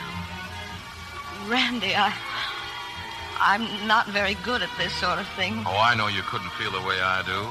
Not yet. But do you think you could think about it? I think so. Oh, gosh. Gosh, Liza. Oh. Randy! Yeah, hello. I thought you went back to the coast. Tomorrow. This Miss Liza... Hello. But, darling, that's wonderful. So am I. Oh, you know Charlie Johnson? Hi. Good evening, Johnson. Miss Elliott, you look wonderful. Thank you. This is the first time I've ever seen you like this. Actually, like a woman. Now, what does that mean, Charlie? Oh, Randy, I saw Marie yesterday, and is she burned? You really shouldn't be so mean. Hey, Helen, come on, will you? Just a second. Excuse me. I'll be back in a minute. Oh, sure. Liza. What? I know you don't like me because I want your job. And I know you don't like her because she wants your man. Randy, what time is it? Why, it's early, 11:30. 11:30. Oh, I really must go. I have work to do. Work? Well, couldn't you forget it, Liza? Just this once. I don't think she could ever forget it, Mr. Curtis. Randy, I really must go home. Home? I thought it was work. What is it, Liza? You all right? It's nothing. Maybe I'm just tired. Please, you don't mind. Oh, of course not. What's the matter, boss lady? Can't you take it? Well, good night, all. Good night. What's he talking about? Nothing. Nothing at all. Randy, if you don't mind, I'd like to go home alone. Well, I see you tomorrow. I'll be leaving you now. Call me, won't you? And you'll think about what I said before? Oh, I will. Yes. I think in a way, that's why I'd like to be alone. Thanks, Liza.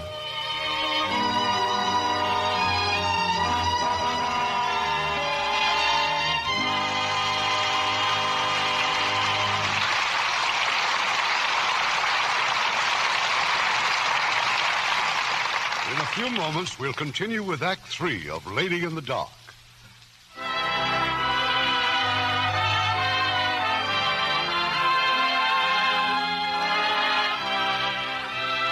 We pause now for station identification.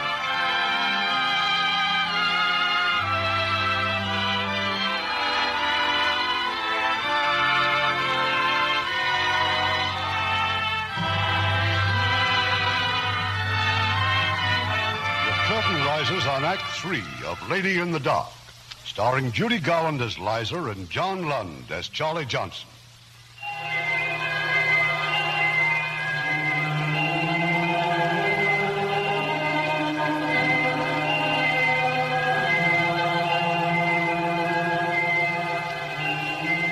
Liza's home again, immersed in a mountain of papers, representing the Easter issue of Allure magazine. But now Liza's yawning. Her eyelids are fluttering. Her pencil drops from her fingers. Lila's fast asleep. And presently she dreams a dream. It's true, Miss Elliot. I'm a psychoanalyst. I know. You don't dare compete as a woman. You don't dare. No. Liza, I don't expect you to answer now, but do you think you could think about it? I will, Randy. You don't want to marry me. That's true, isn't it? I can't explain it, Kendall. I can't. Oh, please. It's my resignation, boss lady. Now, what about the circus idea? Come on, decide. Decide on the cover. You've got to. You've got to decide. The Easter cover or the circus cover. The Easter cover or the circus cover. The Easter cover or the circus cover.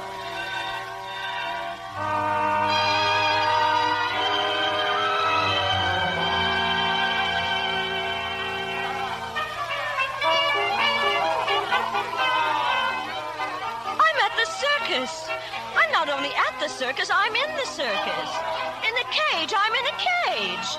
Hey, let me out of here! Let me out of here! Ladies and gentlemen, your attention, please. Ladies and gentlemen. Johnson. It's Charlie Johnson dressed like a ringmaster. I take pride in introducing for the first time in history the captivating and tantalizing Liza Elliott. The woman who cannot make up her mind. Order in the court. The charges against Liza Elliott. What is all this? The charges against me for what? Liza Elliott cannot make up her mind about the Easter cover or the circus cover.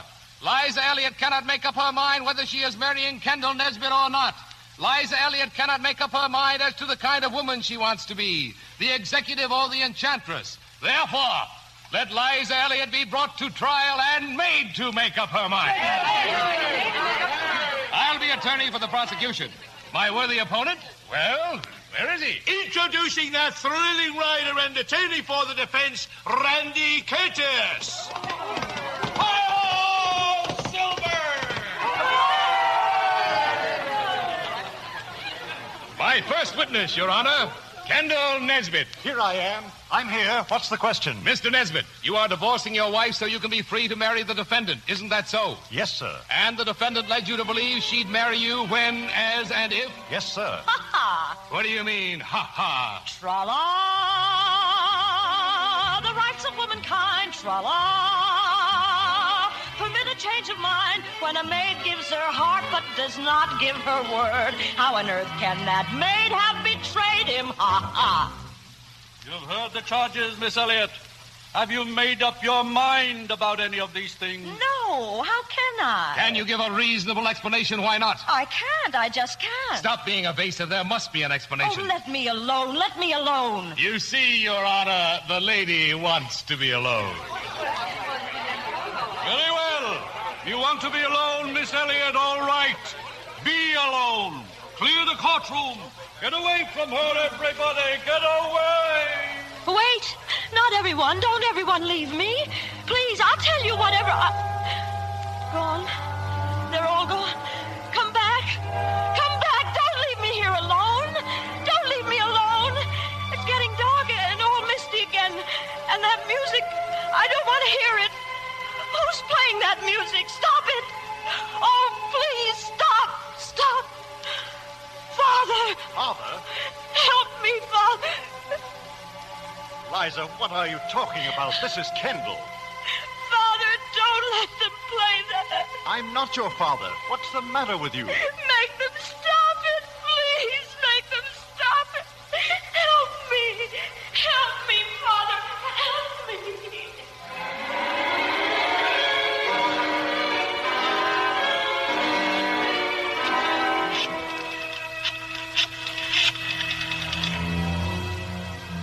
Hello? Dr. Brooks, please. Miss Elliot. Liza Elliot. What? Oh, would you give him a message, please? Tell Dr. Brooks that I must see him again. I've got to. In the morning? Yes. And thank you. Thank you very much.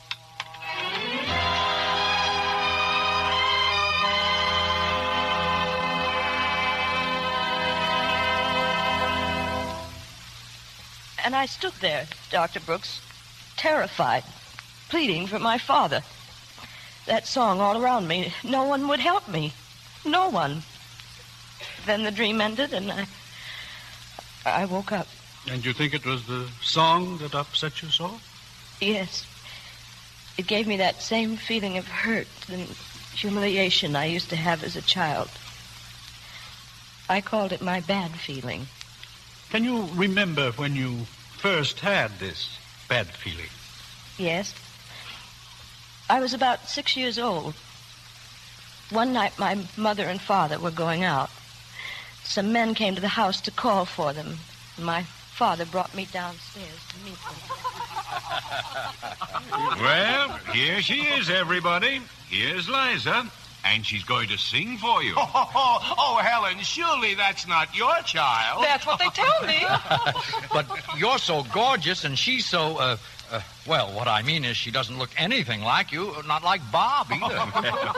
I'm perfectly contented with Liza. One beauty in the family's enough for me. It went on and on like that, Doctor. I wanted to shout, "It's not true. It's not true. I am like my mother." But I just stood there, my heart broken. Bob, we've simply got to go. But Liza's going to sing, aren't you, dear? Come, darling. My ship has sails that are made of silk. My ship has sails that are made of silk. The decks are trimmed. Liza, what's the matter, dear? Liza! I ran to my room. I had to get away from them. From their laughter, I felt ugly and ashamed. A year later, my mother died. My poor father. I'd watch him sitting by himself hour after hour. The only way I knew how to take my mother's place was to try to look like her. So, one evening I got out her blue evening gown, the one he loved the best. A blue gown, I see. At last, I thought I was going to be able to do something to please him. Liza, how dare you put on that dress? Take it off at once. I had a terrible convulsive shock. Don't ever do that again. Go back to your room. Go back. My father, whom I loved so completely, had turned on me. I never tried to come close to him again. As I grew up, I buried myself in my schoolwork. I made up my mind if I couldn't be anything else, I was going to be tops in my class. I never went to parties or dances, except one, the graduation party at high school. I'd spent most of the evening wandering up and down the walk outside the gymnasium, and then I discovered I wasn't alone. Ben wasn't dancing either. Ben, who'd been chosen the handsomest boy in the class. But what are you doing out here, Liza? I mean, how come you're not dancing? Well, I had a headache. Oh. It's going away, though. You feel like dancing now? Well, where's Barbara, Ben? Barbara. We're not even speaking anymore. Honest, Liza, do you think a girl should flirt all the time? Well, I imagine it's pretty difficult for Barbara not to flirt. She's so pretty. You're much nicer than she ever was. Come on, Liza. Let's get back to the gym. Well, if you'd like to, Ben.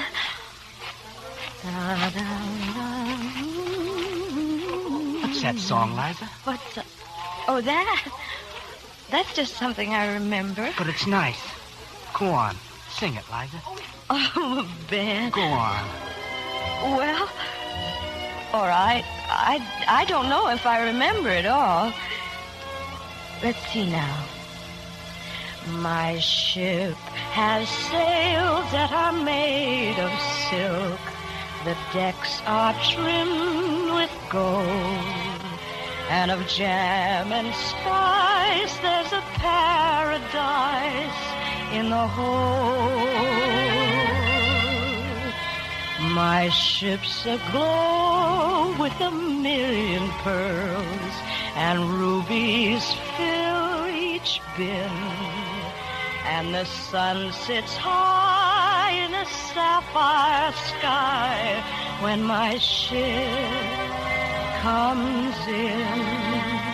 I can wait the years till it appears one fine day, one spring.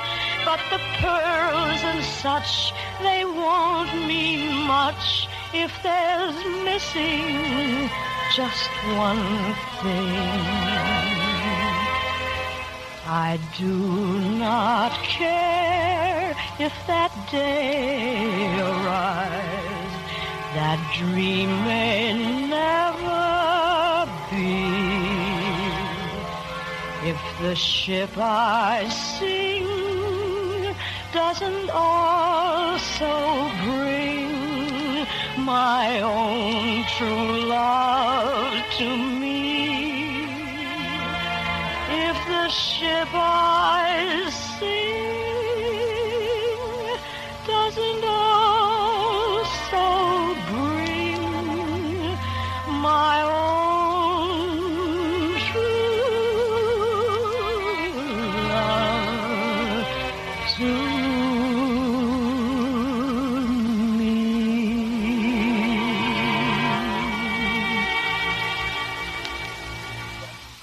It's pretty, Liza.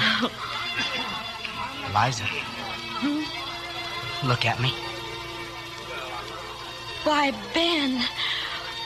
Why, you kissed me. Oh, I'm sorry. Oh, that's all right, Ben. But I guess we'd better hurry up if we want to get that dance. Yeah. That was quite a conquest, Miss Elliot. The handsomest boy in the class. Don't be silly, Dr. Brooks. As soon as we reached the gym, there was Barbara, wide-eyed and smiling. He took one look at her, and that's the last I saw of Ben. Well, there certainly are a lot of pieces. Suppose I try to put them together. As a little girl, you convince yourself you're ugly, decidedly inferior. So you build a wall around yourself. As an older girl, you drop your defenses for one crucial moment, receive another cruel blow, and withdraw forever after as a woman. Doctor, what does that mean, withdraw as a woman? You resolved never again to risk being hurt in competing against other women. You buried all your painful memories, and with them, that little song which expresses the fulfillment of love. You escaped in a loveless world of work. But it wasn't loveless. I loved Kendall Nesbitt. No, Miss Elliot. You dominated him, just as you've attempted to dominate all men. All right, what's the answer? Perhaps a man who'll dominate you. Oh, so silly, isn't it? That a grown woman should be governed by the desperate desires of childhood. Do you agree with me? Well, I feel better. Lots better. Do you agree with me? I don't know. I don't know.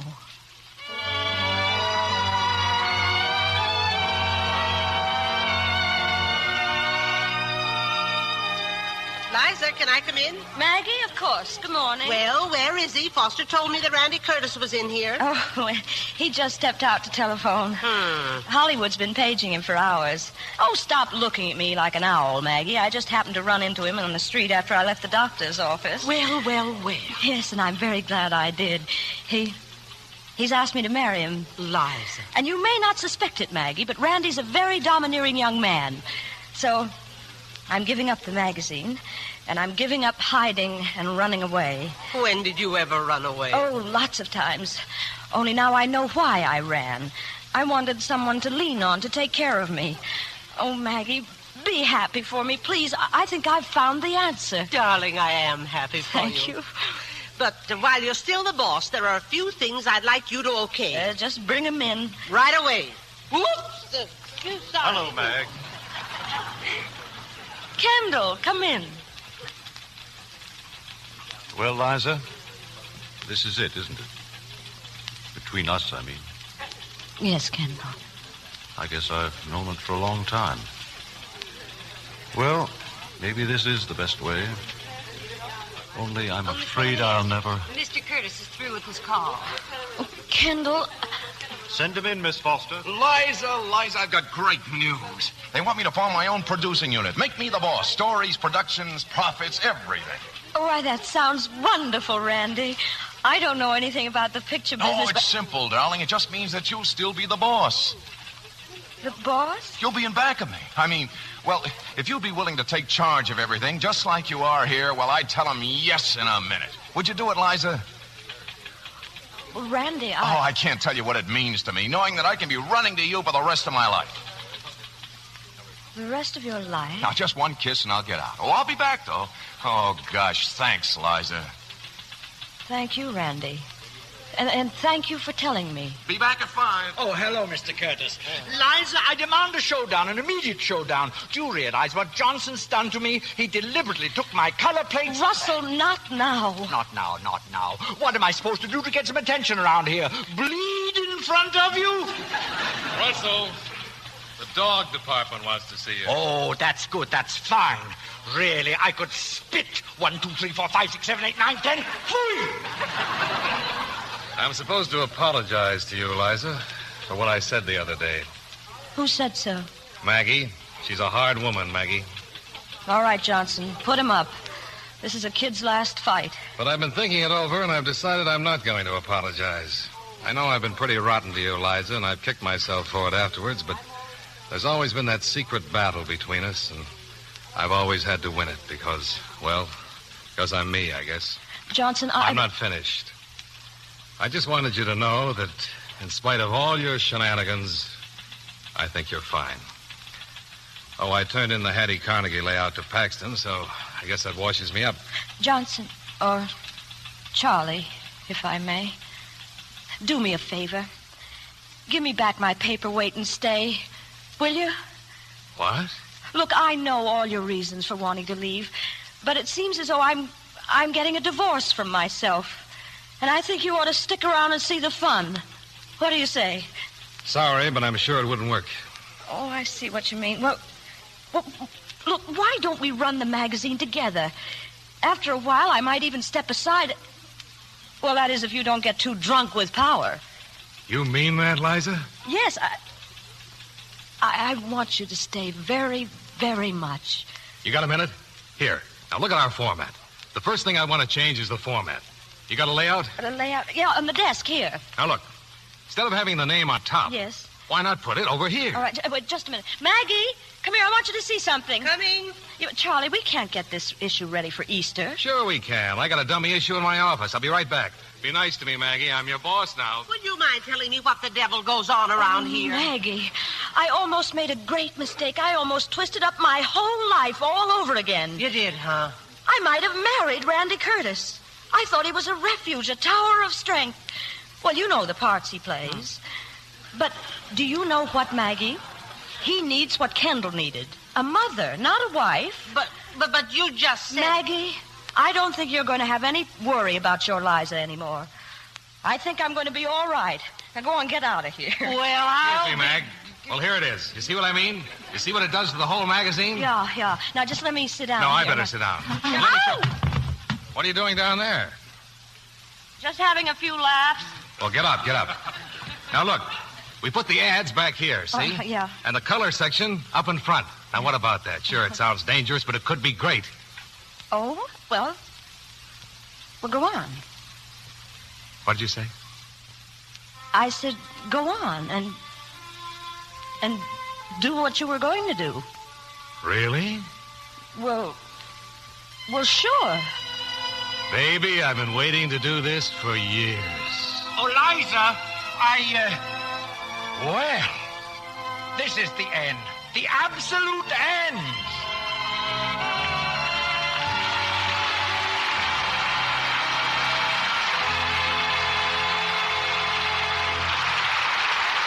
In a moment, our stars will return. Now, here's Mr. Cummings with our stars. And we want to thank them for such a wonderful evening. Judy Garland and John Lund.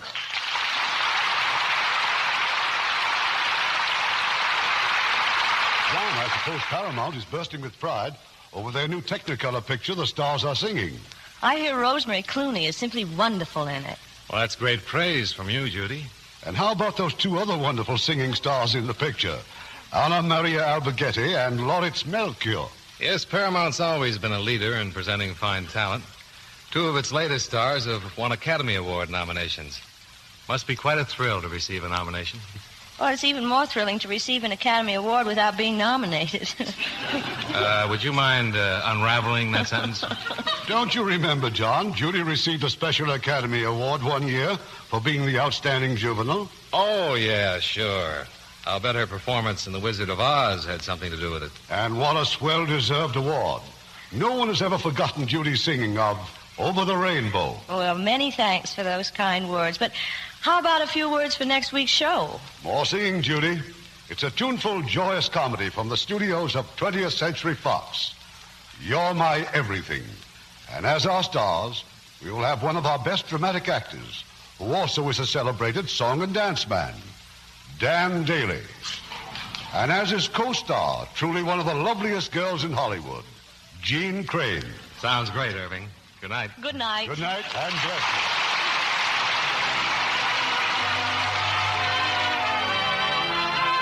Hollywood Radio Theater is a presentation of the United States Armed Forces Radio Service.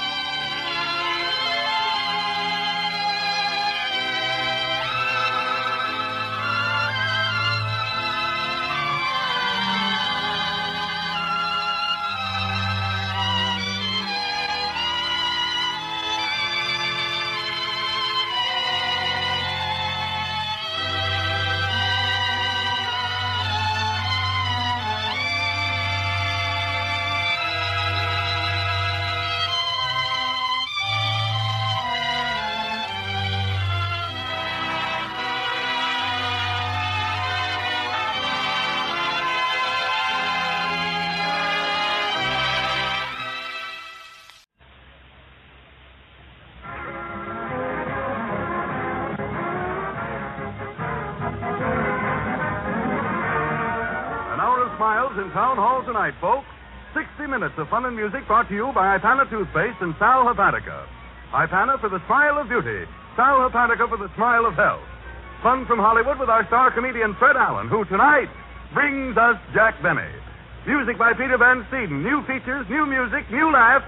It's Town Hall tonight.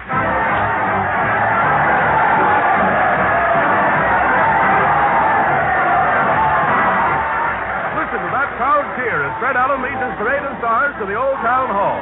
Fred's leading the band dressed as Santa, followed by those claws in the theater sides of the mighty Allen Art players. Let's join the happy crowd, folks. Everybody's going.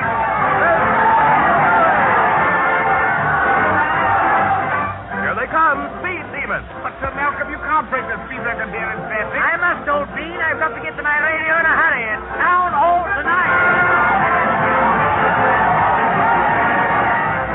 Balloonist. You just came down, Professor Kickard. Why are you taking your balloon up again? The radio reception is better in a fair lady. It's Town Hall tonight.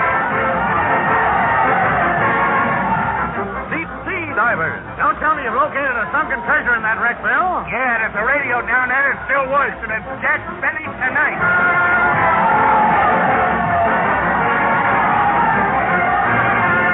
Well, sir, here we are before the old Town Hall, and there's Fred with an old oil lamp making light of the folks as they pass inside. Let's listen. Eeny, meeny, miny, and the more the merrier, folks. All roads lead to the old Town Hall. Now, don't jostle, madam. Hi there, croak voice. Hi, Pest. Hello, Mrs. Sider. Is Jack Benny here tonight, Mr. Allen? Not all here, but all there is of Benny you'll find on the inside. With a joke or two, and we're starting soon. So hurry. You finished, Fred? You bet, Harry. And it's up to Peter now. His first number is Be a Good Sport. Well, I'll try, Fred. Let her go, Peter.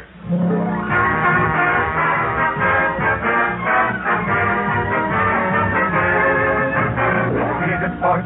Now don't you be a poor loser. Be a good sport. It's great to be a good loser. I mean, kind and be forgiving. Don't cry over spilt milk. How I can make a living. So be a good sport. What if today has its trouble? The weather report may show a lovely tomorrow. Even if you live to be 100, life is still too short. So be a good ace, be a good scout, and be a good sport.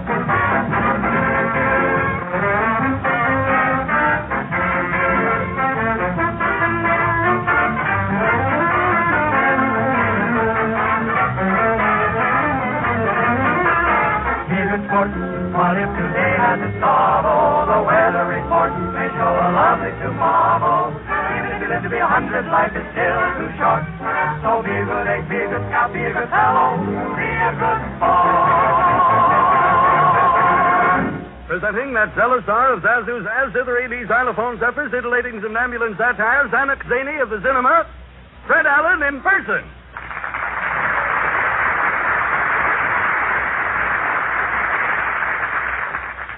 Hello again. This Go is Jack Benny talking. Go away, boy. Oh, all right. See, right away.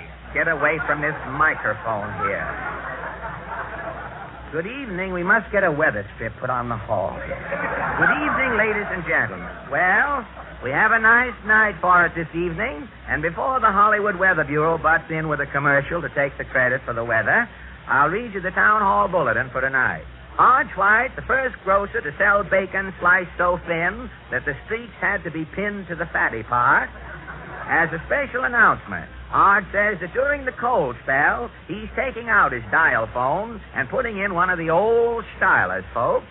Hodge says you can't use a dial phone with your mittens on, and it's so doggone cold in the store, if you take your mittens off, it'll frost your hangnails. So until it warms up, Hodge is inviting all mitten lovers to stop in and phone in comfort. So much for smart customer appeal around the village, and now for the Town Hall news. The curtain, Harry. For certain, Fred. The curtain for certain. A long fella, hey? Oh, I'm only 5'2", Fred. The lights go out, and we bring you the latest news of the week. The Town Hall news sees nothing, shows all. Washington, D.C., Government Weather Bureau predicts that backbone of recent cold wave is broken, and nation can expect moderate temperatures from now on. Town Hall News, checking on recent snowstorms and below zero weather around the country, interviews prominent citizens affected. Tales of strange happenings are rampant in the land as a result of recent cold. At Bildad, Nova Scotia, Mr. Tufton Pump gives off-record statements. How did you find the recent snap, Mr. Pump? It's the worst storm I've seen in these parts in the past 10 years, all but 1 year. Didn't you see a storm that year? I didn't see nothing that year, son. I broke my glasses. I see. Well, how cold was it, Mr. Pump? Well, to give you a rough idea, our Townshend Club gave a community sing last week, and they called on me to solo. What happened? It was so doggone cold, I opened my mouth to sing Old Man River. What came out? An icicle 2 choruses long. Thank you, Mr. Pump. At Eclair, Wisconsin, Mrs. Nadine Whine, a housewife, tells her strange story. You say it was real stormy, Mrs. Whine. Lord, yes. Snow was so high yesterday, folks going by the house were stooping down to look in my transom. Was it uncomfortable indoors? I was chilled so bad, I shook half the spots off a polka dot Mother Hubbard. Must have been cold, all right. It was plumb bitter. Why, I sat down on a chair and thought I had a frostbite. Wasn't it frostbite? No, I was sitting onto my false teeth, the lowers. Thank you, Mrs. Whine. At Rockaway Beach, New York, Fordyce Westbaum, retired pushcart baron, had ghastly experience in the cold wave. What took place, Mr. Messbaum? Why, what's happening to me should happen to a polo bear.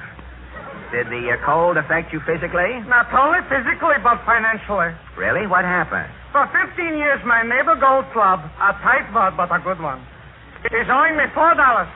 Yesterday in a blizzard, I am meeting Gold Club. Face to face? Beard to beard, we are meeting.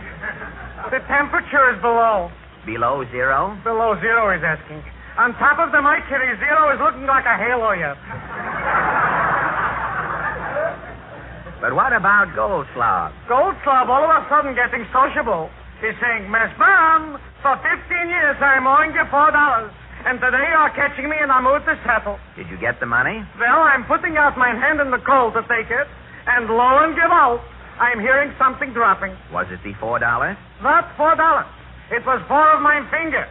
A climate, please. Thank you, Mr. Messbaum. At Hollywood, California, Miss Fern Fickle, loyal Californian, denies the very existence of a cold wave. You say you didn't observe the sudden change in temperature, Miss Fickle? In California, one doesn't discuss the weather with strangers, mister. Why, not with strangers, huh? Only entre nous. Why, it was freezing. It was freezing last week. Oh, yes, zero night. The Chamber of Commerce arranges it annually. It's to help people with swimming pools. The Chamber of Commerce wants your swimming pools to freeze? Yes. Once a year, we tip up the ice and sweep out the bottom of the pools. You Californians take the cake. No, we lower it back in the pool instantly. You deny... You deny the existence of bad weather here in Hollywood recently? As a loyal Californian, I do. Why, it was so cold last night, I saw hail coming down. Not hail, tourists. You might have seen some puff rain, but not hail. This is California. Thank you, Miss Fickle. Many farm tenants report unusual happenings. At Pine Snuff, Arkansas, Farmer Conway Straggle is interviewed in his barn. Don't you feel the cold here in your barn, Farmer Straggle? You're darn tootin', stranger. It's so cold in here right now, I'm steam heating them hens' nests. You have to heat the nest? Sure do. How'd you like to sit down in a nest of cold straw and try to lay an egg? Well, Me neither, son. Does the cold bother your cows? You betcha. Milk freezes right in them. I've been getting it out in sticks.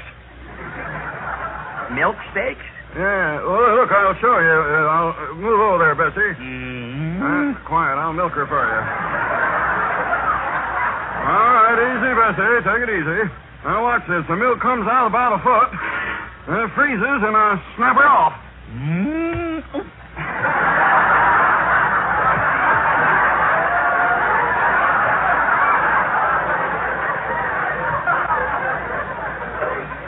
Thank you, Farmer Straggle. Break me off a pint, and I'll take it with me. Well, I'll take that.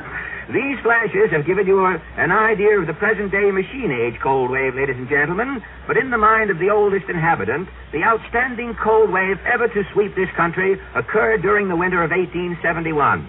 On the night of January 2nd, 1871, the mercury took a 52-degree drop. The drop...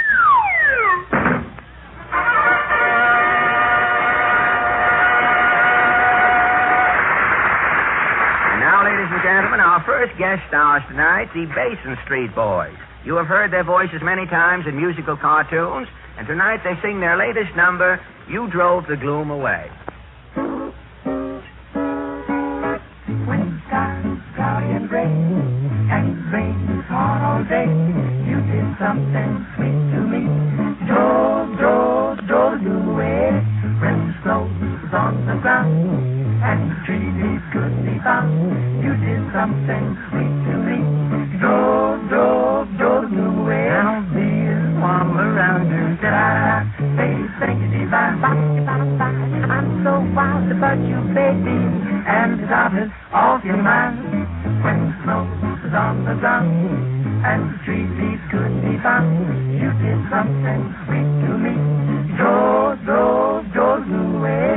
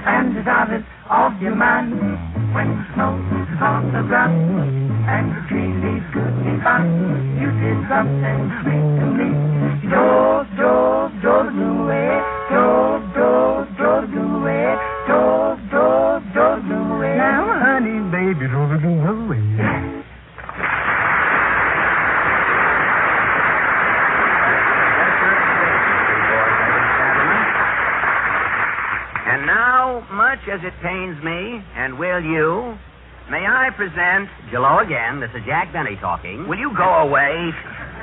Oh, fuck.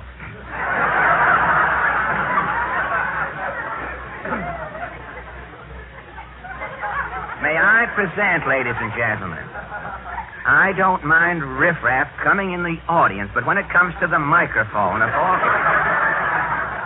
May I present Mr. J. Aloysius Grump, who sees all, tells all, and knows enough after reading a reliable weather report to come in out of the rain. Mr. Grump. Hi, folks.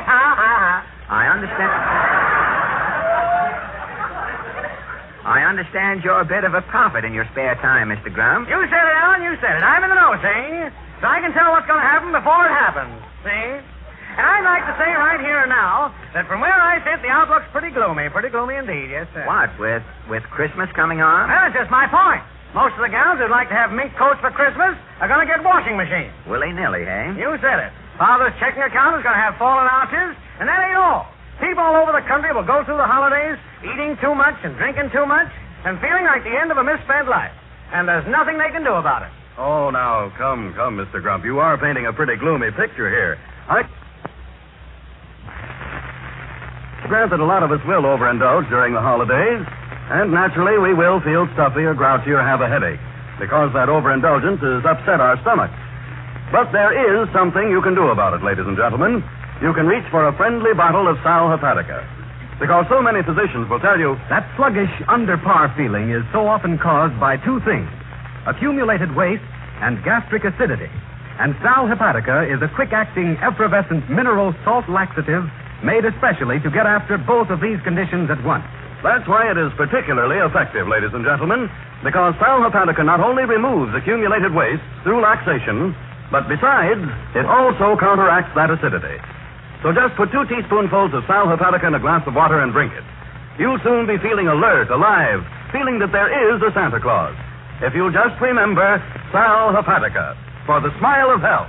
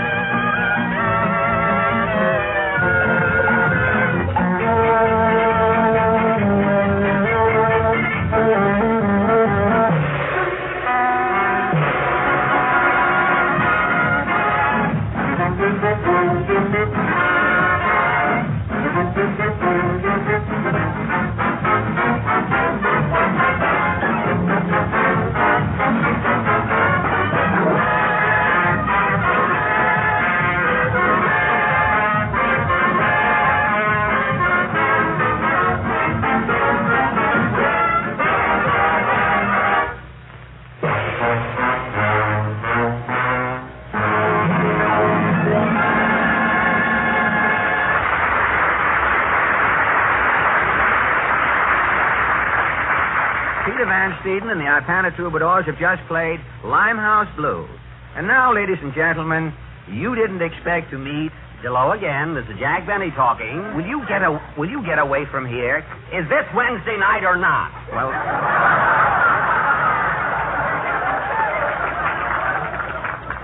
As I was saying, ladies and gentlemen, tonight...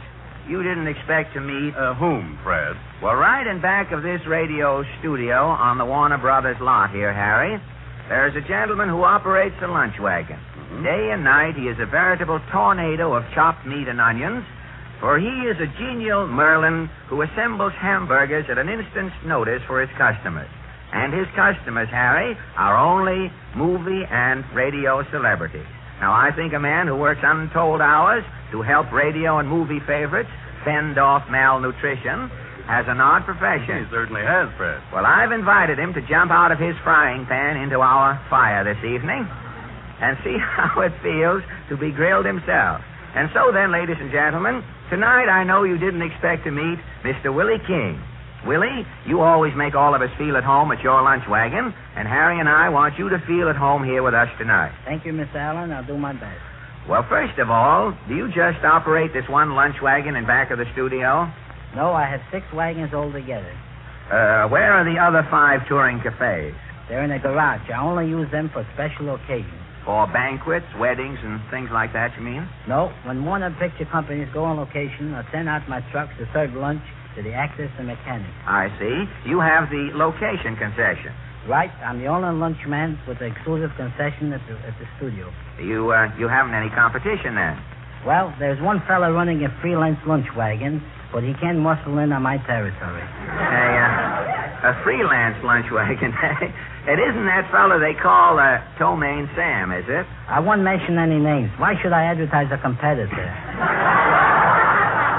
You're right, Willie. Well, tell me, has your lunch wagon ever been in any of the Warner pictures? Yes. At the one you eat was used I'm a Fugitive from a Chain Gang. It was in I'm a Fugitive from a Chain Gang, huh? Well, how did it scream? For not being made up and considering it's a wagon, it looked pretty good. Well, you ought to paint your wagon red, Willie, and be ready for Technicolor. You think it's a bad idea? I think it's a good idea. But say, there's one... don't mind my voice tonight, Willie. I'm taking voice lessons from Andy Devine's teacher. It's just having effect. But say, there's one question I forgot I should have really asked you first, Willie. How did you get into this a la carte cafe business? Well, years ago, I used to be in picture business. Uh-huh. Now it comes out. You were an actor, huh? No, I was assistant director with Larry Seaman in silent pictures. What was the last picture you worked on? The Wizard of Oz. Were there any actors who are stars today in The Wizard of Oz? Clark Gable was an extra in that picture. He carried a spear. I wonder what ever became of that spear. I wouldn't know. Naturally, but how did you happen to work yourself up from assistant directing to owning a lunch wagon? Well, when the talkies came in, I asked Jack Warner to give me the lunchroom concession at his studio. And Jack Warner did, huh? Yes, Fred, that was 12 years ago, and thanks to his kindness, I've been in business ever since. Well, I imagine, Willie, that during the past 12 years, you have sold a sandwich to practically every big star on the Warner lot. Yes, I've known them all. And you're acquainted with all of the Warner stars today, of course? Oh, yes, Dick Powell, Joan Modell, Edward G. Robinson, Andy Devine, Pat O'Brien, Leslie Howard. What does Leslie Howard usually have for lunch? Kippers and crumpets? No, Mr. Howard generally has coffee and donuts. Well, confidentially, Willie, have you ever caught Leslie Howard dunking? Well, one day... Now, wait for your laugh, Willie. Wait for your laugh.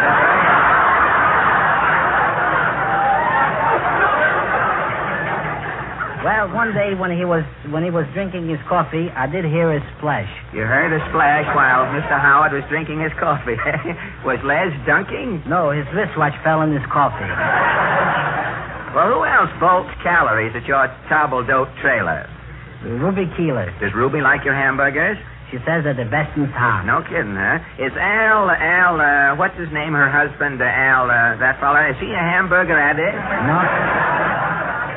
No, Al generally takes his steak smothered in ketchup. What about Betty Davis? Miss Davis is crazy about potatoes. I've seen her order fried potatoes and potato salad in the same plate. I imagine you treasure the mental picture you have of Miss Davis's potatoes among your starchy souvenirs, Willie. There's no time for sentiment when you're running a lunch wagon, Fred.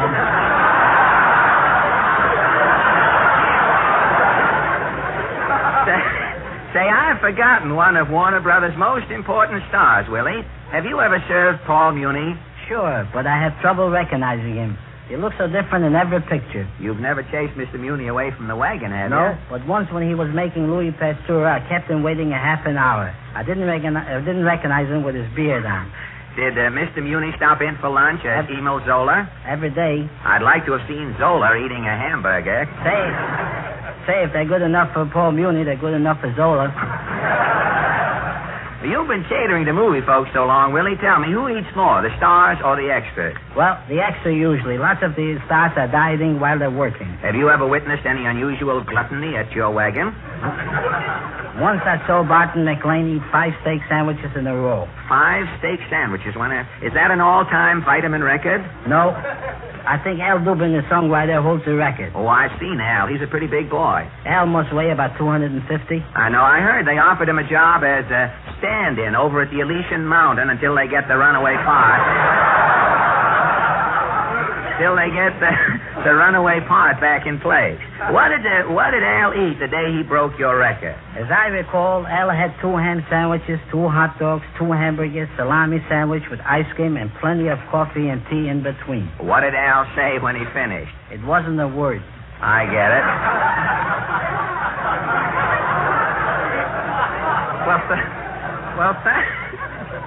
Well, thanks, Willie, for giving us this opportunity to put on our optical napkins and take a peek behind your mound of chopped steak and onion. It's been a pleasure, Fred. You like the radio business, eh? It's not bad. You don't have to wear an apron.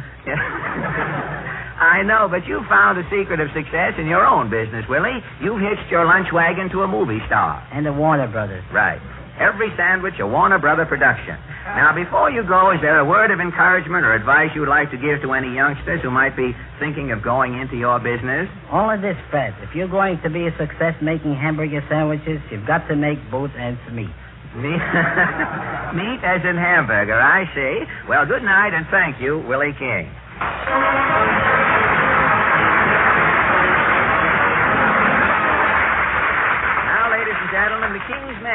tonight the boys sing Nobody Loves a Riveter But His Mother. Hammer away, boys.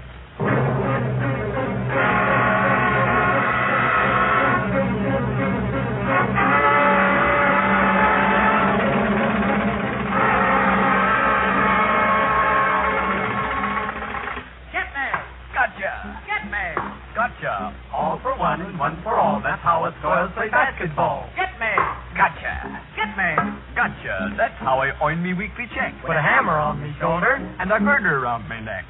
Hey, you guys, look at that swell dame down below. There she goes. Get me. Hey, how do you get that hitting me there with a red-hot rivet? Oh, look what you're doing, you clumsy boo. Oh, I'm fed up with this lousy job anyhow. Why? A girl can love a sailor, a butcher or a tailor, but nobody loves a riveter but his mother. A girl can love a plumber or some guy even dumber, but nobody loves a riveter but his mother. She'd love a crook who'd break into a jewelry shop. If she's a cook, she'd even love a cop on earth. But when we start to rivet, no woman cannot live it, so nobody loves a riveter but his mother.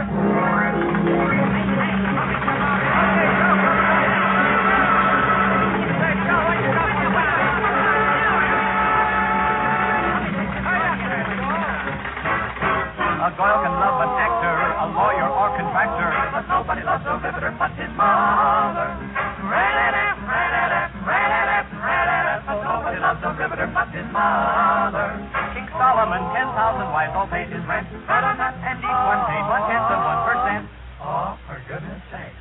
But when we start to rivet, no woman cannot live it, so nobody loves a riveter but his mother. Get me. Gotcha.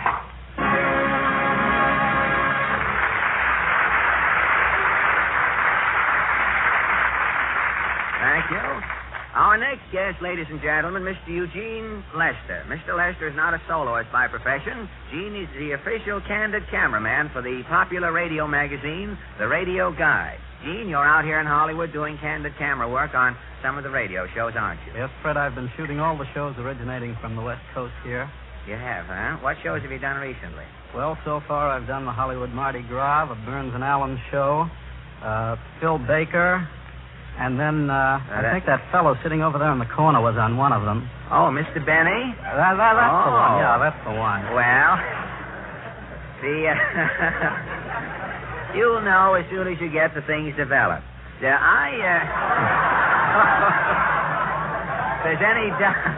If there's any doubt as to what's been going on, Gene, in your camera, as soon as you get the scripts developed, you can let us know. When are these going to be in, these pictures you've been snapping? I saw you taking some at our dress rehearsal today. When are they going to be in Radio Guide? Well, these pictures that I've taken today will be in your issue of Radio Guide on January 7th. January 7th, That's right.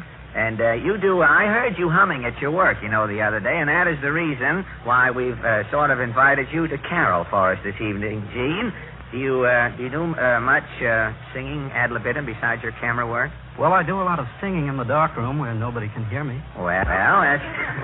But tonight you're going to come right out with the lights on and see what happens, huh? Do you prefer photography to singing? Well, they sort of both work hand in hand. Well, they do in a way at that. The only difference is that a photographer would be apt to tell other people to look out for little birdie, whereas the singer would have to look out for the little birdie himself.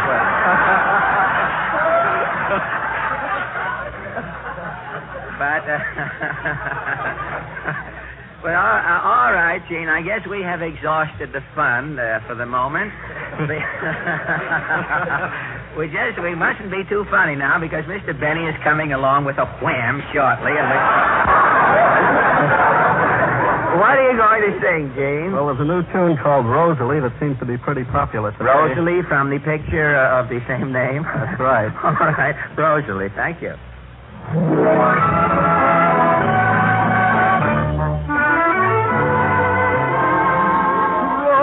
Rosalie, my darling,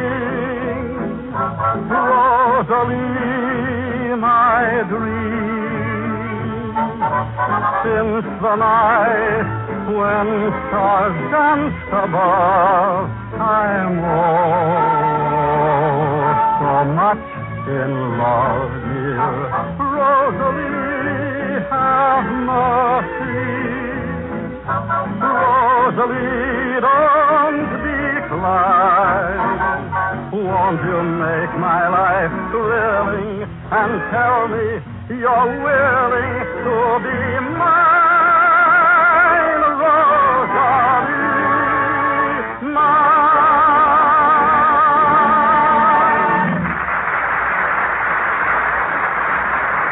Mr. Dean Lester, ladies and gentlemen, radio guide, candid camera expert. Now, ladies and gentlemen, if you have no serious objections, I'd like to conduct a little experiment at this point. You see, some expert has just burst into print with a statement that radio audiences listen with only half their minds, and consequently have only a vague idea of what they hear. Well, do you think you can change all that, Fred? No, Harry. All I want to do is to prove or disprove it. Now, if I can just get someone within the range of these tired eyes, this gentleman here in the front row. Do you listen regularly to this program, sir? Every chance I get. My public. Would you mind stepping up to the microphone just a second, sir? Glad to. Thank you. Now, will you tell me in your own words what Mr. Von Tell says every week about Ipana toothpaste? Well, I'll try. Let's see.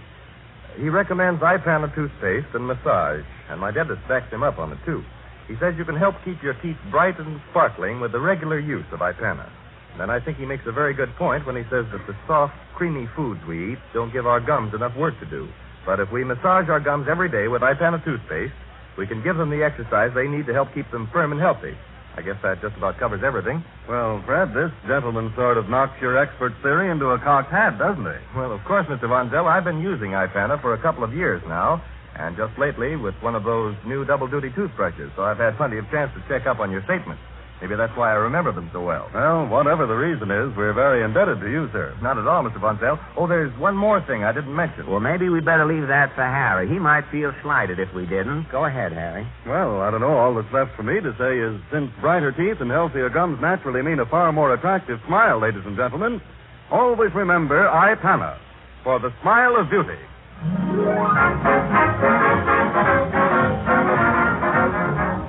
Town Hall tonight will continue immediately following a short pause for your station identification.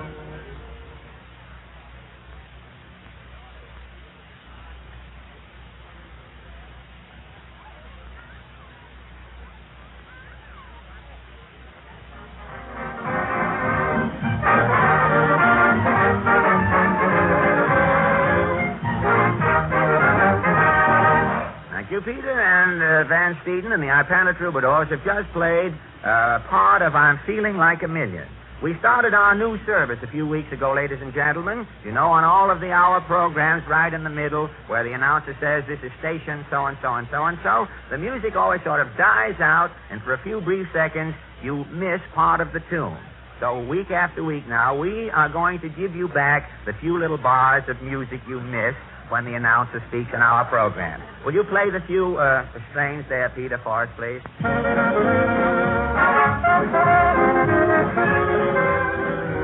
Thank you very much. Now, ladies and gentlemen,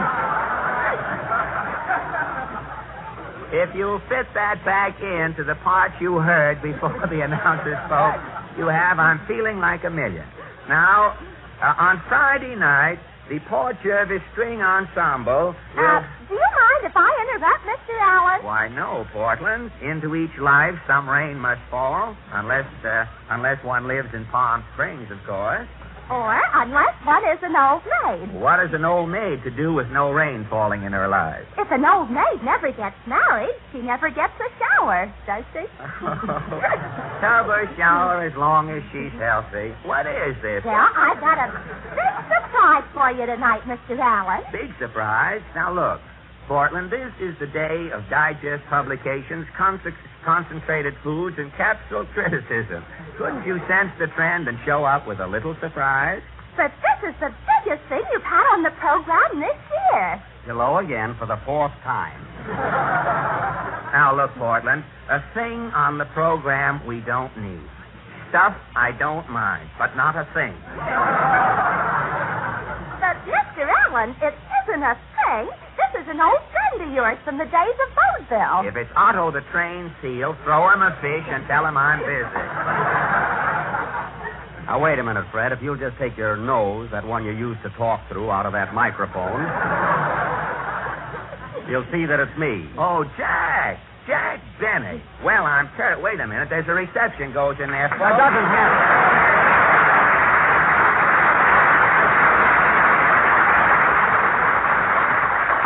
I was worried there for a minute. Well, you've been on 4 times. If you took a little bit each time, it's better you get it all at once like this. Let it pile up. Well, I'm terribly sorry, Jack. I didn't notice you. How long have you been standing there? Since 8 o'clock this morning.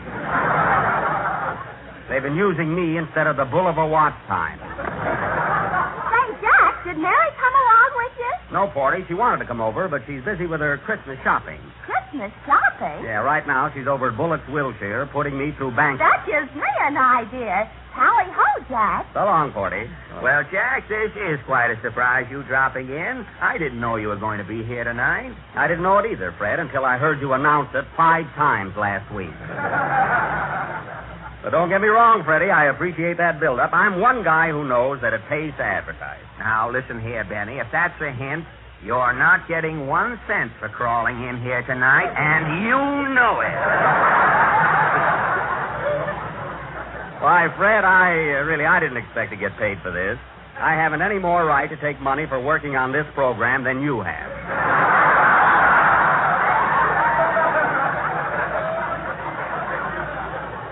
You for a while there. Now, those armchair jokes, they'll hold you for a while. Now, hold on there. Hold on there, Benny. That's an insult. Well, if I was Professor Quiz, I'd say correct. Absolutely correct. And if I was Major Bowes, you'd have left with a unit 10 minutes ago. Hey, that's nice work if you can get it. You know, Freddie, I wouldn't mind being back in vaudeville again, though, would you? Ah, those were the good old days. Yes, sir. Say, Fred, no kidding, will you ever forget the time you and I were together at the Orpheum Theater in Sioux City, Iowa? Yep. Only I was on the stage. I don't care, Freddie. I made more money selling peanuts in one day than you did all week. Well, Jack, I didn't make much money in those days, but I was a pretty good juggler. Remember how I used to toss those Indian clubs in the air and do a funny monologue at the same time? I sure do. And, Fred, you remember when you dropped those clubs? How you'd let them lay there right alongside of your joke? Yep. Well, you ought to know. You swept up the theater every night. I did not. I used to stay in the theater late just to practice my violin.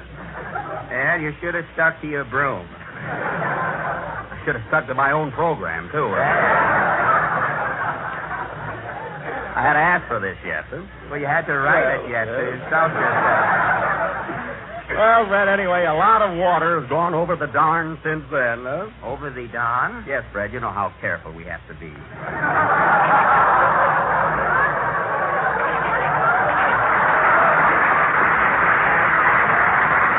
But just think, Freddie, just think. Here we are, both in Hollywood and both of us in pictures. It does seem unreasonable, doesn't it? Of course, Fred, maybe I shouldn't point this out, but I do make a lot more pictures than you do. Well, Jack, there's so little of you in each one, you have to make more. Oh, is that why they do it? I'm glad you brought that up. How do you like pictures, Fred? Fine, Jack. I just finished one called Sally, Irene, and Mary. I'm leaving for New York next week. Oh, they're releasing you instead of the picture. Now, Benny, if you're here to drip venom, heed your promiscuous spattering, and remember that retribution is the trailer that follows oral pollution. Alan, you're just lucky I don't know what you're talking about. Anyway, I had a hunch you were going back east, Fred, and that's why I came up here to see you. Have you decided which way you're going back? I mean, which form of transportation? Well, I was going to take the boat and go through Panama. But I've got a hat, so I decided to take the train. Well, Fred, of course, I don't want to influence you one way or the other, but have you ever thought of driving back east? You know, by automobile? What kind of an automobile? Now, don't rush me. And it's in good condition, too. No kidding. Would you like to drive back home, Freddie? No, Jack. I'll stick to the chief. Well, if you'd rather hang around with Indians. But the chief is a train, as you will find out when you finish your next picture, Mr. Benny. Say, what are you trying to get at, anyway? Well, Fred, I own a Maxwell. And I thought that... You don't think you can palm that tin nightmare off on me, I hope? Why, I wouldn't be found dead in that car. Say, you're no better than the engine.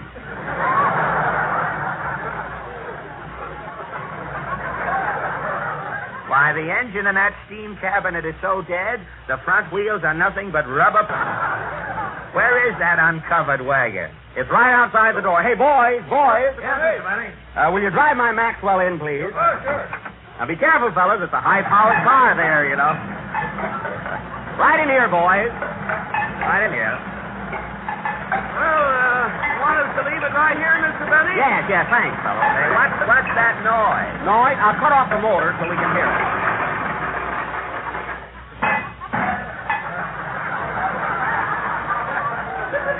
That's better. Yes. Hey, Mr. Benny, I guess this belongs to you. Oh, the door. Yes, thanks. I went to close it, and it came off in my hand. Well, you can stick it back on with a little new skin, Jack. Say, what's that bottle of scotch doing tied on the front? That's for the radiator on New Year's Eve. It looks like the car's got a hangover already. Benny, you may not be a snake in the grass, but you're sure hanging around with the rattler there. That's libel, Alan. And if I had my writers here, what we'd call you be a four-bell raz. Say, what's up?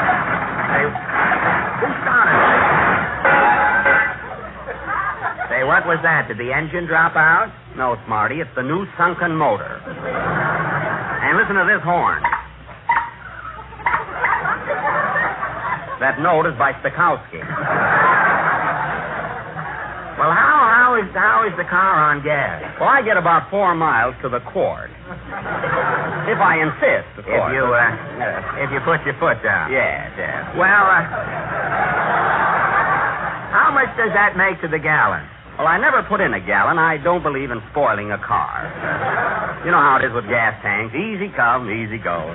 Well, Alan, what do you say? Well, now that I've had a good look at this bear trap, Jack, I know why the Maxwell people went into the coffee business.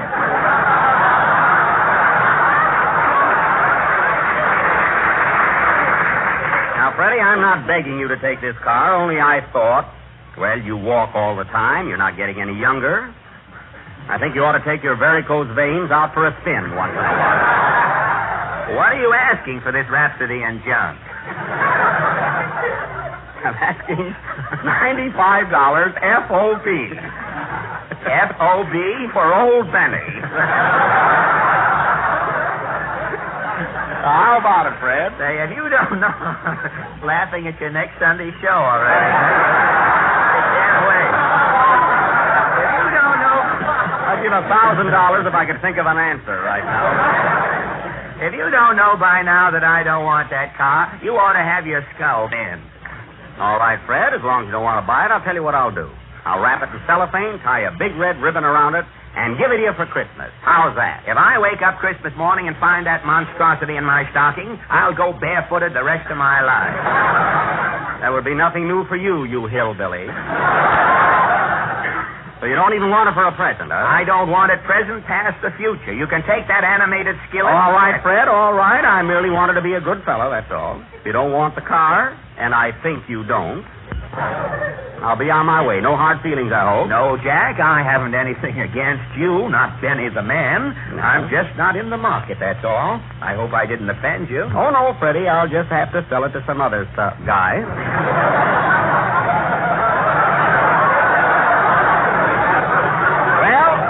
Merry Christmas, old boy. Same to you, Jack, and good luck. Thanks, Freddie. Goodbye.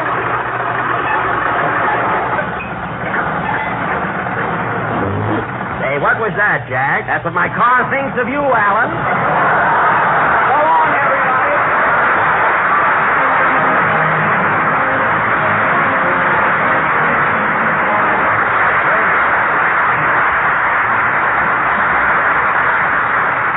Thank Thank you. And now, ladies and gentlemen, very well done, Master Benny. You've come a long way since the last time we met. And now...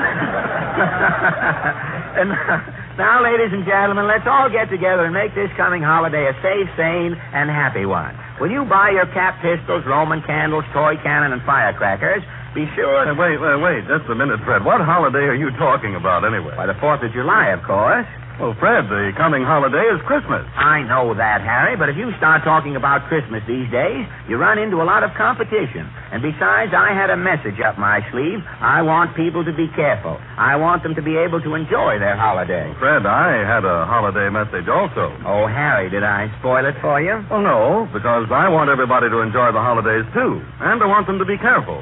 Especially careful of a cold. Because nothing can take the merry out of a Merry Christmas more completely than a cold. That's why I hope that during the holidays everyone will be sure to have a bottle of sal hepatica on hand. Because so many physicians say you can often help throw off a cold more quickly if, at its very beginning, you do two important and fundamental things.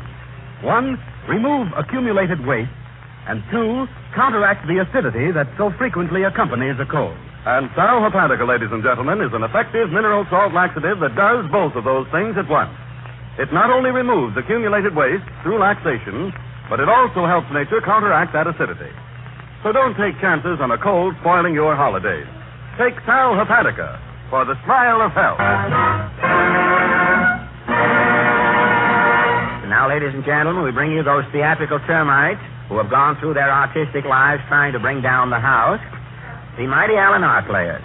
Tonight they present a Christmas fable. It's called Santa Claus Sits Down, or Jingle Bells Shall Not Ring Tonight. Over to you, Peter.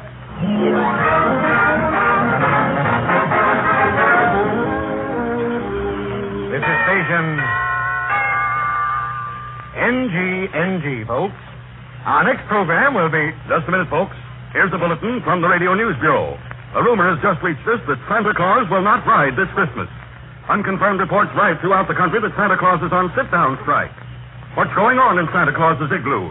Stand by, folks. Assassinated Press is investigating the trouble, and we hope...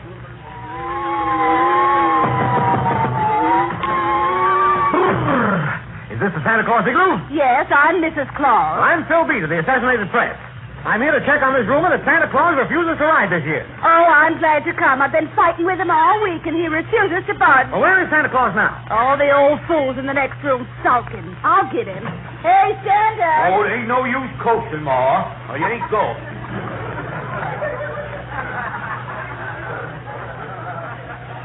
Come on out, stupid. You got company. Oh, well. What's on your mind, son? Well, I'm from the Assassinated Press, Santa Claus.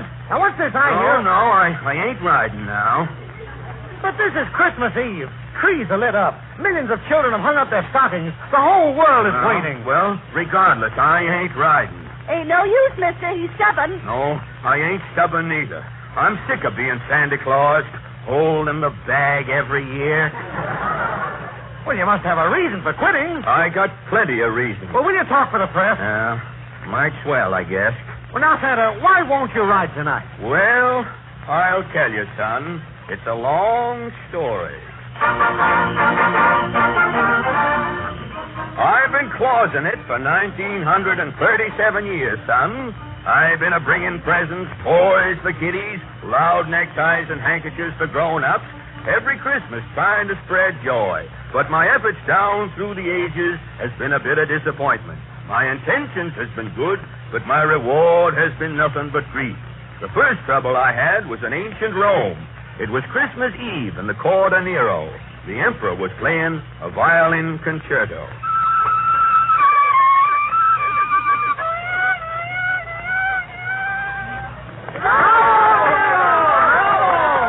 Is your emperor the best fiddler in Rome, Latches? Yea, Nero. Is your king a master of pizzicato? Yea, Nero. Shall Nero play an encore? No, Nero. What, you dog?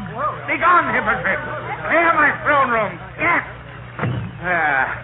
Now I can play my violin. I'm alone.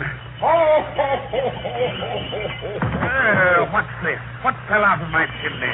Merry Christmas, Nero. Merry Christmas. Who are you, Lumpkin? The chimney sweep? I'm Santa Claus, Nero, bearing Christmas gifts for your majesty. Gadzooks, another basket of fruit from the Rome Kiwanis Club. No, my gift is a trinket rare. So rare, it hasn't even been invented yet. Watkins, what is this tiny golden box? It's a cigarette lighter, Nero. Turn yon little wheel. Gramercy, it flames.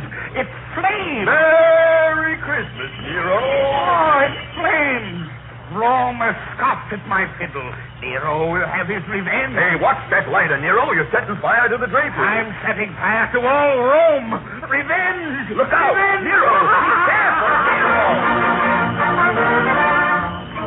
So you see, son, if it wasn't for Santa Claus, Rome wouldn't have burned. Well, I know that, but... Here I was trying to spread good cheer, and what did I get?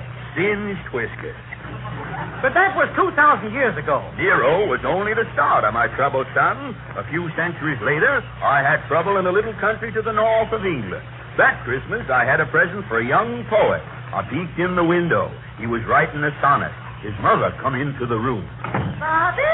Hi, Mother. It's time you were to bed, lad. I'm composing, Mother. Have you not heard of a poet? A poet at your age, Robbie. I am Robbie Burns, the youngest poet in the Glen. Are you concocting a limerick? Where river wants to... It's no finish. Can I think of a rhyme for brave? Pay. Pay in a Scotch song? Are you daft, Mother? Will be last on the hit parade. Well, you'd better find a rhyme in a hurry and go to bed. Composing on Christmas. It's evil. Good night. Good night, Mother. Oh, a rhyme.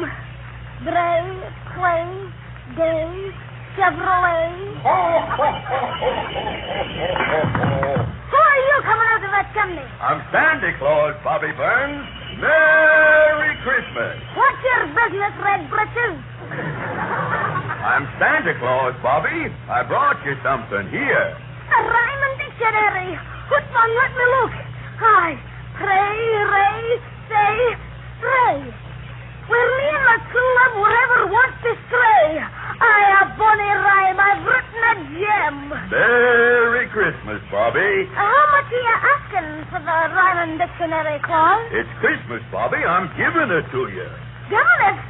Help, Feather, help! Oh, Feather! What's wrong, son? This man's a lunatic, Feather. A daft Sandy, eh? I'm Santa Claus, Mr. Burns. I only gave Bobby a Christmas gift. Give him? Grab him, Now, son. let me We'll go. take him to the asylum. Hold on, Mr. Burns. I only gave your son a present. Exactly. A man who gives anything away in Scotland belongs in a padded cell. Grab him, son. Scotland.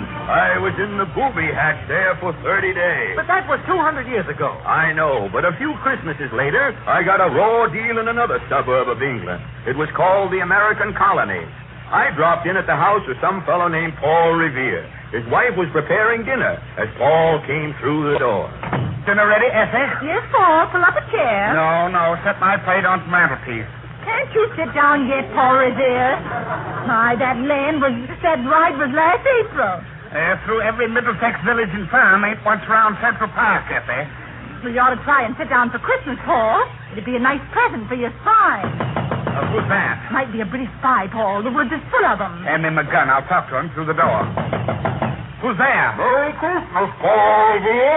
It's Santa Claus. So what? I've got your Christmas present, Paul. It's a cushion stuffed with fuzz from Delaware peaches. Can I sit onto it? You bet. Sounds mighty tempting, Effie. I'll let him in. It might be a British trick, Paul. Don't open that door. I'm Santa Claus, Mrs. Revere.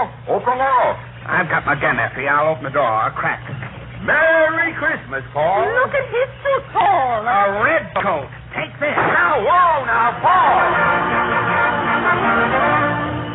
Well, sir, when I got back to my sleigh and start down, I was mighty glad I still had that cushion full of peach fuzz.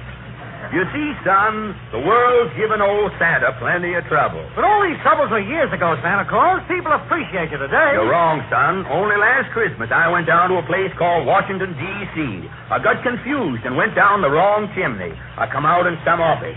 Coming down the chimney, I heard a man phoning. Hello? Hummingbird Conservation Project, Professor Beak speaking. $2 million for a hummingbird community bird bath in Florida. I'll mail your check Monday. Goodbye. Here, what are you doing here? Merry Christmas. I'm Santa Claus. Santa Claus? One of the Wagner Act clauses? No. I'm a mythical character. Oh, a friend of Jim Farley's, eh? No. I come down from the North Pole once a year to give things away. I give and give all up and down the land to make people happy. You do? Well, you'd better go back to the pole, Fatty. But I'm Santa Claus. No, you're not. The government is Santa Claus today. And that was only last year, son. That's why my spirit's broken. Being Santa Claus is just one pain in the ermine after another.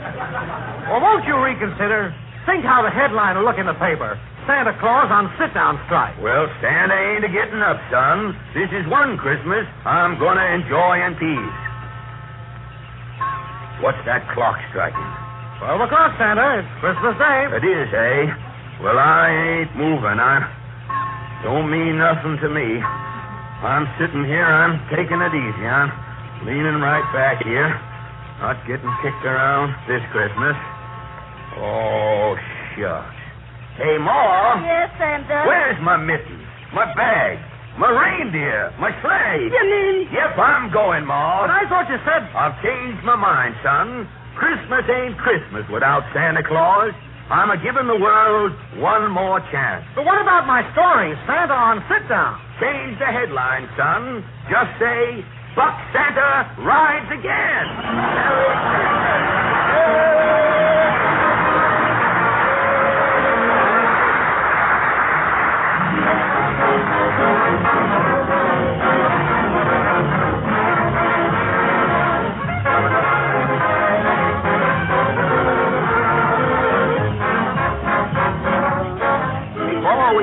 Next Wednesday, ladies and gentlemen, Christmas will have come and gone. So right now, I want to wish every one of you the merriest and the happiest kind of a holiday. This comes from Peter and Harry, and from our sponsors, the makers of Ipana toothpaste and Sal Hepatica. And so then, from all of us to all of you, Merry Christmas.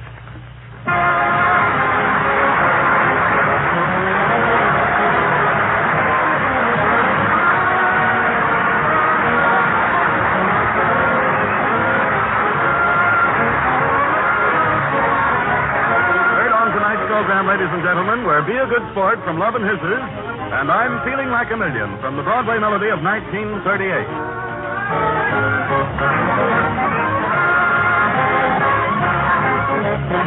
This is the National Broadcasting Company.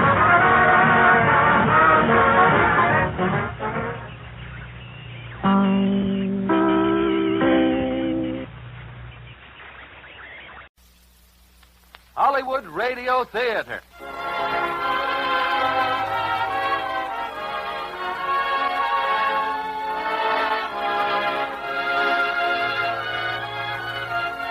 We get many enjoyable moments out of the books we read, the sights we see, and above all, the things we hear.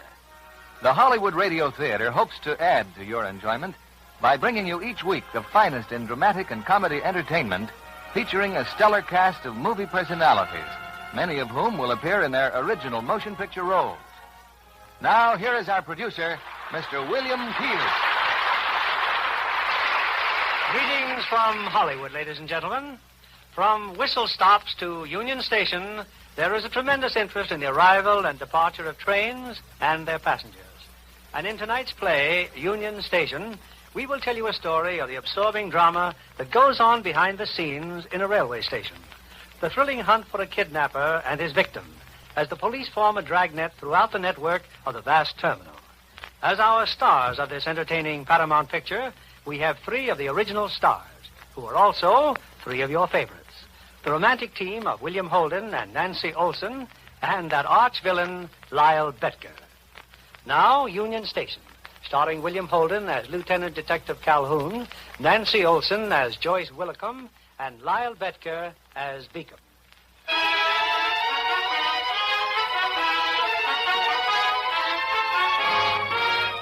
most people, a railroad station is a place where you get on or off a train. But when you've got 80,000 people doing that every day of the year, there are times when the public wants the law around. Now, that's where I come in. My name's Calhoun, Lieutenant Detective, and my precinct is Union Station. We operate 24 hours a day. Men in uniform, men in plain clothes. Sometimes we're the man who wears a red cap and carries your baggage. Sometimes we sell you a ticket or hand you a timetable at the information booth. But all the time, there isn't an inch of the Union Station that isn't under observation. Often we get involved in something that begins miles away from the Union Station. But if it happens on railroad property, wherever that might be, sooner or later we're in on it.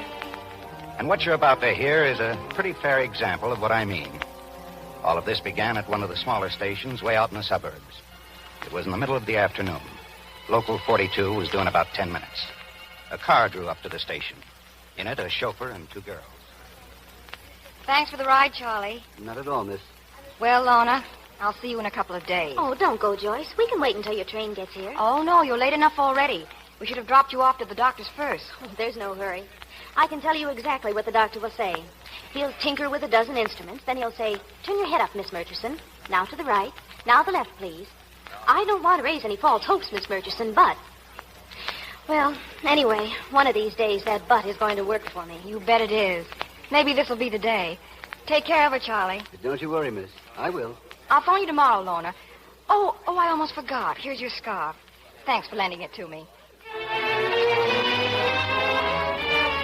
Number 42 was on time that day. It took 8 or 10 passengers aboard and left the station less than a minute later. The conductor picked up the tickets and was standing on the platform between the cars. Conductor, please. Yes, miss? There's a man inside carrying a gun. Well, maybe he's got a right to carry it. A lot of people have. Shh, I know, but he and the other man were just racing the train in a car. Who else saw the gun? I don't know, but I certainly did. Oh, people are always seeing things on trains. I've got to check these tickets. Aren't you going to do anything about it? They might have done something, maybe a holdup. They got out of an automobile, but now they're sitting apart like strangers. I have 22 years in this job, lady, and I didn't keep it by minding my passengers' business. As long as... I'd rather not hear any more lecturing. If you don't intend to do anything about it, I will. All right, I'll do what the regulations say I should. I'll wire ahead and have a cop waiting for you at Union Station. I'll get you the head man himself. Thank you. Lieutenant Calhoun, you can tell Willie Calhoun all about it.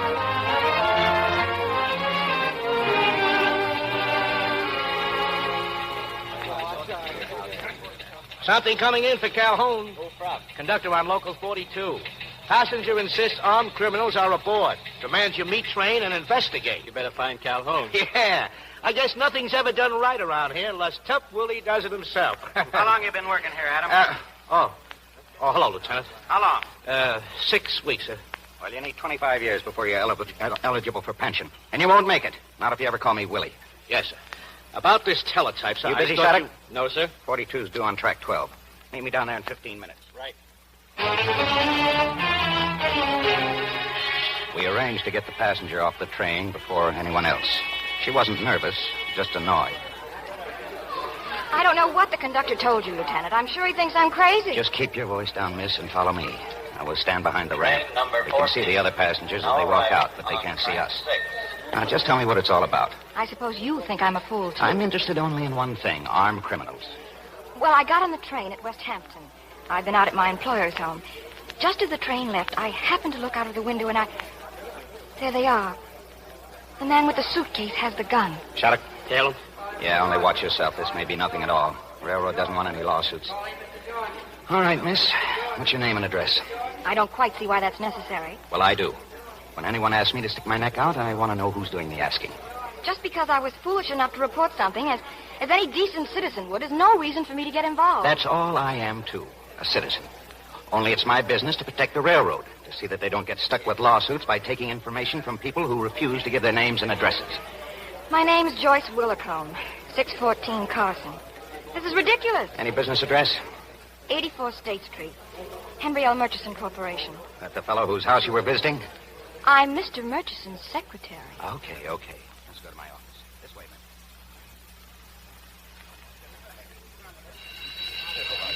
Then I told the conductor on the train that... Excuse me. Hello? Shattuck, Lieutenant. Well? I lost them. Sorry. Oh, fine. But I got something you may want. The 2 men walked over to the parcel lockers north section and checked that suitcase. Locker number P-372. 72, right. Then they put the key in an envelope and dropped it in a mailbox. They went out to the street and I lost them. Okay, Shattuck, get back up here. Stein? Yeah? Locker number P-372, north section. Bring up whatever you find. Well, miss, maybe we'll learn something. You mind waiting? I'll wait. They put the suitcase in one of those parcel lockers. That's probably where your friend ditched his gun. Meanwhile, just tell me what happened on the train. You spoke to the conductor and...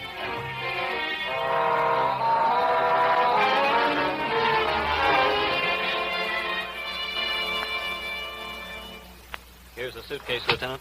At least it isn't locked. Open it up. It's practically empty. Just a few clothes. Pair of gloves, scarf, one of those berets, and no gun. Looks like we made a mistake. Just a minute. That scarf. That's Lorna's. Lorna Murchison's. She came to the station with me. Their chauffeur drove us. She had loaned me this scarf. These are her things. Lorna Murchison? Boss's wife? His daughter. She was on her way to the doctor's and she dropped me off at the station. How old a girl? 18. Don't you see? Something's happened to her. Why the doctor's? She went to the doctor regularly. Lorna Murchison is blind. Blind?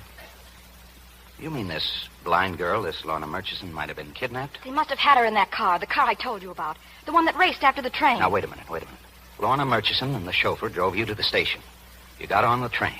A few minutes later, you saw an automobile racing down the road, Yes, I've told you. The train was going slowly. The car caught up, 2 men got out and jumped on. Who else was in the car? I don't know. When they got on the train, they acted like strangers. Why, they didn't even sit together. Aren't you going to do anything? Stein, call the city police. Inspector Donnelly. All right, Miss Willicum. Where can I reach Murchison? What's his phone number?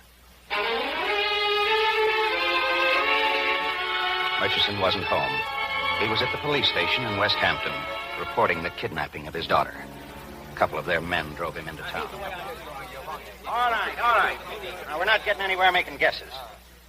Now, once again, Mr. Murchison, you were certain your chauffeur's in the clear. I've told you a dozen times, Lieutenant. He's been with us for 20 years.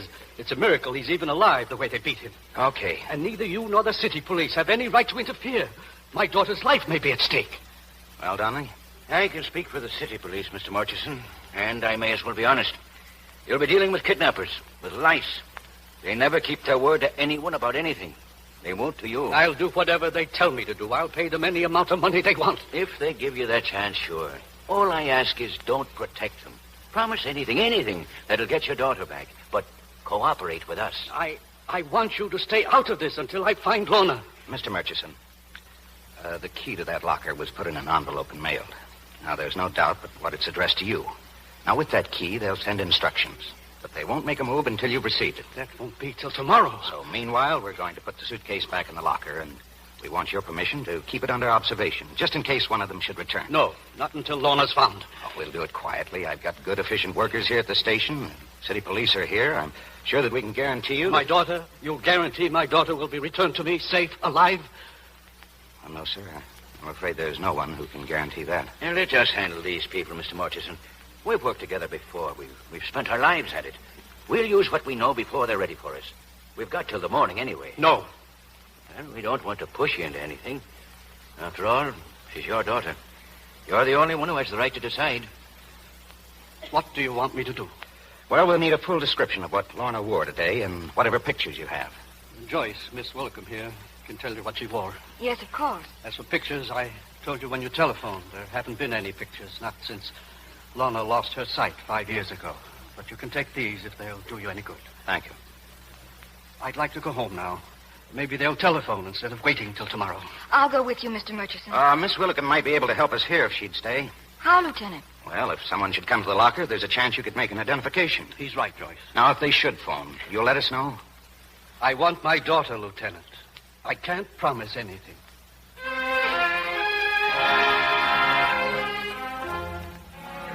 We took the girl down to police headquarters, Rogues Gallery. We got nowhere.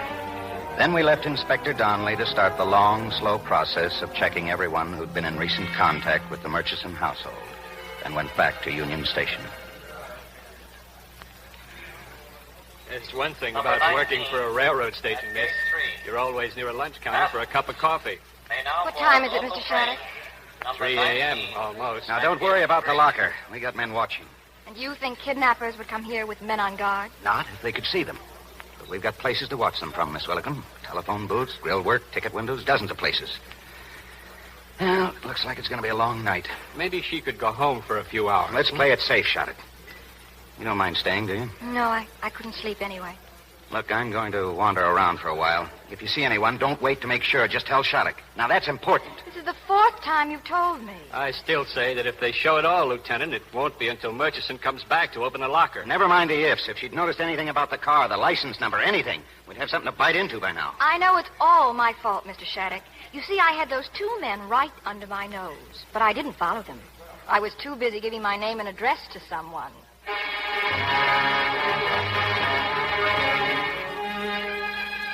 Shattuck was right. Nothing happened until almost noon of the next day, when the mailman dropped the letter off at the Murchison house. In it was the key to the locker and a note. He came straight to Union Station, and then we got the break we'd been waiting for. Murchison was being followed. That's the man. He was with the other one yesterday on the train, the one who had the gun. Just stay where you are, Miss Willicum. What's he going to do? Nothing. He's just making sure that Murchison is alone, that the police aren't with him, and that Murchison opens the locker. And you're just going to sit here? Why don't you arrest him? Because he can lead us to Lorna Murchison. So we're going to follow him. He's leaving. He's walking out. That's right, Miss Willicum. So am I.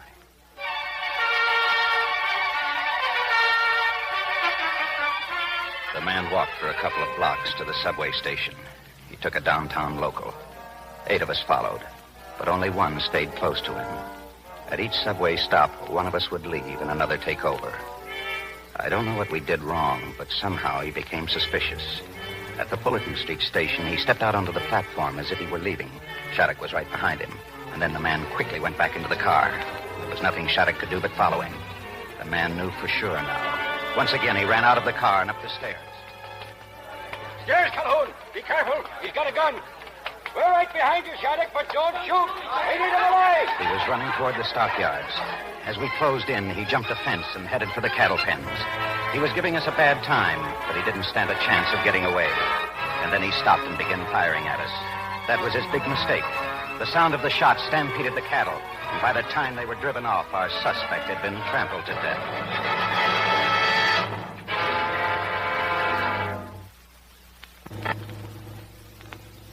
Why are you driving me home, Lieutenant? Now, Inspector Donnelly suggested it. You should have been home long ago. It's too bad you lost that man. Yeah, I've been waiting for you to say that. But at least we know who he was. His name was Gus Hatter. Where he lived, fingerprints, driver's license. Donnelly's got men planted at the hotel and on his telephone. If anyone tries to get through, they'll take him. I suppose that's the best way to look at it now. Try not to think about the other kidnappers. The ones who are waiting for that man to get back. I wish I hadn't said anything about those men on the train. We should have stayed out of it, all of us. That's what Mr. Murchison wanted. Look, men like Donnelly have had years and years of Yes, experience. I know. Leave kidnappers to men who know how to handle them. Make sure the railroad company isn't sued. Why doesn't someone think about Lorna Murchison? She's all that counts. I don't care how many kidnappers you catch, whether they're caught or not. I care about her. We all do, Miss Willicum. What instructions did Mr. Murchison get in that letter? Well, he's to be standing in front of the information booth tonight at 8 o'clock. They'll contact him there. They're going to use your station again. Yes, they're going to use my station. Donnelly thinks you'd better be there, too. Where? My office at 7:30. Very well. Thanks for the ride, Lieutenant. 8 o'clock, the kidnappers had said. That gave us time, Donnelly and me, to get our plans fairly well organized. They have it all figured out, Calhoun. They know the station's going to be jammed with weekend crowds, worse than yesterday. Well, the more people, the better. We can scatter an army down there, and nobody will ever notice them. Whoever engineered this kidnapping, that kind of a man won't come himself. No. They'll send someone else. Like the fellow who drove the car. Nobody's seen him. My guess is that he's probably the one taking care of the girl. What makes you think anybody's taking care of her? I wouldn't be lifting a finger, not a finger, if I could make myself believe that Lorna Murchison's still alive. Now, how can... I don't believe it. Not 10 minutes after they took her. Well, how do we lay it out? I want your men to cover every exit and every entrance. Now, we got a dozen phones planted around the station. I'll have a man at every one. Stein will be with the station announcer. We've got signals he can give over the public address system. We have 4 clerks in the information booth. Tonight, 2 of those clerks will be Shattuck and me. I think we'd better have another talk with Murchison. He's staying in town, and I just want him to be sure that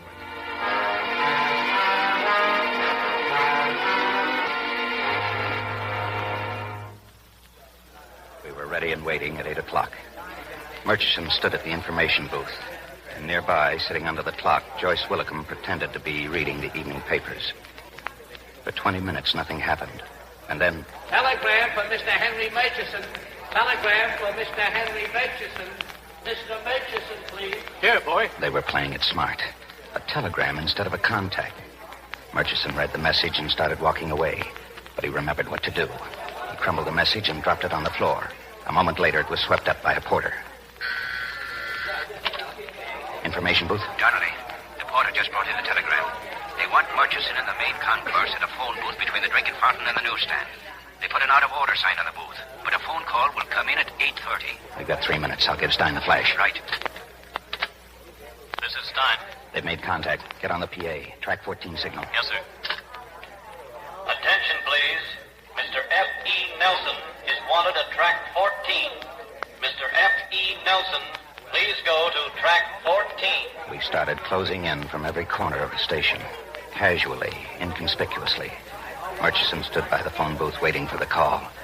Meanwhile, Joyce Willicum was still under the clock. And then suddenly she noticed someone walking across the station. Clerk, where did he go? Lieutenant Calhoun. Well, I couldn't tell you, ma'am. I'm sorry. I'm Miss Willicum. I know who you are, miss. Then tell him I've just seen the man with the gun. He's walking out of the station, and I'm going to follow him.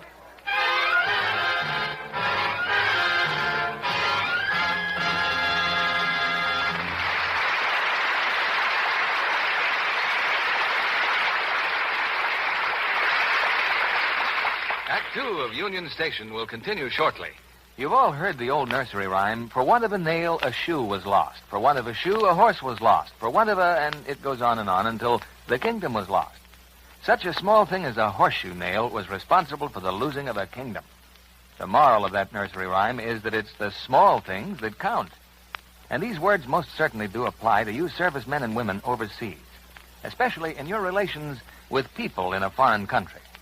You see, our foreign policy is based on our desire to promote a better understanding among the peoples of all nations. Our military policy is based on our desire to promote world peace. So if you're an American serviceman or woman overseas, you're there to support both of these policies. On duty or off duty, in dealing with people in a foreign country, you can't afford to neglect the small things. America is striving for mutual understanding and trust. Remember, a country is known by its people. What people think about your country depends on you. Now, our producer, Mr. William Keeley. Act 2 of Union Station, starring William Holden as Bill Calhoun, Nancy Olson as Joyce, and Lyle Betker as Beacom.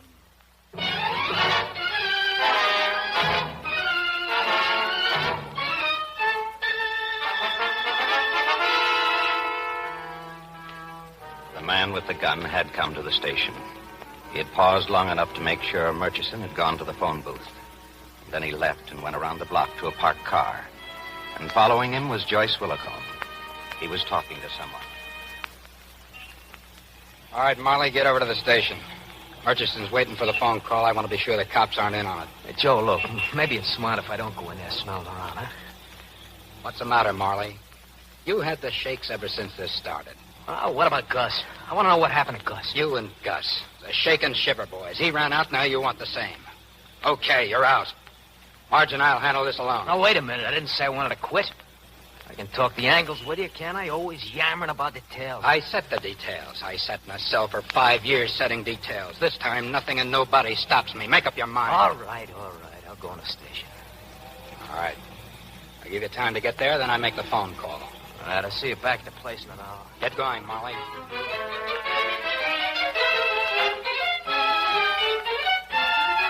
Joyce followed Marley back to the station. Murchison was still waiting for the phone call. Lieutenant. Get back under the clock. You were told to stay there. I know I was. But just in case you're interested, one of the kidnappers just walked in. Where is he? He's sitting down, facing the first phone booth. The call's coming through. Look, find Donnelly. Tell him what you just told me. Tell him we won't do a thing until Murchison's through talking. And hurry, please.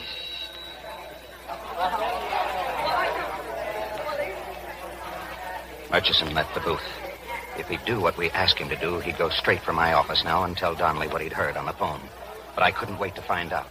The man facing the first phone booth had started to leave. Sherlock, Fay, and I closed in on him. We got a message for you, Jack. Sorry, you made a mistake. It's from Gus Hatter. Not me.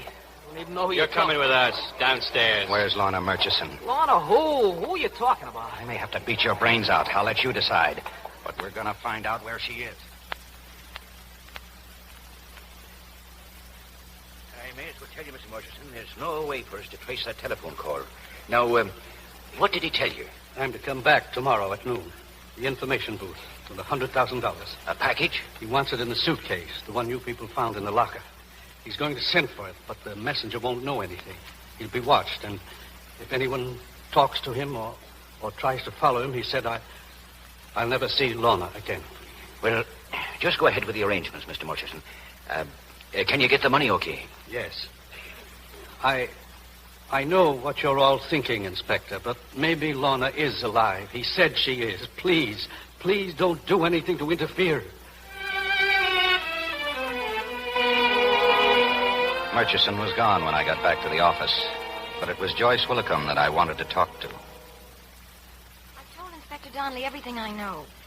I saw the man with the gun come into the station. When he left, I followed him. He went over to State Street and spoke to a man in a car, the one who came back here. What about him, Calhoun? Did you get anything out of him? Not yet, but I will. Now, look, this man you saw. No question about it, huh? The same one you saw on the train? Yes. I'm almost afraid to ask you this. The car, did you think to look at the license number? I didn't trust my memory. I wrote it down. Well? Mr. Murchison asked you not to do We've anything... got to have that license number, Miss Willicombe. Very well. 49 R280. I'll send a bee alarm. No teletype or radio. Let every precinct captain give it to his men. When we're through with that customer down in the basement, we'll know a little more. I'll join you there in 5 minutes. It took a little doing, but in time, Marley was ready to talk. He had plenty to tell us. No, wait. Well, I'll tell you whatever you want to know. Girl's all right. She hasn't been hurt. You're lying. You killed Lorna 2 days ago. No, honest. They got her in a rooming house on the south side, 2115 Mulberry Street. Second floor, in the back. Who's got her? I want names. Beacom. Joe Beacom and his girl. Joe Beacom? He got a record? Yeah. Stein, get some pictures on him. Now, what made you pick this station for the payoff? Joe Beacom. Used to work here, around the freight yard. You're going to take us to Mulberry Street, Marley. You're going to take us right to Joe Beacom now. It was a fair bet that Marley was telling the truth, that Lorna Murchison was alive. It took us a few minutes to set up the raid. And then we started out for the south side. A rooming house on Mulberry Street. Second floor, in the back. Now, look, Lorna, don't be a dope. Just stay put and shut up. He's coming back. I can hear his feet on the stairs.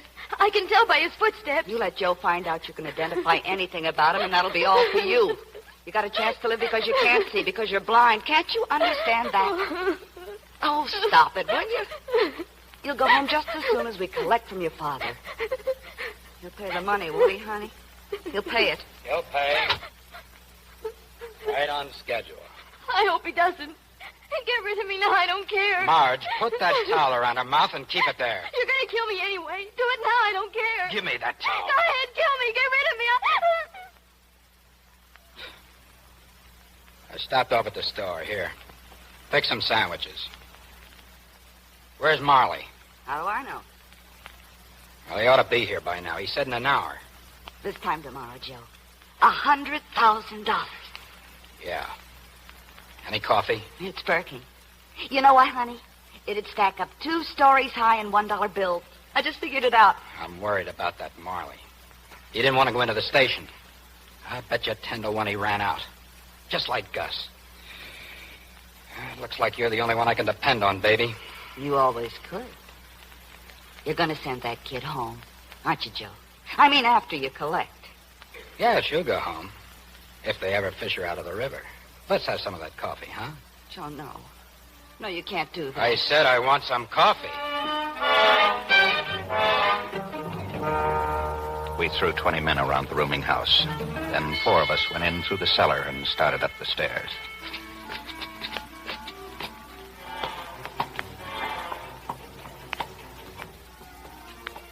Now? Go ahead, Marley. Knock on the door. All right. Joe?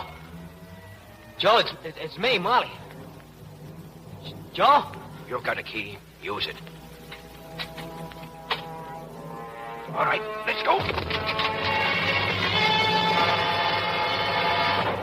The place was empty. We got there too late. Sure. They kind of got scared waiting for me to show up, and they blew. Hey, you see that chair? That's where he tied up the girl. I wasn't lying, mister. The girl's alive, I tell you. Coffee pot's in the kitchen, Inspector. It's still warm. Well, you've got to call off that alarm, Donnelly. Forget about his car. Why, it's the best lead we've got left. We can't gamble anymore. Beacom's not the kind to go down alone. Once he knows we're onto him, the girl won't stand a prayer. Let him pick up the money tomorrow. We'll try for him later.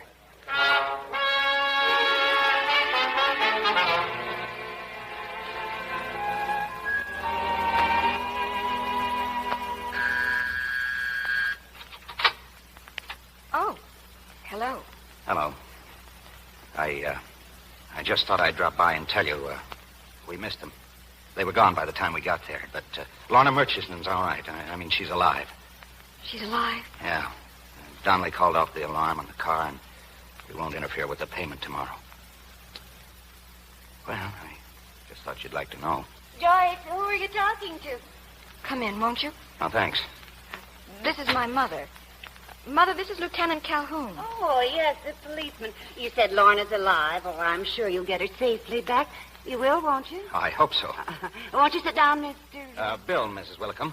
Why, my husband's name was Willie, too. Joyce tells me you're with the railroad station. Yes, ma'am. It must be very interesting, Willie. Oh, I'm probably like everyone else, in and out of the station 100 times and never really looking at it. It's awfully big and crowded, isn't it? Yes, it is. It covers over 6 acres. Counting the daily commuters, we handle about 80,000 people a day. And that doesn't include the people who are just wandering through it, using the station as a shortcut. Go right on, Willie, but you'll excuse me, won't you? I have the water boiling for tea.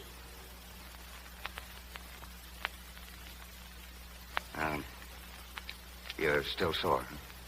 They know, don't they? The kidnappers. They know now that the police are after them. Look, there wasn't any choice. Not for me, not for anyone. There was a good chance we could catch up with them. We took that chance. You have a different viewpoint. A cop can't be sentimental, Joyce. Not if he's going to do his job. Your job, your railroad station, that's all that counts. Sure, I have a different point of view. Yesterday you called yourself an ordinary citizen, but you're not. You're a policeman 24 hours a day. Willie, do you take cream or lemon? Lemon, Mrs. Willicombe. Lots of lemon. I like things good and sour. Joyce, too. When she was little, she liked to eat lemon. I think she still does. I'm sorry, Bill. It's just that I'm so scared that Lorna... Come on. Let's be friends and have some tea.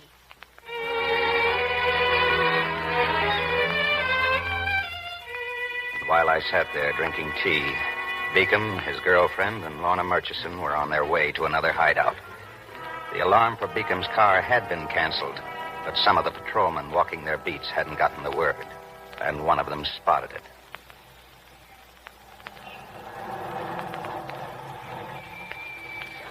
What are you stopping for? Drugstore. I want to make a couple of phone calls.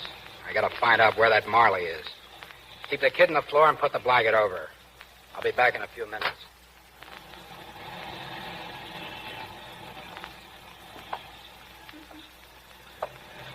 Is your automobile, lady? It's my friend's. What's the matter? Can't we park for... Just stay where you are, miss. What's that on the floor, under the blanket? Oh, it's nothing. Nothing at all. Get out of the car, lady. Sorry, but I've got to take a look.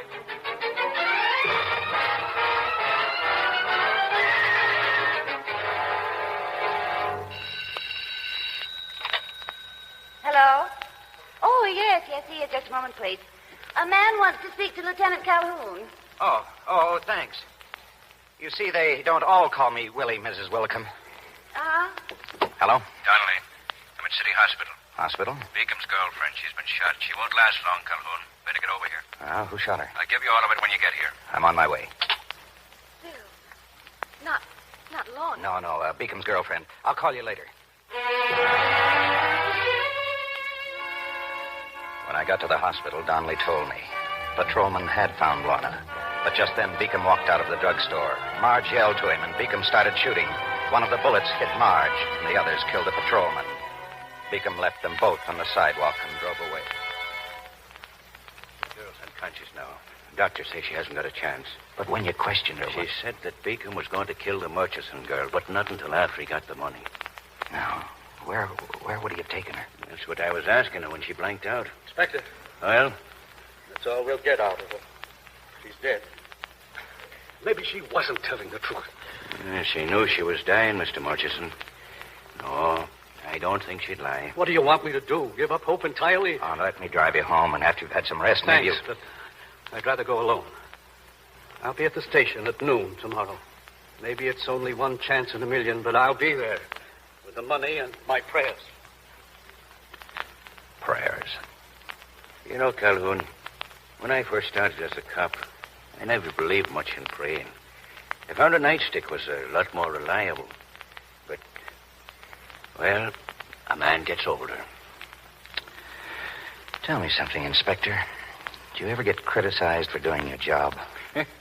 By everybody. From my wife down to the commissioner himself. Somebody been belaboring you? I'm a cop 24 hours a day. All I care about is my railroad station. Well, a good cop ought to be working full time, but a man has to be careful he doesn't become all cop. Yeah. Tell me, that patrolman who was killed, he have a family? 4 kids. I should never have tackled a setup like that alone. A guy doesn't jump into fire feet first. Sometimes a man has to jump. Feet first or head first. A foolish man. You were in the war, Calhoun. Were you ever pinned down by mortar fire? There was always someone, some foolish man, who'd stand up and walk right into it. That's how wars are won. And that's how fellas wind up on slabs before their time. Donnelly, what's going to happen tomorrow? Beacom will collect $100,000. Let's see. There are 4 of them at the start. Beacom, Hatter, Marley, and the girl. He's the only one left. He's got to make that collection alone now. Yeah, maybe so. He'll have to show himself when he picks the money up from the messenger. He must have his hands full with that poor blind kid. Why? Why should he? There's 1,000 places to unload a body. I still don't believe it. He wouldn't risk our finding a body before he has a crack at the money. And he knows now that we know all about him. His girl said he planned to kill her as soon as he got the money, but he made that plan before he knew we had a line on him. The man's a criminal. He'll do things the criminal way. I'm going home and get some sleep. I'll see you at Union Station in the morning.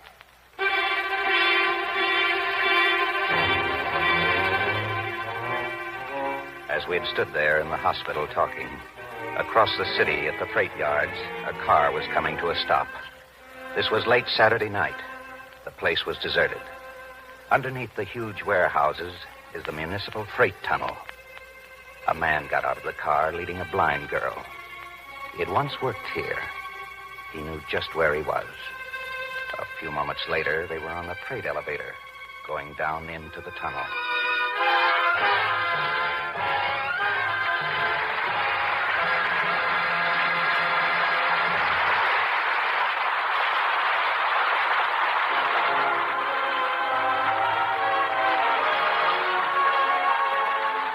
We pause now for station identification.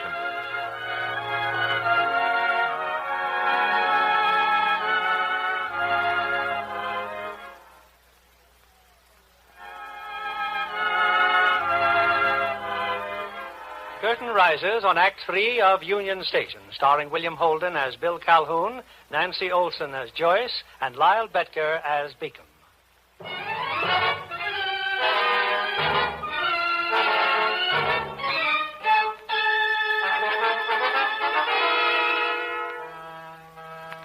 Joyce met me the next morning. We had breakfast in the station restaurant. I just spoke to Mr. Murchison. He went to the bank. The FBI men arranged it for him. Yes, I know. He should be here in about a half an hour. Bill, I think he believes that Lorna's... We want you to take your position in the main concourse at 11 o'clock. Everybody will be ready by then. Please tell me. Do you honestly think that Lorna's all right? I don't know the answers. Nobody does. Then it's all over. Well, you don't know that. Even you know. I'll tell you one thing. If Lorna's all right now, she's going to stay that way. Nobody's going to get a chance to hurt her. Thanks, but you don't have to pretend for me. I know it's too late. Inspector Donnelly knows it, too. Oh, he does he? Well, who does Donnelly think he is to give up for Willie Calhoun? More coffee? No. No, thanks. Come on, then. Let's get up to the office. The next few hours held all the answers. Meanwhile, once again, the waiting. The long, endless waiting. Someone else was waiting, too. Just a mile away from us. Lorna Murchison.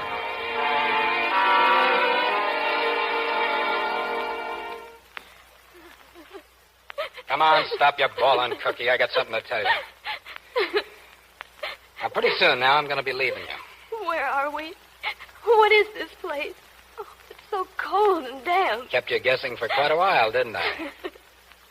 You ever hear of the municipal tunnel? It's kind of a busy place. Every day except Sunday. And it's a lonely place, not a sound. Except maybe some water dripping and the crackle of electricity. Oh, yeah. It's all electric down here. High tension to run the switching engines. Real dangerous unless you can see your way around. Oh, please tell me. Please. Are we really going to meet my father? I used to sneak down here when I was a kid. Rob the freight cars. Once I got a dozen pairs of shoes. You know something? Not one of them fit me. Didn't think I'd ever graduate into the 100 grand class. You're not taking me to my father. You were lying to me. Scream your head off, Cookie. It's Sunday and you're 40 feet underground. Go on and scream. For 2 days now, I've had to listen to you yapping about wanting to die. Well, here's your chance. When I go, there'll be no one around. Nothing.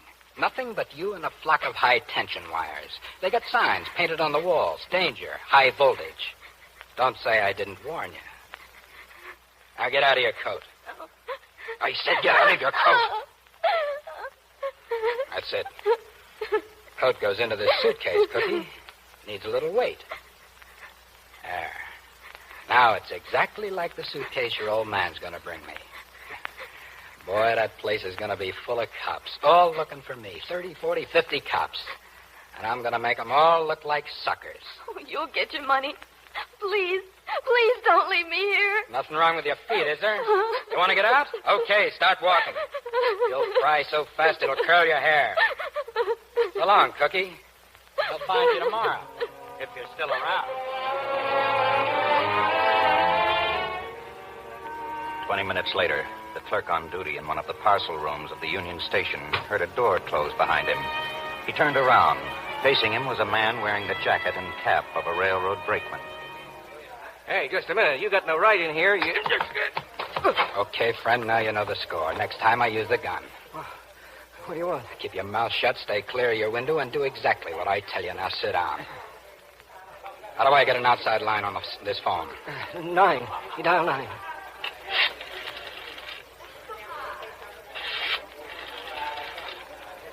Operator, Western Union, please. This is River 2, 4599. You're shaking, friend. It's okay. You're doing fine. I'll be out of your hair in a little... Hello, Western Union? I want a messenger. Yeah, I want a messenger to pick up a suitcase. Union Station. The information booth in the main concourse. You got that? The information booth in the main concourse. Now, he's to take the suitcase to the east entrance parcel room. It's to go aboard the Pioneer Limited. Yeah, okay. Now, suppose you repeat all that. At 12 o'clock, Murchison stood in front of the information booth. On the counter, in the suitcase, was $100,000. At 2 minutes after 12, a Western Union messenger walked up. Is this the suitcase I'm supposed to pick up? Yes. Wait a minute. Do you have a message for me? Nobody said anything about a message, mister. Very well, then. Take the suitcase. From every part of the station, men stood watching the messenger. We saw him carry the suitcase to the east entrance parcel room. But then something happened that held us back. They told me to bring the suitcase here. It's to go on the Pioneer Limited. Well, I don't care what they told you. Give him back the suitcase, friend. Yes, take this suitcase back. We don't handle baggage here, not for the Pioneer Limited. Well, this is the parcel room, isn't it? You're to take the bag to the other parcel room, the one directly across the station. Okay. Give it here, then. Bill, look, he still has the suitcase. He's taking it somewhere else. It's all right. He's being followed. But